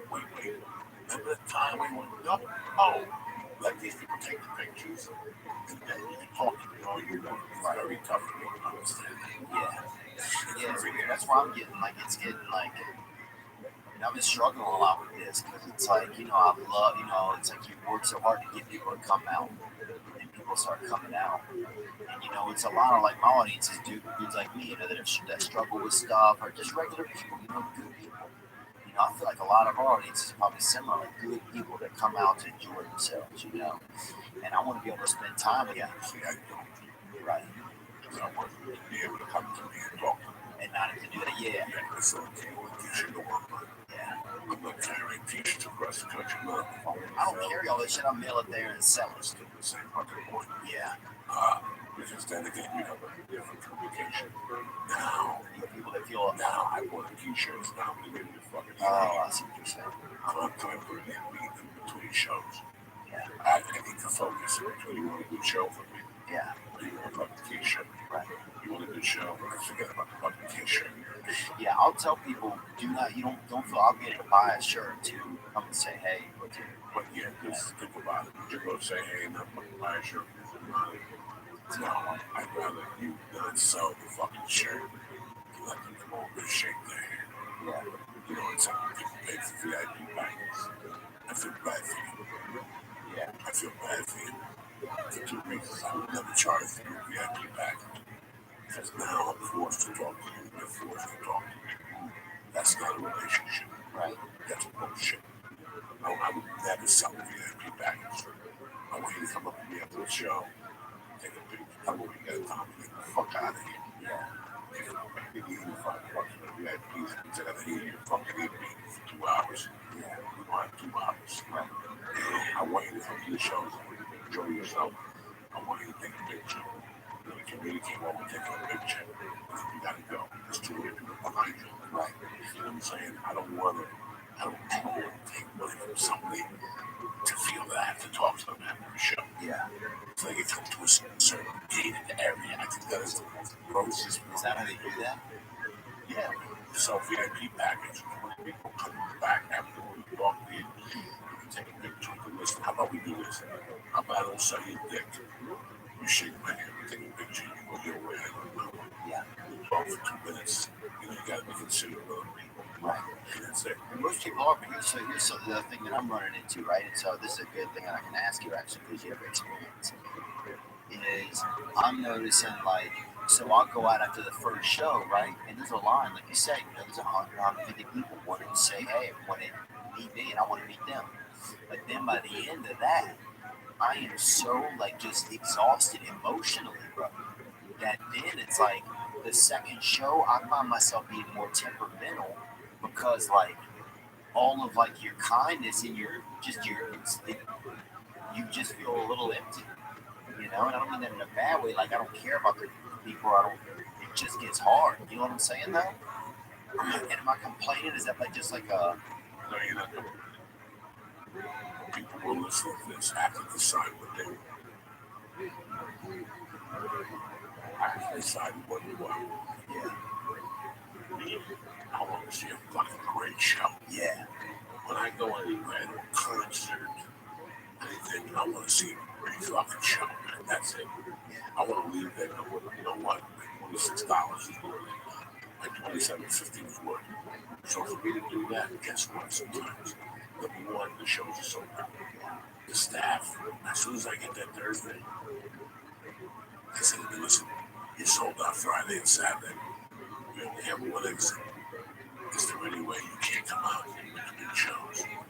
Now, you know anything about me, that breaks my heart. Right. Yeah, that's how I feel. You know, you gotta make yourself. I know you drove, paid the part. I'm aware of all these things. Yeah. But guess what? I gotta do what's best for the club.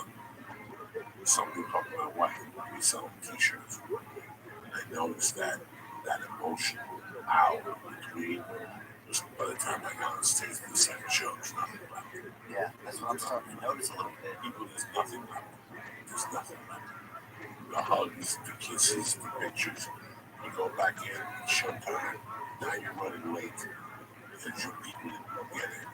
Yeah. Now that show starts 25 minutes late.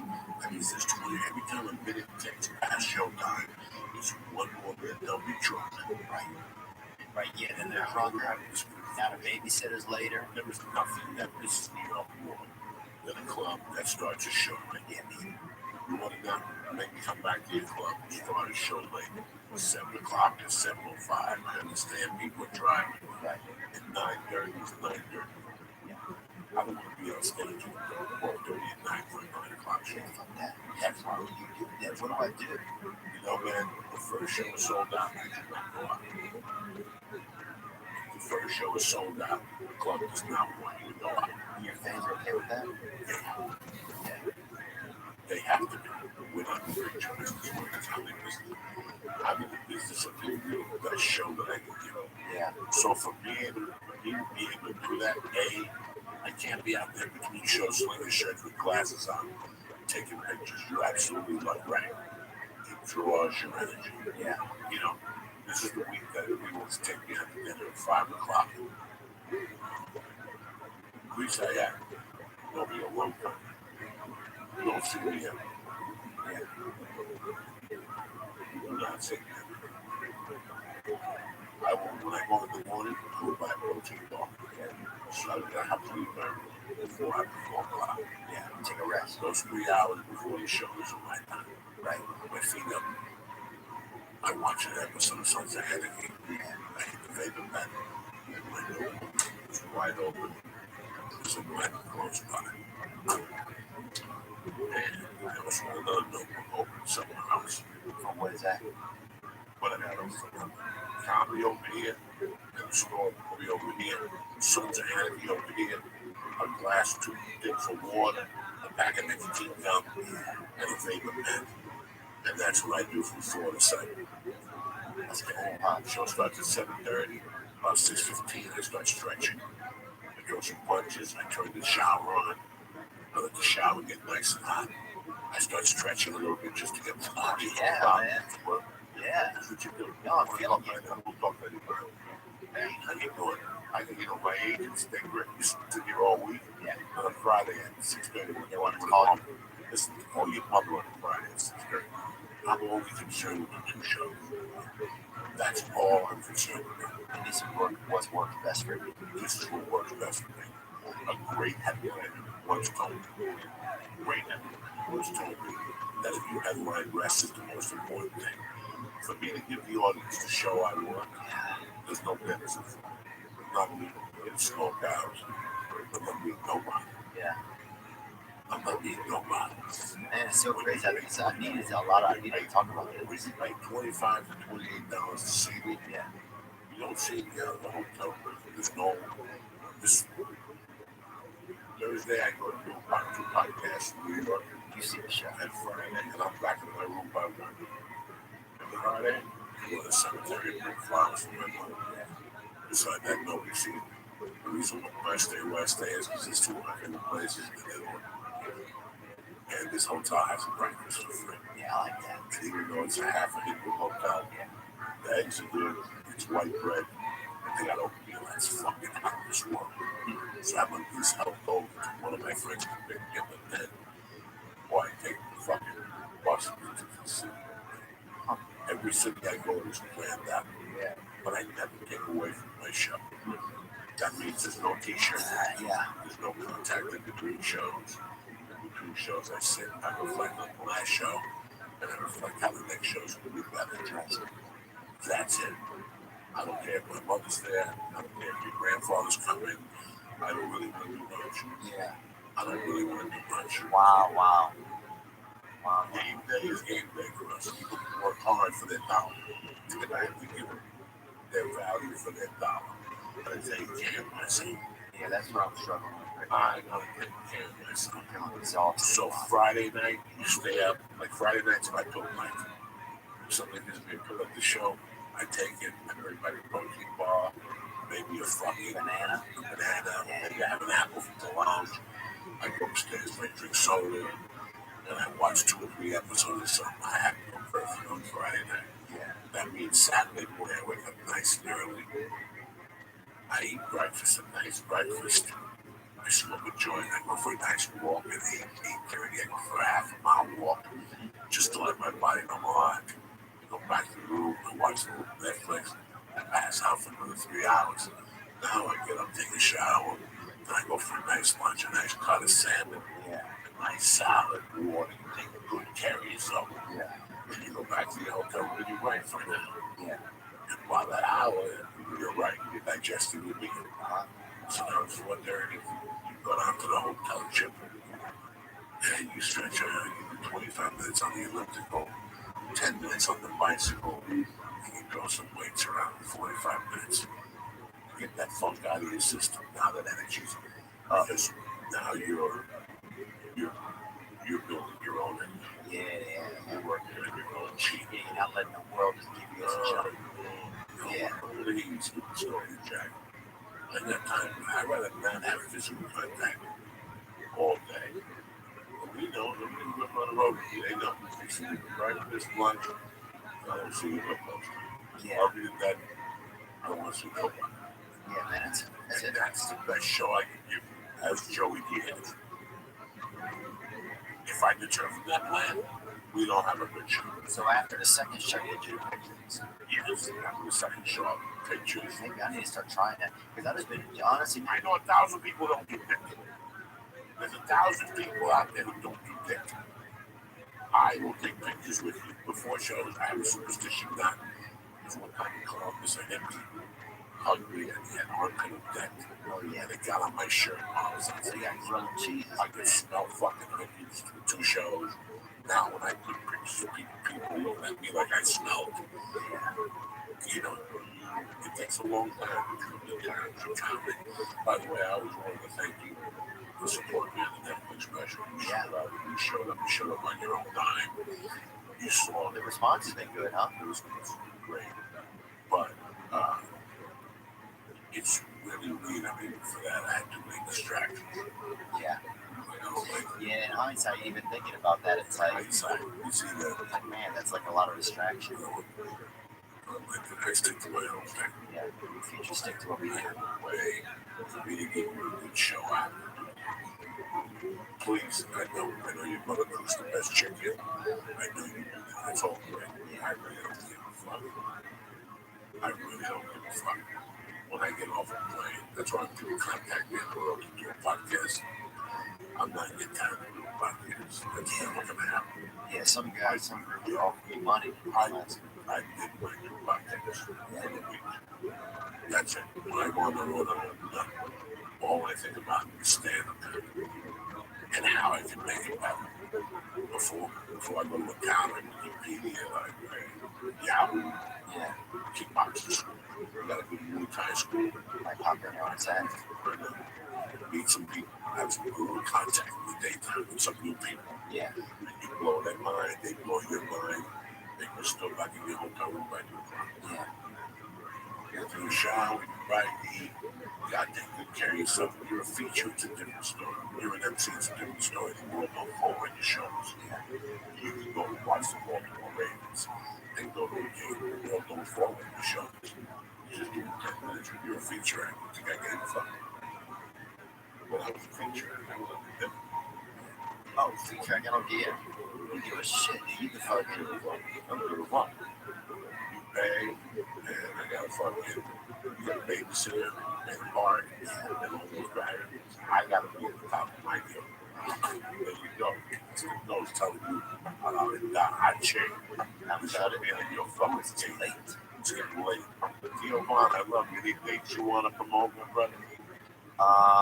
Any dates that I want to promote? Yeah, I'm going to be in Lexington. Great club. Yeah, I love on it. Broadway. Great club. Yeah. Great food. Great hotel. Yeah. Great city. Great city. In December, that's when I'm going to be on there. So I'm excited that I'm going there in December. Where else? January. Don't worry about January. Yeah. But that's like a reason. You never assume they can't remember that. And then, yeah, what else? Oh, I got Uriah Faber is on this past weekend, so you can check that as well. I just want to say thanks so much, Joe. You're always such a, you're just a nice man, and you always make me feel welcome, and, you call me a lot, and I know that you care, and I really feel that, and I just want to thank you so much. On my blood, I can't on my blood. But I can feel it die, but some people say that kind of shit, whatever. But I'm just telling you, I appreciate it. No, I know you do. Thank That's you. right. And I love you, Lee. I'm sorry that I made fun of you. I got it. This is tough as man. Oh, yeah. If you took fucking 9 fart, bro, it's fucking, jeez, like you were G over here on his neck. No, that's a death sentence. Judges tell you 4 farts in 90 days. Most people think in 90 days. Yeah. This little Jewish drinks that they took 5 of the worst farts you ever smoked. You fucking, even I have to sit here going, Jesus Christ, my intestines can pop out of my ass. Anyway, I love you guys with all my fucking heart, man. I want to thank Theo Vaughn. I want to thank my main man, Bryce Gillum, who I love with all my heart. I hope that in the venue comedy line tonight. I just wouldn't be doing you any favors. I would take you somewhere, and then you'd still have to go back and do the work, and then you'd be more bad at it. So you always got to understand I got your back in more ways than one. Thank you very much for always being a great fucking sidekick and a friend. And a dear supporter of what we're doing. I'm very proud of you. You're doing comedy. When the time comes, you'll be right there. So good luck to you. You know I love you. That's why I support you. I break your ball. I break your balls. I don't love you. Oh, no, I understood, but I am not. I don't break your ball. You break your balls for you. You know I love you with all my heart. But anyway, forget the love I got for this fucking Jew. I love him with all my heart. That's my problem. I got a soft spot for Jews. Jews and black people are the way they do it. But listen, this podcast is brought to you by Rich. Like I said in the beginning, Rich is a minimalized pocket wallet that helps you reevaluate your everyday carry, launched by a father-son team, funded by Kickstarter in 2013. The Rich now resides in the pockets of over 250,000 men and women. Listen, my old wallet was stacked with shit. The kind of bullshit we carried around for months and years. Say whatever you want to hear, you gotta get rid of that shit. Talk about all the pointless stuff that we carry in our wallets. Receipts, hotel room keys, bookers' addresses, spent gift cards. Get rid of all that shit. The leather blindfolds men use resemble suitcases more than wallets. The Rich helps you carry less, but always what you need, right? Listen, I love the Rich person. When I travel, that's what I got there at the Rich. 2 credit cards, a PBA card, and my ID. And I'm ready to go. So do me a favor. Like I said, it's minimal. It's from pocket wallets and designed to help you ditch your bulky wallet. The Rich wallet is slim, RFID blocking, and has a lifetime guarantee. And it's going to be the last wallet you'll ever own. So do me a favor. What I'm going to do for the church family today. First of all, go to rich.com. Check out what I'm talking about. You're going to be blown away. Number two, if you get something, I'm going to give you 10% off with free worldwide shipping by using richwallet.com/church. Again, that's richwallet.com/church and use promo code church to link in the description. All right, listen. Rich Wallet will make a great present. You're going to love it with all your heart, okay? Number three, I love you guys. And again, I got nothing against nobody, but time is time. And if you're saving time, you get postage out of the man. All you need is stamps.com. With stamps.com, you got all the services you got at the postal office right up from your desk. You can buy and print real U.S. postage for any letter or any package. All available 24 hours a day, 7 days a week. Just click, print, and mail. Ba-boom! You're done. Stamps.com will even send you a digital scale. You can weigh your letters and packages and print the exact amount of postage every time. I love it. My wife uses this. I love the cups, the t-shirts. We've been using them for years. And I'll tell you, I give 100% recommendation, whether you have a small business or a large business. I'm telling you right now, whatever you're doing, if you're mailing out stuff, stamps.com is what you need. So right now, your Uncle Joey is going to give you a special offer. You ready? Grab a pen. I'm going to give you a 4-week trial. Includes postage and a digital scale. But don't wait. Go to stamps.com before you do anything else right now. Right now, while we're sitting there, click on the microphone at the top of the home page and type in Joey, Joey. Again, that's Joey, Joey on the top of the home page. Again, that's stamps.com and Joey. I want to thank Rich. I want to thank stamps.com. And I want to thank Quip, okay? Because Quip, again, the best toothbrush I've had in years. Quip was designed to make brushing your teeth more simple and affordable, most importantly, enjoyable. Like I said, I've used it the last 4 days. My mouth feels cleaner. My teeth are still chartreuse, because God knows what I put in my mouth. But everything feels fresh and clean. My breath smells like dog shit. There's nothing you can do about that, as long as your teeth are clean. Why do you use Quip? It's a sensitive sonic vibration, gentle enough to use on sensitive gums. People who brush too hard sometimes like the toothbrushes too abrasive. It's built with a 2-minute timer that pulses every 30 seconds to remind you to switch sides, helping you guide full and even clean. Why? Because up to 90% of us don't brush for the full 2 minutes, but don't clean evenly. It's a multi-use cover, mounts to cover your mirror, and unmounts to slide over bristles to go on the brushing. 3 out of 4 of the bristles that are old, worn out, and ineffective. It was one of the first electric toothbrushes that it's accepted by the American Dental Association and has thousands of verified 5-star reviews. Why I love Quip? Dependable, it's right there, and I can take it on the road. That's what we're looking forward to doing. So do me a favor. The big favor is this. I love Quip so much, and they're backed by 20,000 dental professionals. Quip starts at 25 cuisines, and if you go to quip.com/joy right now, you can get first refill pack for free with a Quip electric toothbrush. Who's better than you? You're gonna have a nice smile at the holidays. You know what I'm saying? You don't gotta go to Thanksgiving and cover your mouth because your teeth are green. You're gonna get a nice, clean, fresh face, more confidence. So do me a favor. Go to quip.com/joy right now and get your little fucking toothbrush for $25. No, they start at $25. And if you go to Quip right now, you can get first refill pack for free with the Quip electric toothbrush. That's how Uncle Joe takes care of you before the holidays.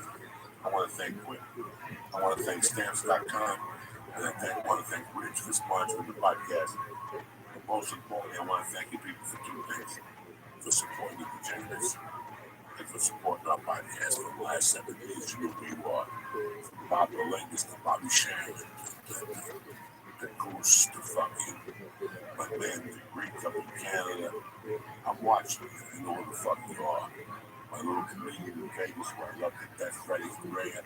I love all you motherfuckers. So if I forget to say somebody, my man Scott Cunningham, I love you all. Thank you for the support. Thank you for the support on the Netflix special. And I'll see you motherfuckers next Tuesday. Ready to motherfucking rock the Great Weekends podcast. We get this fucking deal. Stay black.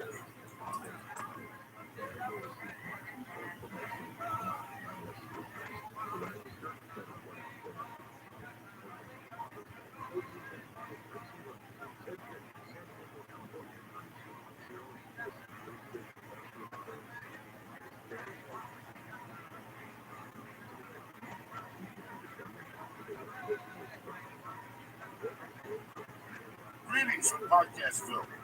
The church on tap right now is brought to you by Stamps.com. Listen, these days you can get back to get everything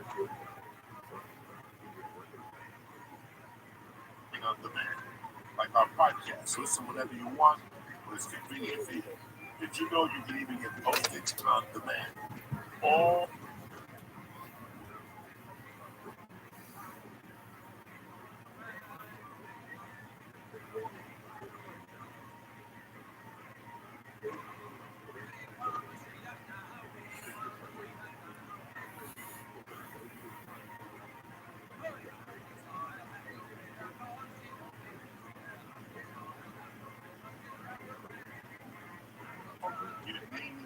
with Stamps.com. I've been using them for years to send out coffee cups, t-shirts, posters. My wife loves it. You know why? Because it saves you time. Time is money and energy. So what I'm going to do is this right now. Go to Stamps.com before you do anything else and click on the radio microphone at the top, the home page, and type in Joe. Again, go to Stamps.com. Before you do anything else, you click on the radio microphone at the top of that home page and type Joey. What I'm going to do is this. I'm going to give the church family a special offer. A 4-week trial. 4-week trial, including postage and a digital scale. So go to Stamps.com, click on the radio mic on the top of the home page, and type in Joey. That's Stamps.com and the Joe. Number 2. One of the most interesting products I've received the last week is the Rich. The Rich is a minimalist wallet that helps you reevaluate your everyday cash launched by Father Son team. Funded on Kickstarter in 2013, the Rich now resides in the pockets of over 250,000 men and women. The RFID blocking wallet is made by 2 metal plates, either titanium, carbon fiber, or aluminum, bound together by durable elastic bond. Your credit card, your license, just the stuff that you need.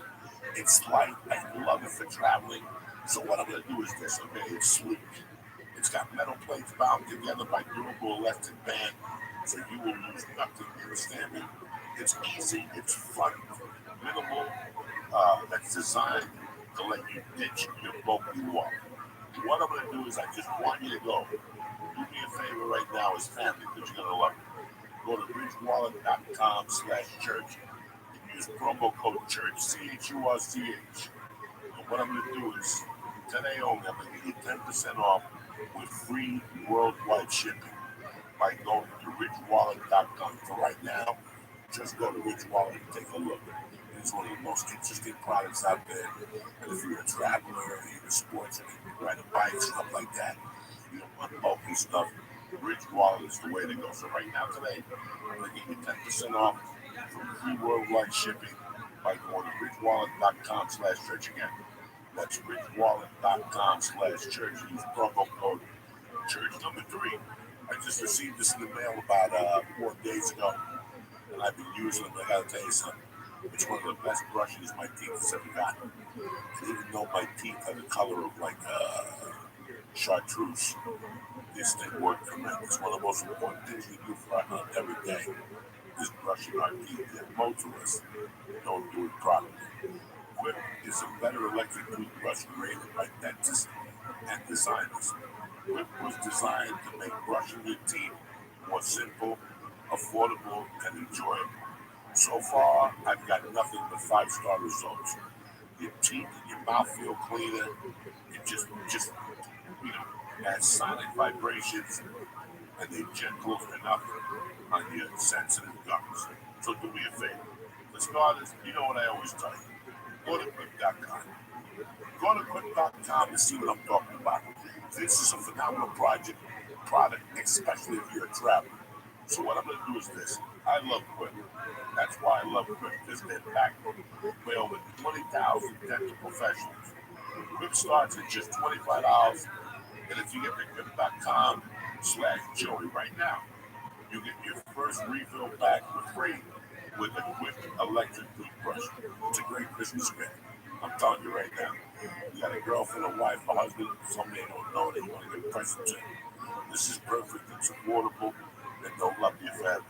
So your first refill back is free at getquip.com/Joey. Look at me, boy.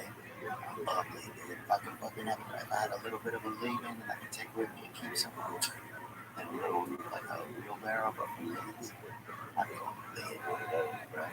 Sounds nice. Like, Yeah, pillows in there too. I can just put me down in the metal. It's like something you would do. Don't consider it leave the shit back. Nah. Feed them food. I'm trying to what are you talking about? I put you under a warm lamp, like that's what I would do. It's starting to get creepy now. It sounds like I'm hostage. They're buzzing your house. Hey, calm down and be a good pet. You Put buddy. like a chain around his neck with a fucking chain hooked to the wall and stuff like that. Yeah, but a nice chain, like a gold chain. I don't know if I go that. There's no gold. You can't put a silk hat on a pig. You know what I'm saying? It's fucking Thursday, November 8th. Kick this fucking mule with me, man. That's as good as it fucking gets, Theo Von. Praise God. Sly and the Family Stone coming at you. The gristle missile, baby. Thursday morning, what are you fucking nuts? 20 to life, no parole. Fresh from Buffalo, New York. You didn't have a fucking beef on wick. I didn't have any. Up. Dude, I did. Somebody threw a piece of meat on one of those street corners. I don't know if that was wick or not. Did you eat it? No, No, wick is the roll. The roll is called wick. Oh, no. Nobody told me that. I should come in here for Beef you. on wick. No, not because you You're a travel agent, too. No. I just know quality is wet. Yeah. And nobody makes a bad fucking beef on wick in Buffalo. Like, it's like a disgrace. Yeah, it's a disgrace. It's no. Right. Yeah, I feel bad. I feel disappointed. I didn't get that. Shit. 5. Some fucking pierogies from the Polish name. Some sauerkraut pierogies fried. Like dumplings, only you know it's not cat. Yeah. People like Lee and shit. I don't mind a little bit of cat, but you've had fox meat, Lee? I don't think so. Have you? Yeah, I've had fox meat. What was this? It's not it's more ligament than muscle, but it's good, you know? Fox, dude, the crazy thing about fox, I was talking about this yesterday to somebody, but Did you ever hunt?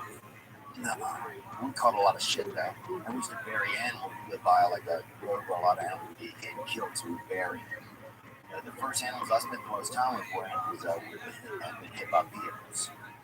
And so we would bury mostly dogs. What else? I think something else. One time, this thing looked like a damn fucking small bear, bro. And it could have been. Because they have Louisiana black bears, a lot of things, you know. And I'm not saying they're black or anything like that. I'm just saying they happen to be black when people see them. And they're just, you know, but we would bury all kinds of animals that would get hit by those. What are you, fucking Undertaker? I see that animal. Leave it the fuck alone. It's bad luck. Yeah, but it was, I don't think They were alive and they were suffering and you shoot them in the leg.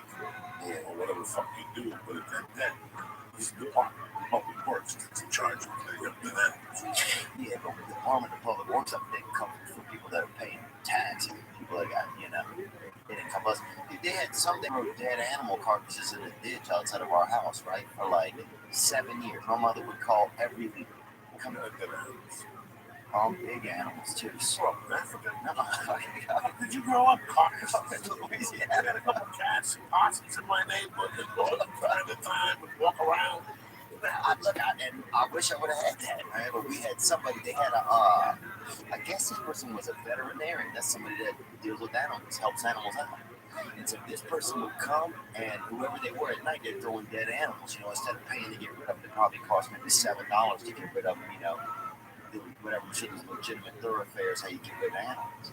But this dude's out there, chucking them in the ditch, I guess, on his way home. Because our neighborhood was kind of a cut through between like a nice area in town. So, You never did like a stakeout to see who was throwing animal carcasses? no. We were out there, like, but we never saw the guy unless he drove by and didn't throw one out, so we were out there. But then what creek kind of sits next to an animal car? I mean, probably throw it out elsewhere, but anyway. So yeah, we go out there all the time. My mother would call her to come get these, kids are out there beating each other with people chasing each other with fucking horse skulls and shit, bro. It was wow. Oh, wow. I can serve at least a couple cups right there, boy. Big Lee of fart sponge, baby. Welcome to Africa, Lee. Normally I like all your other sayings. I don't like the fart sponge. Sorry, bud. And I'm just joking about that. I didn't mean that. I would never say that about No, it's funny, but he's going to take your click into it. It's been like 2 podcasts since he farted over. Oh, dude, in some countries, in Japan, that's like buying somebody a scarf. No, I'm not. Saying farts. I'm Japanese. Oh, dude, yeah. I'm over here farting. Oh, he's got the thighs of a fucking kung fu fighter, son. Dude, you gotta know different nomenclatures and how to give a hug, bro. In Africa, they hit you with a fucking bite, bro, if they love you. I'm not going to take a whiff of your fart. That's Come on, bro. Get a little air appetizer, bro. Treat your nose. Treat your snout to some of that fucking free booty pasta, bro.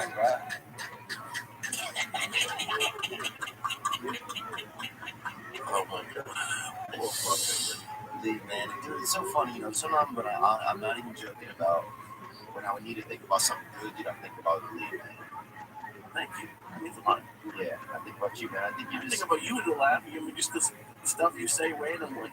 I just want to hang out and listen to what you say during the day to yourself. I feel like it's hysterical. This conversation getting people in here already. Well, you just farted on me. How did I think we might be a little just get on. Oh yeah, I know what you're talking about. No, you don't. Shopping for peppermint, they call it carry it, right? I'll let you hang off my dick like a fucking mountain cow. I would know that, please. Not you guys, but I don't have the same relationship with him. Still friends. I'm friends with him. I wouldn't fuck him. I would let him touch my dick a little. Same time around the holidays, bro. Oh, he's a prison ham, this guy, bro. I fucking love that boy. Bro, I told him, we walk. How much money we can make when we on the inside? Just sit up in class. Stealing cards. Yeah. We're bringing this back. You can't just sit on someone's lap, but they're not going to let it end at just lap sitting. Bro. They're not in prison because they don't have You're the whole thing. you're an 8, bro. One female. You're a female 8, baby. I gotta make that cheese for you to put a wig on. Oh, yeah. Special type of podcast. And just mug his dick with your fucking neck. What does that even mean? Lee, you gotta get out more, get off the internet, bro. You gotta go hitchhiking, man. I really don't want to now. You should go check one day as a school project. Yeah. I'm at the debt. What school are you in? Are you doing classes online? I need to be. Classes here. How old are you, Lee? 30. Are you really? Yeah. I thought you were like 19, dude. Are you like 30 years old? Yeah. 30 years old. Oh my god, bro, my whole perception of you, I thought you were like a He was an intern. first came in. Oh wow. That's awesome. Now you don't like me as much. You like that? No, I don't No, it's just different. You ever notice when you learn something about somebody you didn't know, Like you see somebody and they're like a lawyer or something, but then you realize they're like a sorcerer or something. Or they do shady shit. And you see them like ballroom dancing. And you're like, this fucking guy ballroom dances. That always takes my brain a minute. Or if you see a big person and they got their stomach stapled and now, dude, I was at a pool one time and I used to work on this farm in the summertime outside in Natchez, Mississippi. And they had And this dude, Don Blankenstein, was the pool guy every year, right? He'd come out there, and I'd keep an eye on him because the dude weighed probably 700 or 800 pounds, bro. You know what I'm saying? He broke the gate every time he come in. He fucking, he was he gets in the pool, trust me, nobody's drowning. All the water's out, and the fucking kid who's sick is laying right there at his feet. No, he was the guy who came to put the cleaner in the pool. And so, but he opened the gate, bro, and every time he walked through it and bring both sides of the gate, like he was just he was gonna die soon, you know, you saw him. You know, so he treated him well. And that's one thing I like sometimes about seeing huge people. It reminds you how to treat other people. Because you're like, oh, this person isn't gonna be alive very long, so you would be extra nice to him. And so, but then Don, one time I'm out there laying by the pool, and this skinny guy, you know, he could have fit through the gate with 90 of his fucking, you know, whatever. And he comes through the gate, and the dude keeps talking. And I'm thinking the guy's kind of a, you know, peppermint hunter, bro. You know what I'm saying? A little tender. And it turns out it's Don Blankenstein. He got the stomach thing. He lost all the weight. And he was a different person. It wasn't the same. I don't know. It wasn't the same. And our relationship was never the same as when he lost the weight. Think about when they, I don't know what we're talking about. Think about when somebody takes away your passion. If you're an eater, Yeah. you know, it's like when you first get sober. Yeah. You know, it's telling bro, the worst 2 words in a person's life is sober. I don't want to be involved in drugs. Yeah. I don't want to be sober. Yeah. I never want to be sober because it would make my inner battle too rough. Yeah. I know my limits with cocaine. I know my limits with pills. I know my limits with alcohol. I've known my limits when I was 25. They think I did after 25. I think because I wanted to play with my limits. Right. You know, when I got locked up, I couldn't imagine a world where I couldn't smoke pot. Couldn't imagine. I couldn't imagine. Okay, cocaine. I understand not having a girlfriend. I understand being broke. But I never understood a world where I did not smoke weed. When I was 25 years old, weed controlled my movement. What did you do for you? I was in so much pain when I woke up. And I didn't know that then. You never know what you're going through. Yeah, you don't know. It takes 20 years to look back. You know, I was thinking about it tonight how when I was taking a shower, that if I would come in tomorrow, you would be signed back up to college, take a psychology class, don't tell a psychiatrist, and do whatever I had to take. I'd probably be 65. And at 65, I would help so many people so deeper. Yeah. Because I went through it. Yeah. This is not somebody who studied it.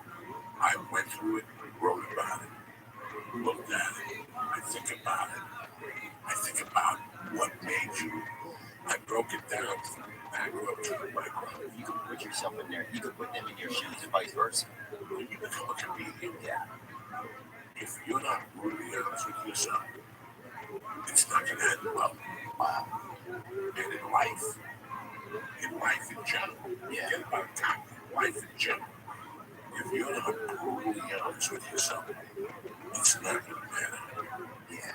You have to be brutally honest, and a lot of people can't be honest. Brutally honest with yourself, like, this is not going to work. You know, it's like I was at 27, 29. Like, and what's that? Like, At the age of 30, yeah. I had made a decision to do comedy. Yeah. But I also had to make a decision about this hell I was living in. I was living in this party hell. Okay? Drugs and I would be clean for 3 days. Oh, yeah. And then snap one night and then tell myself, oh, this was the last time. I wasn't one of those pussies at a party that was talking about it. By this time, I was partying by myself. And this went on for maybe a year and a half. Yeah. And I think by 1995 and a half, I came to the conclusion, like they say in the program, I'm a fucking junkie. Yeah.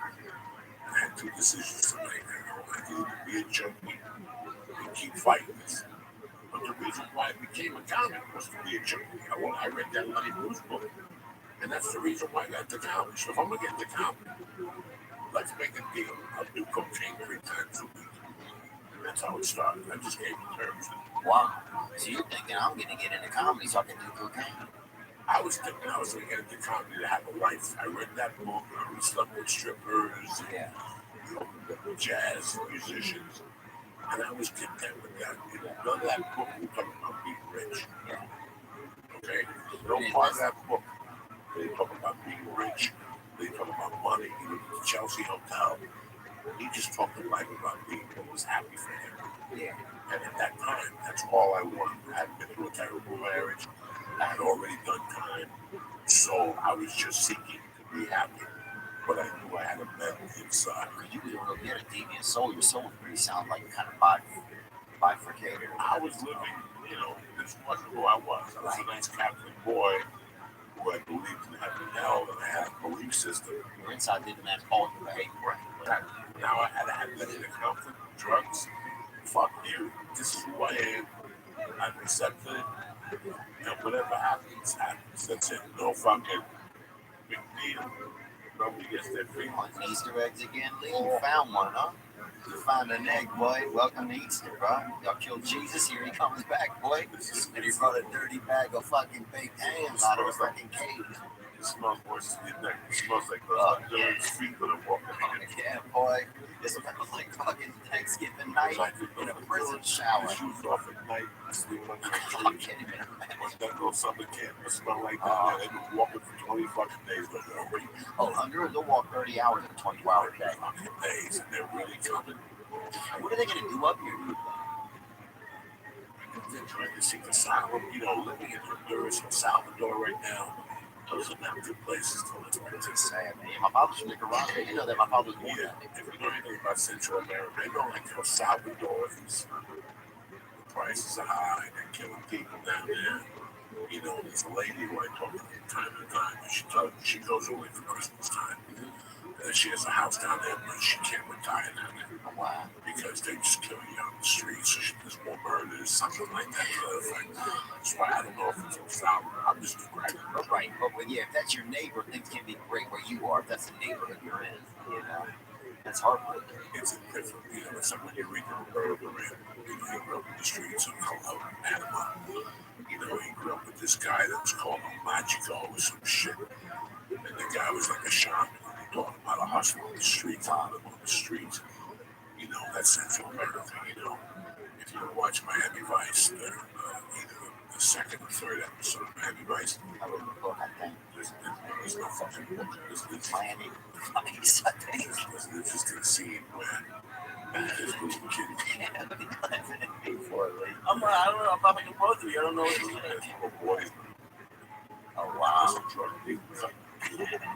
There's a drug deal coming to deal. He's got a coin in his hand. And there's like 4 people. Shoes on. Different coins. Jesus. Is it a magic trick? No. He's talking to business deal. It's like you come in and be. And you want to buy 20 kilos of blow. Okay. And what are the little boys? Just chilling. They're like fucking assassins. Oh, really? They're 8-year-old assassins that come from fucking huts with their family. Jesus.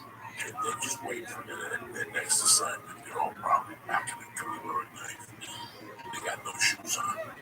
It's drug dealing, playing with coin. And even talking to people with the way I'm talking to you. Then from time to time, flip the coin in the air. When that coin landed, one of those shoeless kids would run out and fucking pick it up like it was a fortune. Wow. You know, and I remember thinking years later about that scene, how that's how, you know, Pablo Escobar got those kids to love him in Colombia. Yeah. He went to the poor kids that had no options, and he said, well, I'm going to put 1,000 in your pocket every week. But you're going to kill motherfuckers for me. Just like that, no questions asked. But it gave him a feeling of purpose. You know, I mean, money talks and bullshit walks. At the end of the day, money talks and bullshit really does. I can blow smoke up your ass. I can put 2 G-notes in your hand every week. You've never had a dollar bill in your hand. Yeah. And tell you, look, I'm just going to send you to people's houses.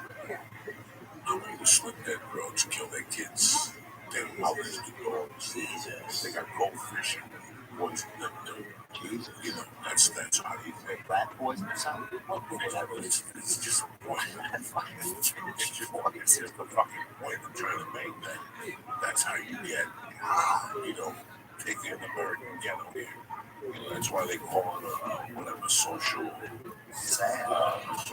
color economic. They call it a crisis, not a crisis. It's coming from somewhere. Yeah. And what you need to do to get out of that situation. Yeah, you don't know anything better, man. And yeah, you just, dude, they had this guy when I was growing up named Eddie, right? And he could have been fucking 13, he could have been about 16 or fucking 50, right? I don't know what he was. But he always drove, he had a 5.0 Mustang, you know? Or he drew a 5.0 on the side of it or whatever. I don't remember. It could have been a fucking, it could have been a Pontiac Renault or whatever. I don't know what it was. But he always had these two girls, bro, sitting on the back of it. And that dude was the king, you know? Whatever he said when I was a kid, we would have done.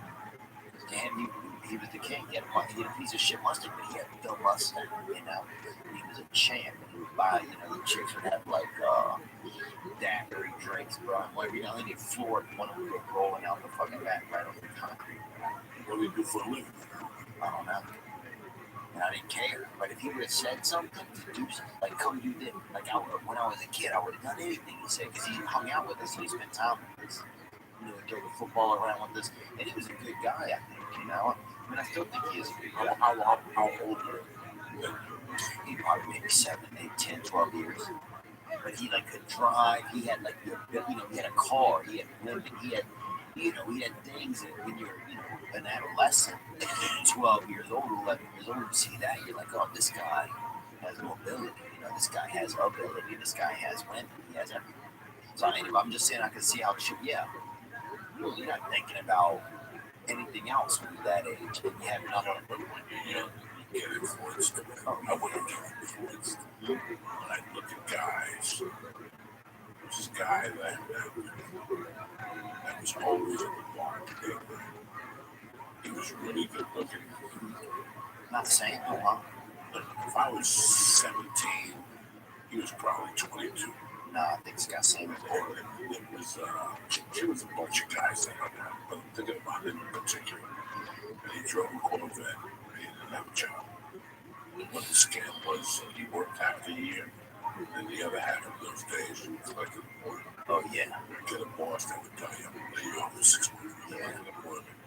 Party cripples, they used to call them by us. Yeah. You can take a book or sell coke, and that's a great living because you can clear 1,600 books already. You sell coke, and this guy who drive a Corvette, he was a piece of shit. Or he wasn't a piece of shit. He probably was. He wasn't a piece of shit. He didn't have no career. Right. He wasn't a role model. But his girlfriend owned the business, and she had money. Yeah. And I remember how that appealed to me for about a month, and I was like, there's no appeal in that. I want my own money. Right. You learn through life. Like for a month, he impressed me. He had a girlfriend that paid the bills. Even at that early age, he impressed me. Because he ain't paying the fucking bills. Not that I could pay the bills at that time. I came home bills, I was 40.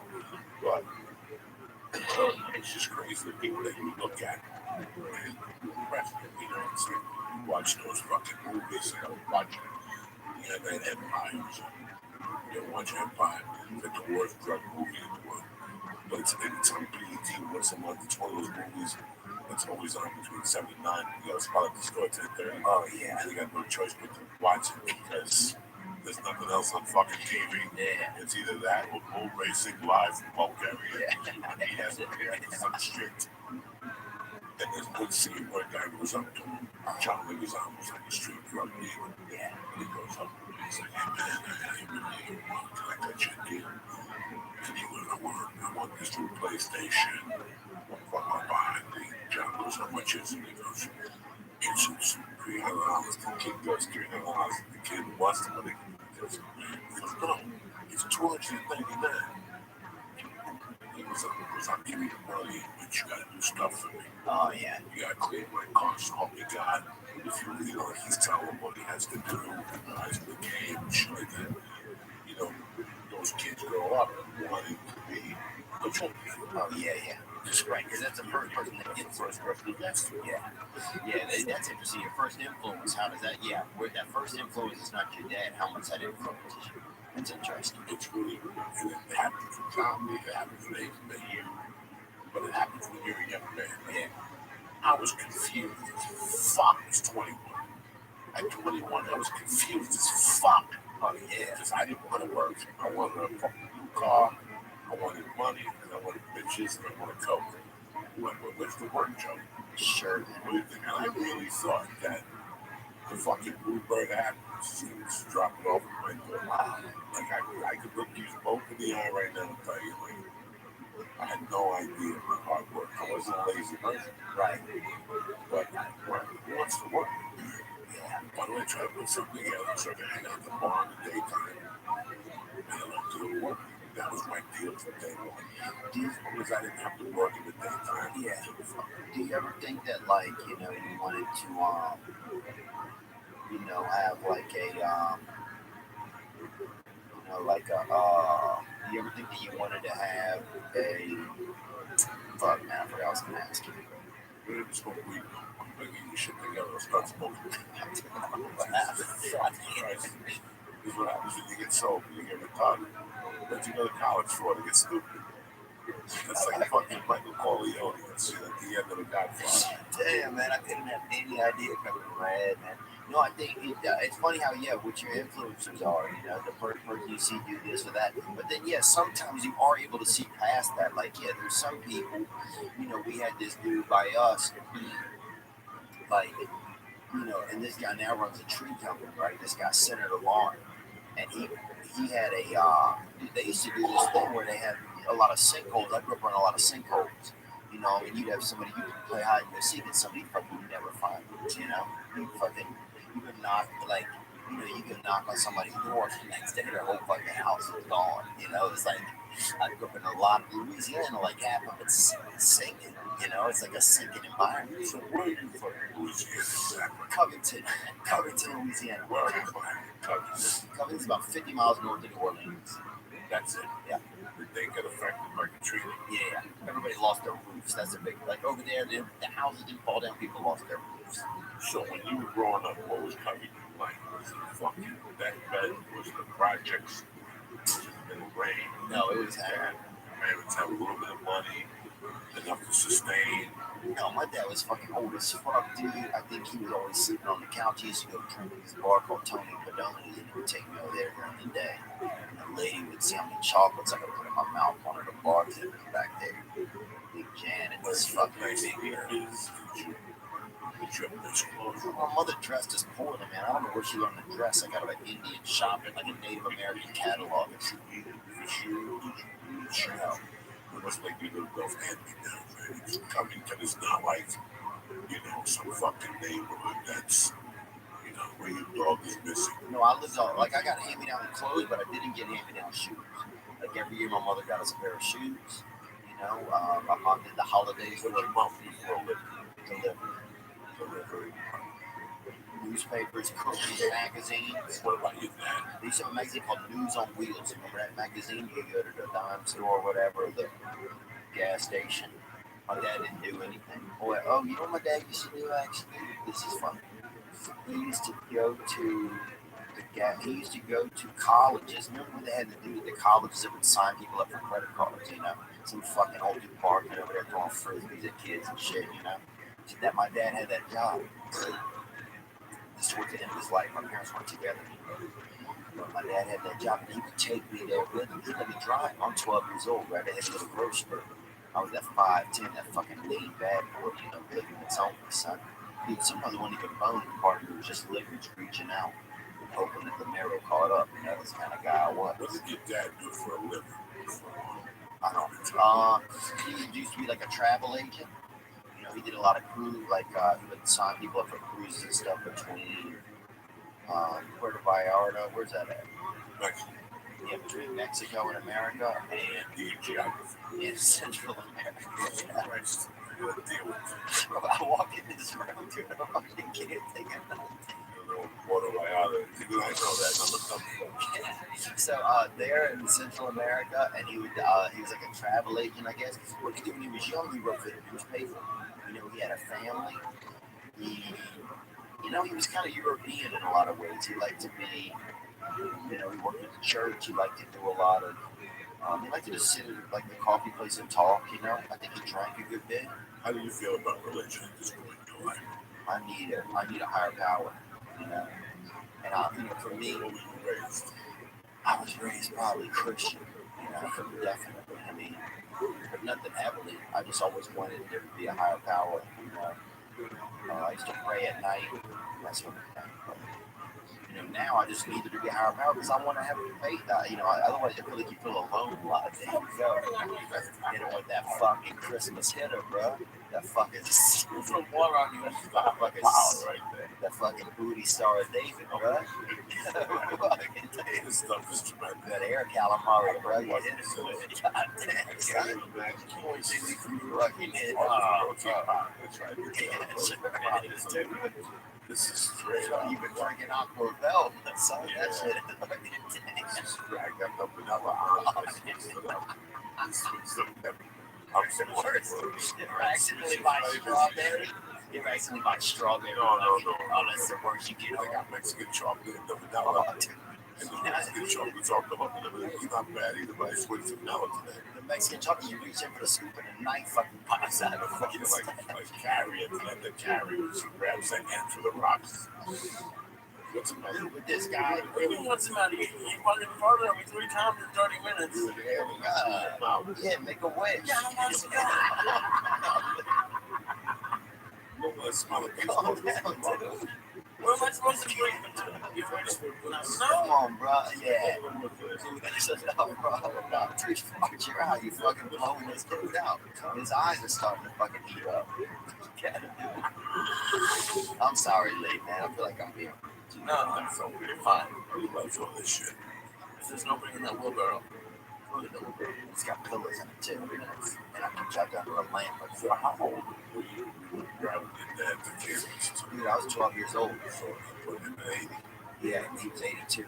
So he was driving, he'd sleep on the way there. I'd stop at my buddy's house, dude, as long as he was resting. Because I was fucking showing off. I had a Delta 88 something. My friends are still, going through adolescence, inside trying to, blow a flute to get their dick to fucking get taller, like they see in those commercials in India. And here I am pulling up, in a Cutlass and a Delta 88. I go in, I'm like, oh, shh, come out, get in the back seat, let's go for a ride, right? So my buddy Scott get back there, and we were just fucking cruising around. My dad's sleeping, right? And here's the thing, my dad's neck was real bad, so even if he woke up, I would just tell Scott, keep quiet back there for a minute, I was telling him we're lost or getting gas or something. And then my dad would go back to sleep, and I'd cruise around a little more, take my buddy back. Dude, at 12, 13 years old, it's a friend picking you up. We pulled up with a sleeping senior citizen kid. We thought that we were fucking, kidnappers, bro. Senior citizen kidnappers. I think maybe we smoked a cigarette, but there one time, bro. Dude, one time I do remember this. I was driving back from Hammond, Louisiana. And so this is how I kind of got into, I don't know if that's how I got into comedy, but this is the first time I've ever really spoken in front of people.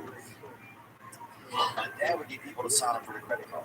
And he got $1.50 from the company, whatever, and college kids to sign up. And now, looking back, it's like getting college kids to sign up for a credit card.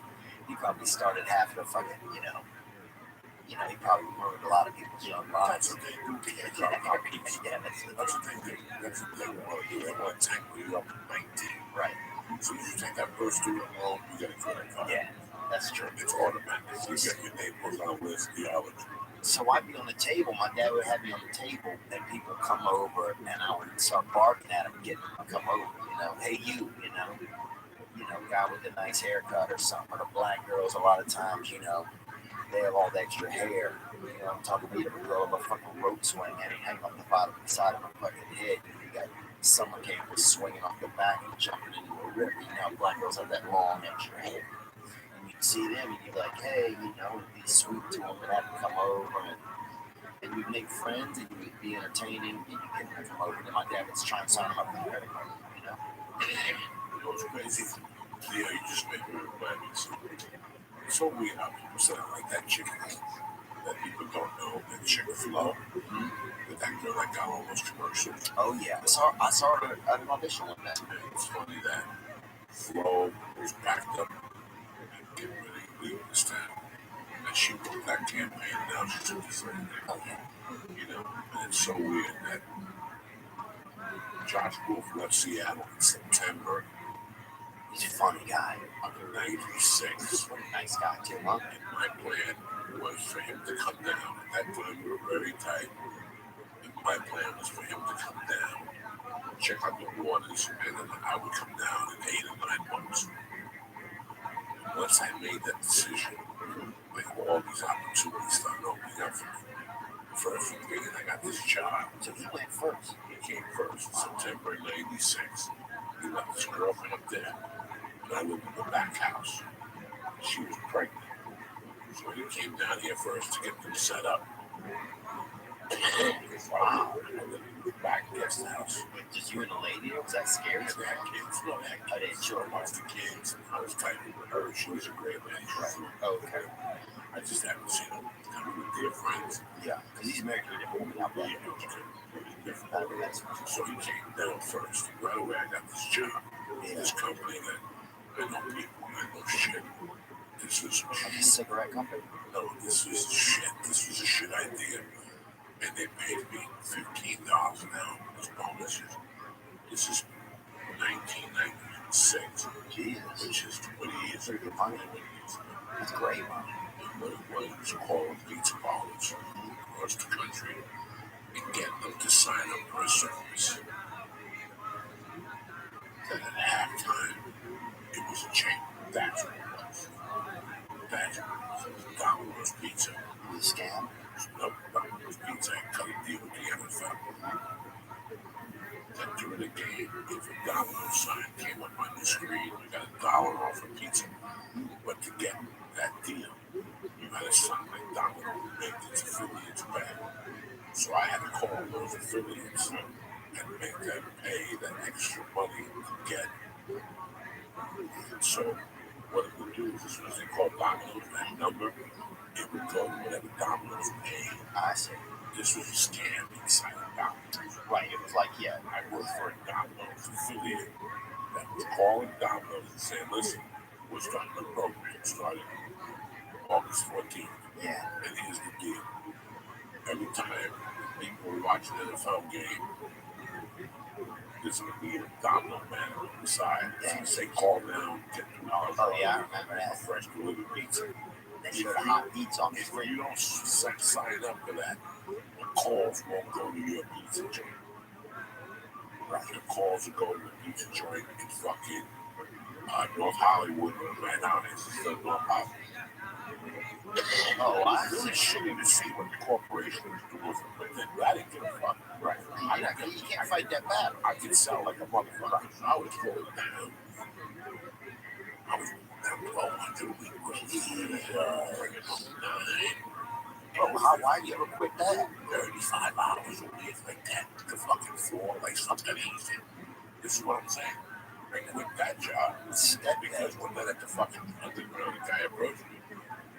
And he was saying, man, I think John's Club? The old town here, John Fox's. Yeah, John Fox's whole movie. That's a great movie. This is 95. This is completely different. It was different. This was up in Swanage, yeah. And some guy came up to me and he was like, man, did you ever sell before? And I go, yeah, I sell whatever. And he gave me a job selling phones. That was just too good to me. Like Mayphones? Mayphones. So I would sell phones and advertising for newspapers at the same time. You know me, though. I'm a scam. I'll buy a phone from you right now. Anything not to fucking have a day job. Yeah. So I would hang out by the train station. And I would do the sell you a subscription for the Seattle Times. I would actually have a cell phone. I would get the cell phone. Oh, cell phones. Cell phone. He gave me a cell phone with unlimited minutes. No. In 1997. Yeah. That was part of it. And if you call, the guy was giving me, for every line that I opened, the guy would give me like $400. And he was getting like $1,600 at this time. literally, he was How way are out they of making that much money? because somebody bought a phone and got a line. The company. This is '97 before people were having a lot of This this. is right, yeah, this, yeah. So Cell phone. cell phone business. Yeah. The cell phones were a little bigger. Yeah, I didn't get a cell phone until 2000. So you signed up, there was a kickback, and the guy would give you a kickback. It's huge. I was going over there every day, giving him 7, 8 numbers, even close 3 or 4. And I would stand at the mall. I can't believe I just remembered that. I would stand at the mall. I'd either Buy stuff? every mall. No, I would buy Dick. I would be that guy that going Oh, every no mall. way. When it was raining, I would go to the Everett Body Mall. scrub? No, and I would sell fucking subscriptions to either the Washington Post, Seattle Times, Oh, yeah. or a fucking cell phone. And the cell phone was paying me fucking, it was just amazing. Yeah. The guy would show up every Saturday and said, the fucking underground, give me 1,500. Jesus. It was like Jesus fucking intervened. I can't even imagine. So the whole month of December, I was making money. So then did you even want to come and do comedy once you got that money? I would have kept that. No, I needed that money. I was paying child support. I was paying an attorney. I was fucking so much debt was coming out of my eyes because I'm so low. But now I'm making $6,000, $7,000 a month selling fucking cell phones in the mall every fucking day.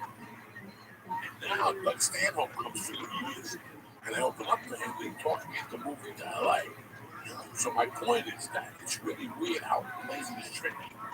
Right when you say to the universe, I'm gonna leave, you get the best job in the fucking world. Yeah. When I left Seattle, I was pulling out $1,600 a week just selling cell phones. Never mind fucking blow subscriptions to the Seattle Times. If I had nothing to do, I'd just go Yeah, to you the had all train your station. pussy lined up, all your. No, I lived with a stripper. I lived with a girl that made money, and I paid the direct with her. We lived in a fucking. Were y'all fucking or not? No, she stripped. She was a Christian. So I slept in the dead sitting there from bed like fucking the Dick Van Dyke show. We lived in a fucking RV. We lived in an RV at a place where you back your RV up. Yeah. They connected. Oh, yeah. Cable TV. You had a shower in your RV. Well, that's why they said this place was tremendous. It's tremendous. Oh my God, it was there for 20 years. It was like a lodge. KOA or something? It was like a little bigger, had a bigger name, a better reputation. Yeah. From that restaurant. KOA went crazy, bro. You walk in, they had a beautiful restaurant. Real restaurant. They had a gym, pool, showers, a movie theater in Kent, Washington. Where fucking, who was living in Kent, Washington at the time? Henry Hill. Now, where Henry Hill was living probably. I think it's Jeffrey Dahmer. Wasn't he from there? Kent, Washington, from Milwaukee, Wisconsin. Fucking, Kent, Washington had a fucking RV park. Yeah. With the stripper and the RV and the dog. What a lucky guy. Midway Mobile Villains? A mobile man is going to kind of sell you the next one over here. Unbelievable, man. Wake up in the morning, walk into the building, brush our teeth, and give a stack. Walk to the building, we eat 2 eggs, sunny side up eggs, like nothing at the diner. They had a diner in there. Then we go back to the thing, watch TV for a while at right time. And then we both go to the gym. I was swim. Yeah, I was swim. Because that's how you had to take a shower. You took a shower because you had to work out. In those days, I was homeless. So for me to take a shower, I had to work out. So I worked out twice a day. I was tip-top fucking. I love that. When I moved to LA, I was in great shape. That's what happened to me. I fell apart. Once I got here, I started doing everything. But dude, so I'm thinking about this while you're telling me that. So I'm like, that when you say, so when you start to tell the world, or you tell like the powers in the world, you're going to move the universe. You tell the universe that you're going to move. That's when the universe like starts to give you things to keep you They there. throw curveballs at you. Right. They throw curveballs. So then you got to be somebody that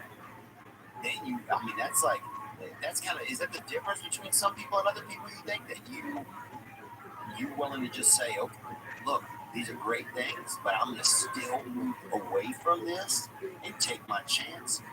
Because some people would just stay. Do you think like there's something inherent in certain types of people that are then like, okay, I'm going to put this on the line and still move? There are people that will come to me and say to me, Joey, I'm a comic. I'm moving, putting away money and moving to LA in 2 years. That guy's dead. That guy's dead. That's never gonna happen. You got to build it somewhere else. No. What are you saying?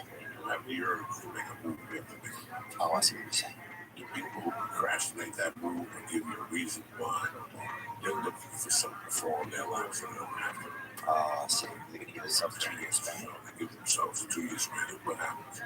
You meet some fat chick, you knock her up. Yeah. Now your dream is squashed because you got married, so you gave yourself an out. Yeah. Sometimes in life we give ourselves an out. Yeah. But sometimes the universe gives you an out. And you have to take advantage of it. You know, the universe will give you signals. Yeah. They'll tell you signs. You know, if I can help you, if a bounce has to go to tap me on the shoulder and tell you it's time to leave, Yeah. you fucked up. Yeah. You know when you put the drink down and get out and walk out there. Yeah. You know it's because you're an adult and because you've seen how people have acted. Once a town, like, I've overstayed my welcome. Yeah. And because I've overstayed my welcome, I realize when it's time to go. Right. It's time to go. It's time to go. It's time to go. It's time. I know when it's time to go. I'm the king of knowing when it's time to go. There was a place I used to rob constantly. I used to work there and rob constantly. Yeah. I knew I couldn't do it anymore because I was going to get caught and my reputation and my life was going to be shit again. I forced myself to go into the 50% pay cut. You were stealing, right? But I knew eventually I would get caught. Wow. No, because that's the way life is. Drinking water, it's going to go. Still that fuck. This is tremendous fuck. You guys are like a married couple, dude. No one would This say is sex in married, your 60s. This is what sex in your 60s is like, dude. Huffing somebody's fucking booty. Huffing that little booty powder. The poor thing. He's been sniffing farts. Because that fart sinking into his t-shirt. I didn't even tell you, Joe. I forgot to tell you, son of man. We in our area had a lot of sinkholes, right? Because Louisiana's 8 feet underwater, brother. If you look at New Orleans, that city is 8 feet under. It's below sea level. So here's the ocean, right? Then there's naturally a bottom, and that's when they built New Orleans. And that's why it always floods constantly there. So it's soggy everywhere around, like our whole area. Louisiana's a swamp, you know. But they had a company for land when they wanted to build, and before they had, now they got the surveys. You see a dude out there in the morning, you think he's a pedophile, he's taking pictures of children or something, but he's looking for that distance with the land, the orange vest. They made him put an orange vest on because everybody thought they was, touching children or looking for children. And now, but before that, they would hook a fucking rope to you. You fucking giving him, huh? For that bird is hatching, baby. Your fucking brain. Yes, core, yes. Oh, What this poor kid is taking look at that Mother Earth right I'm there. sitting here, that my farts and thing I'm running out. Oh, damn, boy, that fart had breast milk in it, huh? That thing is fucking. That's when that's percolating. Oh, My asshole damn. right now. That's when they come out like that Korean scent. Oh, yeah. That's that fucking lunch And animal. I make it ricochet off the chair. Oh, It's like ricochets off the 9 corner ball, it goes right to his nose. He gets it. Nobody knows how to fart. I've been farting like this for 50 fucking years. wow. I know how to work my hip. Yeah. I know how to bang them off the back. I know how to. Oh, yeah. Get a Robert Parrish and fucking fart trap. 3 feet per second. So I can even bang it off the wall like a pool table right here. There's a certain cut. I eliminate Man, I'm the getting hot. Oh yeah, you open the door. That's warm air that's coming out. Oh, yeah.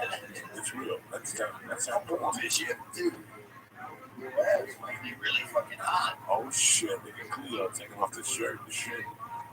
Ass nice Cleo. Cleo video. No fucking. Come on, man. I smoke 25. Look. I would have 25 if I smoke 25. Yeah. Bro, don't be so hard on him, bro. Where I'm from, you get 2 letters right and somebody that fucking counts, dude. They don't respond after that. If you get 1 letter right, I just know about Cleo. Yeah. But dude, so they would put kids on. This one they used to put kids on chains, and they'd have to for fucking. What? They would walk out into a field and see if the fucking earth fell under them. That's the area I was in. No one ever did that to kids. Oh yeah, they definitely did. Look it up. What am I supposed to look up? I don't fucking know. You're a wizard over there. Searching for sinkholes. Fucking Seth Buttons over there. You're a wizard, bro. Type it in. I'm sorry, Lee. I'm being over that shit. Yeah, well, you can't look for kids tied up, looking for sinkholes. Why you listen to them for? What's wrong with you? What's fucking with you? I'm not fucking with it, man. Tying up kids up. Next thing you He know, didn't tie. It wasn't like you were kidnapped. it was the fucking Chinese people up. They would tie Chinese people up and throw them over the cliff with a stick of dynamite. And that's how they built the railroads. This fucking yeah, man. Really? The Chinese built the railroads in this fucking country. And that's how they would test it to see if it was good land. They make them go over the cliff with a stick of dynamite on the rope and some shit, something fucking real. That's why I don't think they would use the white kids to see if there were sinkholes. They had to be like mother countries or something. No, they didn't have any kids from other countries, but black kids, that was it. And they were using them to do that. But they would have kids, man. It wasn't a day. I mean, you wouldn't. It's not like you're falling in fucking, you know, in the like the Hades or anything. You would just fall like 6 or 8 feet. You know, that's enough. Some guy fell 2 weeks ago doing rattlesnakes. You gotta kill 3 rattlesnakes and see the night with the skin. The kid came out with blood, rattlesnake bites. There's all this fucking like a halfway house in Albuquerque. This whole fucking town, I'm sure right here in the valley somewhere. This whole fucking town, you could be walking and fall into a sinkhole. Some guy fell into a sinkhole in his front yard. He was swimming in shit. He fell right into that fucking shit. That tank of shit in front of your house. Dude, I can feel it in my legs from there, a sinkhole, dude. No joke. I can feel it in my legs. And that's from growing up in that area, man. I swear to God, you know, like, you know how senior citizens know, like, in their spine will rattle if it's going to rain. Like, you can feel that in your legs, man. Growing up where I grew up, you can feel that the ground is, you know, going to be solid or going to start to give way. I mean, you got to understand how soggy it is in Louisiana, man. You guys are, it's soggy, man. You know, the whole state. The whole state. You fucking build a doghouse in the morning, it's fucking 30 feet away. You know?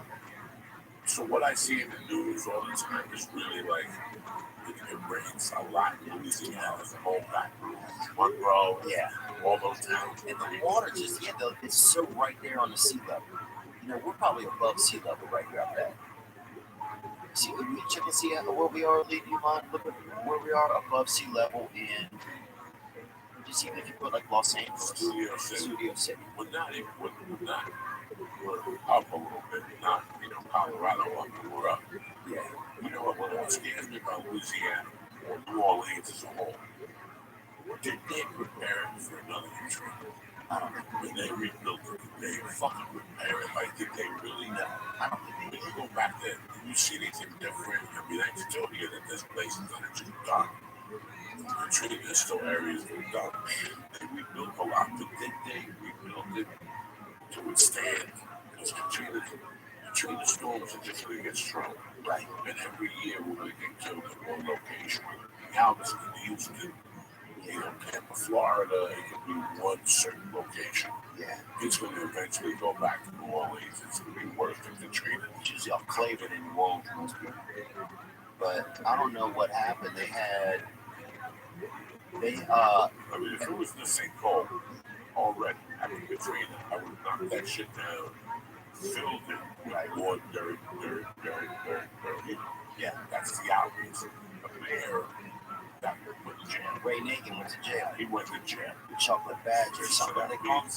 That means that the money that they used for funds. Because every mayor of Louisiana always went to jail. Right. When they steal, they're all stealing. Morial, all of the dudes have always gone to jail. For New Orleans? Yeah. How they all corrupt. Yeah. Edwin Edwards, he was a governor of Louisiana, but he was super corrupt. That dude. It's just a corrupt place, man. It's just like kind of, it's like pirates and shit. It's a little bit. It's like Tampa, but they built a whole state out of it. No, it's gambling in Louisiana. Yeah. You got gambling like there. You got all the boats, and you got Harris as a land casino, the only one allowed. And they showed that New Orleans when they got hacked. That they showed that Harris. Oh, yeah. And they showed the comic that was there. They did? No, the comic that was there with the billboard was sideways. He was a comic strip guy. Oh, wow. His name was James Stevens III. Wow. And he was at that casino that week. That'd be interesting to get his take on it. Showed Katrina, they showed New Orleans, they showed Harris sign sideways with his name on it. That's wild. It was really interesting. I had been to New Orleans since I've been to New Orleans 2 times. And the second time was a lot better than the first time.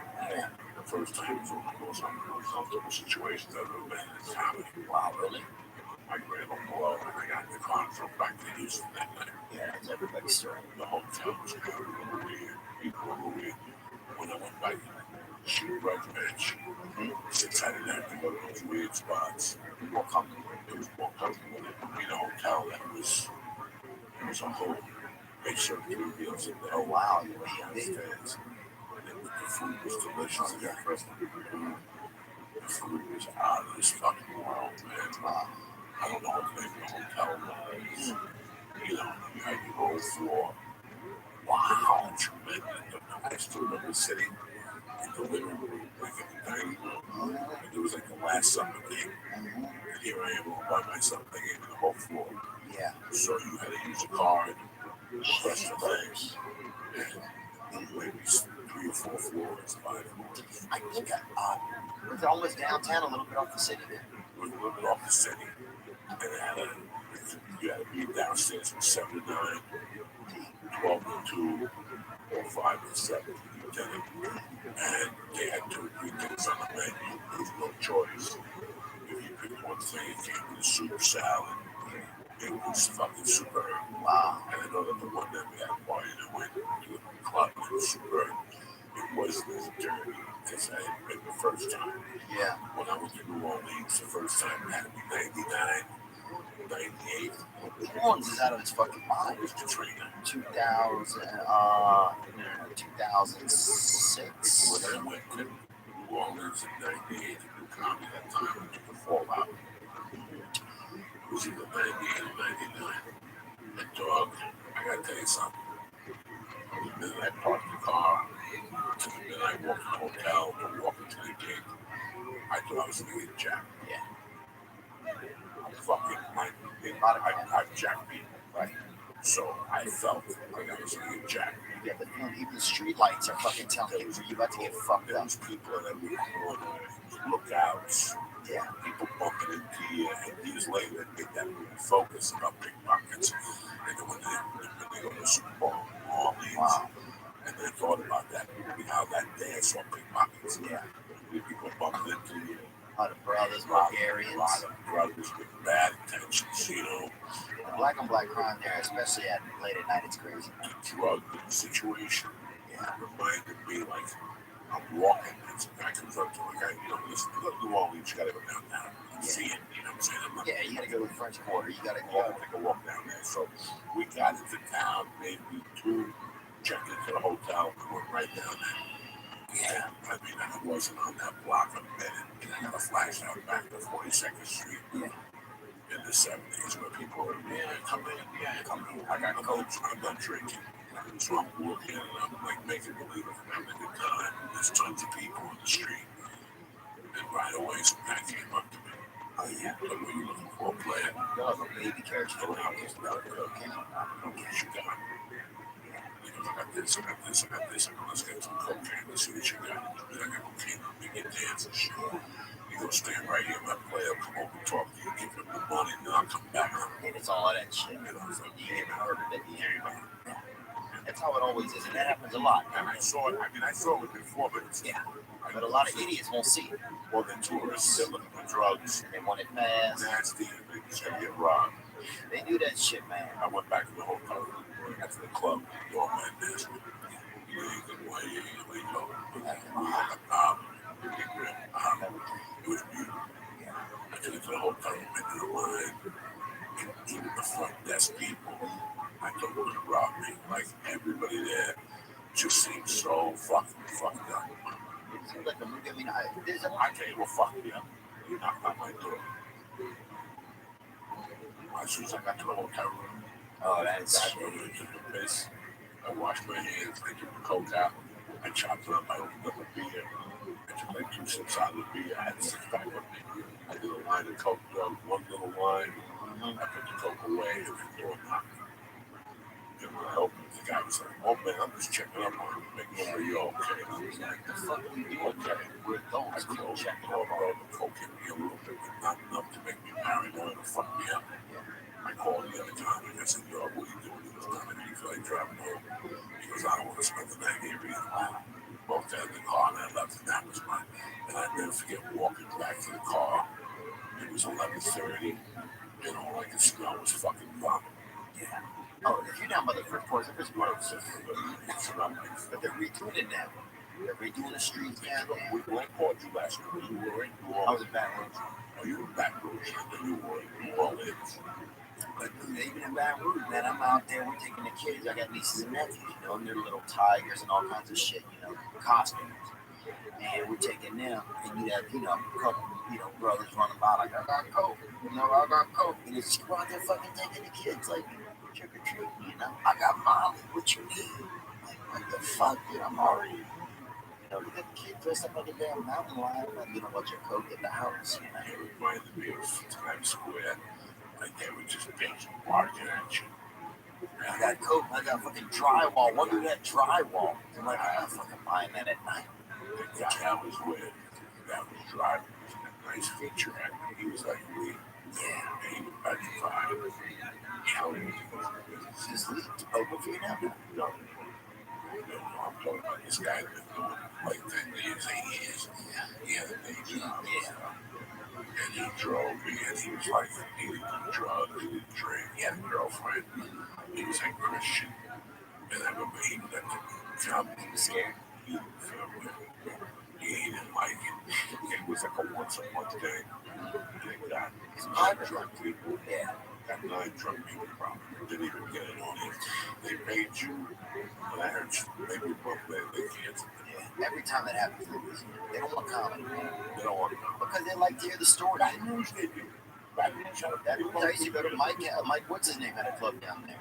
My buddy Tommy Pancos was the DJ over there, and then he ended up being the DJ for a while. Yeah. That's where I started. I was there when the girl was there. It was trying to. Oh no, that's Shreveport. Is that Shreveport? Yeah. Okay. Baton Rouge not a club. Baton Rouge doesn't. I got Shreveport. We were going to Bossier across the river over to Bossier City. I opened up a David Tell there one time. And Tommy, fucking Andy Dick tried to blow me at the casino there, right? Then how about this? 3 years later, I'm back there again. Andy Dick's there shooting something again. Offered to blow me at the casino. He forgot he'd offered me 3 years earlier, and I told him no.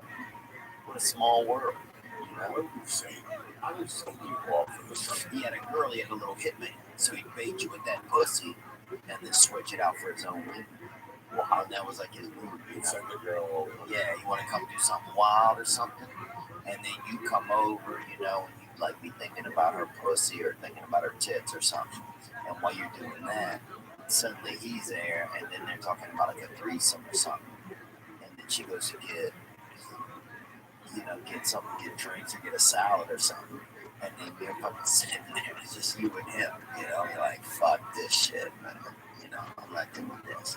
I'm fucking out here looking for sinkholes for fucking $2 an hour, you know. You should have called me a fucking decade ago, bro. You tied a chain to my back, you know. Me, Sean, on meth, bro. He got arrested again recently. Maybe, I don't know. He's got a beautiful son, though. His son is a nice kid, Sonny, Lucas or whatever his name is. How do you know? Yeah, man, the son. He's the son of a always tries to do comedy. Andy Lucas Dick is his name. He's a super nice kid. He's actually pretty funny. I don't know if he still does it or not. Yeah.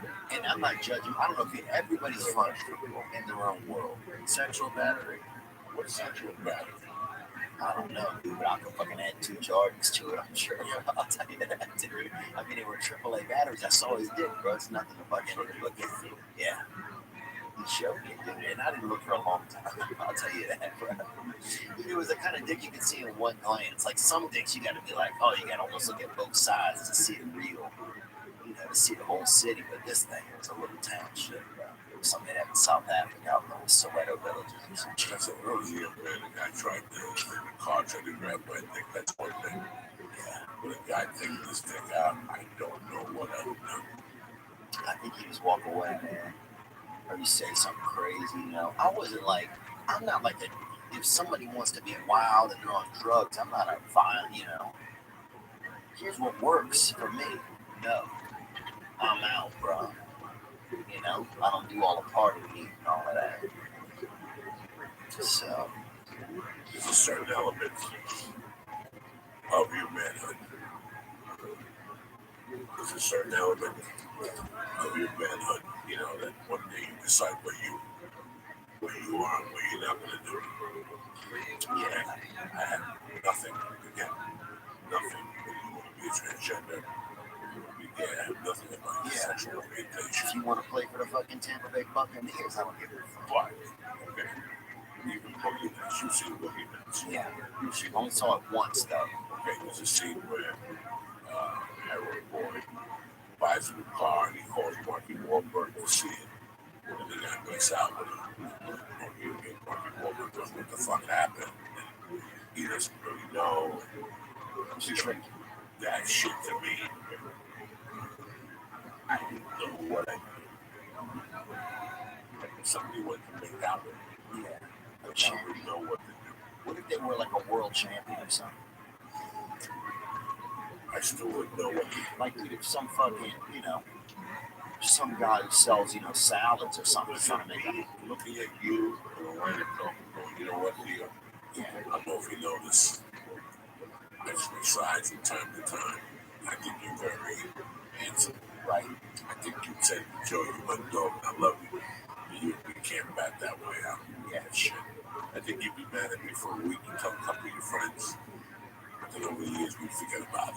That's one thing. If we were coked up at 5 in the morning and I can't clean it, I'd bang a couple guys from time to time. Yeah. Married, I got a wife, but I'm bisexual. That's one thing.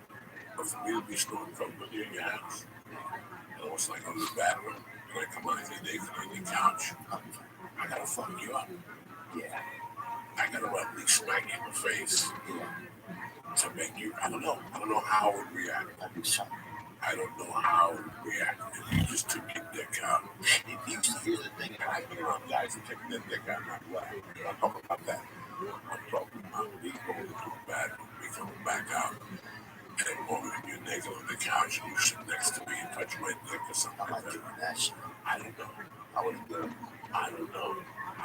I say don't do it. And I've been in pokey situations where I could see it coming on, and I've left it. Yeah, left before it even happened. Oh, dude, some guy in New Orleans one time had fucking locks on his bathroom. This guy gets me into the bathroom doing some cocaine after the Super Bowl or something. And next thing I know, they had 2 doors in the bathroom, you know? And he puts a fucking bolt on one of them. And I'm like, Jesus, dude, now look what the other one did. It has a bolt on it. I'm like, I'm out of here, Jack. You know? And I thought about trying to do a little more cocaine and then just keeping my foot in the doorway while I did it. But I was like, fuck no. I'm just out of here. Because you don't know what that guy had. I mean, I don't know. You know what the place where that happens the most, bro? You can hear it happen in the distance. It's Los Angeles. Yes. This is the kind of place, like, you know, for as much as Los Angeles and the people out here call out, like, the rest of America for having shitty values and this and that, this place is fucked up, Jack. This place is the dark arts, bro. This is, you know, if you really think about it, I'm not being a funny guy here, but the Me Too movement has slowed down a little bit. Yeah. Thank God it was movement. Yeah. It's getting too out of control. I have a daughter. I was raised by a single mom. I have a wife.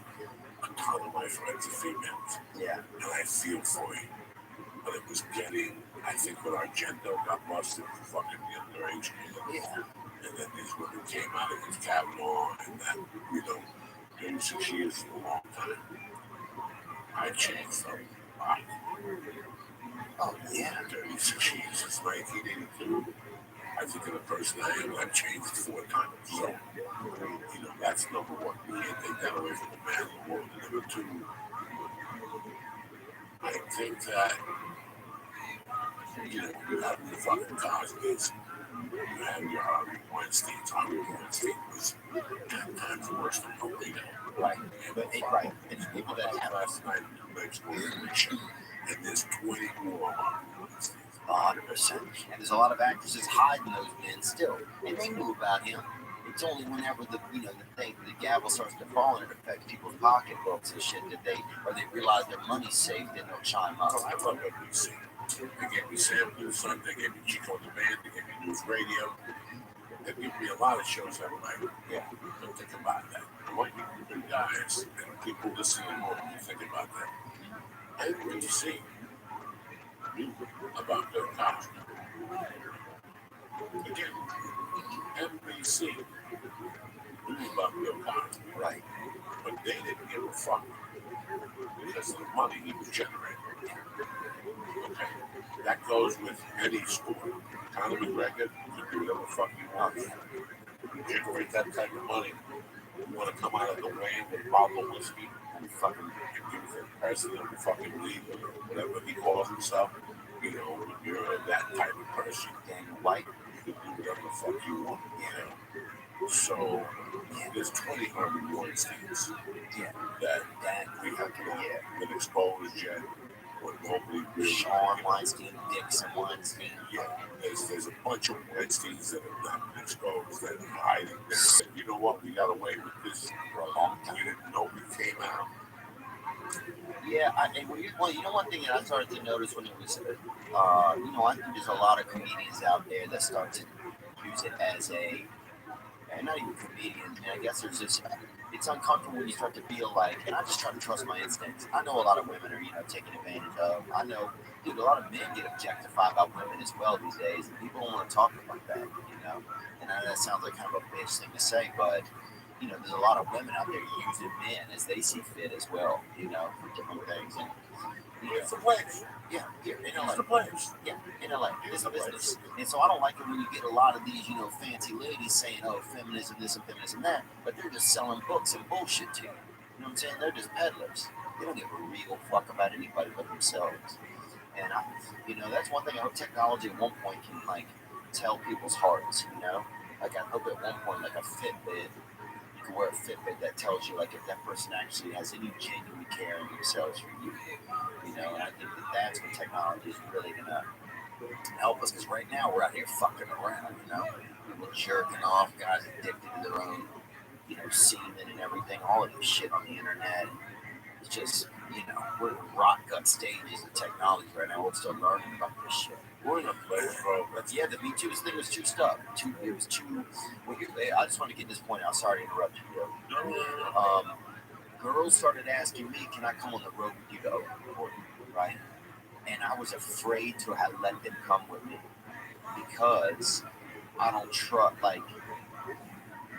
That's what that movement kind of did to me, because I've always tried to value women. Yes, I'm sure I've objectified women before sexually, and wanted, to be with a woman just for sex or had sexual interests, lead some of my thoughts. I think some of that's limbic in a man. You can, if I see a woman, I don't, my first thought isn't I want to, buy her a house and just think about her always. Some of my thought is in my dick, and that's nature. That's Mother Nature puts some of your brain in the end of your dick. And the thing that gets me is now it's women will ask me, well, can I come and feature for you? And it's I don't know. It gets very scary. I'd love 2 years ago, I'd have been yeah, I'll give any woman, I don't have any issue with it, right? I'm not going to try to fuck this girl. I respect her as an artist. But now I'm what if this crazy intention? Well, when you're taking on the road. I think it makes me second guess that. Quickly and Felicia Michaels, I've known them both for years. Yeah, Kate, I have no, it would not turn me on to fuck Kate. I love her to death. She's beautiful. Like a little sister. Yeah. Felicia's like a sister to me. Yeah. So, if I went on the road and I came up to me, I had women ask me, and they, not that would stay at the hotel, they stay at their own home, they've been lost. Right. I have no problem. I don't play that shit at all. I know what it's like to be a young girl. I have a daughter, and I remember what it was like 20 years ago. One kid who can't stand me. Right. Well, I'll do that. I was thinking about this kid who cannot stand me. No, you can't mention my name around Chelsea Handler. Oh, no, she's the worst. The first time I met Chelsea Handler, I went off on her in a sexual way. Tried to fuck her. She was fucking gorgeous. She was gorgeous. I knew that at that time. She was doing drugs. Yeah. She was opening up the day with help. I was fucked up on drugs. Y'all ever fuck? No, what are you fucking retarded? Are you fucking crazy? No. It's crazy to fuck someone that people fuck each other. I'm telling you, you can't mention my name around her. I went to that black club. She still wants to fuck you. No, bro, stop trying to be funny. I'm not trying to be funny. There was no fucking involved. I was a fucking asshole to her. We were doing that dumb black club on fucking J-Spot. No, the other one. Union Station. Beverly Boulevard. Up down the block with the chicken place. There used to be a club there one night. There was Comedy Union. Comedy Union. This had to be 1998, bro. And I was out there every night with a package. You know what I mean? Oh, you were geeked up. Geeked up, more bitches and coke. Yeah. She's there. And I go to the Comedy Union in Blue Spot. And I see Chelsea Handler looking finer than a motherfucker. She had big breasts then? Oh, 1998. Chelsea Handler was fucking banging. So we start talking. She tells me about it. She's very sweet to me. Yeah. She tells me what her credentials were. And 6 minutes into the conversation, it's gonna rock and coke. And let me eat your pussy and shit. Her face turned pale. Yeah, she's crazy as it is, but I knew that I had done something wrong then. And then 3 months later, she was dating a friend of mine. And I went to A black guy? no, white guy. And I went to a party and saw her. And the look she gave me was just horrid.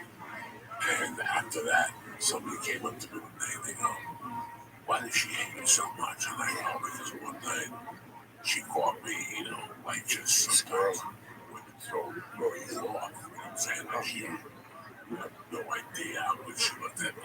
Yeah. Like this is when Chelsea had the Volvo.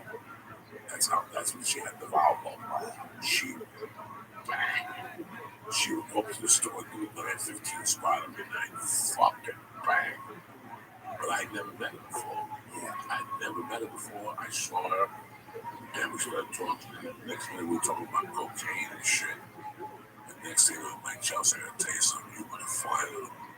Wow. Yeah. Let's go somewhere and do some blow. And she was like, what the fuck are you talking about? Get the fuck out of you, disgusting fat slob. Really? You fatter? No, I was just, you know, a gross person, man. I didn't know I was doing coke. Yeah. Until this day, you can't mention my name. It's fucking hysterical. At least I'm honest about it. Yeah, I didn't broke it or argue it.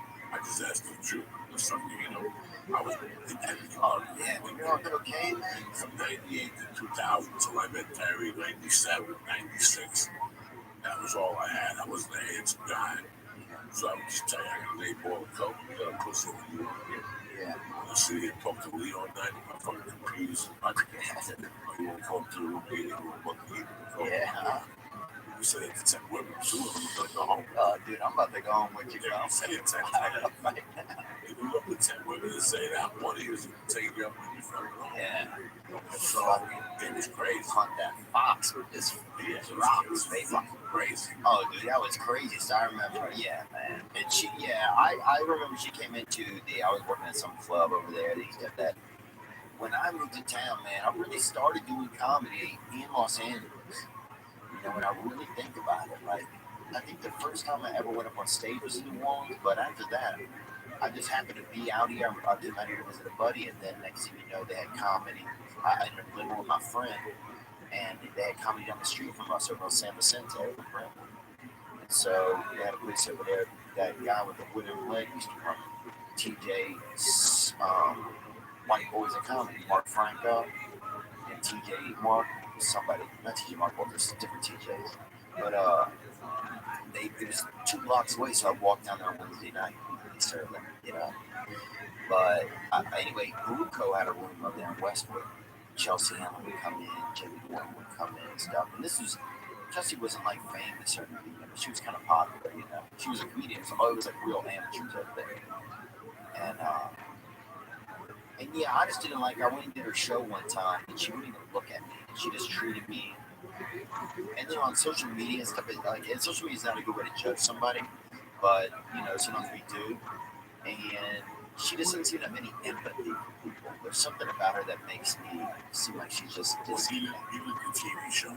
Yeah. How many times people just one time. And what was her behavior towards you? She wouldn't look at me, you know. She would talk to me, but wouldn't look at me, and she just made me feel. I don't know. She made me feel like welcome, you know. And when you're young and you're nervous, and I already got nervous, and I already, you know, the industry, like, you know, it's never really giving me much. You know, this industry's never giving me much. You know, it's crazy to me. You're just getting a show over there at Fox, you know, or I don't want to talk about that or whatever, but, or an opportunity for that. You know, it's like it's crazy. It's like just. But anyway, I've always had that little bit of chip on my shoulder, maybe. But yeah, she just made me feel like I don't know, like I wasn't funny or I wasn't good enough or just stuff like that, you know. There's nothing worse than going on something and somebody showed you expected. Yeah, because I had expectations. I had expected at least it'd be some niceness, you know, like there's some excitement. Instead, it was like she's just kind of like this star, this thing. But now to me, I have this vision of her, and this could be wrong, of like a lonely, you know, older woman in like a castle with all this money, and she's just lonely. And I don't want anybody to end up that way. And that could just be me thinking that way to make myself feel better, you know, that I'm going to do mean to me. But you know, she seems like a real cunt to me, so whatever. You know, you gotta give something else to something, you know. And with fame comes, you know, like I remember watching some program with Jennifer Aniston said when they shot the pilot for Friends that to celebrate they got to Vegas, to get everybody in Vegas. Wow. And then came to Beach $500 and said, look, you casino, you gamble this because that's the last time you're able to be able to go to a casino again. Wow. That's how big you guys are going to be, you know. They knew it out of the gate, huh? They knew it out of the gate, you know. And it's so weird how you. That's amazing. Listen, man. I was in this for so long, and I struggled for so long as a human being. That no matter what you throw at me now, it would change. Yeah. I'm done. Yeah, you already baked. We had me go crazy when I was maybe up to 32, Yeah. 33, 34. Yeah, I would have got a different crazy. I would have gone drug crazy at that age. But I always knew what I was. It makes people crazy in this town because they don't know what they are. Either they're too much or too little. It's like being so rude, you know. I always stress that because one day you're going to do that. You're going to see how bad you feel. And you're going to think of me as a comedian or an actor. You know, when you shoot a show, you shoot a show with somebody, you know, and you go to these shows and you see the same fucking comics. They're always coming by and say hello. And they're running for this like, you know, you shot this show. And you feel bad for them. They're trying to fucking weird. Because I shot this show, one episode, and I feel good. I feel bad being there. Like I shot one scene of one show, and I feel like a fucking asshole. So you shoot the show, you're down, and you what? What is your purpose? Yeah. What is your fucking purpose? You look like a fucking idiot. Yeah. You're eating free food, whatever. You don't belong somewhere. Do not be in that fucking place. Yeah. Do not be in that place. You guys need to start questioning for me. You know, you take me up the road. You do it comedy the rest of the year. Yeah. I didn't realize that. I didn't know. Do it many things. They were done doing many things. They were ready. I know that. He's not ready. Quite no means. Yes, he's 2 years away. Quite his whole perception of stand-up. That's a good point. That's very His true. whole perception. Like a little bit either. He saw what it's like. Now the rest is up there. Yeah. He's 2 years away from stepping on the stage and being out of the plane. Because I know what it would do. Yeah. He needs to go on his own now. Go to Lexington, Kentucky, and go to all the places that I've never seen each other. Yeah. And do that. And Shake back down, to me. brother. He is. You can blackface too if you're Jewish, I think. Don't you guys get that? No, I think I hold off on Just fucking fire kill me. You gotta bring up blackface. I don't want to hear blackface. I don't talk about blackface.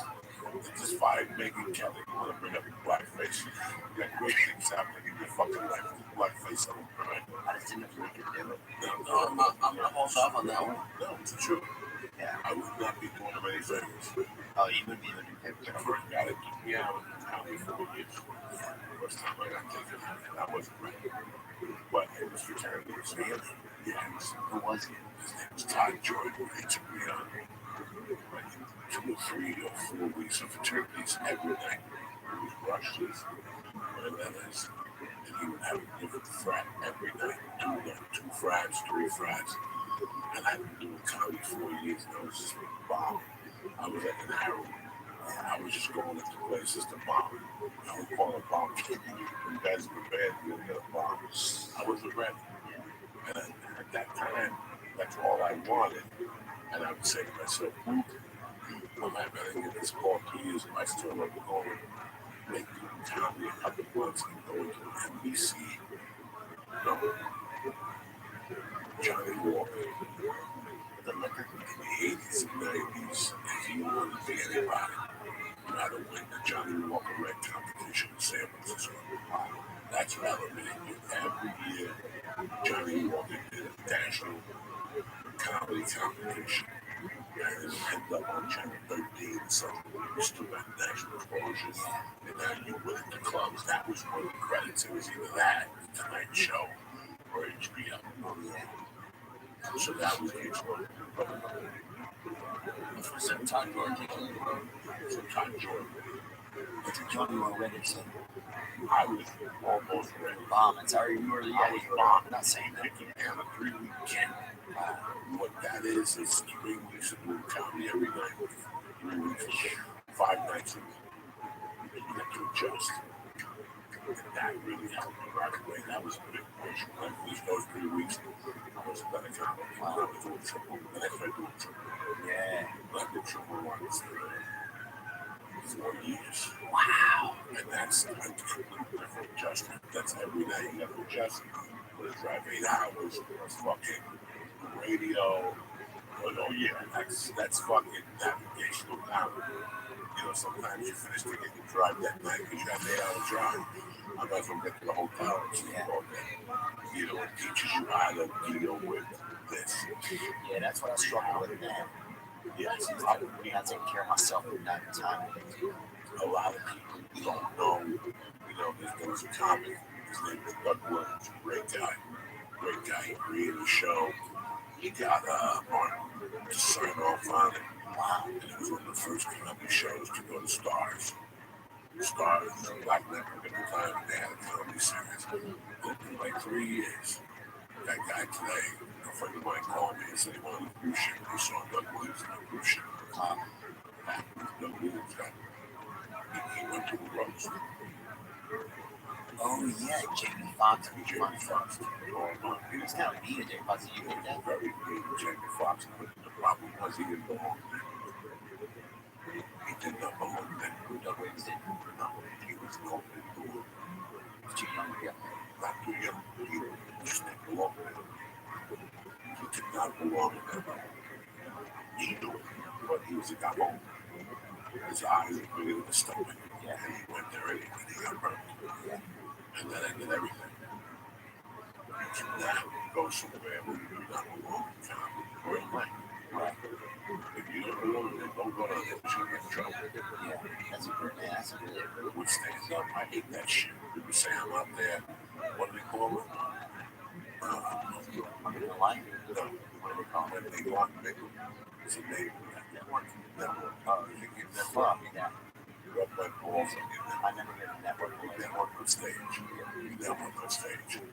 I'm always nervous to talk to people. I used to be nervous when I would come in here. I used to be nervous when Like there's some comedians that still make me kind of nervous when I see them, be around. But you don't know them well. You always look up to them, and you see them, and it makes you nervous. But the one thing about a comic that you look up to the story you meet them, and this actor's comes about, the reception that you look at. Yeah, that's what I worry about. Some of my idols, I didn't get the reception I was looking for, so I didn't talk to them. I didn't talk to Andrew Dice Clay for the first year I was in the store, but I'd see him up there 5 nights a week. Why? Because you weren't doing your place. You didn't have the same circles that was like, no, I wouldn't know. I didn't even know who it was who turned out to be your heroes. They should come to you. and at the wrong time. Yeah, there's a dude that comes up to me a lot. He's always kind of coked up, I can tell at the comic store. And now I hate that guy coming around. He knows it's uncomfortable too. I'm like, why does he keep doing this, I don't judge people on the drug aspect. I don't care if somebody does drugs. He's always trying to get me in Ponzi schemes and shit. Yeah, now those people I just tell me get the fuck out of my face. I don't want to hit my own comedy, bro. Yeah. And like this week I had a brother making tonight I'll be with and that's my runner's week because I have to be with the family. Yeah. Talk to people. I got 200 people here to take a picture. Can you pay $20? I told you for a half hour. I gotta find a way to say, listen, bro, you step aside and let people think, wait. Remember the time we would go? Let these people take the pictures, and then you can talk to them all you want. It's very tough for you to understand that. Yeah, it's weird. That's where I'm getting, I've been struggling a lot with this because it's like, I love, it's like you work so hard to get people to come out, and people start coming out. And, it's a lot of, my audience is dudes like me, that struggle with stuff, or just regular people, good people. I feel like a lot of our audience is probably similar, good people that come out to enjoy themselves, And I want to be able to spend time with each one of them afterwards, as a regular person, yeah. Right. I want to be able to come to me and talk to them. And not have to do that, yeah. So what t-shirt going on?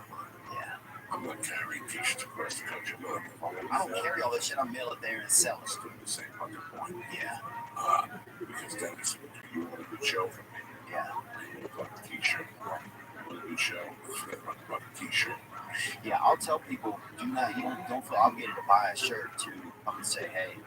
But yeah, just think about it. Would you go say, hey, I'm buy a shirt? No, I'd rather you not sell the fucking shirt and let them come over and shake their hand. Yeah. Instead of people paying for VIP packages. I feel bad for you. Yeah. I feel bad for you. For 2 reasons. I will never charge for a VIP package. Because now I'm forced to talk to you and you're forced to talk to me. That's not a relationship. Right. That's bullshit. I would never sell a VIP package. I want you to come up to me after the show, take a picture, come over to that time, and get the fuck out of here. Yeah. If you pay me $5 for the VIP, I gotta hear you fucking get me for 2 hours. Yeah. You want 2 hours. Right. I want you to come to the show. I want you to enjoy yourself. I want you to take a picture. You really can't go over taking a picture. And then you gotta go. There's 2 other people behind you. Right.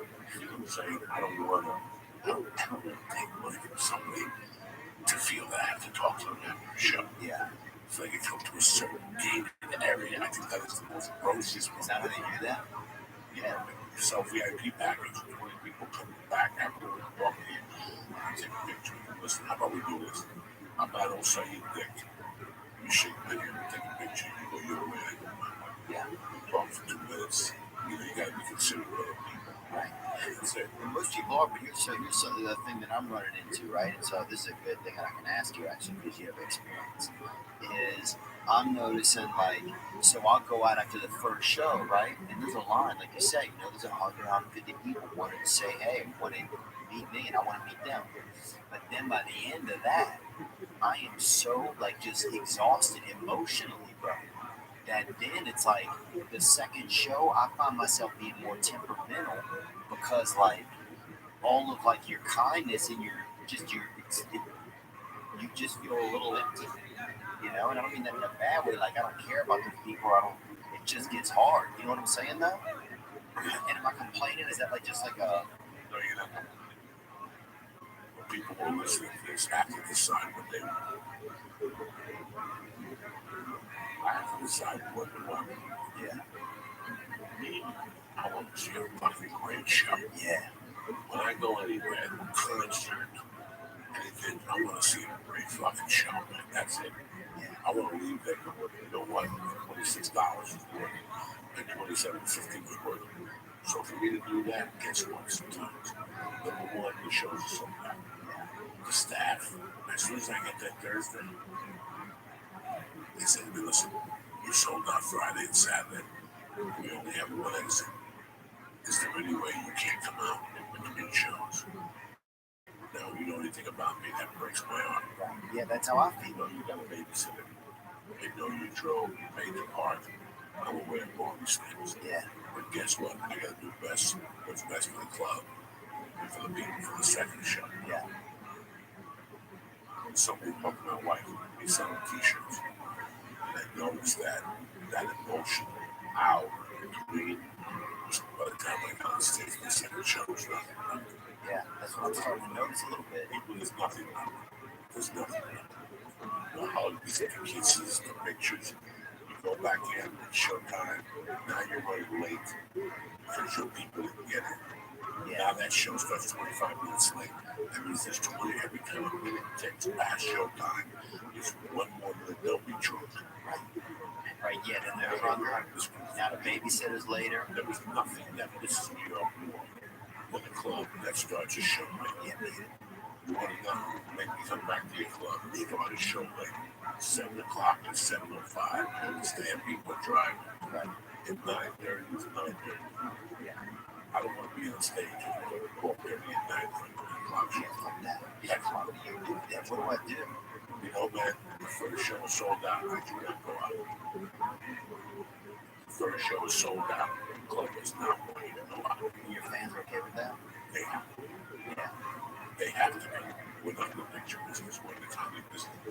I'm in the business of giving you the best show that I can give you. Yeah. So for me to be able to do that, I can't be out there between shows slinging your shirt with glasses on, taking pictures. You're absolutely right. It draws your energy. Yeah. You know, this is the week that people just take me out to dinner at 5 o'clock. At least I am. You know, we don't want money. We don't see me yet. Yeah. We do not see me yet. When I go in the morning, I will buy a protein bar. So I do not have to leave by 4 o'clock. Yeah. Take a rest. Those 3 hours before the show is my time. Right. My feet up. I watch an episode of Sons of Anarchy. I hit the vapor pen. Window is wide open. There's a pen close by. And I was open somewhere else. What is that? Whatever. Comedy over here, and the story over here, Sons of Anarchy over here, a glass, 2 things of water, a pack of nicotine gum, and a vapor pen. And that's what I do from 4 to 7. That's cool. Show starts at 7:30. About 6:15, I start stretching. Go some punches. I turn the shower on. I let the shower get nice and hot. I start stretching a little bit just to get the body. Yeah, man. Yeah. That's what you do. No, I feel it. Hey, how you doing? My agents, they bring me sit here all week. Yeah. On Friday at 6:30. They want to call you. Listen, call your mother on Friday at 6:30. I'm only concerned with the show. That's all I'm concerned about. And this is what's worked best for you. This is what works best for me. A great headline once told me. That if you have one rest is the most important thing. For me to give the audience the show I want, there's no business. Not me to smoke out. I'm not meeting nobody. Yeah. I'm not meeting nobody. And it's so crazy. I need is a lot of, you talk about that. We get like $25 to $28 to see me. Yeah. You don't see me out at the hotel room. There's no. This Thursday, I go to do 2 podcasts in New York. You see the show. And Friday, and I'm back in my room by 1. And Friday, I go to the cemetery and bring flowers for my mom. Beside that note, you see, the reason why I stay where I stay is because it's 2 of my favorite places in the world. And this hotel has breakfast for free. Yeah, I like that. And even though it's a half an Indian hotel, the eggs are good, it's white bread, but they got oatmeal that's fucking out of this world. So I'm at least helped over to one of my friends to bring me up a pen, or I take fucking Washington to the city. Every city I go is planned out, but I never get away from my show. That means there's no t-shirt, there's no contact in between shows. In between shows, I sit, I reflect on my show, and I reflect how the next show's going to be better. Interesting. That's it. I don't care if my mother's there, I don't care if your grandfather's coming. I don't really want to do much. Yeah. I don't really want to do much. Wow. Game day is game day for us. People work hard for their dollar. And I have to give them their value for their dollar. And for me to give them the value for their dollar, I gotta take care of myself. Yeah, that's what I'm struggling with. I gotta take care of myself. So Friday night, you stay up. Like Friday night's my dope night. If somebody gives me a put at the show, I take it. I bring back a protein bar, maybe a fucking banana, maybe I have an apple from the lounge. I go upstairs, I drink soda, and I watch 2 or 3 episodes of something. I have no curfew on Friday night. That means Saturday morning I wake up nice and early. I eat breakfast, a nice breakfast. I smoke a joint, I go for a nice walk at 8:30. I go for a half a mile walk, just to let my body come on. I go back to the room, I watch a little Netflix. I pass out for another 3 hours. Now I get up, take a shower, then I go for a nice lunch, a nice cut of salmon, a nice salad, water, carries up. And I go back to the hotel where you're right for now. And while that hour, you're right, you're digesting will be. So now at 4:30, you go down to the hotel gym. And you stretch your leg, you do 25 minutes on the elliptical, 10 minutes on the bicycle, and you throw some weights around for 45 minutes. Get that funk out of your system, now that energy. Because now you're building your own energy. You're working on your own chi. You're not letting the world just give you a show. Please keep the story, Jack. I got time. I'd rather not have physical contact all day. We know that you look on the road, they know. So we can ride this lunch, we don't see you no more. Love you to death. I don't want some help. Yeah, man, that's it. That's the best show I can give you, as Joey Diaz. If I return from that way, we don't have a good show. So after the second show, you do pictures. Yes, after the second show, I'll do pictures. Maybe I need to start trying that. Because I've just been, honestly, I know 1,000 people don't do that. There's 1,000 people out there who don't do that. I will take pictures with you before shows. I have a superstition that there's one time in Columbus, I empty. I'll do it, and he had armpit deck. And it got on my shirt. So I got grilled cheese. I could smell fucking onions for 2 shows. Now when I do pictures of people looking at me like I smell. You know, it takes a long time to return to comedy. By the way, I always wanted to thank you for supporting me on the Netflix version. You showed up on your own dime. You saw The response has been good, huh? it was great. But if you really need a people for that, I have to make distractions. Yeah. Yeah, in hindsight, even thinking about that, it's like, You see that? like, man, that's like a lot of distraction. I stick to my own thing. Yeah. The future stick to what we do. For me to give you a good show, I have to do it.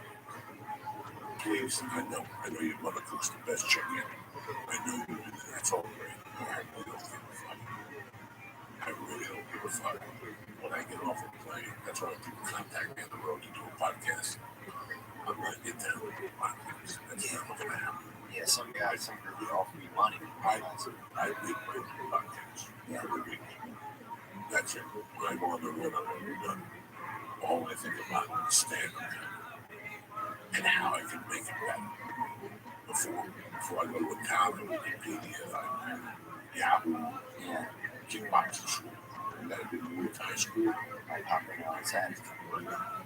Meet some people, have some brutal contact in the daytime with some new people. Yeah. And you blow their mind, they blow your mind, and you're still back in the hotel room by 2 o'clock. Yeah. Taking a shower, riding to eat, goddamn, you carry yourself. You're a feature, it's a different story. You're an MC, it's a different story. The world don't follow any shows.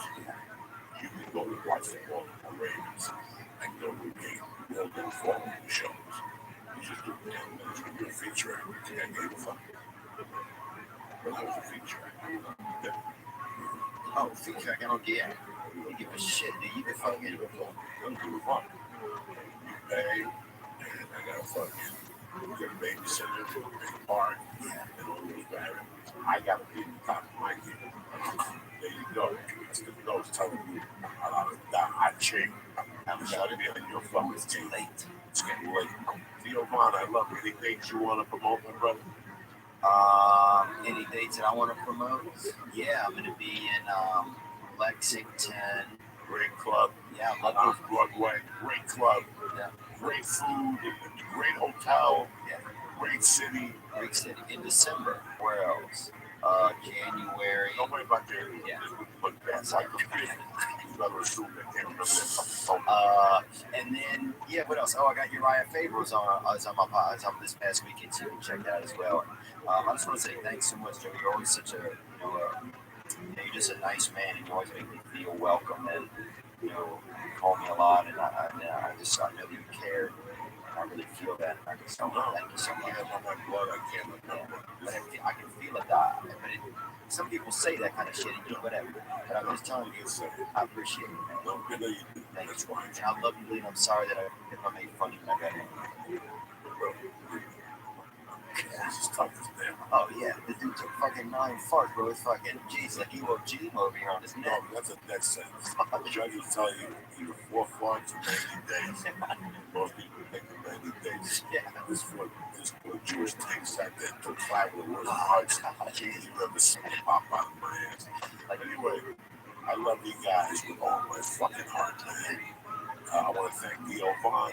I want to thank my main man, Bryce Killer, who I love with all my heart. I hope I didn't offend you in the comedy line tonight. I just wouldn't be doing good things. I would be taking somewhere, and then we'd still have to go back and do the work that would be more bad than me. So, you always got to understand I got your back always with one.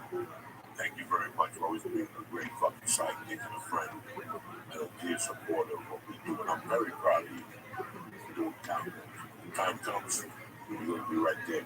So good luck to you. Eventually, I love you to death. I support you.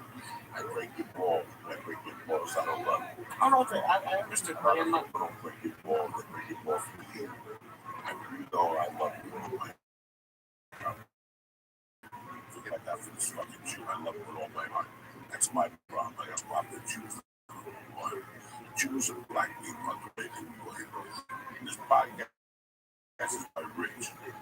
Like I said in the beginning, rich is a minimalized front pocket wallet that helps you reevaluate your everyday carry, launched by a father-son team, funded by Kickstarter in 2013.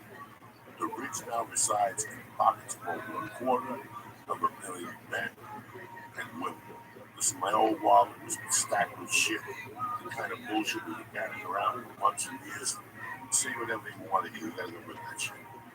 Talk about all the pointless stuff that we carry in our wallets. Receipts, hotel room keys, hookers' addresses, spent gift cards. Get rid of all that shit. The leather blindfolds menus resemble suitcases more than wallets. The rich helps you carry less, but always what you need, right? Listen, I love the rich person. When I travel, that's what I got to the rich. 2 credit cards, a PDA card, and my ID. And I'm going to go. So do me a favor. Like I said, it's minimal. It's for pocket wallets and design to help you ditch your bulky wallet. The rich wallet is slim, RFID blocking, and has a lifetime guarantee. And it's going to be the last wallet you'll ever own. So do me a favor. What I'm going to do for the church family today. First off, go to rich.com. Check out what I'm talking about. You're going to be blown away. Number 2, if you get something, I'm going to give you 10% off with free worldwide shipping by using richwallet.com/church. Again, that's richwallet.com/church and use promo code church. The link in the description. All right, listen. Rich Wallet will make a great present. You're going to love it with all your heart. Okay? Number 3, I love you guys. These guys are tremendous. My wife has been using them for years. And again, I got nothing against nobody. Time is time. And if you're saving time, you get postage at demand. All you need is stamps.com.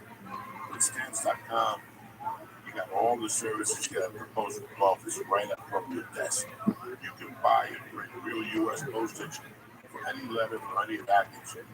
All available 24 hours a day, 7 days a week. Just click, print, and mail. Ba-boom! You're done. Stamps.com will even send you a digital scale. You can weigh your letters and packages and print the exact amount of postage every time. I love it.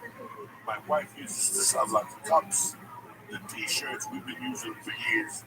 And I'll tell you, I give 100% recommendation whether you have a small business or a large business. I'm telling you right now, whatever you're doing, if you're mailing out stuff, stamps.com is what you need. So right now, your Uncle Joey is going to give you a special offer. You ready? Grab a pen. I'm going to give you a 4-week trial. Includes postage and a digital scale. But don't wait. Go to stamps.com before you do anything else right now. Right now, while we're sitting there, click on the microphone at the top of the home page and type in Joey, Joey. Again, that's Joey, Joey, on the top of the home page. Again, that's stamps.com and Joey. I want to thank Rich. I want to thank stamps.com. And I want to thank Quip, okay? Because Quip, again, the best toothbrush I've had in years. Quip was designed to make brushing your teeth more simple and affordable, but most importantly, enjoyable. Like I said, I've used it the last 4 days. My mouth feels cleaner. My teeth are still chartreuse, because God knows what I put in my mouth. But everything feels fresh and clean. My breath smells like dog shit. There's nothing you can do about that as long as your teeth are clean. Why do you use Quip? It's a sensitive sonic vibration, gentle enough to use on sensitive gums. People who brush too hard sometimes electric toothbrushes too abrasive. It's built with a 2-minute timer that pulses every 30 seconds to remind you to switch sides, helping you guide full and even clean. Why? Because up to 90% of us don't brush for the full 2 minutes, but don't clean evenly. It's a multi-use cover, mounts to cover your rim, and then mounts to slide over bristles to go on your brushing. 3 out of 4 of the bristles that are old, worn out, and ineffective. Rip is one of the first electric toothbrushes that it's accepted by the American Dental Association and has thousands of verified 5-star reviews. Why I love Quip, dependable, it's right there, and I can take it on the road. That's what you're looking for with toothbrush. The big thing is this. I love Quip so much, and they're backed by 20,000 dental professionals. Quip starts at 25 cuisines, and if you go to quip.com/joy right now, you get your first refill back for free with a Quip electric toothbrush. Who's better than you? You're gonna have a nice smile at the holidays. You know what I'm saying? You're gonna go to Thanksgiving and cover your mouth because your teeth are green. You're gonna get nice, clean, fresh taste, more confidence. So do me a favor. Go to quip.com/joy right now and get your little fucking Quip toothbrush for $25. No, they start at $25. And if you go to Quip right now, you get your first refill back for free with the Quip electric toothbrush. That's how Uncle Joe takes care of you before the holidays. I want to thank Quip. I want to thank Stamps.com. And I want to thank Rich for sponsoring the podcast. But most importantly, I want to thank you people for 2 things. For supporting the legitimate and for supporting our podcast for the last 7 years. You know who you are. From Bob Olengus to Bobby Sham, the Goose, to fucking my man, the Greek up in Canada. I'm watching you. You know where the fuck you are. My little comedian in Vegas where I love to death, Freddie from Rand. I love all you motherfuckers. So if I forget to say somebody, my man Scott Cunningham, I love you all. Thank you for the support. Thank you for the support on the Netflix special. And I'll see you motherfuckers next Tuesday ready to motherfucking rock a great week as a podcast. We get this fucking week. Stay black.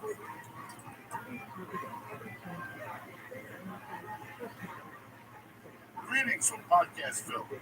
The Church of What's Happening Now is brought to you by Stamps.com. Listen, these days you get practically everything on demand. Like our podcast. Listen whenever you want, when it's convenient for you. Did you know you can even get postage on demand? All you need is Stamps.com. I've been using it for years to send out coffee cups, t-shirts, posters. My wife loves it. You know why? Because it saves you time. Time is money and energy. What I'm going to do is this right now. Go to Stamps.com before you do anything else and click on the radio microphone at the top of the homepage and type in Joe. Again, go to Stamps.com before you do anything else and click on the radio microphone at the top of that homepage and type Joey. What I'm going to do is this. I'm going to give the church family a special welcome.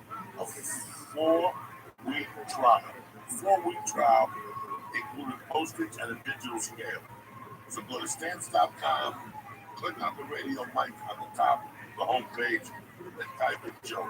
That's Stamps.com and the Joe. Number 2, one of the most interesting products I've received the last week is the Rich. The Rich is a minimalist wallet that helps you reevaluate your everyday carrying, launched by a father-son team. Funded on Kickstarter in 2013. The Rich now resides in the pockets of over 250,000 men and women. The RFID blocking wallet is made by 2 metal plates, either titanium, carbon fiber, or aluminum, bound together by durable elastic bond. Your credit card, your license, just the stuff that you need. It's light. I love it for traveling. So what I'm going to do is this, okay? It's sleek. It's got metal plates bound together by durable elastic band, so you will